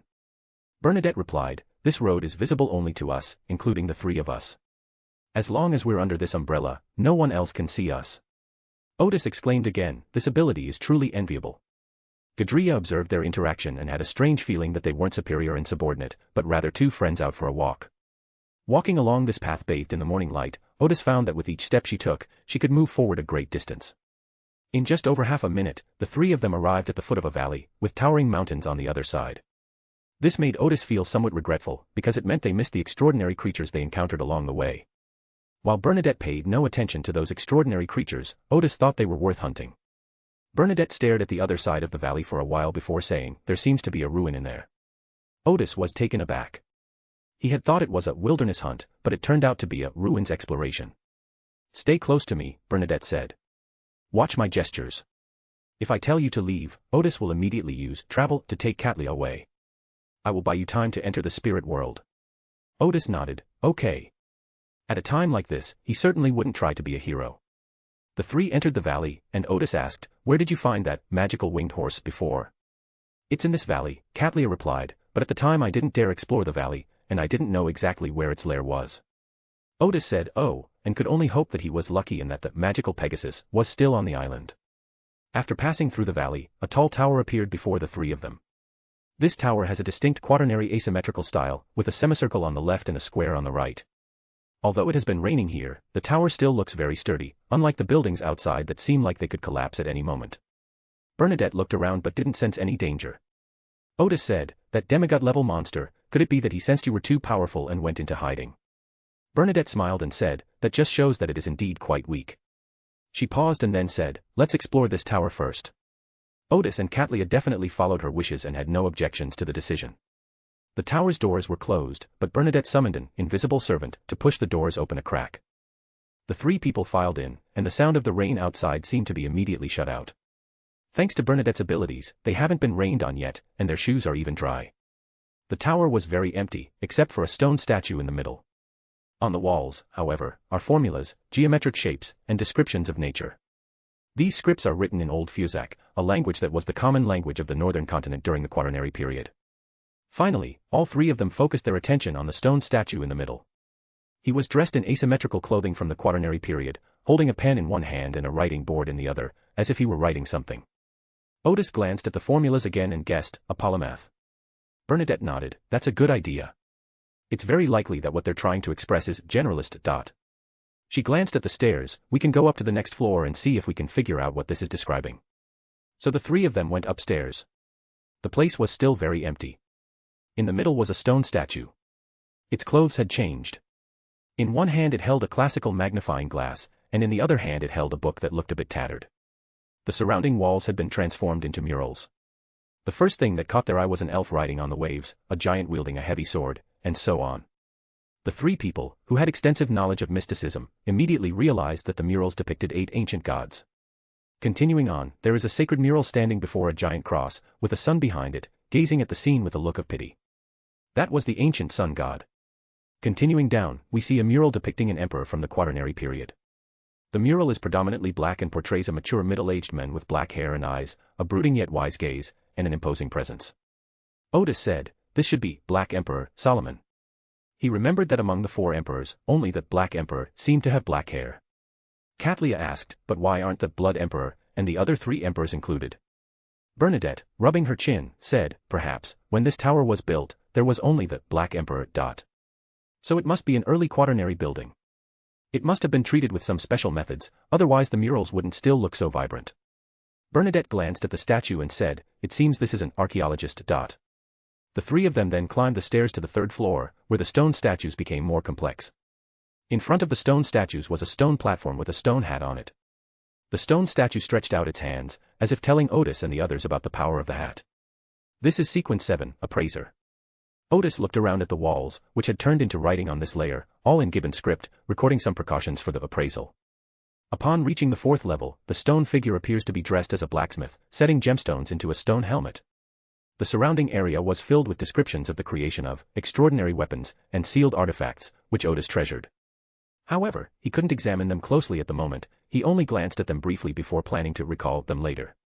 On the 5th floor, a stone statue stands in front of a large observatory, representing an astronomer, while the walls depict various celestial phenomena. On this floor, Katlia was looking around very carefully. Upon reaching the 6th floor, the three of them froze at the bottom of the stairs. This floor was filled with stone statues, and they stood there quietly, staring at the direction of the stairs. These stone figures have different expressions, some are laughing, some are crying, some are kind, and some are sinister. However, they all look exactly the same and are so lifelike that it looks somewhat eerie. It was as if they were still alive just a second ago, but after hearing Odis and the others go up the stairs, they looked towards the stairs and turned into stone statues. Even more bizarrely, in the middle of this group of people, there was a stone statue with the same appearance, dissecting a person with the same appearance. The stone statue lying on the stone platform, dissected, is also very realistic. Its chest and abdominal cavities are open, and its internal organs are clearly visible. Odis swallowed hard. Are the abilities of an alchemist really that strange? Bernadette looked around at the walls before saying, it seems that in the fourth epoch, when alchemists created puppets, they didn't use gears and metal parts. And the person in the middle isn't dissecting anything, he's making a puppet. Odis paused for a moment and asked, what parts are they made of? Bernadette did not answer, but instead exchanged a glance with Odis. Odis immediately understood, and felt a little disgusted. This tower must have been built by some secret organization that has mastered the general knowledge pathway, right? The parts used by the sequence 4 alchemist in this pathway to create puppets do not need to be obtained from corpses. Because they can infuse souls into things without souls, and life into inanimate objects, without even needing to obtain them from living bodies. For example, the demigods of the Church of the God of Steam and Machinery create puppets that are mostly mechanical devices. If the process involved corpses, Odis immediately felt as if he had encountered an evil organization. Bernadette didn't speak, but suddenly said, something's wrong with these statues. Odis quickly took 2 steps back, examining the statue again as he asked, what's wrong? He saw that the stone statues were still standing there quietly. Although the atmosphere was a bit eerie, nothing seemed wrong. Suddenly Odis noticed that the dissected stone statue lying on the stone platform had its chest and abdominal cavities open, and the stone internal organs inside were clearly visible. At this moment, blood flowed from its abdomen. At first, it was just a few drops, but soon the flow grew larger and larger, as if it had become a small stream. The stone statue that was creating the puppet suddenly moved its eyes and grinned, revealing a strange smile. Odis swallowed hard, but then he noticed that Bernadette remained calm and did not gesture for them to leave. So Odis calmed down and continued to observe. At that moment, Bernadette suddenly said, the problem isn't on that level. Odis noticed that the eerie stone statues were beginning to move slightly. Are you sure you're not on this floor? Bernadette raised her hand, and all the stone statues on that floor suddenly collapsed and shattered, leaving only a pile of stone chips. Immediately afterwards, a phantom light suddenly flew out from the stone chips and rushed towards Odis and the others. Bernadette gently raised her hand, and a classic full-length mirror appeared before her, reflecting the light. The light then flew towards the stairs and reached the 7th floor. Only then did Odis realize that there was no trace of blood on the floor they were on, and that everything that had just happened seemed like an illusion. Just then, Odis felt something moving beneath his feet. Before he could react, a phantom pea rapidly grew and pierced through the roof, creating a large hole. At this moment, the illusory light reappeared, and the sturdy pea suddenly lost all its vitality. Its leaves withered, its branches died, and it quickly turned into dust. Bernadette seemed unconcerned as a phantom silk ribbon shot up from the hole. Then, time seemed to stand still. Odis heard no sound from above, and the illusory light did not reappear. About 4 or 5 seconds later, Bernadette suddenly said, it's resolved. As she spoke, she took the lead and started climbing the stairs. Odis laughed and said, we don't even have a chance to show off. Soon, the 3 arrived at the 7th floor. It seemed as if a fierce battle had taken place here, as the walls were covered with scars. In the center of the hall, layers of illusory silk, like silkworm cocoons, enveloped a ray of light. The light darted left and right, but it couldn't break through the illusory silk, looking like a restless lantern. Odis asked, what is that? This should be considered an unexpected gain, Bernadette smiled. This is light of mystery. After extracting all the life from the light, one can obtain one of the main ingredients for the sequence 3 potion of the knowledgeable one pathway. However, arcane light has other uses for me. As for its purpose, Bernadette didn't say. She simply raised her hand, and a crab-like claw emerged from the illusion, clamped the illusory silk, and then disappeared into the illusion. Then Bernadette said, as per our previous agreement, apart from the properties and materials you need, all the other spoils here belong to me. Katlia and Odis had no objections to this. After all, the 2 of them had just been spectators, and not only that, they also needed Bernadette to be distracted and protect them. The 3 of them then looked around the 7th floor. It had been severely damaged, but judging from the stone chips on the ground, there used to be stone statues here. The inscriptions on the surrounding walls were only vaguely discernible, written in giant's script. However, the specific content and the damage made them illegible. Bernadette speculated that mystical light might have been attracted by the knowledge here. Odis chuckled, now that you mention it, I'm quite interested in the knowledge depicted on the wall. Just as Katlia was about to remind Odis that being interested was useless, as it was all written in ancient giants. However, she then thought that perhaps the Hermit could understand the ancient giant's script, so she continued to remain invisible on the sidelines. Not a single mistake, not a single poem, not a single post, not a single piece of content, not a single look. Bernadette smiled and looked up at the stairs. There's no danger up there. So the three of them went up to the 8th floor, eager to see how the people who built this tower described sequence 2 of the generalist pathway. Upon reaching the 8th floor, they saw a stone eye floating in midair, behind which was an open, exquisite scroll. That stone eye is different from the eye of mystery, represented by symbols. In mysticism, eyes are generally used to represent the way of the mysterious person. But that eye is more like a complex symbol, containing both indicative and mystical elements, all combined to form an eye without an eyelid. The eye in front of Odis and the others had eyelids and even eyelashes, and Odis could even feel its gaze. Because of their large eyes, one can even see what appears to be illusory information rolling within the pupils. The scroll behind it looks like a normal scroll, but I don't know what it represents. The three people stared at the eye for a while without speaking immediately. After a long while, Odis said, I remember that the description of the knowledge mentor of the generalist pathway sequence 2 is something like, it can change some physical laws and see through the essence of angels. Katlia was slightly taken aback, and she roughly understood why the queen had sought the hermit's opinion, because he had a wide range of knowledge and could almost readily provide information about angels. Bernadette nodded and said, the situation before us does describe the characteristics of this knowledge mentor very well. An ordinary stone eye was suspended in midair, which was clearly a manifestation of altering the laws of physics. And those bright eyes seemed to see through everything before them. Then the three of them noticed that there were no murals or any information on the surrounding walls. They weren't surprised by this. For any organization, knowledge at the angelic level is top secret and couldn't possibly be drawn or written in a tower like that. The three of them went up again. The statue on the 9th floor was even simpler than that on the 8th floor, depicting a ball of light with directional symbols. Bernadette spoke first. I've heard that the Perfect One pathway, also known as the General Knowledge One pathway, sequence 1 is called Civilization Enlightener, and in ancient times it was called Light in Darkness. Odis stroked his chin and asked, do you mean a light in the darkness? Or that the light is darkness itself?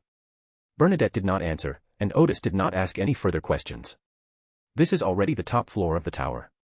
Odis laughed and said, is this the builder's reverence for the gods? Or do they also know that their organization can only reach the sequence 1 level at most? If the tower was built in the early quaternary period, then the organization that built it might have a chance to try and break into sequence 1. Perhaps both, Bernadette said, glancing at the surrounding walls, but unfortunately, there was nothing on them.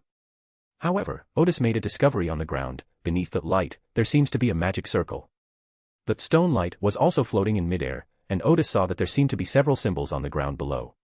Bernadette raised her hand, and the space beneath the stone light suddenly became illusory, and like a vacuum cleaner, it sucked up all the dust from the ground. All the symbols and graphics were revealed, and it was indeed a magic circle. Odis took 2 steps forward and glanced at it. Although the characters in the magic circle were written in ancient giant script, he quickly discerned its purpose. This is a magic circle that can enhance spirituality. Enhance spirituality? Bernadette asked. Enhance the spirituality of what? This stone light. Odis considered for a moment, then shook his head and smiled, I don't know. Because his spirituality also noticed that nothing on this level possessed spirituality. Thinking of this, Odis suddenly paused, because now there were 3 extraordinary beings with their own spirituality on this floor. Let's go, he said immediately. But it was too late. The ancient giant script symbols on the ground had already been activated by the spiritual energy emanating from the 3 of them. The suspended stone light suddenly seemed to crack open like an egg, with pieces of the shell falling off, revealing a real ball of light inside. The illusory light surged, looking like a spring made of light.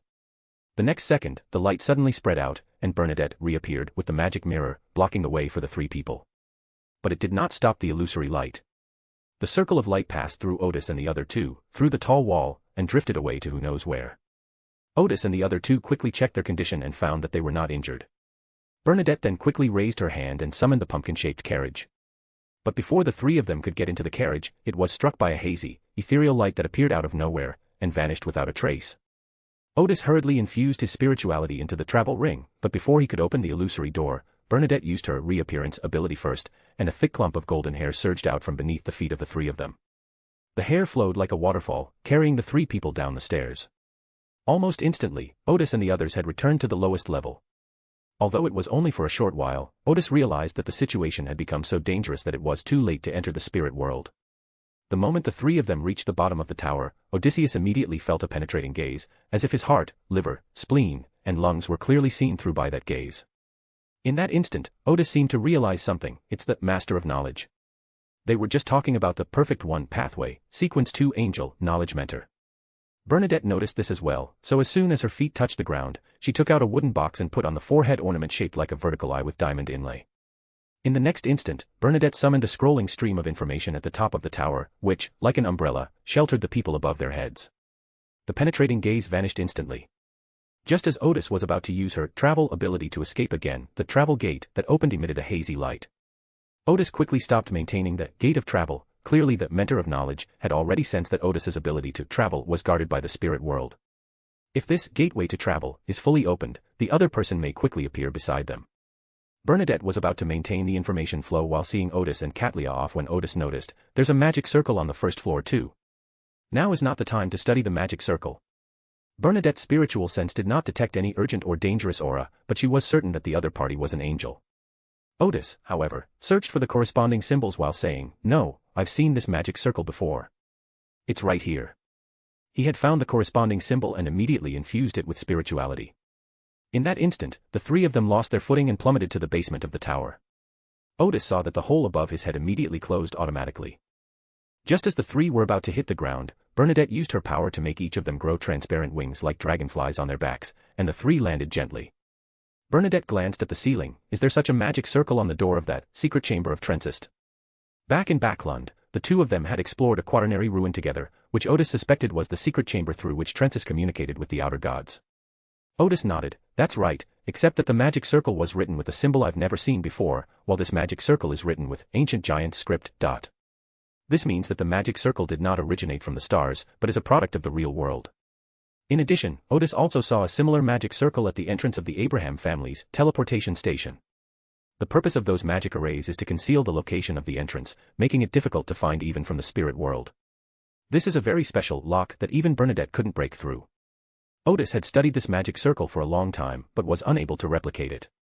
It wasn't until the advent of the extraordinary potion production line that Odis realized that this magic circle must also contain extraordinary properties. However, he hasn't figured out yet where to embed it, or what specific characteristics to use. Now is not the time to study this magic circle. Odis and the other two glanced around. Underground was a huge natural cave, as well as some areas that had been carved out by humans. Deep inside the cave, there appear to be some ancient buildings. Beneath the feet of Odis and the other two was a stone-paved road that seemed to extend all the way to the ancient buildings. There seemed to be some extraordinary creatures active over those buildings. After a quick glance to make sure there was no danger around, Bernadette spread her arms, and two huge, feathered, illusory wings appeared.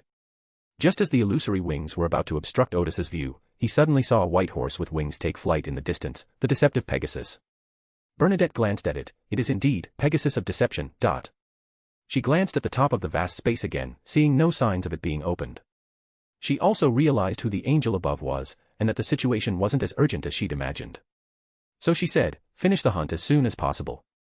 Odis ran a few steps in that direction and suddenly took flight. It wasn't that he used a flight scroll, but rather that the wings Bernadette had just given him hadn't disappeared yet. These wings flew much faster than the flying scroll. The magical Pegasus also spotted Odis, unleashed a hurricane at her, and turned to run away. Odis immediately used a whirlwind scroll to shift the direction of the hurricane, so as not to affect his flight. Bernadette raised her hand, and a phantom frog suddenly appeared in front of the deceptive Pegasus. Quack! A crisp croak of a frog sent the trickster Pegasus sprawling as if it had been struck by a club, causing it to plummet from the sky. In general, during such expeditions, whoever needs the materials is responsible for hunting them. However, time is tight now, and there is no time for Odis to go hunting on his own. With Bernadette's help, things became much easier. Odis flew over and shouted, "Imprison." Next came death and harvest. Before Trickster Pegasus could even cast his spell, he died in a daze. Odis quickly took out the secondary array of the spatial array, and stuffed the corpse of the deceptive Pegasus into the wilderness of knowledge. Bernadette opened her arms again, and the illusory feathers reappeared. Suddenly, a cold voice said, "Bernadette, are you just going to leave without saying a word?" Odis and Katlia were startled because their spiritual senses were under immense pressure, but they didn't know where the pressure was coming from. Bernadette's expression shifted between light and shadow, and the illusory wings vanished once more. "Benova. Long time no see." As she spoke, she put on the sage's forehead ornament again and looked at the buildings in the distance. A young man with long chestnut hair, a handsome face, and a tall stature emerged from one of the doors of those buildings. He was Bernadette's younger brother, Benova Gustav, a follower of the god of steam and machinery, and an angel of the steam church. Odis remembered that he had been blessed by the god of steam and machinery, and had been greatly influenced by this deity. At this moment, the god of steam and machinery might also be watching over this place, so he was ready to pray to the goddess of night at any time. Benova glanced at Odis as he walked over. You should stay away from Odis Gard, he's dangerous. Although they were far apart, his voice sounded as if it were right next to Odis and the others. Bernadette replied calmly, I don't think so. Then she looked into the other person's azure eyes. What? You suddenly remembered your own background. And you even know to warn me that the people around me are in danger. You know, such sarcasm can't possibly anger me. Benova's tone revealed no change in emotion. I would advise everyone who comes near Odis Gard in the same way. Because he is indeed very dangerous. Chapter 286, Chapter 285 The predecessor of the steam church and the messenger's background. When Odis heard Bernadette's brother Benova's words, he smiled slightly and said, Since I am so dangerous, why doesn't the god of steam and machinery just descend and kill me? Instead, you were sent, someone who is clearly incapable of killing me. In Odis's view, as long as Bernadette was alive, Benova could not kill him. He had originally intended to make a sarcastic remark about the god of steam and machinery, but considering Benova's current devout faith, he realized that such a remark could easily lead to an awkward silence in the conversation. Odis also hoped to have a brief chat to see if he could obtain more information about the higher-ups of the steam church. That's because, Benova, who also had long chestnut hair, that killing you now would be helping you, and also helping the hidden sage. Odis was taken aback. Help me. Help the hidden sage. What do you mean? Benova simply looked at him, clearly not intending to tell Odis any more information. At this point, Bernadette asked, Then why did you come here? If not to kill Odis, then to kill me. Benova replied, I'm here to drive you away. This isn't a place for you to play adventure games. Calderia, who had remained silent, was surprised by the steam church's emphasis on the Hermit and understood why the Queen's prophecy had stated that there would not be much danger even when encountering high-level enemies. Although Benova is a high-level enemy, they are not in great danger, either in terms of strength or background. Odis's mind raced, and he suddenly remembered the complex symbols he had seen in the ruins before. These are the ruins of the Stiano family. He suddenly realized that the crest-like symbol looked very similar to the mechanical emblem. The main body of the mechanical emblem is also an inverted triangle, with a geometric shape composed of line segments and figures in the middle. However, it does not have the illusory equilateral triangle in the back, and the mechanical emblem also has a gear outside the geometric shape in the middle. The addition of gears completely altered the original Stiano family crest. Benova replied, Yes. Bernadette and Katlia were both taken aback. They both knew that the Stiano family was the predecessor of the steam church. Bernadette had known this for a long time, while Katlia had only recently learned about it from the tarot meeting. Odis then asked, It's not hard to tell from the Stiano family's crest that they were a family that placed great importance on magic arrays. Why did they abandon their research on magic arrays after the 5th era? In many cases, the 6-pointed star represents a magic circle, and the Stiano family crest has such a structure as an illusory family crest. Odis had previously speculated that the reason many advanced magic arrays were lost was because the families that controlled these arrays had declined, so no one used them anymore. For example, after the decline of the Abraham family, no one knew about teleportation arrays.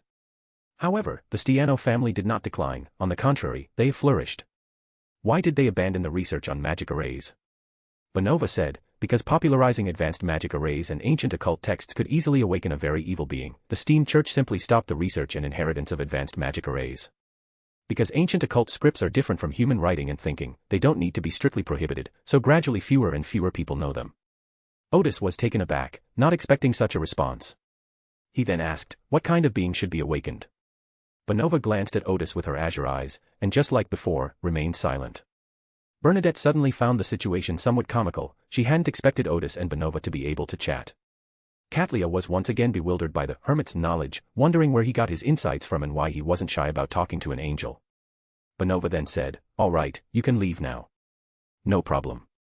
Bernadette seemed very agreeable. Hand over that monster with the characteristics of a mystic, and we'll leave.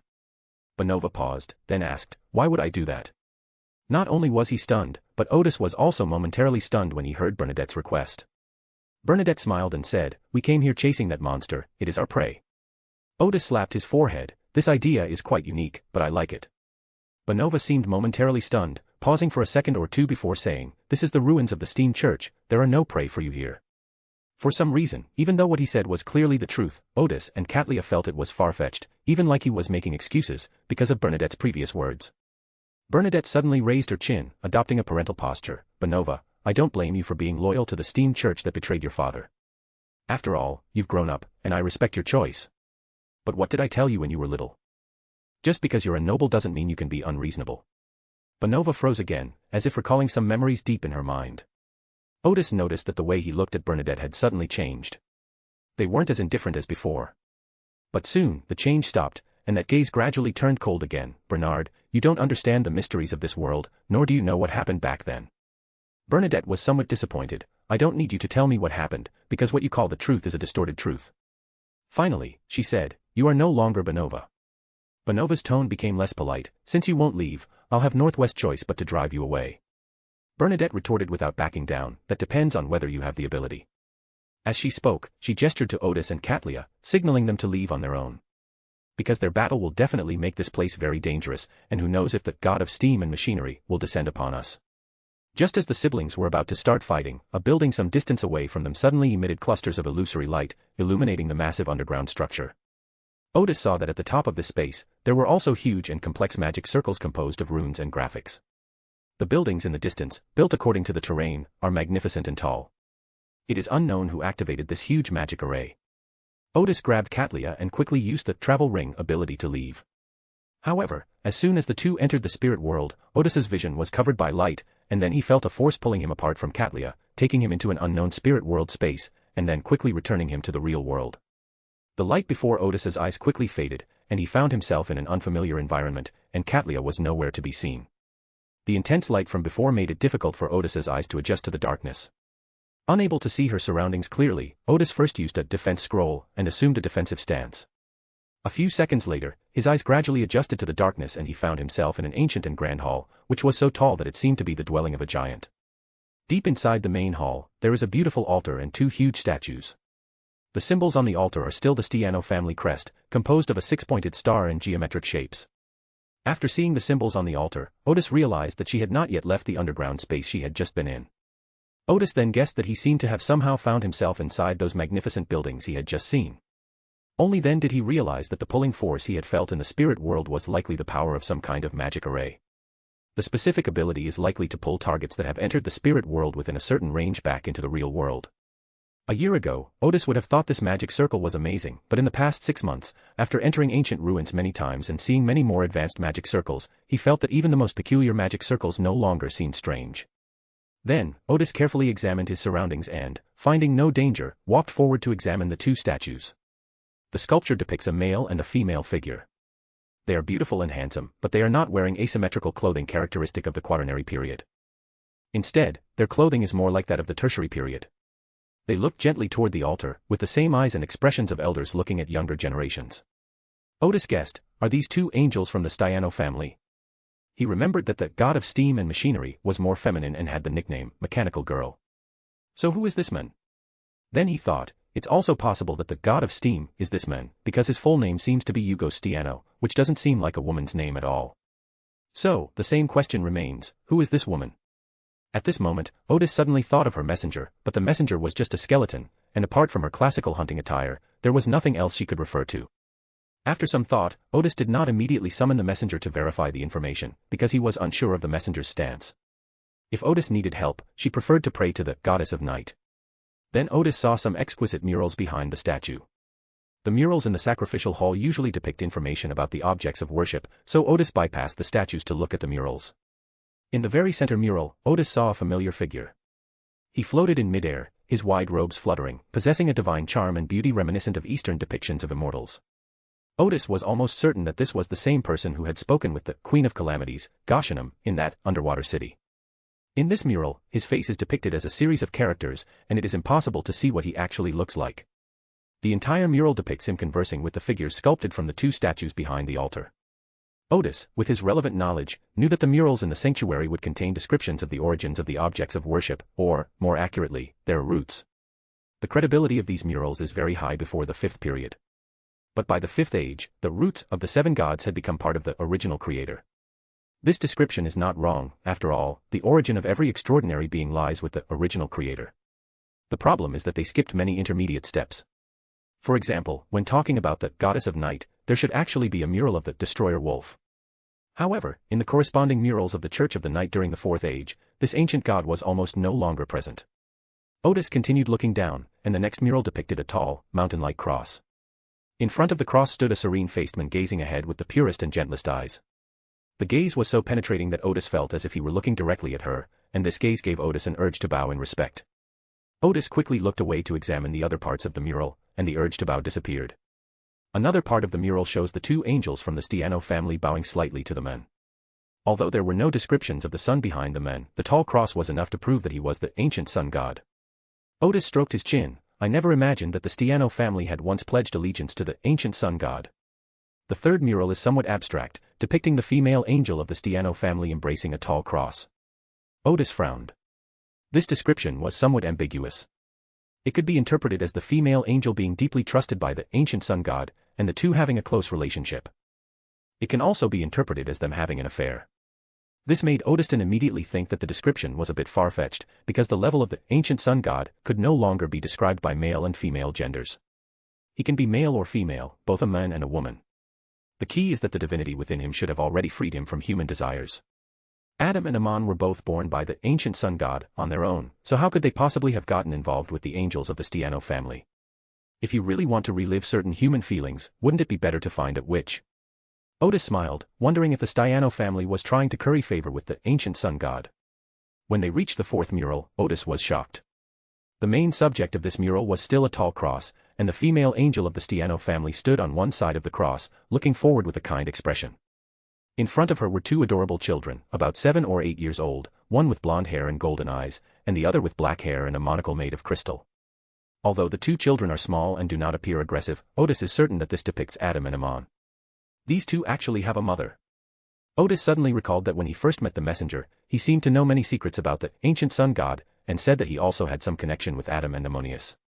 Odis still found it hard to accept that Adam and Ammon actually had a mother. Theoretically speaking, they didn't need to have a mother, so why would the ancient sun god go to the trouble of having one? However, the mural on the left ended there. Odis then looked at the mural on the right.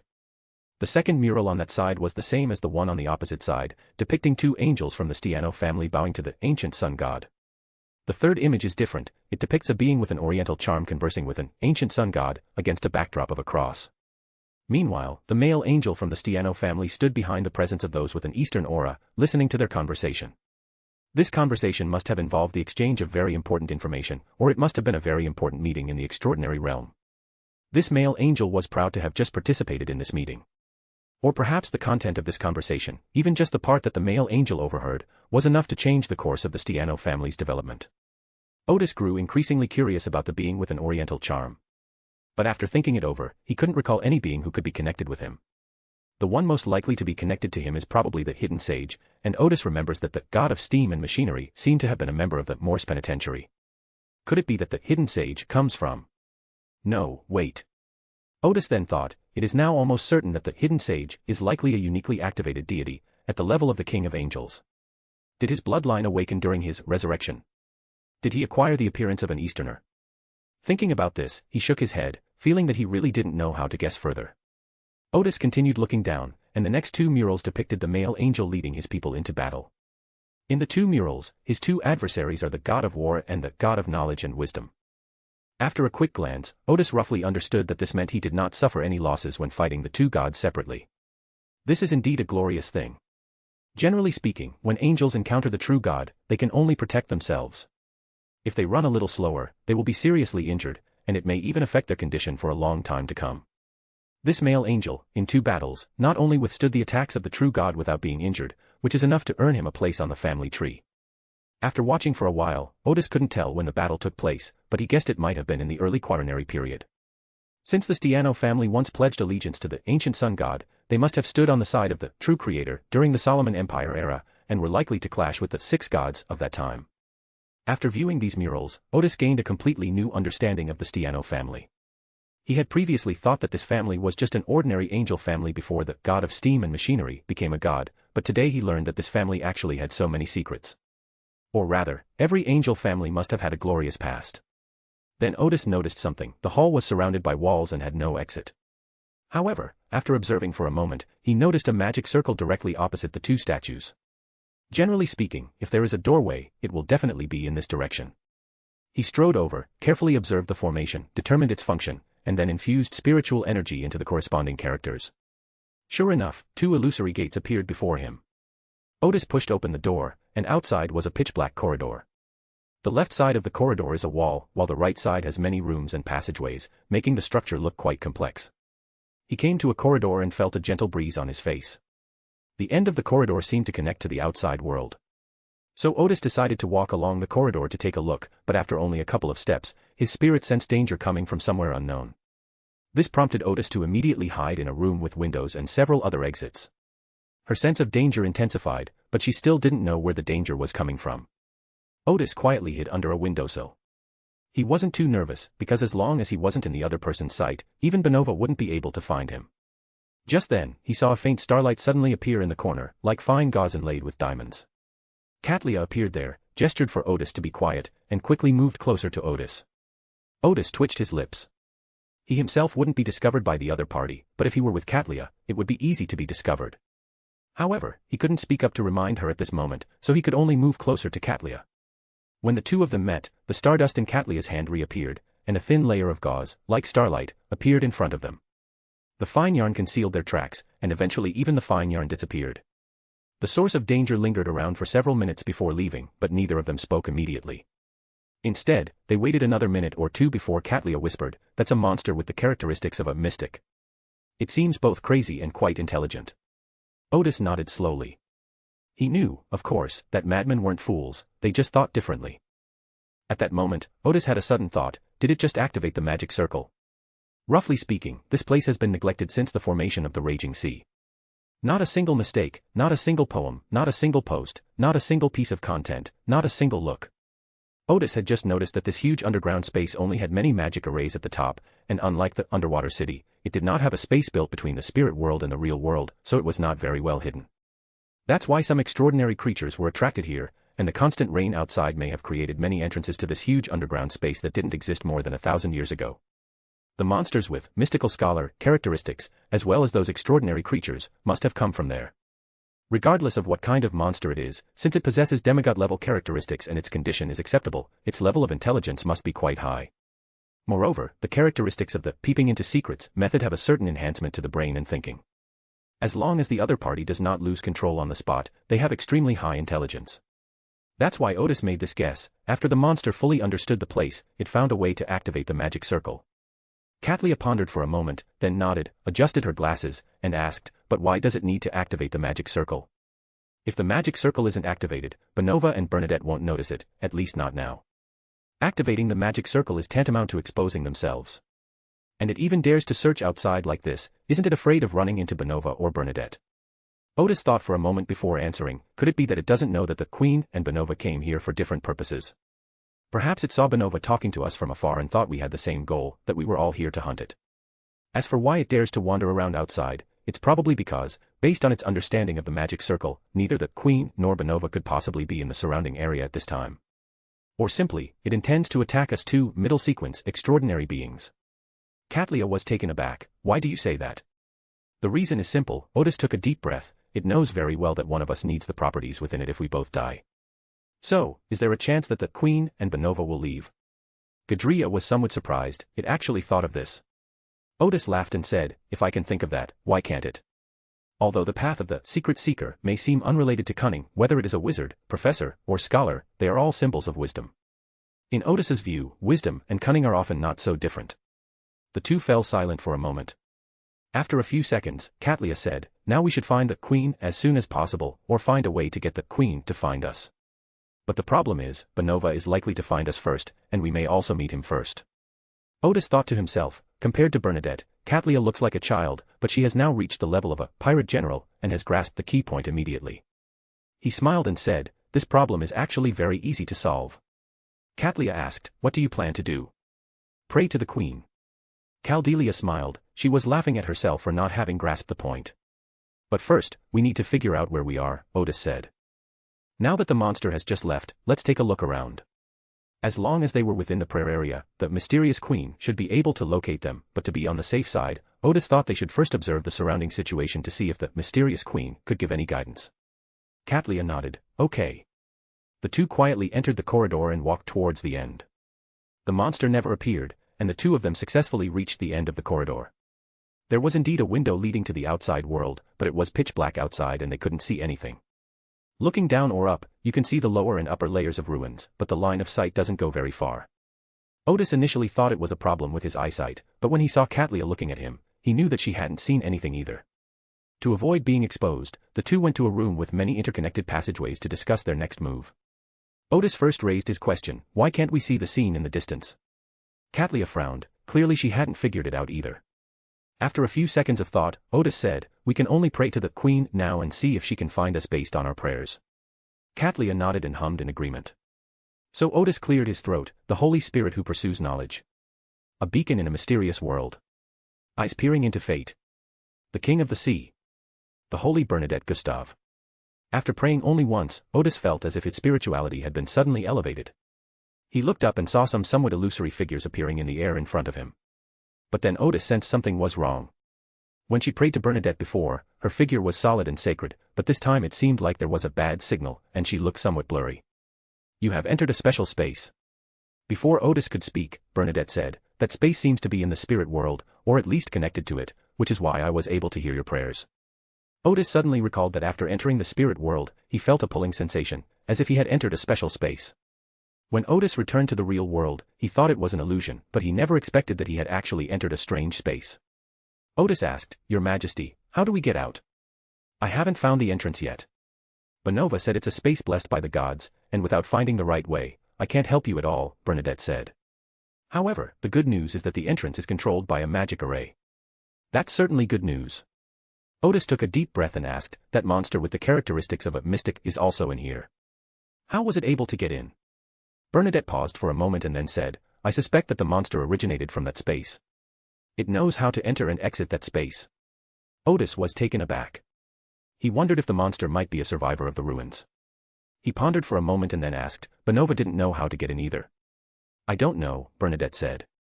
He said that everyone who was inside died, and all the information about the place disappeared. Odis frowned. This sounds dangerous. I just made a prophecy for you, Bernadette said. It's similar to the original prophecy, there will be danger, but it won't be life-threatening. Moreover, the key to resolving the crisis lies with you. Pay attention to observation and thought, perhaps the way out is not difficult. Odis paused for a moment, then said, I understand.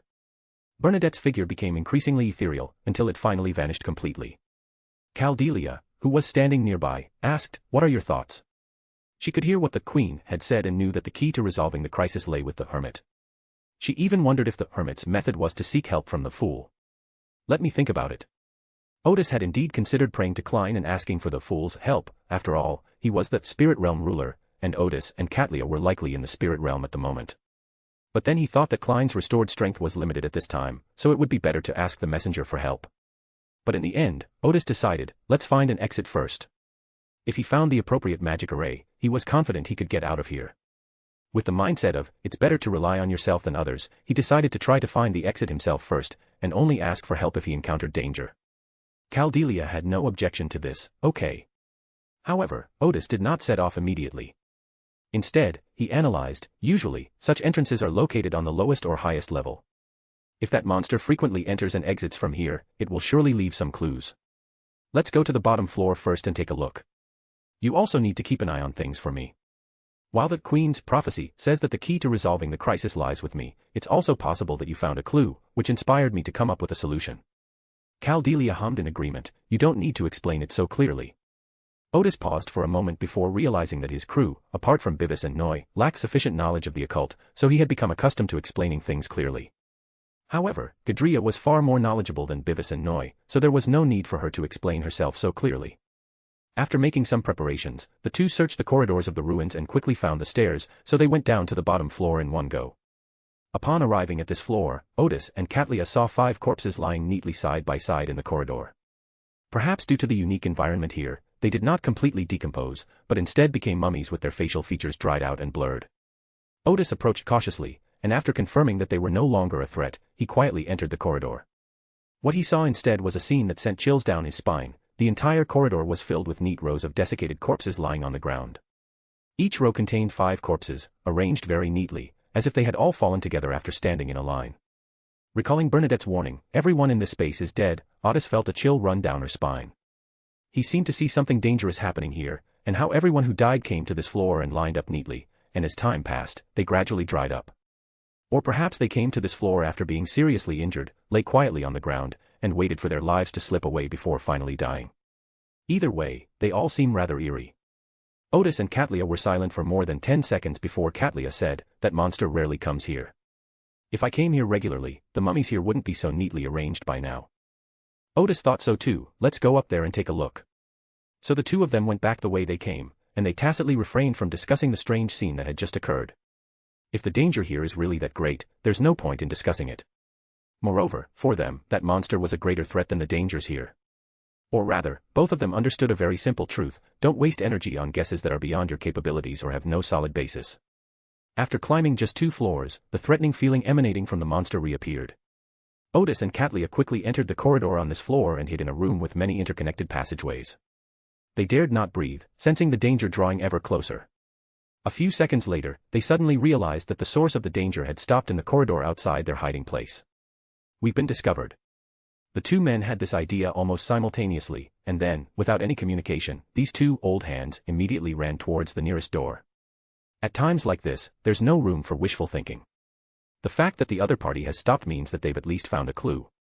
Behind that door was a narrow corridor. Squeak, squeak, squeak. The sudden appearance of the two people caused the rats to screech and scatter in all directions.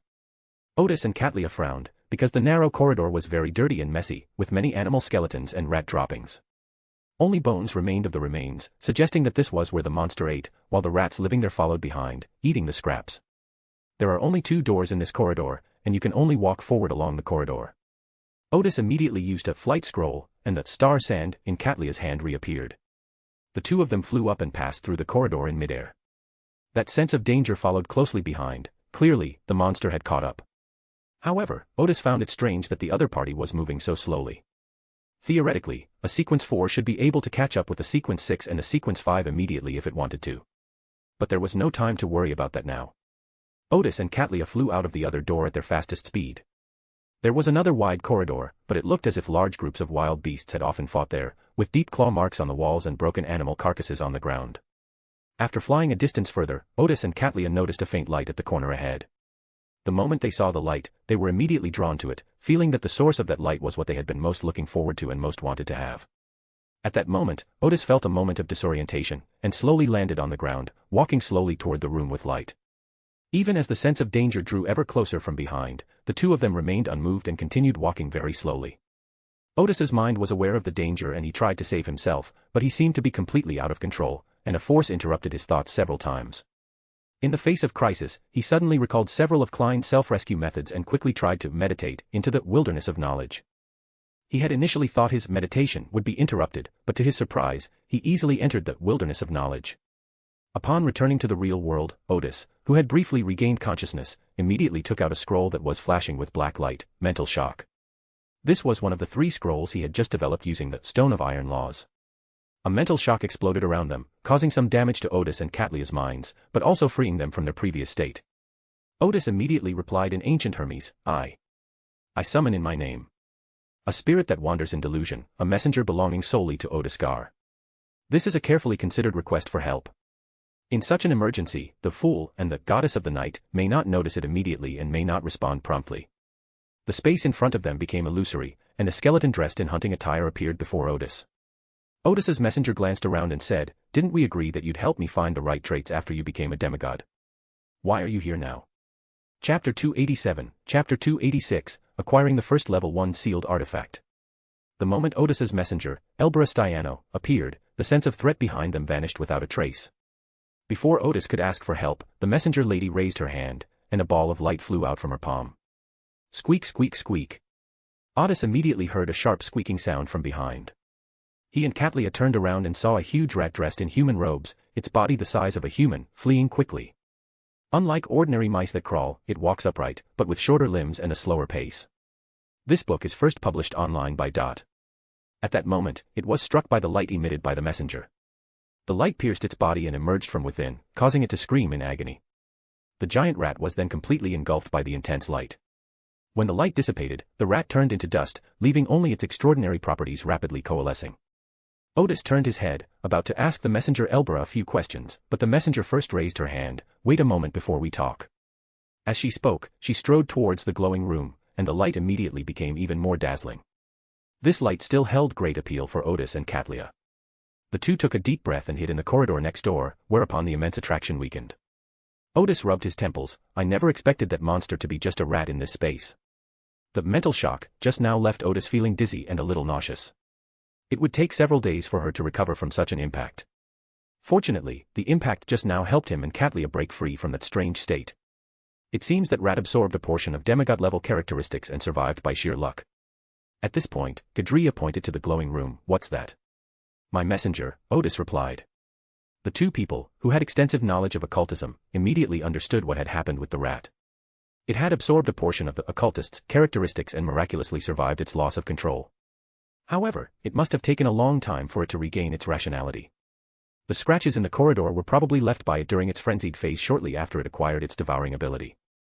After the most difficult period, it remained no different from a wild beast, going out to hunt or bringing back its prey to enjoy in that narrow corridor.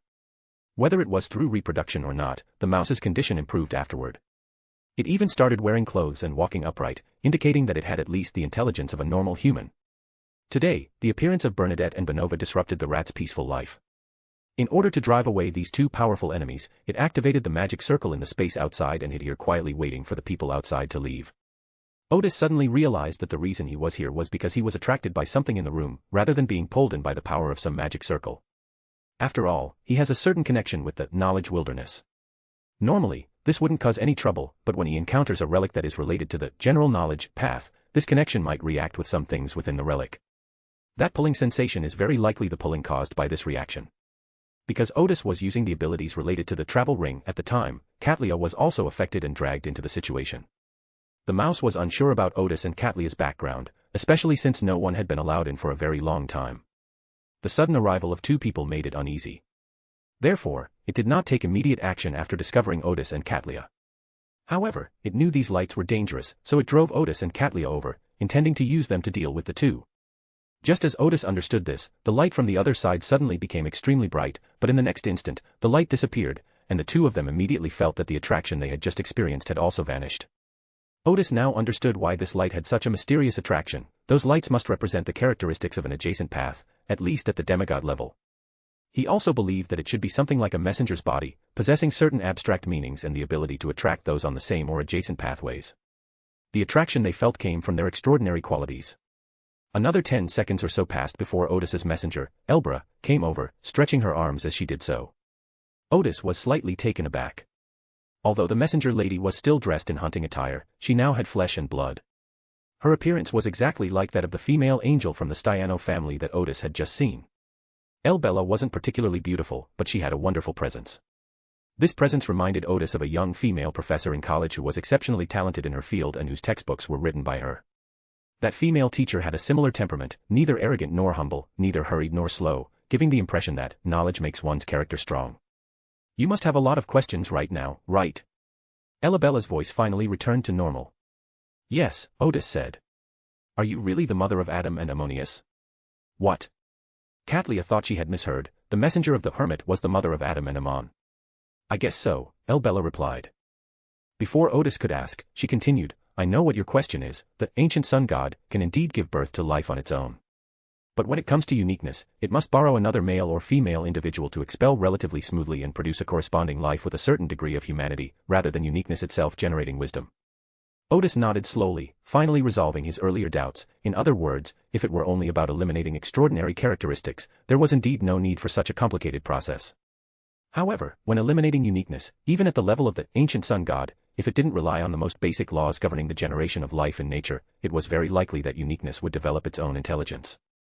Odis knew very well that, for the ancient sun god, there was a fundamental difference between the wisdom of life controlling uniqueness and the wisdom of uniqueness manipulating that life. Adam, in particular, was a backup plan reserved by the ancient sun god, and there could be no mishaps. The partner who has children with the ancient sun god can be either male or female. However, this ancient being is also concerned about his reputation and is unlikely to find a man to have children with, because it would be difficult to explain who is the top and who is the bottom.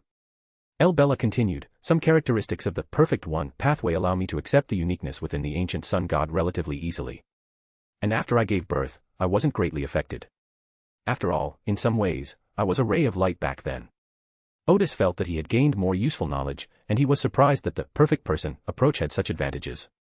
Meanwhile, Katlia realized, really, the person in front of her really is the mother of the two angel kings. How did the Hermit find such a powerful messenger? I guess because there are some special reasons that make my identity a bit awkward, Bella continued. However, I am indeed Amon's mother. Katlia was taken aback, she immediately realized that there must be some secret hidden here. Adi immediately realized, how should I put it? I can only say, the world of gods is truly chaotic. A perfectly good son has become a husband. Most importantly, this is the most truthful description, without a trace of falsehood or unethical expression. But then he had a new question, after you lost your extraordinary abilities, why didn't you seek Amon's help? Or shouldn't Adam have helped you too? Bella said seriously, I don't trust them. Well, although I just said I am their mother, please don't apply the human concept of the bond between mother and child. They are born as gods and grow into adults in a month, without any concept of mother. And to be honest, I didn't have the concept of becoming a mother at the time, I just felt that this was a task assigned by the ancient sun god. Odis roughly understood what the other party meant. To him, there was a strong bond between mother and son, while to the gods, this was just a mutually beneficial collaboration. After that topic ended, Odis asked again, where is this? This used to be the headquarters of the Stiano family, Bella explained. And this space is a very special place. After I was driven out of here, I couldn't enter it until I found my whole body. The only way to get in here is if someone inside summons me. Odis understood, because there is a demigod-level monster inside, you plan to help me after I become a demigod. Bella looked around before answering, the main reason is that once we appear here, the Church of the God of Steam and Machinery will definitely send angels to stop us. Although I can hold off the opponent, the aftershocks of the battle are not something that an extraordinary being below demigod can withstand. Odis nodded again, and at the same time he was basically certain that the orbs of light in the other room were another part of Elbra's body. I can roughly guess why that part of the body is here.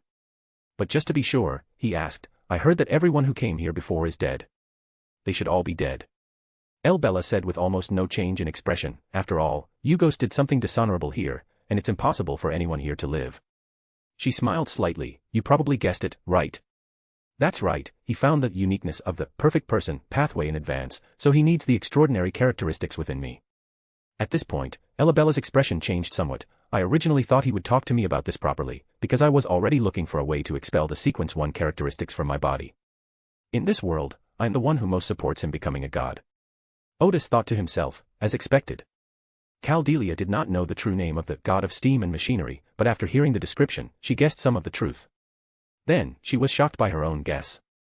Later I realized it, Bella continued, he needed my death to show that he was severing ties with the true creator, and Adam and Amon. And it had to be him who killed me so that he could join the 6 gods camp at that time. Katlia took a step back. Although she did not believe in the god of steam and machinery, she still felt that this truth was extremely blasphemous. She thought to herself, could this be the reason why the Hermit knows so much hidden history? After all, not everyone can have a messenger from the Third Age who was once an angel. Odis said, I understand. Thank you for telling me so much. He took a deep breath and asked again, so, have I finished helping you ahead of schedule? No, this is just regaining my body. For now, I can only occasionally reach the level of an angel by utilizing the authority contained in this body, Bella said. I still need an angel-level characteristic to stabilize my state. Odis twitched his lips, then I'll have to wait until I become an angel before I can help. It's possible when you're still at the demigod level, Elbra said. Because I know the whereabouts of an angel-level characteristic, a characteristic that the Steam Church hasn't mastered. Odis nodded, I understand. He took a deep breath and asked, can we leave from here now? Bella nodded and waved to the Mystic Scholar trait over there, which immediately flew into his hand. Katlia opened her mouth, but ultimately said nothing. Odis could only say, that characteristic. As we agreed before, all the spoils here are yours, Bella said. But we'll divide them up after we get out of here. Odis nodded, and suddenly his and Katlia's vision was covered by a bright light. When the light disappeared, they found themselves in a large hall. Odis wasn't sure which floor this was, nor did he need to care, because he saw the magic circle at the exit. Unfortunately, many important parts of that magic circle were built underground, making it impossible to see the whole picture. Moreover, Odis is not in a good position to study the magic circle now. He didn't see where El Bella infused her with spirituality, but the magic circle was activated just like that, and in the blink of an eye, Odis had arrived in another space. This was also a large hall, almost exactly the same as the one before, but Odis's spirituality sensed that she had returned to the real world. Just as El Bella was about to speak, a beam of light flew in from a distance and stopped not far from them. The light stretched and widened, and Benova walked out from within it. At this moment, his face finally showed an expression, and he asked with a look of surprise, "Lord Elbera?" El Bella was taken aback. "The angels of the Steam Church actually know me." Benova immediately lowered his head. "I have seen you in the murals inside the church." Odis was surprised to find that the Steam Church even had murals about El Bella. At this moment, a pair of illusory wings appeared not far from Odis and the others, and Bernadette also rushed over. She first glanced at Odis and Katlia, and seeing that they were unharmed, she then looked at Elbera. At that moment, El Bella said to Benova, "It seems that YGGS still remembers that he has a sister." Bernadette's eyes narrowed. She remembered that the god of steam and machinery was named YGGS. Elbera added, "Go back and tell Yugos that in the future, giving up his divine position is his only way out." Benova paused for a moment, glanced at El Bella, then bowed and vanished in a flash of light. After the members of the Steam Church left, Odis introduced Bernadette to her. "This is my messenger, Lady Stiano." "Messenger lady, this is my leader, the mysterious queen." The two nodded to each other. Bernadette remembered that Odis's messenger seemed to be a spirit creature in poor condition, but judging from this messenger's appearance, he seemed to be in pretty good condition. El Bella was in a good mood today and joked with Bernadette, "You have a good eye for choosing subordinates." Bernadette paused for a moment, then smiled and said, "You have a good eye for choosing contractors." "You probably didn't quite understand what I meant," El Bella said, offering no further explanation. As she spoke, she opened her right palm, and 3 items appeared from the faint light. She then handed them to Odis. "As we agreed beforehand, all the spoils of war from this operation are yours. In addition to the extraordinary properties of the mystic scholar, there is also the property of the astrologer, and a magical item." Odis accepted it without ceremony. "Thank you. You've got the special ability now, so keep striving to advance," El Bella said with a smile. "When you advance to Master of Prophecy, I might be able to offer some assistance." After saying this, she disappeared into the void without taking her leave. After El Bella disappeared, Bernadette asked, "Who helped you find this messenger?" "I summoned her myself." Odis smiled helplessly. "At the time, I also thought her condition was quite strange, but I really didn't expect that she was actually an angel in a strange condition. Moreover, this angel has recovered to a level stronger than Sequence 3, but has not yet reached the level of an angel." However, now was not the time for idle chatter. Bernadette summoned the pumpkin-shaped carriage again, and the 3 of them boarded and entered the spirit world. Inside the carriage, Odis looked at the 3 spoils of war he was holding. He took out the Mystic Scholar trait and handed it to Katlia. "As agreed before, this trait belongs to you." In fact, Odis struggled internally for a moment. After all, this was the Mystic Scholar trait, and if he shattered it, he would most likely get the astrologer trait. But he ultimately decided to give away the trait. After all, Bernadette had been a great help to him, and it had been agreed beforehand that the trait would belong to Katlia, who provided the location of that island, so he felt that he could not break his promise because of greed. The moment she gave it away, Odis felt a sense of relief. One must have principles, at least this way she wouldn't feel guilty. "Thank you," said Katlia. "The actual situation has changed somewhat from our original plan, and I owe you a favor." Bernadette then said, "Keep the remaining 2 spoils of war, after all, they were given to you by the messenger." She paused and then said, "Just as Katlia said, things have changed somewhat from our previous plan, and we can no longer divide the spoils as agreed before. According to the previous agreement, all loot except for the Trickster Pegasus and Mystic Scholar traits should belong to the Mystic Queen." This time, Odis didn't stand on ceremony and put away the 2 spoils of war, because his spiritual senses told him that these 2 spoils were things he could use. At this moment, the pumpkin carriage returned to the real world, and the 3 people appeared at their starting point, on the giant rock outside Wilcha Harbor. Bernadette then said to Katlia, "I'll help you repay the favor." Then she said to Odis, "I will convert this favor into merit for you. The merits you have accumulated are enough for me to help you prepare for the ceremony to advance to the astrologer level. You have 2 other options. First, I will give you the astrologer trait and a sequence 4 potion recipe. Secondly, I have just obtained information on the location of a shining star tree. I can provide you with that location, as well as the location of an extraordinary creature with the sequence 4 mystic master material." Although Odis provided a demigod-level attribute, the coordinates of the island were provided by Katlia, and it was agreed beforehand that the attribute belonged to her. Therefore, Bernadette's repayment was just right.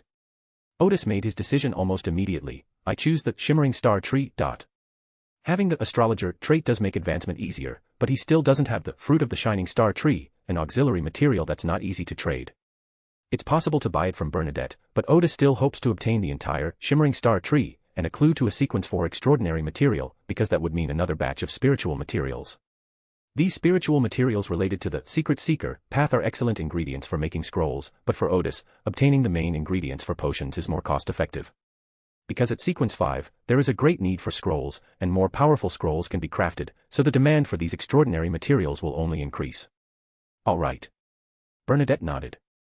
I will have my messenger deliver the location of the Shining Star tree to the workshop on the Argo in a moment. Katlia was suddenly surprised. Argo. Then, she resisted the urge to slap her forehead. She was wearing the banner of Elemental Dawn, she had strange weapons, she had just set sail. Now every clue matches up with the Hermit, but she hadn't thought of it at the moment, which is why she exclaimed involuntarily. Not a single mistake, not a single poem, not a single post, not a single piece of content, not a single look. When Katlia saw the gazes of the Queen and the Hermit, she smiled somewhat embarrassedly. Having divided the spoils, Odis was the first to take his leave. After he entered the spirit world, Katlia asked, Your Majesty, he.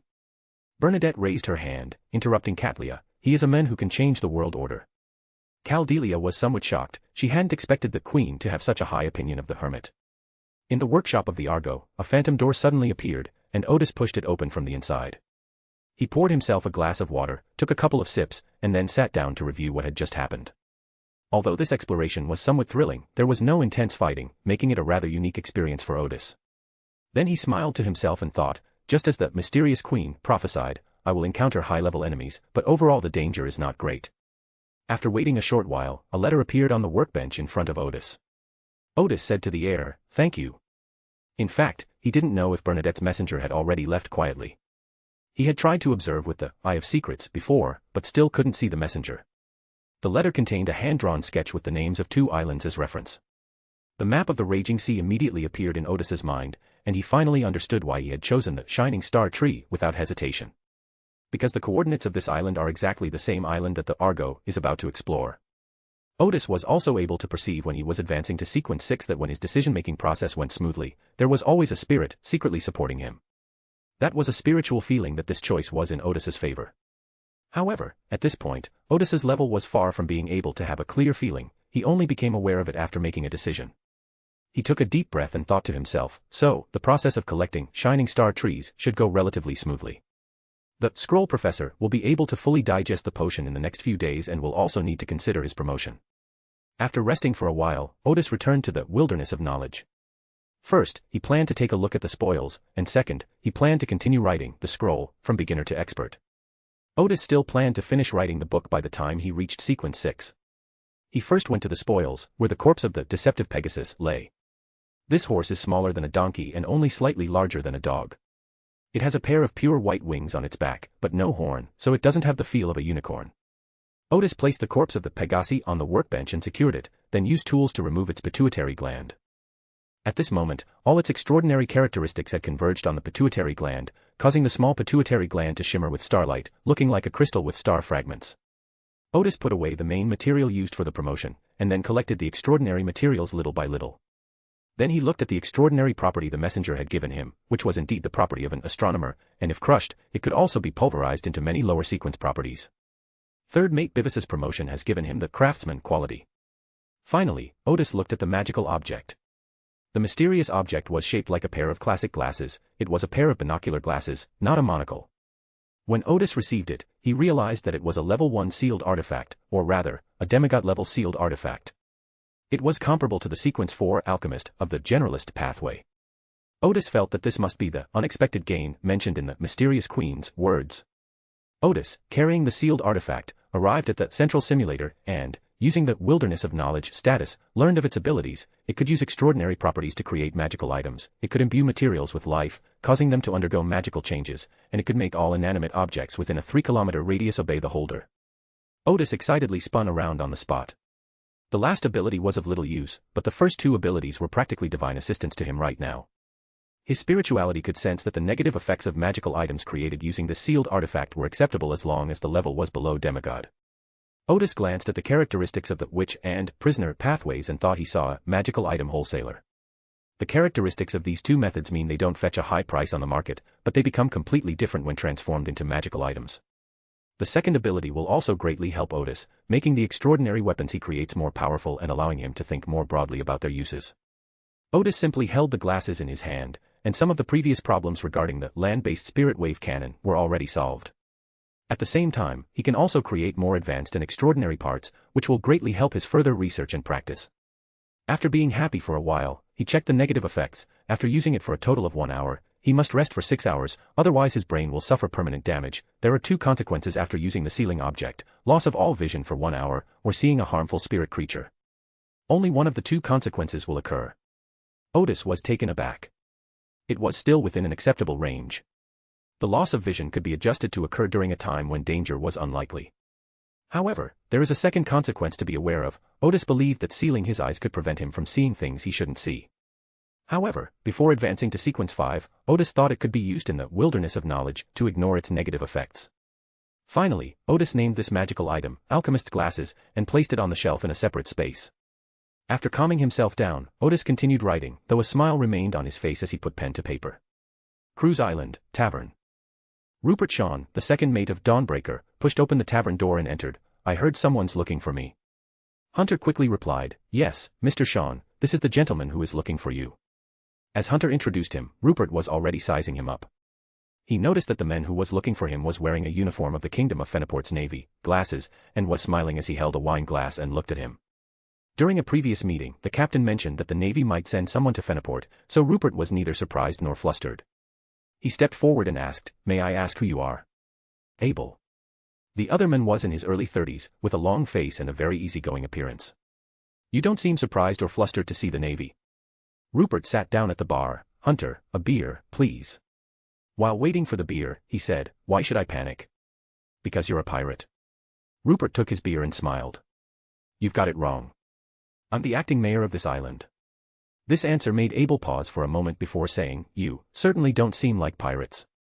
He originally wanted to say, "You guys are much more professional than Egbert and his team," but it wouldn't be appropriate to say that now, so he changed his words. Then Abel added, "I hope to speak with your captain." "Oh no, I mean the mayor." Rupert was somewhat wary. This island is not under the jurisdiction of the Feniport Navy. Odis also instructed that they should pretend not to know that the Deep Blue pirate crew was backed by the Feniport Navy. "It's not about asking you to pay taxes, it's something else," Abel smiled. "Well, something that's good for everyone." Rupert thought for a moment before saying, "Okay, you can wait here for a moment." "No problem."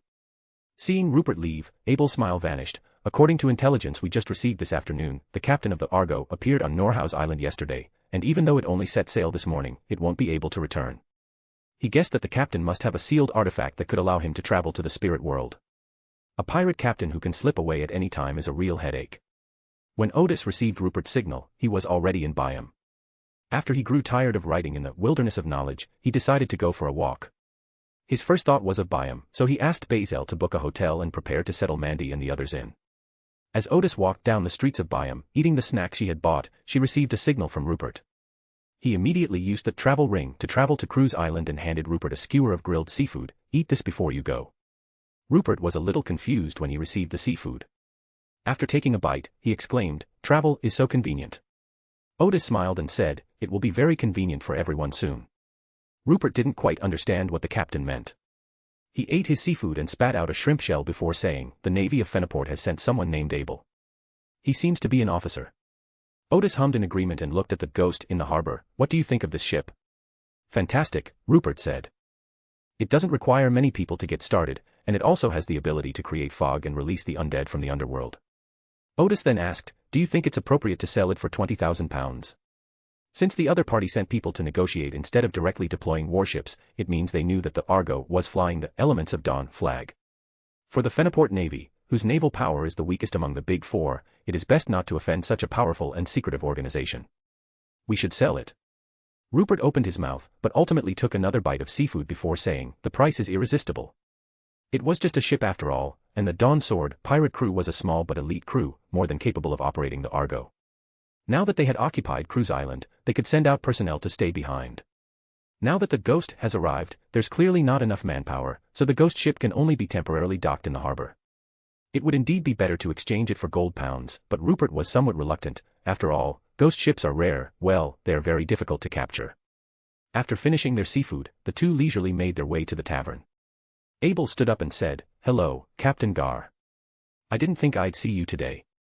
After all, he was still hundreds of nautical miles away yesterday. He's only here today to schedule a formal conversation. "Please sit down." Odis also sat down. "Hunter, have a glass of your own brewed beer." Hunter immediately replied, "Yes, Mayor." Instead of speaking to Abel immediately, Odis asked Hunter, "How's business lately?" "Much better, sir," Hunter laughed. "The board members and officers all paid for their drinks. They'll just deliberately give less, there's nothing they can do about it, there's just too little cash on Cruise Island. The officers are only starting to give money now because Odis has started paying them salaries. Now that they have money, they're naturally more generous when it comes to giving it away." Odis took a sip of the beer and said to Abel, "The beer brewed by the tavern owner is quite unique." Abel paused for a moment before smiling and saying, "I'll try it in a bit." Odis then asked, "Have you been to the beach? There's a pretty stretch of coastline on the southern part of the island." Abel clearly sensed that this captain was more difficult to deal with than the previous Mr. Sean, and showed no intention of bringing up serious matters. After chatting for a few more minutes, Abel finally said, "Mr. Gar, I've come here today to discuss something very important with you." Odis took a sip of beer and said nonchalantly, "Then tell me. I heard you just acquired a ghost ship." Odis glanced at the other person. That ship didn't dock at Midway Port. Rupert, standing to the side, smiled and said, "Mr. Abel, that ship wasn't stolen from your navy, so this kind of thing doesn't seem to be your responsibility, does it?" Abel's smile froze, feeling stung by Rupert's words, but he quickly regained his composure. "Well, we happen to need a ghost ship and hope to purchase it." Odis feigned surprise. "The navy is also going to equip itself with ghost ships?" Abel smiled and said, "We have other uses." Odis pondered for a moment and said, "Selling it isn't out of the question, for 40,000 pounds. Clang. Hunter dropped the wine glass he was wiping on the floor and quickly said, I'm sorry. 40,000 pounds. Hunter felt completely disoriented by the amount of money involved. "Your asking price is too high." This little incident did not affect their conversation, and Abel countered, "I think 10,000 pounds would be a more reasonable price." He smiled and said, "You may not know this, but 40,000 pounds is enough for 4 main fleets to sail at sea for a month." Odis, however, seemed not to have caught the thread in the other party's words, and simply said, "I have heard that the cost of several first-class sailing battleships of the Feniport Navy is over 80,000 pounds. Even a regular cruiser would cost 20 or 30,000 pounds, right?" Abel took a sip and smiled with a hint of pride, more or less. In his view, such strength was unmatched by pirates. "If you send your navy to seize the Ghost," Odis said with a warm smile, "I will retaliate by sinking at least 3 of your cruisers, causing you losses far exceeding 40,000 pounds. Chapter 288, Chapter 287 The Olive Branch extended by the Rune Navy. The naval officer from the Kingdom of Feniport was slightly taken aback upon hearing Odis's threat. "Captain, are you provoking the navy?" Rupert, who was standing nearby, listened very attentively. It would be quite interesting if they really had to fight the navy. The tavern owner, Hunter, was dumbfounded.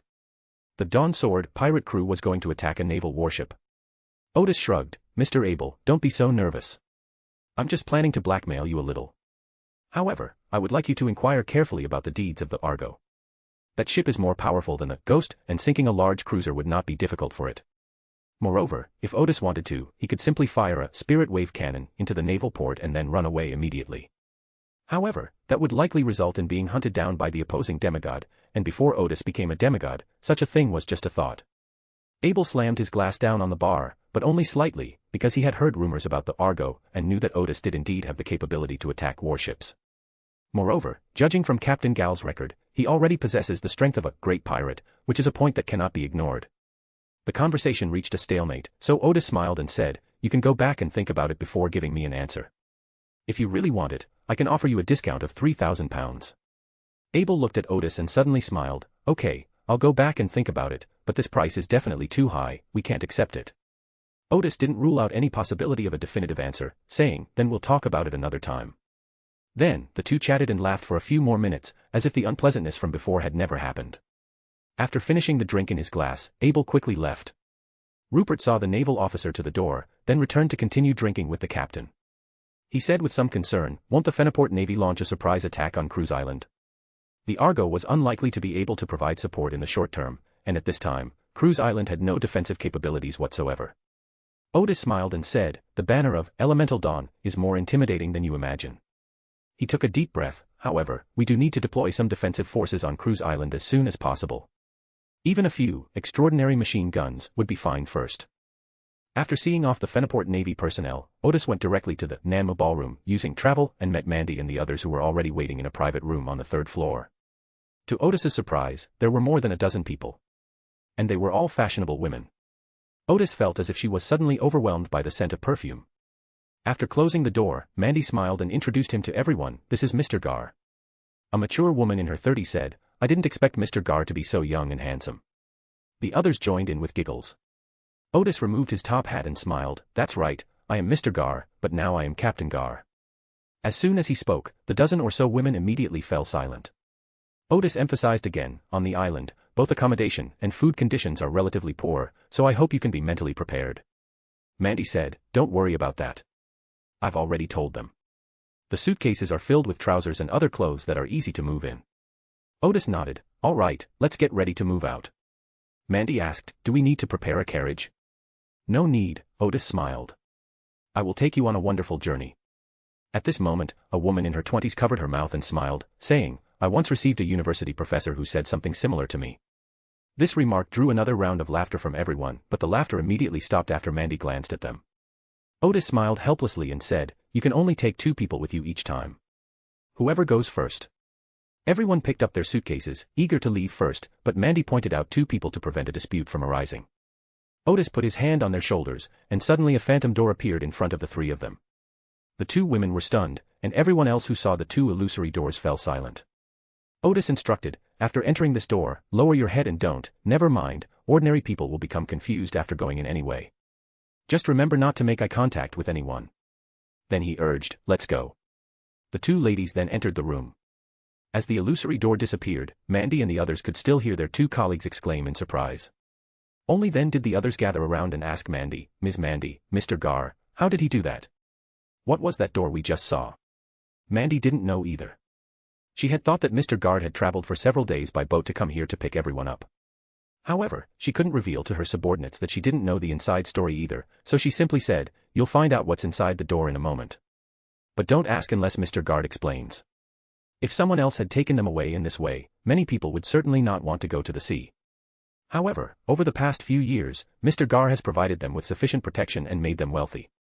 They all trusted Mr. Gard, so no one backed out. Instead, they looked forward to the rest of the journey. It took Odis an hour and 7 trips to get them all to Byam. When Ms. Mandy, the last to arrived at the hotel, the first few people had already been playing cards for a while. Once everyone had arrived, Odis felt he had used up a lot of his spiritual energy. He yawned and gathered everyone together, saying, let me introduce you first. This is Mr. Bazel, the first mate on my ship. You can ask him if you have any questions. Also, you should have heard of Byam. There are many pirates on the streets here, and the security is not as good as Backlund. If you go out, you must go in groups no matter where you are going. Furthermore, I have already asked Mr. Bazel to find someone to protect your safety. You must be accompanied by the person sent to protect you before you can go out together. Everyone laughed and thanked him, saying, thank you, Mr. Gard. Odis smiled and said, it's getting late, let's all find a place to go out for dinner. He paused and then said, from tonight to tomorrow, you can wander around Byam and take a look. All expenses are on me. Tomorrow I will have a meeting with you to assign specific tasks. Everyone laughed and said together, okay, Mr. Gard. After saying that, they walked out laughing and talking, and Bazer's men quickly followed. They initially thought today's protection task would be a tough job, but they didn't expect it to be protecting such a group of beautiful ladies, which made them very enthusiastic about their work. After everyone had left, Bazel asked, are they all women? Yes, Odis laughed. They are all women. Could it be? Barzil suddenly didn't know what to say. Don't underestimate them, Odis said. Each of them has seen the coldness and warmth of human nature in this world, and they are all quite capable. He smiled and said, I'm looking for them to do management work, not to join a pirate crew. They don't need to be particularly good fighters. Once they are in place, you can hand over all your responsibilities in Byam to them. Bazel breathed a sigh of relief. He and his men were indeed not very good at operational tasks in Byam. However, we must find enough people to protect their safety, Odis said. If necessary, we can hire some bodyguards. Bazel said, I will. Then Odis brought up another topic, has the estate been bought? I've got it, Bazel said. Although it's not very big, it meets your requirements. It's close to the station and has 2 large warehouses. I didn't haggle much, and it cost me £510 in total. Let's get the manor running smoothly first, Odis said. I'll set up the teleportation array tomorrow, and we'll start shipping supplies to Cruise Island the day after. Balzer nodded, no problem. Odis had mentioned the teleportation array to the first and second mates beforehand, and both of them found it incredible, but they didn't really have a concrete understanding of it. After discussing this matter, Odis patted his stomach and said, let's go eat first, and we can talk about the rest after we finish eating. Odis was also a bit tired today and planned to rest on the Argo after dinner. The two went to eat grilled fish again, chatting as they ate. However, in this setting, it was not appropriate to talk about the pirate crew, so they could only talk about Byam. Just as they were finishing their meal, Odis saw Alan, a waiter from the wizarding agency, appear outside. Upon seeing Odis and Bazel, Alan quickly came over. Captain, Bishop Dean has something urgent to discuss with you, Alan said as he approached the two men. Odis was taken aback. Where is Bishop Dean now? I'll be waiting for you at the wizard's office, Alan said. There's another person with Bishop Dean, a long-faced guy who looks very unhappy. Odis nodded and finished his drink. I'll go back first. You two can take the carriage back. Bazel stood up and said, okay. Odis hurried down a dimly lit alley, used to travel to return to a corner of Kentland Street, and rushed to the wizard's office. As soon as he entered, Odis saw Bishop Dean sitting in the sofa area, and the person next to him was actually an acquaintance. Bishop, I heard you had something urgent to discuss with me. The people around Bishop Dean looked over. You're Captain Gal. He was dressed in a formal suit, with a somewhat long face, as if he was born with an air of unhappiness. Odis had seen this man before, the day before they set sail. Odis and Bazel were having dinner at the Grand Hotel Roside, and this long-faced man was sitting next to them. When Odis said he wanted to be a pirate general in the future, he was ridiculed by this guy. Bishop Dean, who was slightly overweight, was also taken aback. You two know each other. The long-faced man stood up and said, I take back my previous mockery. Because he knew very well that Captain Gal already possessed the strength of a pirate general, having cleanly and decisively eliminated 3 large pirate groups. If he were willing to call himself a general, he would soon gain the unanimous recognition of the pirates. However, doing so would definitely result in a bounty being placed on one's head. Odis simply didn't bring up the topic of their previous meeting at the hotel, but just smiled and said, we met once, but I don't know you. Since he was brought by Bishop Dean, he must be related to the official extraordinary individuals. Even if it's just for Bishop Dean's sake, there's no need to hold a grudge against him. Besides, Odis wasn't that petty. Bishop Dean said, oh, and probably realized that there might have been some unpleasantness earlier, so he introduced, this is Mr. Tim, a senior colonel in the Navy. Odis was taken aback. He had initially guessed the man was a pirate. Please sit down. He asked the waiter to bring him a drink and to close the door. What brings you here, Colonel? We heard you captured the Ghost, the flagship of the Deep Blue pirate crew. Tim asked bluntly. Do you know anything about that pirate crew? Odis wondered to himself, was the Rune Navy planning some kind of operation with this ship? If so, the price wouldn't be 20,000 pounds. He said, I didn't know at first, but I heard later that the Deep Blue pirate crew is backed by the Feniport Navy. That's right, Tim said seriously. They might redeem the Ghost in the next few days. In fact, the Rune Navy had received accurate intelligence that the Feniport Navy planned to buy back the Ghost ship. They spoke with me this afternoon, Odis said with a smile. However, we still need to discuss the specific transaction price. Tim's expression grew increasingly serious. Don't make a deal with them. Why? Odis asked. That's a deal worth 50,000 pounds. Upon hearing the price, Bishop Dean glanced at Odis, as if to say, this price is a bit too high. Odis, however, seemed oblivious to the bishop's gaze and looked at Tim with a smile. I think this is a good deal. But if this ship returns to the kingdom of Feniport, they will send it to the Rothschild Islands to plunder merchant ships and kill our compatriots, Tim said earnestly. That's your Navy's business, Odis said. You can either sink that ship with your warships or capture it, and that would solve the problem perfectly. Tim reminded him, you're also a Rune. Odis shrugged, I have never done anything to harm Rune. On the contrary, under the guidance of the goddess, I have destroyed 3 notorious pirate crews and have never harmed ordinary people. Bishop Dean nodded slowly, indicating his support for Odis's actions. Tim looked disappointed. It wasn't just about not doing anything detrimental to Rune. Odis simply crossed his legs and leaned back in his chair. Then what do you need me for? I've never taken a salary from the Navy. Tim smiled, realizing that Odis was a pragmatist who didn't buy into the idea of national righteousness. So how do you plan to solve this problem? Either the Navy buys the ship, or you stop interfering with my deal, Odis said. But since you were recommended by Bishop Dean, I can give you a bottom line, 28,000 pounds. Tim pondered for a moment before saying, we can cooperate in another way. The ship will still belong to you, and you can use it to plunder merchant ships on the central route. The Navy will give you ample support, and may even grant you and your subordinates military ranks. Odis thought to himself, your plan is quite good. You've achieved your goal while also causing trouble for Fenaport. He asked, Colonel, aren't you missing a crucial question? What benefits would I get from giving up a £50,000 deal?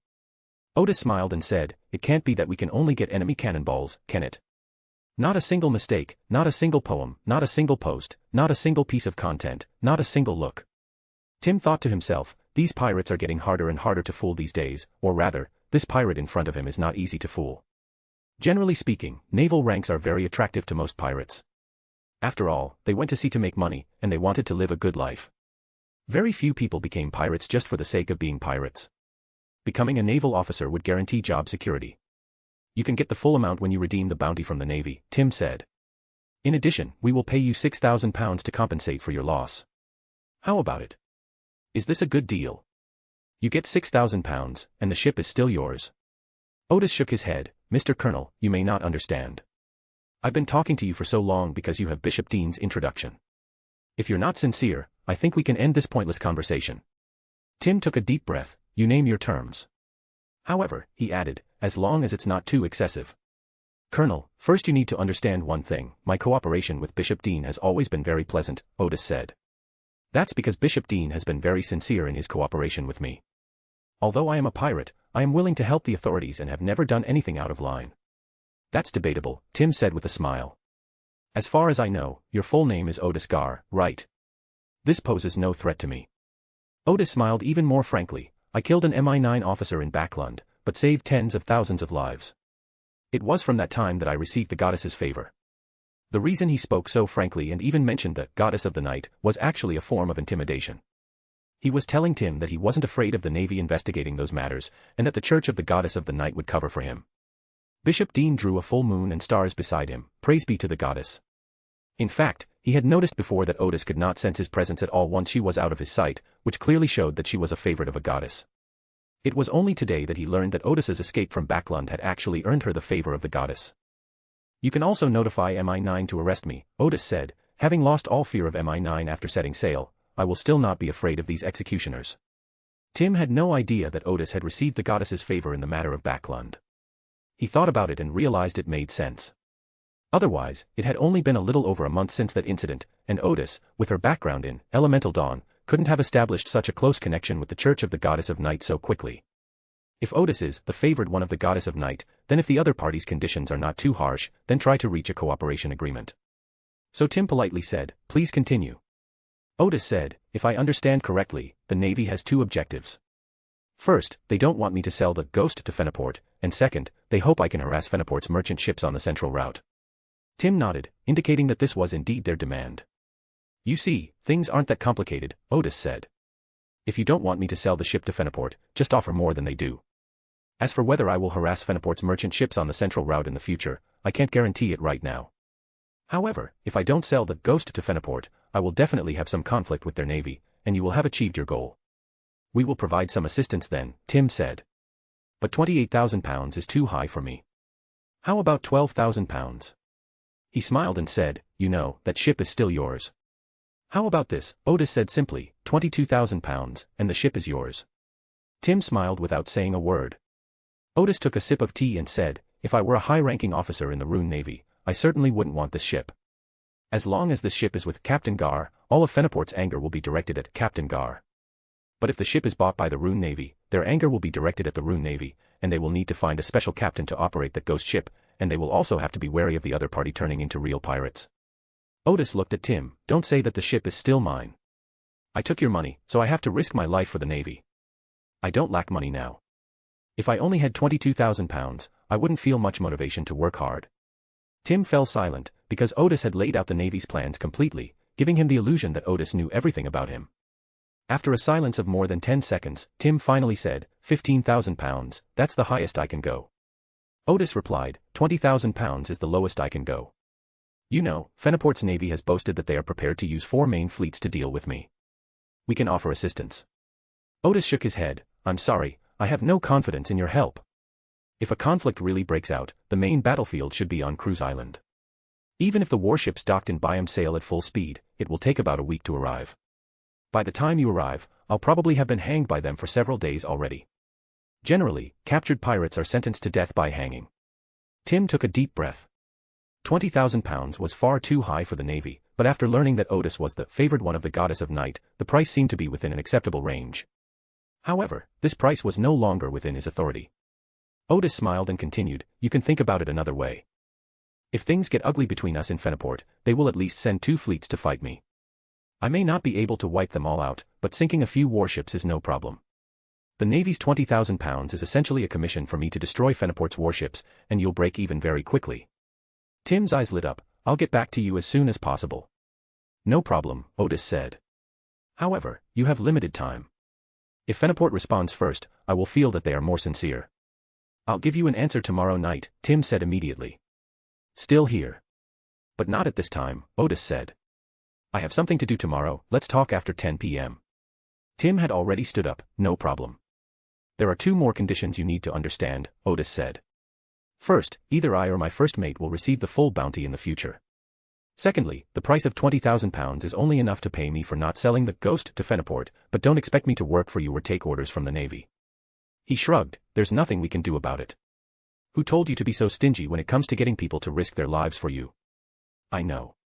Tim seemed not to have heard Odis's last sarcastic remark. He greeted Bishop Dean and immediately walked out. The remaining Bishop Dean exchanged a glance with Odis, and Bishop Dean once again drew a full moon and stars on his chest. "Praise be to the goddess." Odis smiled and replied, "Praise the goddess." After Bishop Dean left, Bazel and Alan returned. After closing the door again, Odis recounted the conversation to Bazel. Bazel never expected that the annihilation of the Deep Blue pirate crew would alarm the navies of both countries. Moreover, the Ghost ship, which is currently of little use to the Sword of Dawn, has already been asked for £20,000 by the captain. "Captain, you seem to be leaning towards the Rune Navy?" Bazel asked. "I know what you're going to say," Odis said. "Actually, the most pirate-like thing to do is to swing between the two, use their contradictions to deter each other, and profit from both sides."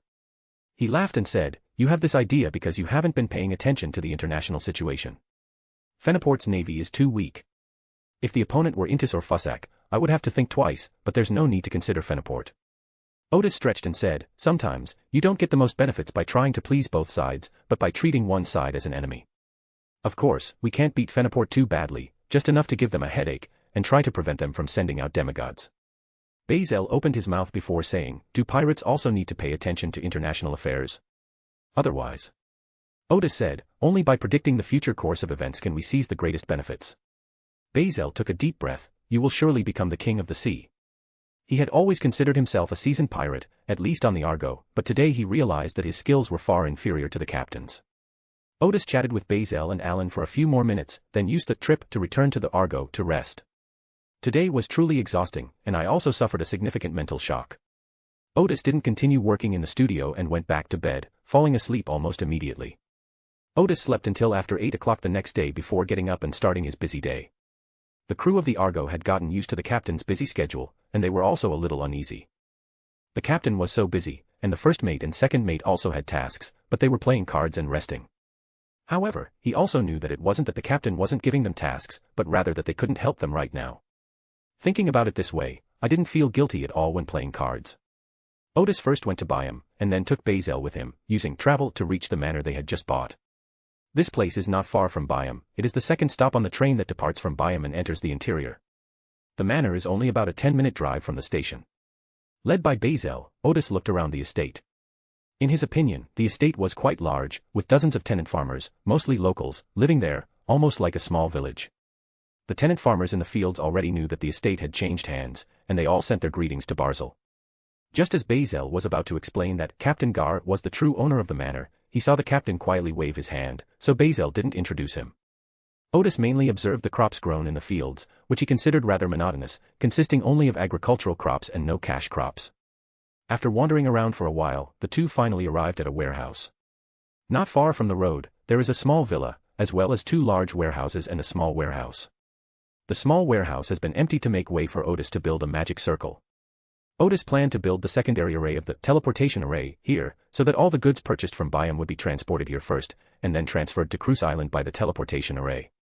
The reason it's here, and not in Byam, is because Byam is too densely populated. If a warehouse only takes in goods and doesn't leave, it will quickly attract attention. If it were a warehouse in a manor, it wouldn't attract much attention. The surrounding area would be inhabited by tenant farmers, and even if someone sensed something was wrong, it would be easy to control and bribe them. Of course, the most crucial point is that no one will pay attention to what a manor owner buys, nor will they pay attention to where he uses those things. Odis looked around and thought it was a nice place, so he said to Bazel, "Wait here for a while." So he used travel to return to Cruise Island and arrived at the requisitioned warehouse. Rupert was already waiting here, and this morning he had sent everyone living here to the newly built thatched hut on Lighthouse Hill. Due to limited tools, they only managed to build some thatched huts these past 2 days, but at least they can keep out the rain while sleeping at night. After closing the warehouse door, Odis began drawing a magic circle. Chapter 289, Chapter 288 Construction of the Teleportation Array.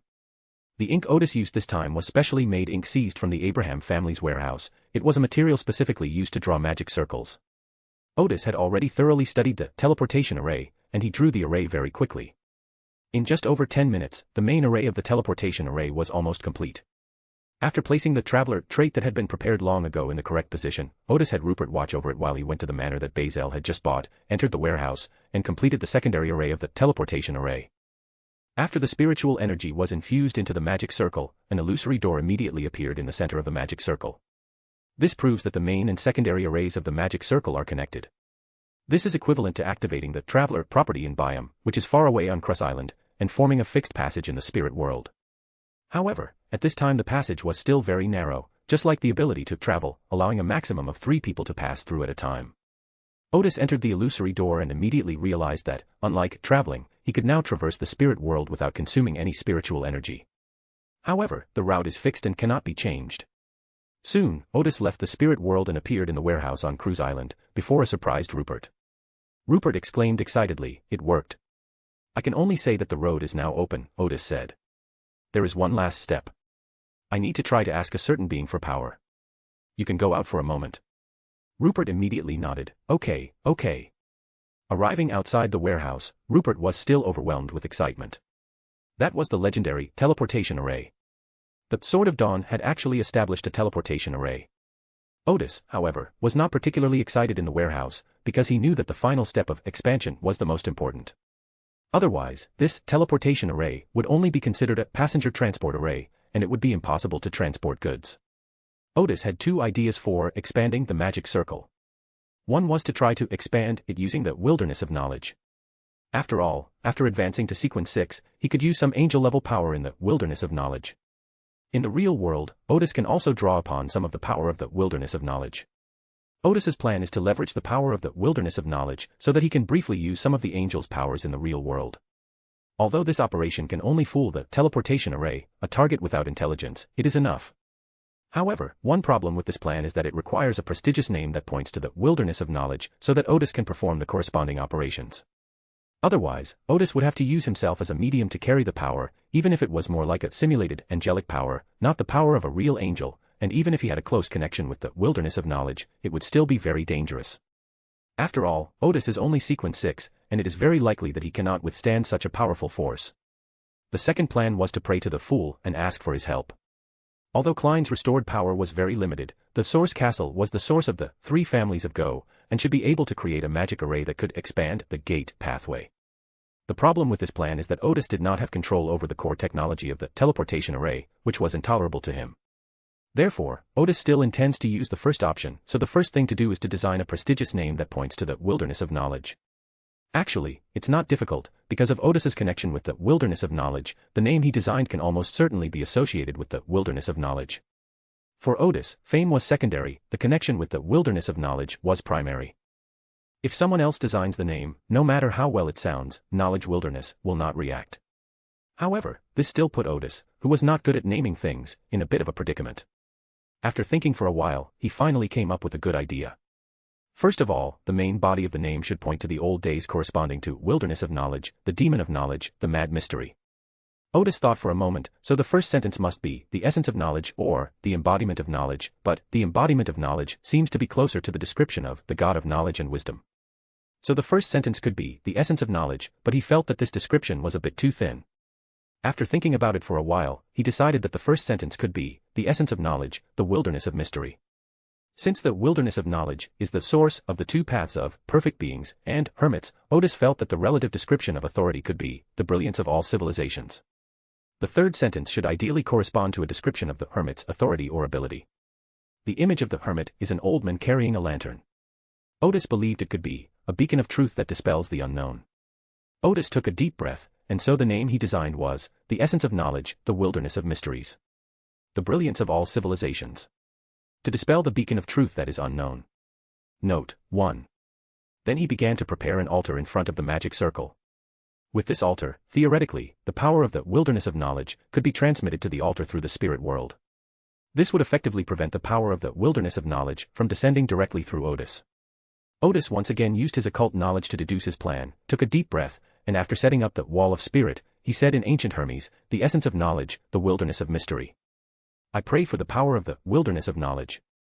I beseech you to widen the teleportation channel of this magic circle in front of the altar. He was about to use the power of meditation to enter the wilderness of knowledge to see if the wilderness of knowledge had heard his prayers. But the moment he finished reciting the prayer, Odis saw in his mind the image of the orb of light in the wilderness of knowledge that he had named the central simulator. The sphere of light emitted a bright glow, mobilizing the power of the wilderness of knowledge. At the same time, a bright light appeared on the altar, spreading out on the teleportation array, as if it were integrated into every symbol.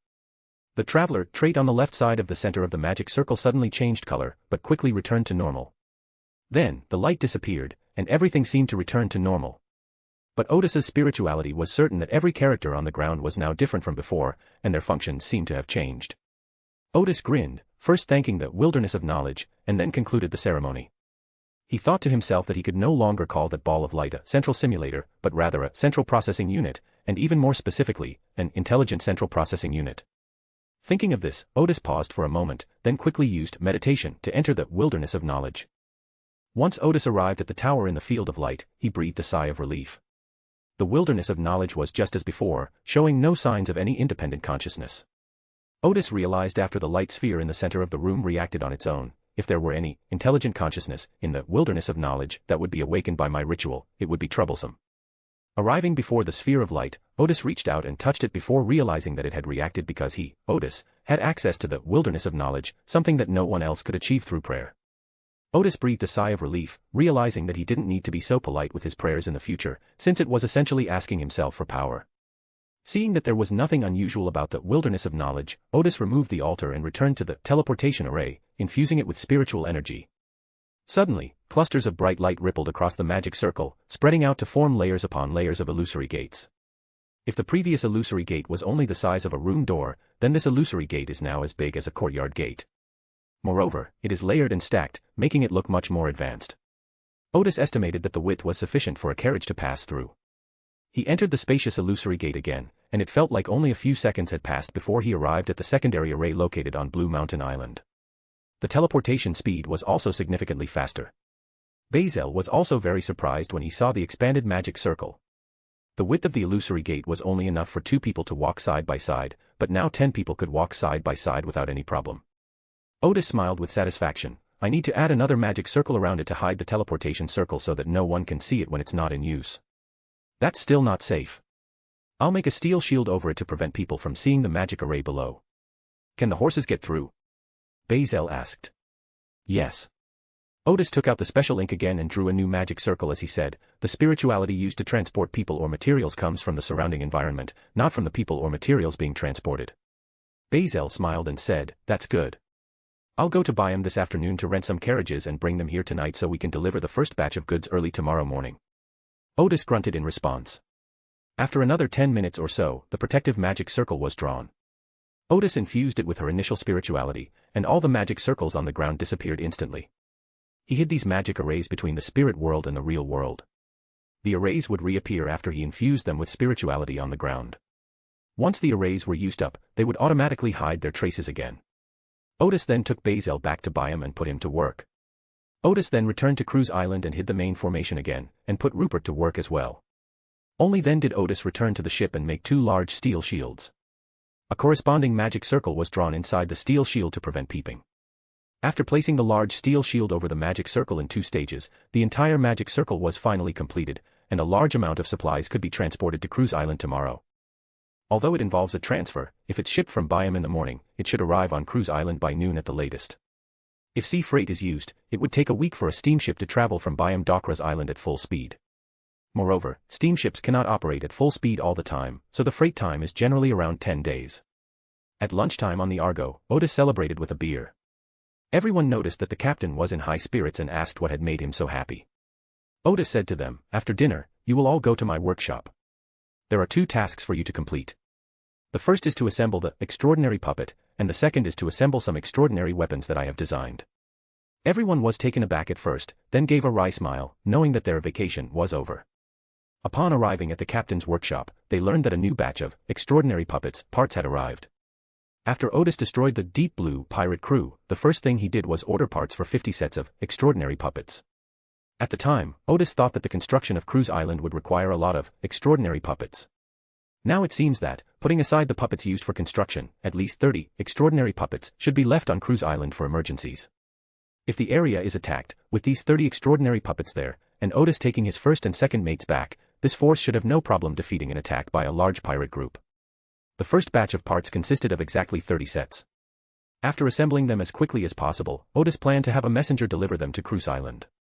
These parts had already been sculpted by Klein and coated with spiritual materials. The parts were cast the day after Odis placed the order with the factory on Lasha Island. With the previous order secured, the factory had the molds, making the casting process much faster. So Odis placed another order with Klein, just like before, to have him carve the sculpture. Several days passed, and Klein had completed most of it, so she sent over a batch first. The new, extraordinary puppets have the same functions as the previous batch. Although Odis had the idea of improving the extraordinary puppets in certain aspects while keeping the main body unchanged after acquiring the alchemy glasses. However, when these puppets were made, Odis had not yet obtained this magical item, and therefore had no intention of modifying it. While the internal components cannot be improved, the appearance of the extraordinary puppet can be further enhanced. Similarly, after Odis acquired the alchemy glasses, she used the power of this sealed object to give ordinary cloth the appearance of skin, and it was even more durable than normal skin. So Odis designed a cloth cover for this batch of puppets. Wearing this cover, along with hats and glasses, they looked no different from real people from a distance. Moreover, there aren't many areas that need to be covered. You only need to cover the face, neck, hands, and other exposed areas. Other areas can be covered with clothing. While assembling the extraordinary puppet, Odis was also manufacturing parts for the extraordinary machine gun, the extraordinary mortar, and the portable spirit wave cannon. Odis considered that a conflict with the Feniport Navy would break out before the land-based lingbow cannon was completed, so the island still needed some extraordinary weapons to protect itself. After a busy afternoon, during dinner, Odis instructed the crew to continue working and try to assemble the extraordinary puppets that very night. He then went to Byam to hold a meeting with Mandy and others. Mandy and the others, who had spent the whole day playing, were already sitting in the conference room, waiting for Mr. Gard to arrive. Odis heard laughter and chatter from outside the door, but when he opened the meeting room door, the room fell silent. He noticed that Mandy and the others had mostly changed into trousers and shirts, which, while not as fashionable or attractive as before, gave them a more capable look. Bazel has arrived and was just chatting and smiling with everyone. After entering, Odis asked, "I heard laughter and talking outside the door. What were you talking about?"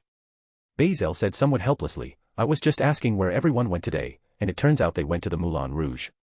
Everyone started laughing again, and Mandy smiled and said, "We just went to take a look, that's all."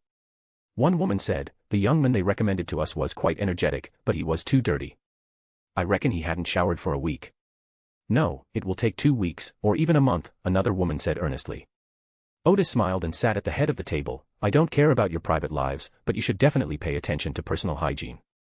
Well, I've heard that many people in Byam don't bathe for years because they often get caught in the rain, and many of them work in the sea, so bathing too often would make their skin uncomfortable." Everyone nodded, indicating that they had remembered. Odis said, "All right, let's leave the bathing thing here and get down to business. Here's the thing, I've occupied a small island and hope to develop it." "Wow." The crowd gasped in surprise. They had assumed they were coming to Byam to run a new Nanmo ballroom, which was why they had gone to Byam's most famous red mill to investigate. They never expected they were there to build an island. Although Mandy knew about this beforehand, she did not announce it in advance because she was not clear about the specifics. Then they became more expectant, eager to visit the island and to find out how Odis planned to develop it. "I currently have a population of 20 to 30,000, Odis said. "If we organize them, at least half of them can participate in the construction. But the problem now is that they lack overall planning and management. I need your help to organize them and carry out the construction work on the island." They glanced at each other and saw that each other's eyes seemed to be shining. They felt that their future held countless possibilities. Not a single mistake, not a single poem, not a single post, not a single piece of content, not a single look. Mandy, while delighted, asked, how will we secure funding for the construction? How will we secure the building materials? That's exactly what I'm going to say next, Odis said. The reason I brought you here in such a special way is to give you a heads up that we will be transporting supplies to the island in a special way. You don't need to worry about funds either. Since I set sail, I have already wiped out 3 large pirate groups. With the bounties and spoils, I have accumulated nearly 40,000 pounds. In fact, half of the 40,000 pounds came from the deal with Bishop Dean, more than 10,000 pounds came from the Tarot Society's income, and the rest was the bounty. However, this does not include the acquisition of those special properties and sealed artifacts. If they were all disposed of, Odis's assets would be at least 100,000 pounds, provided that the alchemist's glasses were not sold. This sealed artifact alone is worth 100,000 pounds, and much more. Hearing this, everyone was very surprised, never expecting that they could use such a large sum of money. Sitting next to Odis, Basil thought to himself, and there's another 20,000 pound deal being negotiated. Mandy replied, although this is a lot of money, I have talked to some construction businessmen, and the construction industry is very expensive.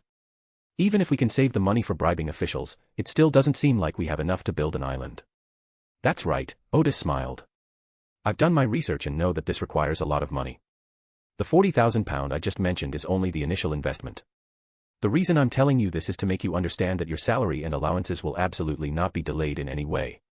Secondly, I want you to turn this money into roads, buildings, factories, and towns. Unable to contain their excitement, everyone clapped together. Odis did not stop them, and waited until everyone's applause ended before saying, then let me tell you about your main tasks from now on. First, you two should go and find out about the island. Mandy, choose 2 people to come with me tomorrow morning to take a look. Secondly, a large amount of building materials need to be purchased. Barzil has purchased a lot in the past week, which has filled 2 warehouses.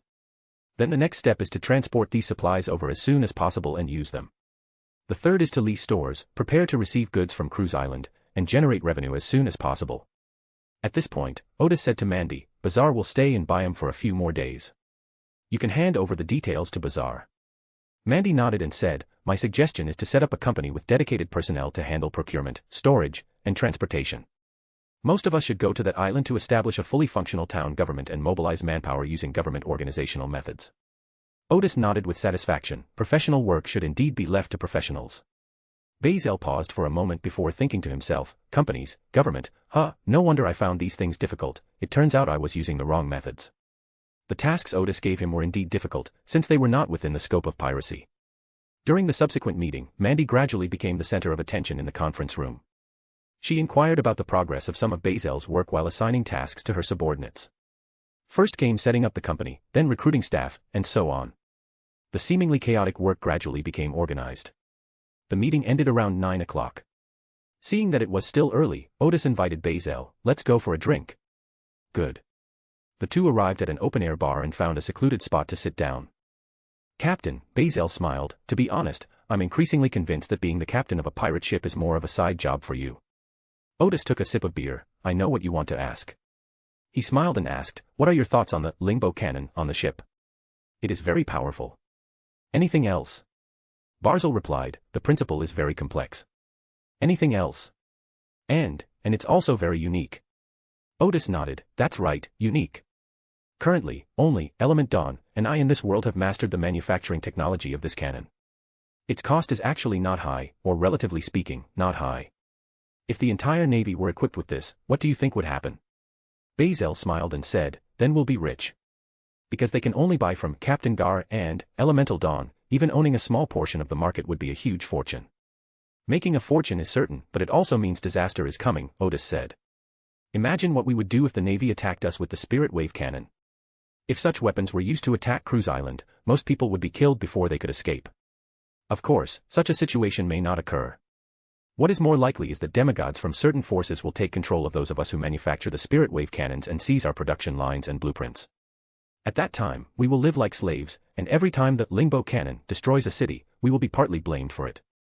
Basil was taken aback. These were questions he had never considered before. Odis smiled, now you know what that weapon means, right? It means we need to be far, far stronger than the Spirit Wave cannon in order to protect the interests of the Spirit Wave cannon and to save our own lives. He exclaimed, thank goodness for this extraordinary world. Everyone thought it was some kind of extraordinary weapon that was hard to replicate, or some kind of sealed artifact, and that it wouldn't attract much attention in the near future. Therefore, we must take advantage of this time to develop our own strength and create weapons that can defend against the spirit wave cannon. Basil thought he had misheard. There's a shield that can defend against the spirit wave cannon attack. It's not necessarily a shield, Odis smiled. If there's no way to defend against such a weapon, how could I dare to use it recklessly? We dare not mass-produce them, because mass production would mean that someone would use them against us in the future. The lingbow cannon will make a fortune, and defensive weapons will make another fortune. By then, the state of war will be completely different from what it is now. Odis gulped down a few mouthfuls of wine and then said to Basil, if you want to stay my first mate forever, then work hard to improve yourself. It's not just an improvement in sequence, but also an improvement in ability.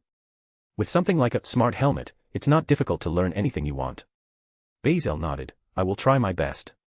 Odis smiled, took out his pocket watch and looked at it. It's time to go, there are still people waiting for us at the wizard's office.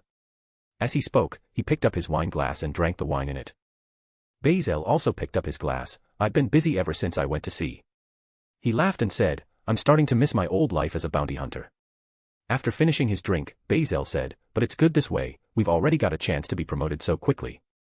Odis smiled, followed Basil into the alley, used to travel to reach Kentland Street, and then entered the wizard's office. Colonel Tim, with his long face, had arrived, and the waiter Alan served him tea. Odis greeted the other person with a smile, and the two shook hands before sitting down on either side of the coffee table. Tim immediately produced a check. After I reported your situation, the commander took it very seriously and specially ordered General Emilius Levitt to take charge of it. This check was specially approved by General Emilius. And I am your liaison with the general, and I have been in charge of this matter recently.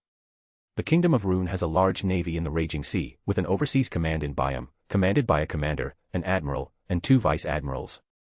Admiral Emilius was in charge of the Sunia Sea and the eastern part of the Roside Islands, where he was constantly confronting the navy of the Fuzak Empire.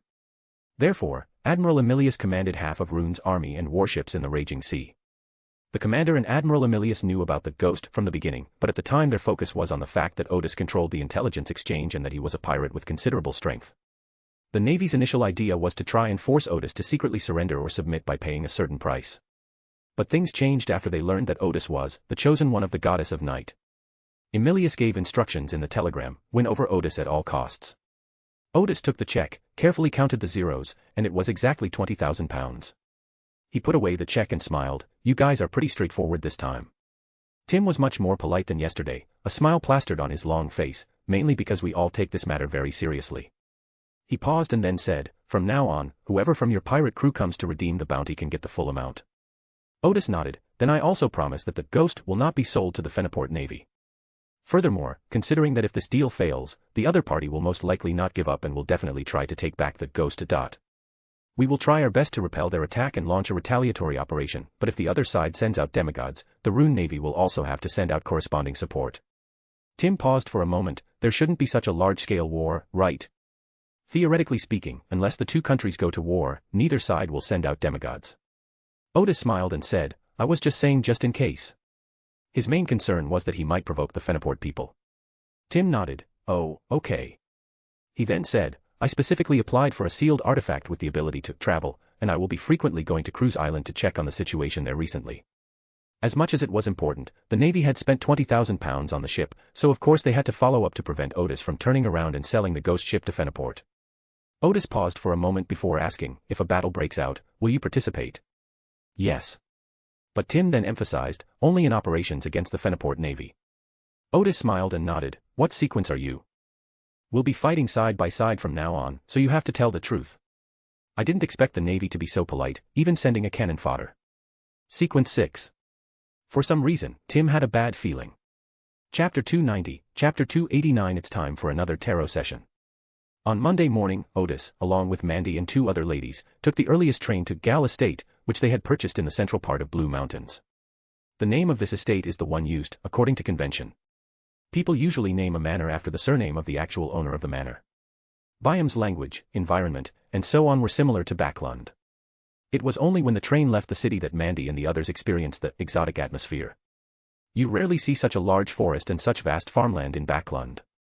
Odis also told them about the local situation. The biggest destabilizing factor in the railway's transportation business is the resistance, but recently the resistance has stopped attacking trains as much, and at most they will plunder some supplies. We don't need to worry too much about that, because most of the time they are robbing cloth and daily necessities, and rarely building materials. If Odis were robbed, he would have to consider whether to go to the fool to demand his money back. Looking at the dense forest, Mandy asked, will they attack the manor on their own initiative? No, generally not, Odis said. Because the estate only has grain, not the industrial goods they need.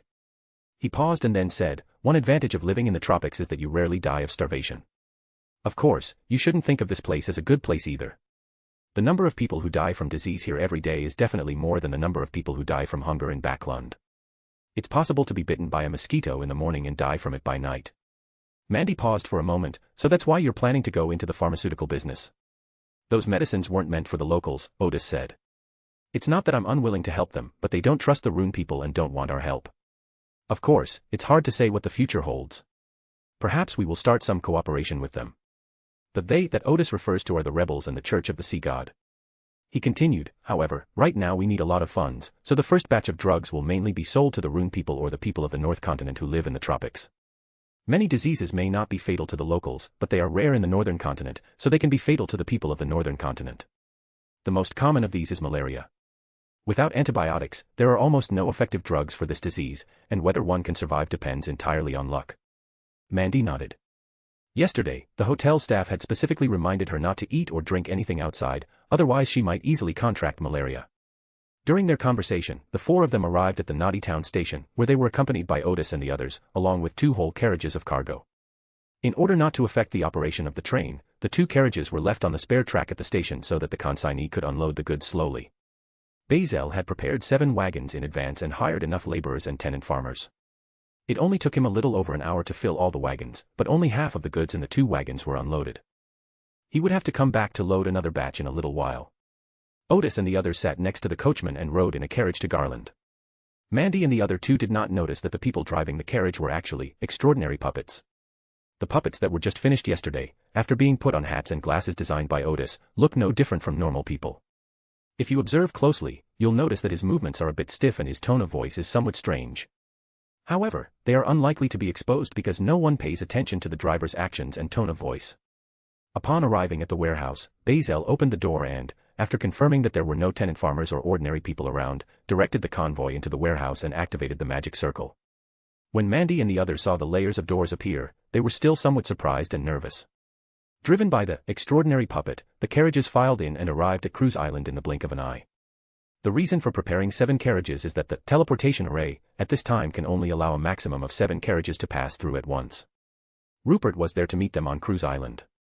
He first directed the extraordinary puppet to unload the cargo before coming to Odis's side.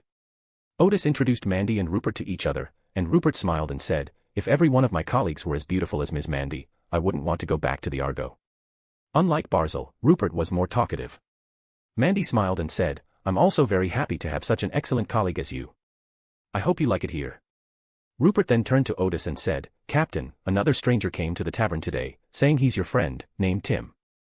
Odis paused for a moment, it seems he's planning to work here.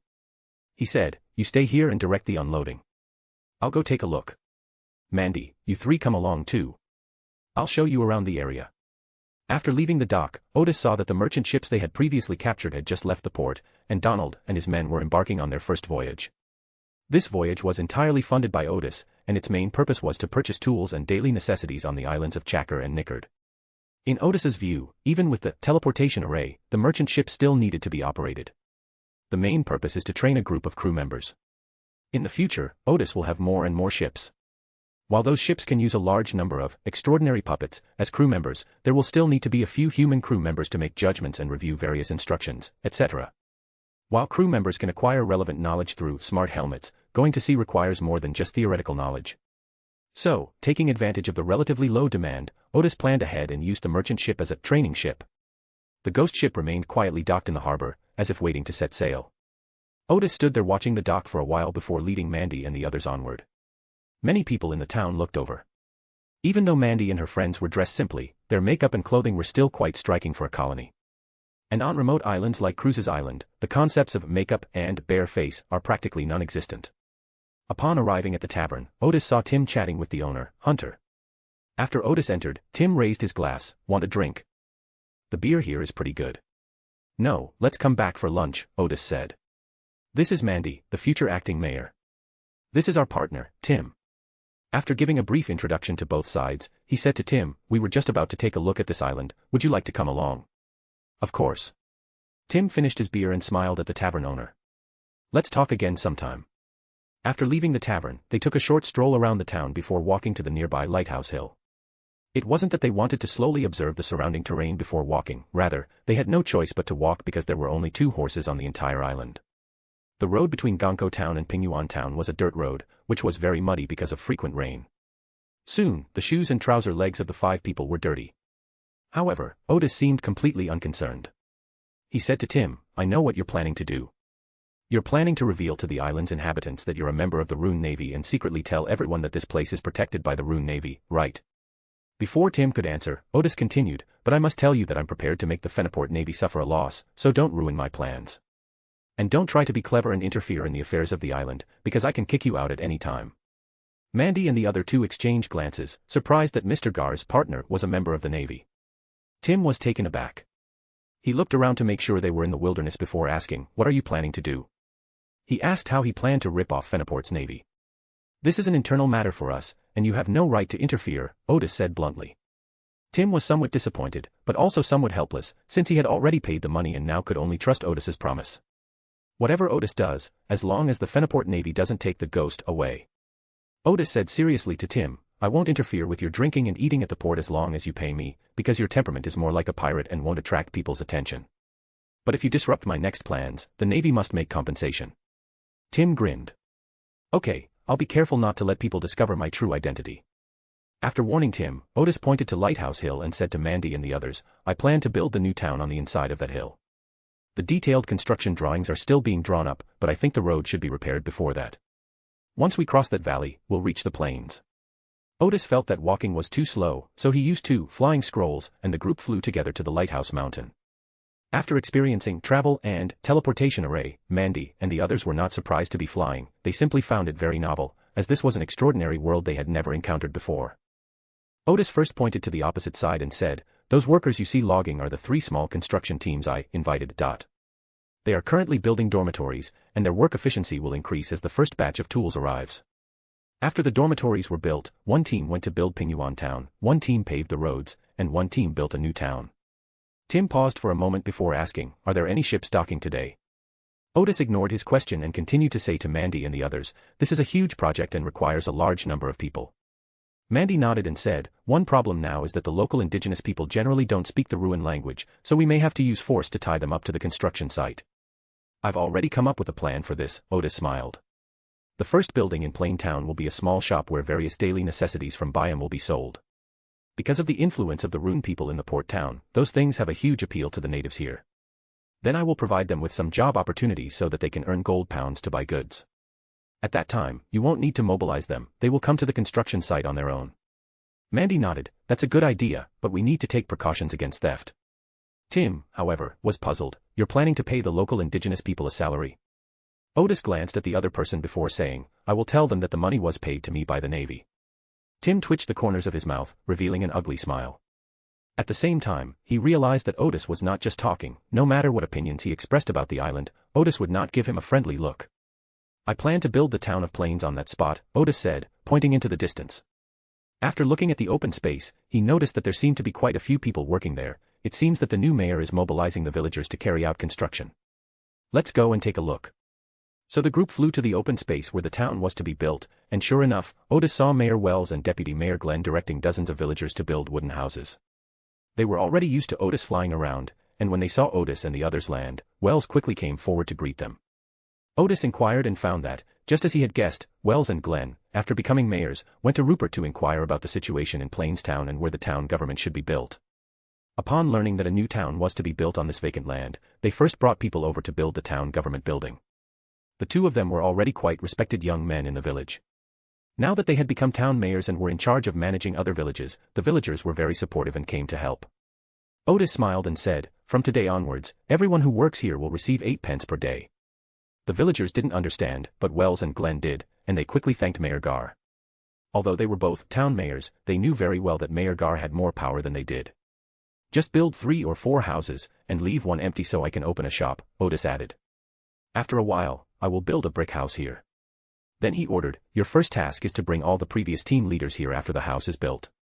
I found them grammar and math teachers so they can learn grammar and math. You two should also study hard, it will be very useful in the future. I pay everyone who comes to learn 5 pence a day, and the learning time is about 1 or 2 weeks. Occasionally I will also have Mandy send people to give you lectures, help you build the framework of the town government, and teach you how to do management work. Tim didn't comment this time, but he sensed that Odis seemed very eager to spend the money. Besides, he really couldn't understand what could be learned in 2 weeks. They probably wouldn't even be able to learn the pronunciation of the alphabet. Odis's goal was clear, as long as the locals had money and the desire to buy goods and improve their lives, he could motivate them. The use of gold pounds didn't need to be popularized by Odis, because before that, the residents of the northern continent of the port town also used gold pounds as a currency for transactions, in addition to bartering. Locals know that gold pounds can buy useful and novel items. Tim couldn't understand it simply because he was a Navy officer, not a government employee. In fact, government officials of this era were unlikely to understand these things, or what seemed like common sense to Odis would be seen as new thinking by people of this era. After wandering around the island all morning, Odis took Mandy and the others to the port town for lunch. After lunch, the group rested in the shade of a tree. Odis instructed Rupert to start by opening a small shop on the island. Wells had already set up the premises and delivered the goods, all that was needed was a competent salesperson. Mandy sighed, everything here is great, except it's so hot. Odis smiled to himself and thought, I might consider designing an extraordinary air conditioner. Then Mandy asked, Mr. Gar, can we also come into contact with more magical things? That's called extraordinary, Odis explained. A person with extraordinary power is called an extraordinary one. If you want to become extraordinary, you can apply to me, because becoming extraordinary will enhance your mental and physical abilities. But I must remind you that becoming an extraordinary person also carries great risks, because the greater your abilities, the easier it is to lose control. However, if it's just about becoming a low-sequence extraordinary being, the risk is still barely acceptable. Not a single mistake, not a single poem, not a single post, not a single piece of content, not a single look. Mandy nodded, looking at Odis, waiting for him to continue. Odis laughed and said, let Rupert explain it to you. I have something to do and need to return to the sea. Later, Rupert will take you back to Gar Manor. There are some of Bazel's men there. Have him protect you on the train back. Mandy stood up and said, okay. Odis did not linger and returned to the captain's workshop under the guise of a journey. This morning, he assigned the crew the task of assembling 10 extraordinary machine guns, 10 extraordinary mortars, and 3 portable spirit wave cannons. These parts were all made by Odis in the wilderness of knowledge using the alchemy glasses. This sealed artifact not only has magical effects, but also makes Odis's work efficiency faster. He can complete the work that used to take 5 hours in just half an hour. However, with increased efficiency comes increased spending. The batch of special metals with good ductility that we ordered from Lacha Island last time has almost run out and needs to be reordered. In the workshop, the task Odis had requested was now half completed, and the crew members were generally quite tired, having worked from noon yesterday until noon today, only getting a few hours of rest at night. Odis simply gave them a half day off. There was no sign of the battle with Fenipot starting yet, so they could wait until they had more time. Amid Selena's cheers, they left the studio to go back for a nap or a drink. Odis sat down at his workbench for a short rest. As Bazel had said, he had been getting busier and busier since he set sail.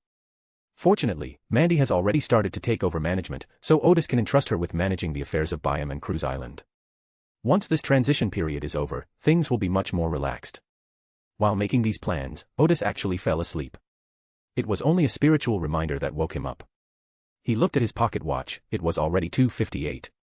So Odis quickly went into the bedroom and lay down in the armchair. As soon as I lay down, my vision was covered by grey mist, and in the blink of an eye I was in the giant's hall, sitting on one side of the bronze table. Good afternoon, Mr. Fool. Odis felt fully awake from his afternoon nap when he heard Justice Audrey's greeting. He resisted the urge to stretch, tried to adjust his emotions, and got into the mindset of participating in a tarot session. The magician first handed over 2 pages of Russell's diary, which the fool Klein read for a few minutes before saying, you may begin. Audrey immediately said, Fool, I would like to speak with Hermit alone. Odis paused for a moment before replying, yes. The other members seemed to be taken aback for a moment as well. Miss Justice sounded like she had something urgent to discuss with the Hermit. After establishing a private conversation, Audrey, who had been trying hard to suppress her emotions, finally said with delight, the Hermit, Mr. I saw in the newspaper that you took down another large pirate crew. Klein, sitting at the head of the table, was stunned for a moment. Another large pirate crew had been wiped out. Then Mr. Gal must have made a lot of money again. He's been looking for acting opportunities lately, so he hasn't been paying much attention to the news in the newspapers. Yes, Odis said casually, the inhabitants of Cruise Island asked me to protect them from pirate raids. So I went and wiped out all the pirates who were planning to raid the island. Klein thought to himself, so, you robbed the pirates? Audrey said, the Hermit, could you elaborate? The newspaper only published a brief message. The main reason was that the Ross Daily News also did not have accurate information, so it only published a brief report. Although Odis sent several pirates to buy him, no one dared to believe the news they spoke. Odis thought for a moment and then suddenly laughed. Come to think of it, I'm actually quite good at commanding these small-scale battles. He then briefly explained how to deal with the enemy's first offensive and how to completely annihilate the Deep Blue pirate crew. Audrey listened with great interest, and when she heard that the pirates had attacked from 2 directions but were successfully repelled by the Hermit's organization, she marveled at the tactical wisdom of the Hermits. When she heard that the pirates were deliberately brought ashore and then wiped out with new weapons, Audrey wished she were the one who fired the cannon. Finally, she exclaimed, I really wish I could go aboard your pirate ship and experience some battles with pirates. Klein also remarked, the Hermit is a competent junior commander, at least those 1,000+ people were fully utilized by him. He then recalled some articles he had read when he was a keyboard warrior, one of which left a deep impression on him. Some people are born to fight. Klein felt that Mr. Gard was just that kind of person. He seemed very experienced even in his first small-scale operation. At this moment, Odis said to Justice, I probably won't be having a direct war with the pirates anytime soon. Audrey asked curiously, why? Of course it's because of the report you saw, Odis laughed. Other pirate crews might think that being able to defeat a large pirate crew was just a matter of luck. But defeating 2 large pirate groups in succession is enough to demonstrate my strength. Pirates go to sea in search of wealth, not to fight, so they will run away as soon as they see my flag. Audrey nodded. I see. Then she asked the Hermit, if I went to sea, what level of strength would I have among the pirates? Odis analyzed, you are now sequence 7, which theoretically gives you the strength of a great pirate, but if you go to sea alone, it will be difficult for you to become the great pirate recognized by the pirates. Why? Klein thought to himself, because your current sequence is too weak in aggression. You lack the ability to strike a fatal blow, Odis analyzed. The abilities of a psychologist tend to be more about influencing the target than attacking it. If you can't kill the other great pirates, you can only become a recognized great pirate by slaughtering ordinary people or attacking the navy, but I guess you don't like either of those methods. Audrey placed her hands on the table in front of her and hummed in agreement. Then she smiled and said, I was just asking casually. I probably will never, at least not for the next few years, have the opportunity to be an adventurer. Odis smiled but said nothing. Audrey then asked the Hermit, do you intend to remain a pirate on the high seas forever? No, I am now the de facto ruler of Cruise Island, Odis smiled. I intend to build a base there and develop the island. This news surprised both Klein and Audrey. Klein thought to himself, are you serious? For pirates to have a base is to have a weakness. Audrey exclaimed happily, that's wonderful, Mr. Hermit. May I visit that island sometime? Where is it located? You are welcome anytime you have time, Odis said with a smile. As for the location of the island, it is in the northwest of Chakra Island, in a rather remote place. You may not have heard of it. Audrey smiled and said, I'm not very familiar with the location of the island. She planned to look for it on the nautical chart when she returned. Klein thought for a moment. He had heard of Chakra Island, but never Cruise Island. But at the same time, he also knew that the Rosyde Islands were very large, and the raging sea was also quite extensive, so it was perfectly normal that he had never heard of some of the islands. After chatting for a few more minutes, Odis and Audrey ended their private conversation, and the tarot session continued. At this moment, Magician first said to everyone, Gentlemen, I need lava octopus ink. That was an auxiliary material for advancing to the rank of astrologer. She tried to buy it at several gatherings of extraordinary people last week, but failed to trade for it. This made Furs realize that at the sequence 7 level, even auxiliary materials were sometimes difficult to trade. The priestess, Katlia, waited a second or two before asking, how much do you need? 20 grams. 30 pounds. Furs smiled and said, deal. Next, Odis made a deal with the Moon Emlyn, I would like to trade with you for some herbal recipes. Emlyn paused for a moment before saying, Hermit, you should know that the reason why the herbs prepared by the pharmacist are effective is because they have been processed by the pharmacist's extraordinary abilities. If it's just a herbal formula, it's not very effective. I know, Odis smiled. I recently obtained an extraordinary trait for a pharmacist and I hope to train a pharmacist. This is already underway. I've heard that while the spirituality of pharmacists allows them to know which herbs to combine to treat which ailments, this process is also greatly influenced by the pharmacist's experience. I think the vampires must be very experienced in this area, so I want to buy some herbal formulas for the pharmacist. Of course. Emlyn raised his chin upon hearing Odis's words, and then readily agreed, I can compile a list of formulas that I have, totaling more than 100, which can treat the vast majority of diseases. As for the payment, 160 pounds. Yes, 60 pounds will do. Odis smiled and said, thank you. He could almost see his pharmaceutical company thriving. After that, everyone fell into a brief silence, because they didn't have any major needs at the moment. With the main materials and rituals for Odis's ascension complete, Klein and Alger the Hanged Men, along with other members, were mostly focused on digesting the potion. Gadria has also begun preparing for her ascension to demigodhood, but she does not currently plan to purchase what she needs from the Tarot Club. After a brief silence, Justice Audrey said, the Hermit, I wish to trade information about the Fourth Age, about the last Emperor.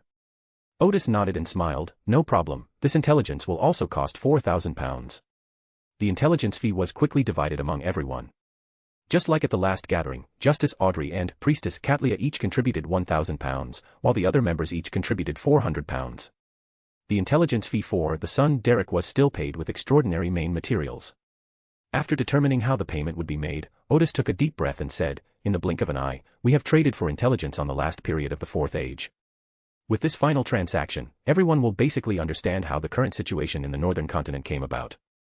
The other members looked at the Hermit with some anticipation. After all, during the Fourth Era, the northern continent had gone through the first half of the War of the Four Emperors, and the Night Emperor had reunified the continent.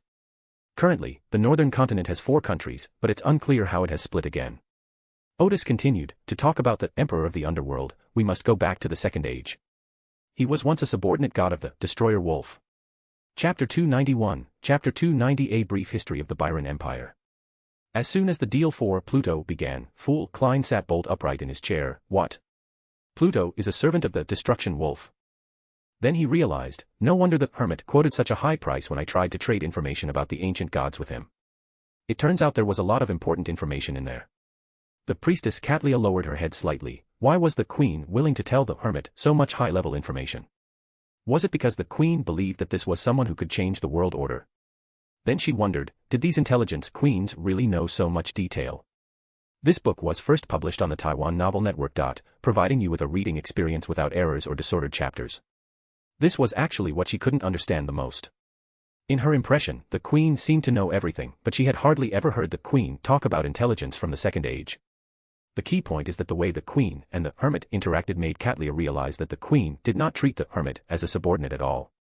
Then Katlia recalled the messenger of the Hermits, which made her feel even more strongly that although the Hermits participated in the Elemental Dawn, they did not simply use the Elemental Dawn as their background. The Hermit seems to have other channels, and there seem to be other forces behind him. The other members were also surprised to learn that the Emperor of the Underworld had such an origin. Justice, Audrey thought to herself, according to Mr. the Hermit, the Black Emperor, Solomon was a subordinate of the ancient sun god during the Third Age. The Night Emperor and the Blood Emperor were once high-ranking nobles in the Solomon Empire, while the Underworld Emperor was able to trace his lineage back to the Second Age. The Hermit Odis paused for a moment before explaining in detail. In the early Second Era, Underworld Emperor was a follower of Destruction Wolf. After Destruction Wolf fell, Underworld Emperor then joined Phoenix Ancestor. Because he has a long history, what makes him different from the other 3 emperors is that it is said that the Emperor of the Underworld is a feathered serpent. Currently, those extraordinary individuals who have taken the Death God path and become demigods will grow feathers on their backs in certain states, which seems to be due to the Underworld Emperor form. Actually, it's not just at the demigod level. It's said that some Death God followers or Death God's favorites with strange conditions also have feathers covered in dirt after they die. The other members immediately began to make their own connections. Klein recalled the teacher he had met in Backlund who could dance spirit dances, and the old man he had helped. The old man's body was gone, leaving only some feathers covered in yellow grease. Alger the Hanged Man, Katlia the Priestess, and Emlyn the Moon had all heard similar stories. They never expected that the feathers that appeared with the Beyonders of the Death Path were actually related to the Hades. Katlia even thought, no wonder the feathered serpent element is in the coat of arms of the Eggers family, descendants of the Emperor of the Underworld, and no wonder many in the cult of the spirits worship the feathered serpent. Audrey, along with the magician, Furs and the son Derek, lacked the relevant experiences and therefore did not form the corresponding associations. Then, all the members seemed to suddenly feel the savagery and bloodshed of the Second Era, for the Emperor of the Underworld was actually a feathered serpent. If the god is a feathered serpent, then what is the chief god? Alger recalled the names of the ancient gods: Destroyer Wolf, Phoenix Progenitor, and Dragon of Imagination. At least these three ancient gods seemed to be related to beasts. Odis gave everyone a few seconds to make their own connections, and only continued after seeing that no one had any questions. Regarding the process of Emperor of the Underworld becoming a god, I obtained two pieces of information that I cannot distinguish as true or false. I'm sharing these two pieces of information, or these two statements, with everyone making their own judgments. I'll also share my own perspective. The first theory is that after the Phoenix ancestor fell to the ancient sun god, the Emperor of the Underworld acquired the corresponding characteristics and gradually became a god. There are two problems with this statement. The first problem is that since it was the ancient sun god that attacked the Phoenix ancestor and caused the Phoenix ancestor to perish, then given the strength of the Underworld Emperor at that time, would he have been able to pick up the special ability in front of the ancient sun god? The second question is, if Pluto acquired the special characteristics back then, why did he only become a god in the fourth epoch? The other members were stunned. The information they thought seemed to be without problem suddenly appeared to be full of loopholes after the Hermit said that. Then everyone felt as if they were listening to a history lecture by a Hermit, and this time the Hermit spoke in great detail, allowing them to follow the Hermit's train of thought and sort out the issue as well. While listening, Gadria summarized the Hermit's line of thought. She was very clear that a scholar's way of thinking was the most crucial factor, so she mainly focused on the Hermit's line of thought. This is a good reference for her to think about the corresponding issues. Odis continued, the second theory about Underworld Emperor becoming a god is a conspiracy theory, which believes that Underworld Emperor secretly allied himself with Ancient Sun God in order to continue his ascension. And with the help of the Emperor of the Underworld, the Ancient Sun God was able to find and severely injure the Phoenix ancestor. There are two problems with this statement.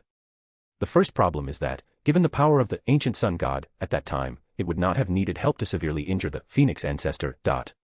Secondly, there is the Dragon of Wisdom, Heraburgen, who is now the God of Knowledge and Wisdom, after betraying the Dragon of Imagination. Wait a minute, Gadria couldn't help but interrupt, you mean, the God of Knowledge and Wisdom also comes from the Second Age, and was once a subordinate god of the Dragon of Imagination. And that he even betrayed the Dragon of Imagination. Emlyn, standing next to Odis, smiled. The priestess could never have imagined how valuable the deal she missed with the King of Angels was.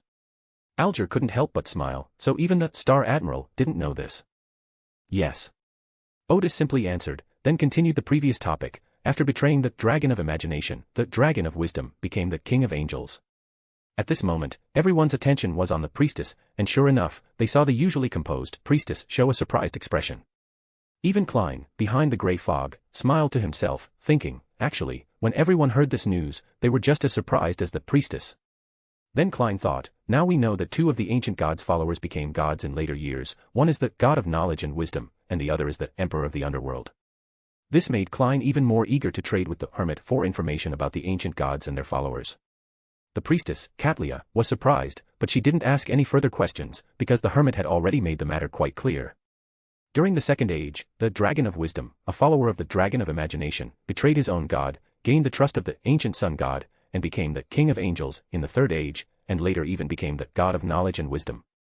Odis deliberately slowed his speech, noticing that Katlia was initially surprised, then refocused her attention on him, and also noticing that the other members initially seemed amused but then resumed listening to his description. Only then did Odis continue. Since they have all betrayed their gods, there is no reason why the Dragon of Wisdom became the King of Angels while the Emperor of the Underworld did not become a subordinate of the ancient Sun God or one of the special Kings of Angels.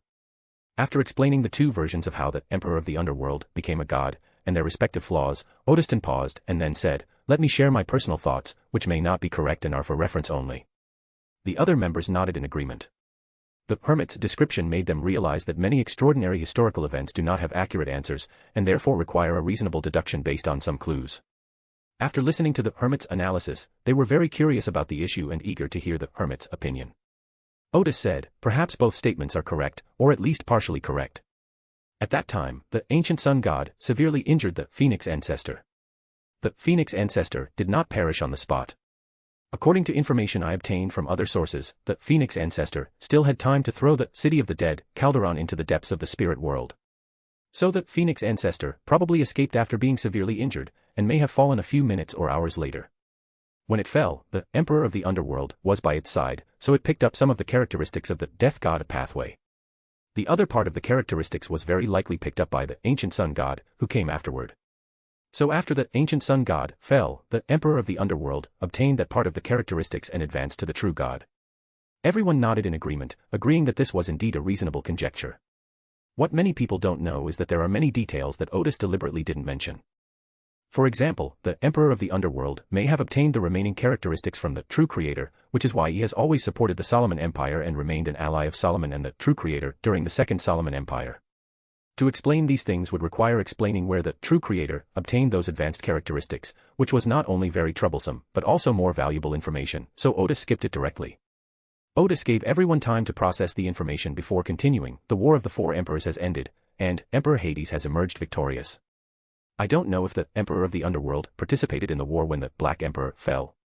But based on some of his later actions, the Emperor of the Underworld definitely participated in the war that led to the fall of the Blood Emperor. What I mean by some later developments is that, according to reliable intelligence, the Emperor of the Underworld obtained the uniqueness of the Red Priest pathway, which is the Hunter pathway.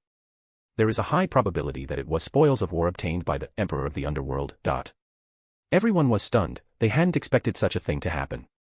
Previously, when they heard the Hermit say that the Netherworld Emperor had not joined forces with the relatively weak Blood Emperor but seemed to have formed an alliance with the Night Emperor, they didn't have a concrete understanding of the situation. It was only then that everyone realized that the Emperor of the Underworld had not only joined forces with the Emperor of the Night, but had also obtained spoils of war during the battle.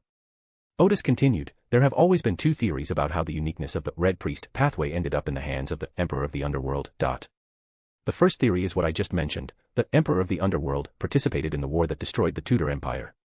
However, there is a question I don't understand, why did the Emperor of the Underworld only divide the spoils of war but not the territory of the Tudor Empire?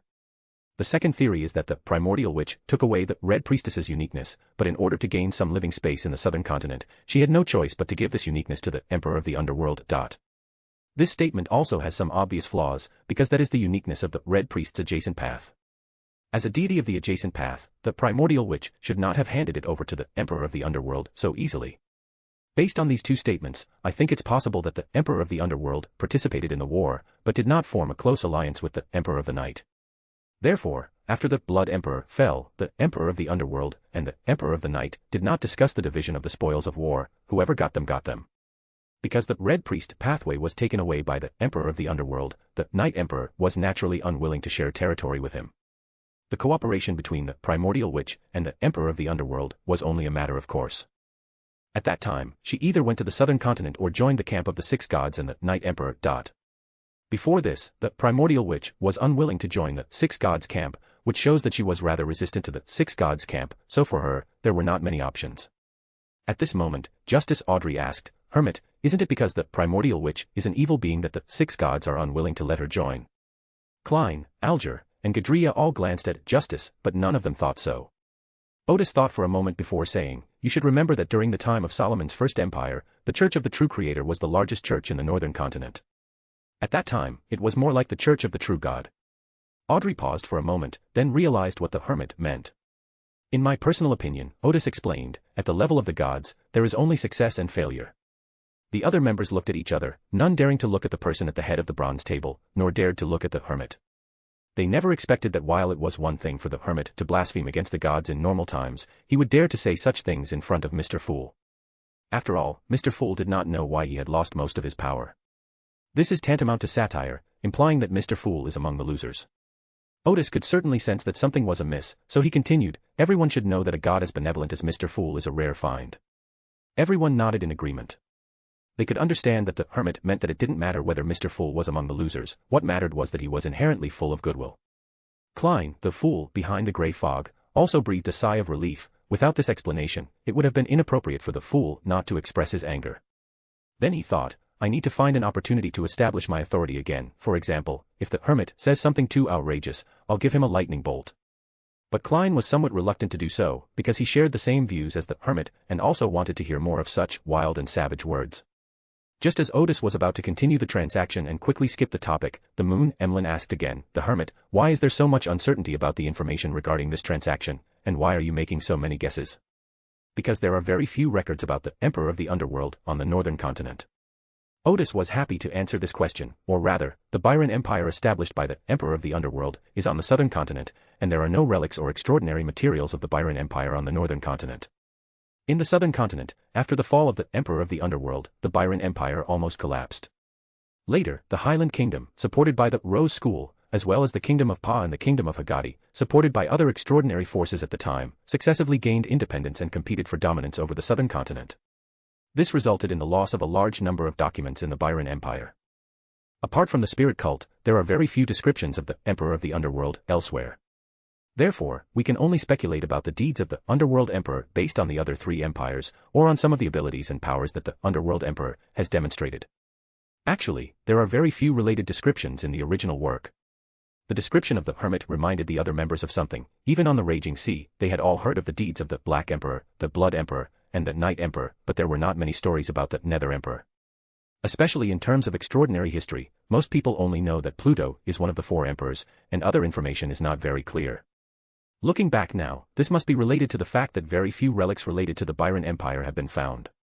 Even if they were discovered, because the languages and problems of the southern continent and the northern continent are different, and the discoverers are basically colonists, they would hardly study the documents in the ruins, only caring about the treasures and sealed artifacts inside. Emlyn said, "Oh, and that's very similar to the way some of our vampire scholars think when they're researching certain topics." Odis thought to herself, "You seem to know a lot about this." He said, "Let's continue our previous transaction." In the battle where the Blood Emperor fell, the Night Emperor also obtained corresponding spoils of war. I'm not too familiar with the situation in the Fuzak Empire, but the former Kingdom of Intis once had a Sequence 1 Red Priest Pathway member, which I believe was one of the spoils of war at that time.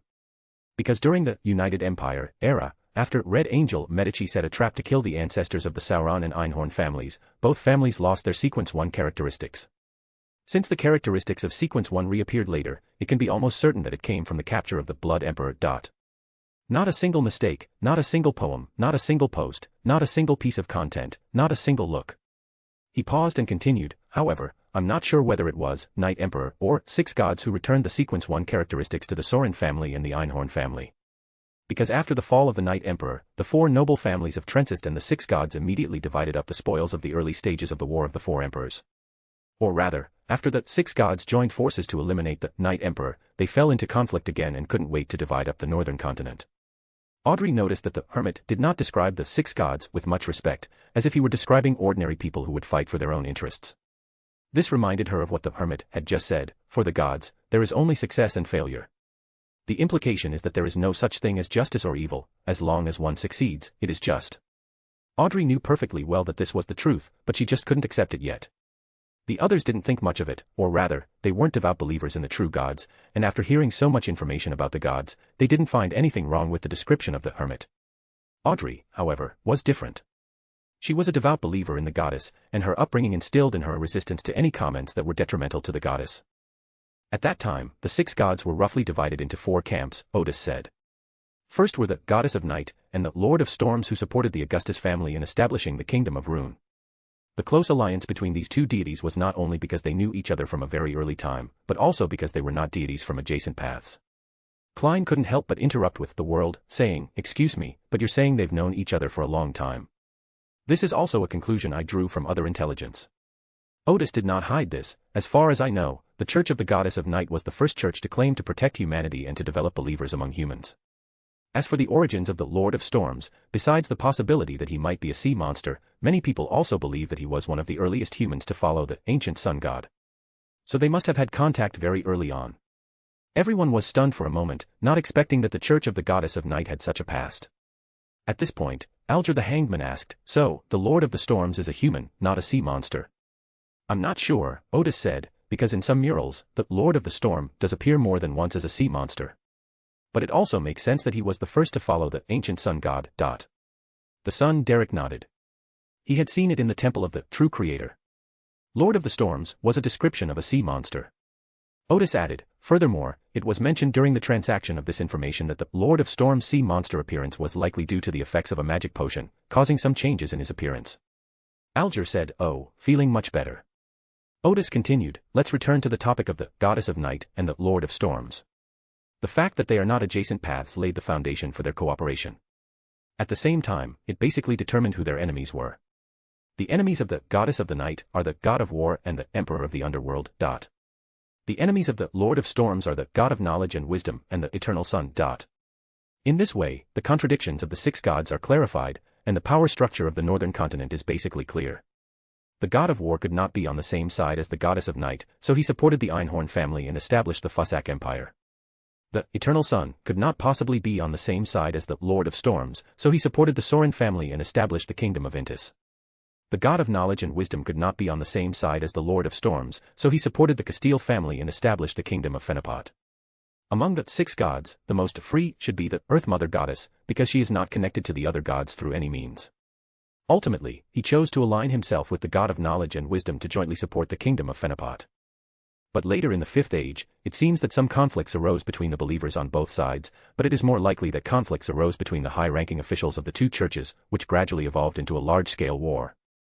That was the War of the Oath from history textbooks, which resulted in the collapse of the small alliance between the Earth Mother Goddess and the God of Knowledge and Wisdom. The other members once again felt that the situation in the Quaternary period was becoming very clear. This is unparalleled by any other exchange. Normally, at extraordinary gatherings, one can only trade fragmented information. After obtaining that intelligence, you need to piece it together yourself, and it takes a lot of effort to get such complete information. Therefore, people like Katlia and others like to trade information with the Hermit because the Hermit is very detailed in his information, saving them the trouble of piece together the information themselves. Odis waited a few seconds, giving everyone enough time to process the information, before continuing. In addition to dividing up the territory of the northern continent, they also divided up the characteristics of the Night Emperor. I am not very clear about the situation in the kingdom of Feniport, but I do know that there is a sequence 1 in the Augustus family that rules the kingdom of Rune. Furthermore, I have learned from other sources that the uniqueness of the judgment path is in the hands of the Church of War. As mentioned before, the six gods at that time were roughly divided into 4 camps, and perhaps these 4 camps divided up the characteristics and uniqueness of Night Emperor. The other 2 sequence 1 traits are in the camps of Earth Mother Goddess and God of Knowledge and Wisdom, and the camp of Eternal Sun respectively. In that case, the Feniport royal family also likely possesses a sequence 1 trait of the Judge pathway. Or rather, I think the royal families of the 4 kingdoms should each have a sequence 1 member, so as to achieve a balance of extraordinary power. At this point, he smiled slightly, saying that using the characteristics of Sequence 1 to consider some historical issues was a good idea. After all, there are only 3 Sequence 1 characteristics, and their general movements can be inferred from many clues, so as to distinguish the interests in historical events. If we use this method to make guesses, the general outline of historical events becomes clear. Klein thought to himself, this is a bit like sitting in a row and sharing the spoils. However, he also felt that when things are unclear, looking at the issue from the perspective of interests can indeed lead to a conjecture that is closer to the truth.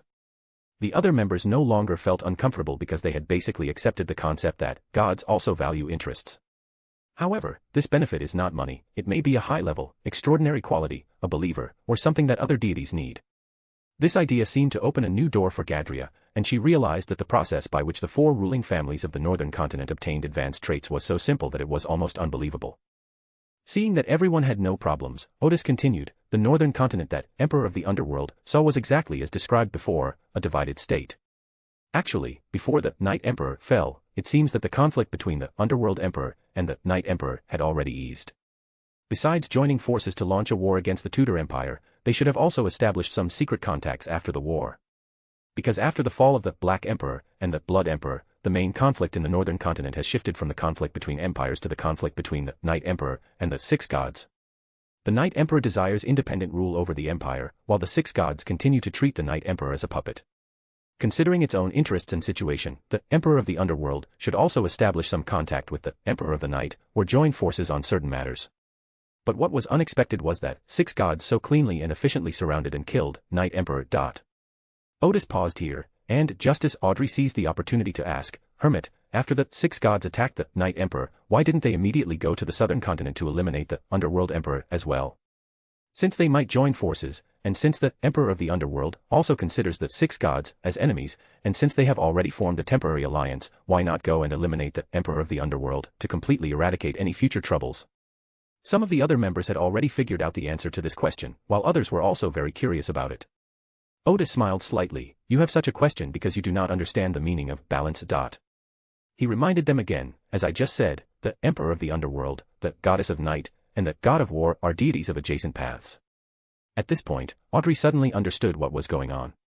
Odis continued to explain, there's nothing wrong with the 6 gods joining forces to besiege the Night Emperor, because after the Night Emperor falls, they can simply divide up his characteristics. After all, no god is on the same path as the Night Emperor, so there's no question of who needs those characteristics more. But the Emperor of the Underworld is different. After we kill him, how will the god of war and the goddess of night divide the spoils of victory? Even deities like the Eternal Sun, whose paths are not adjacent to theirs, would not tolerate the two of them sharing the characteristics of the Death God path.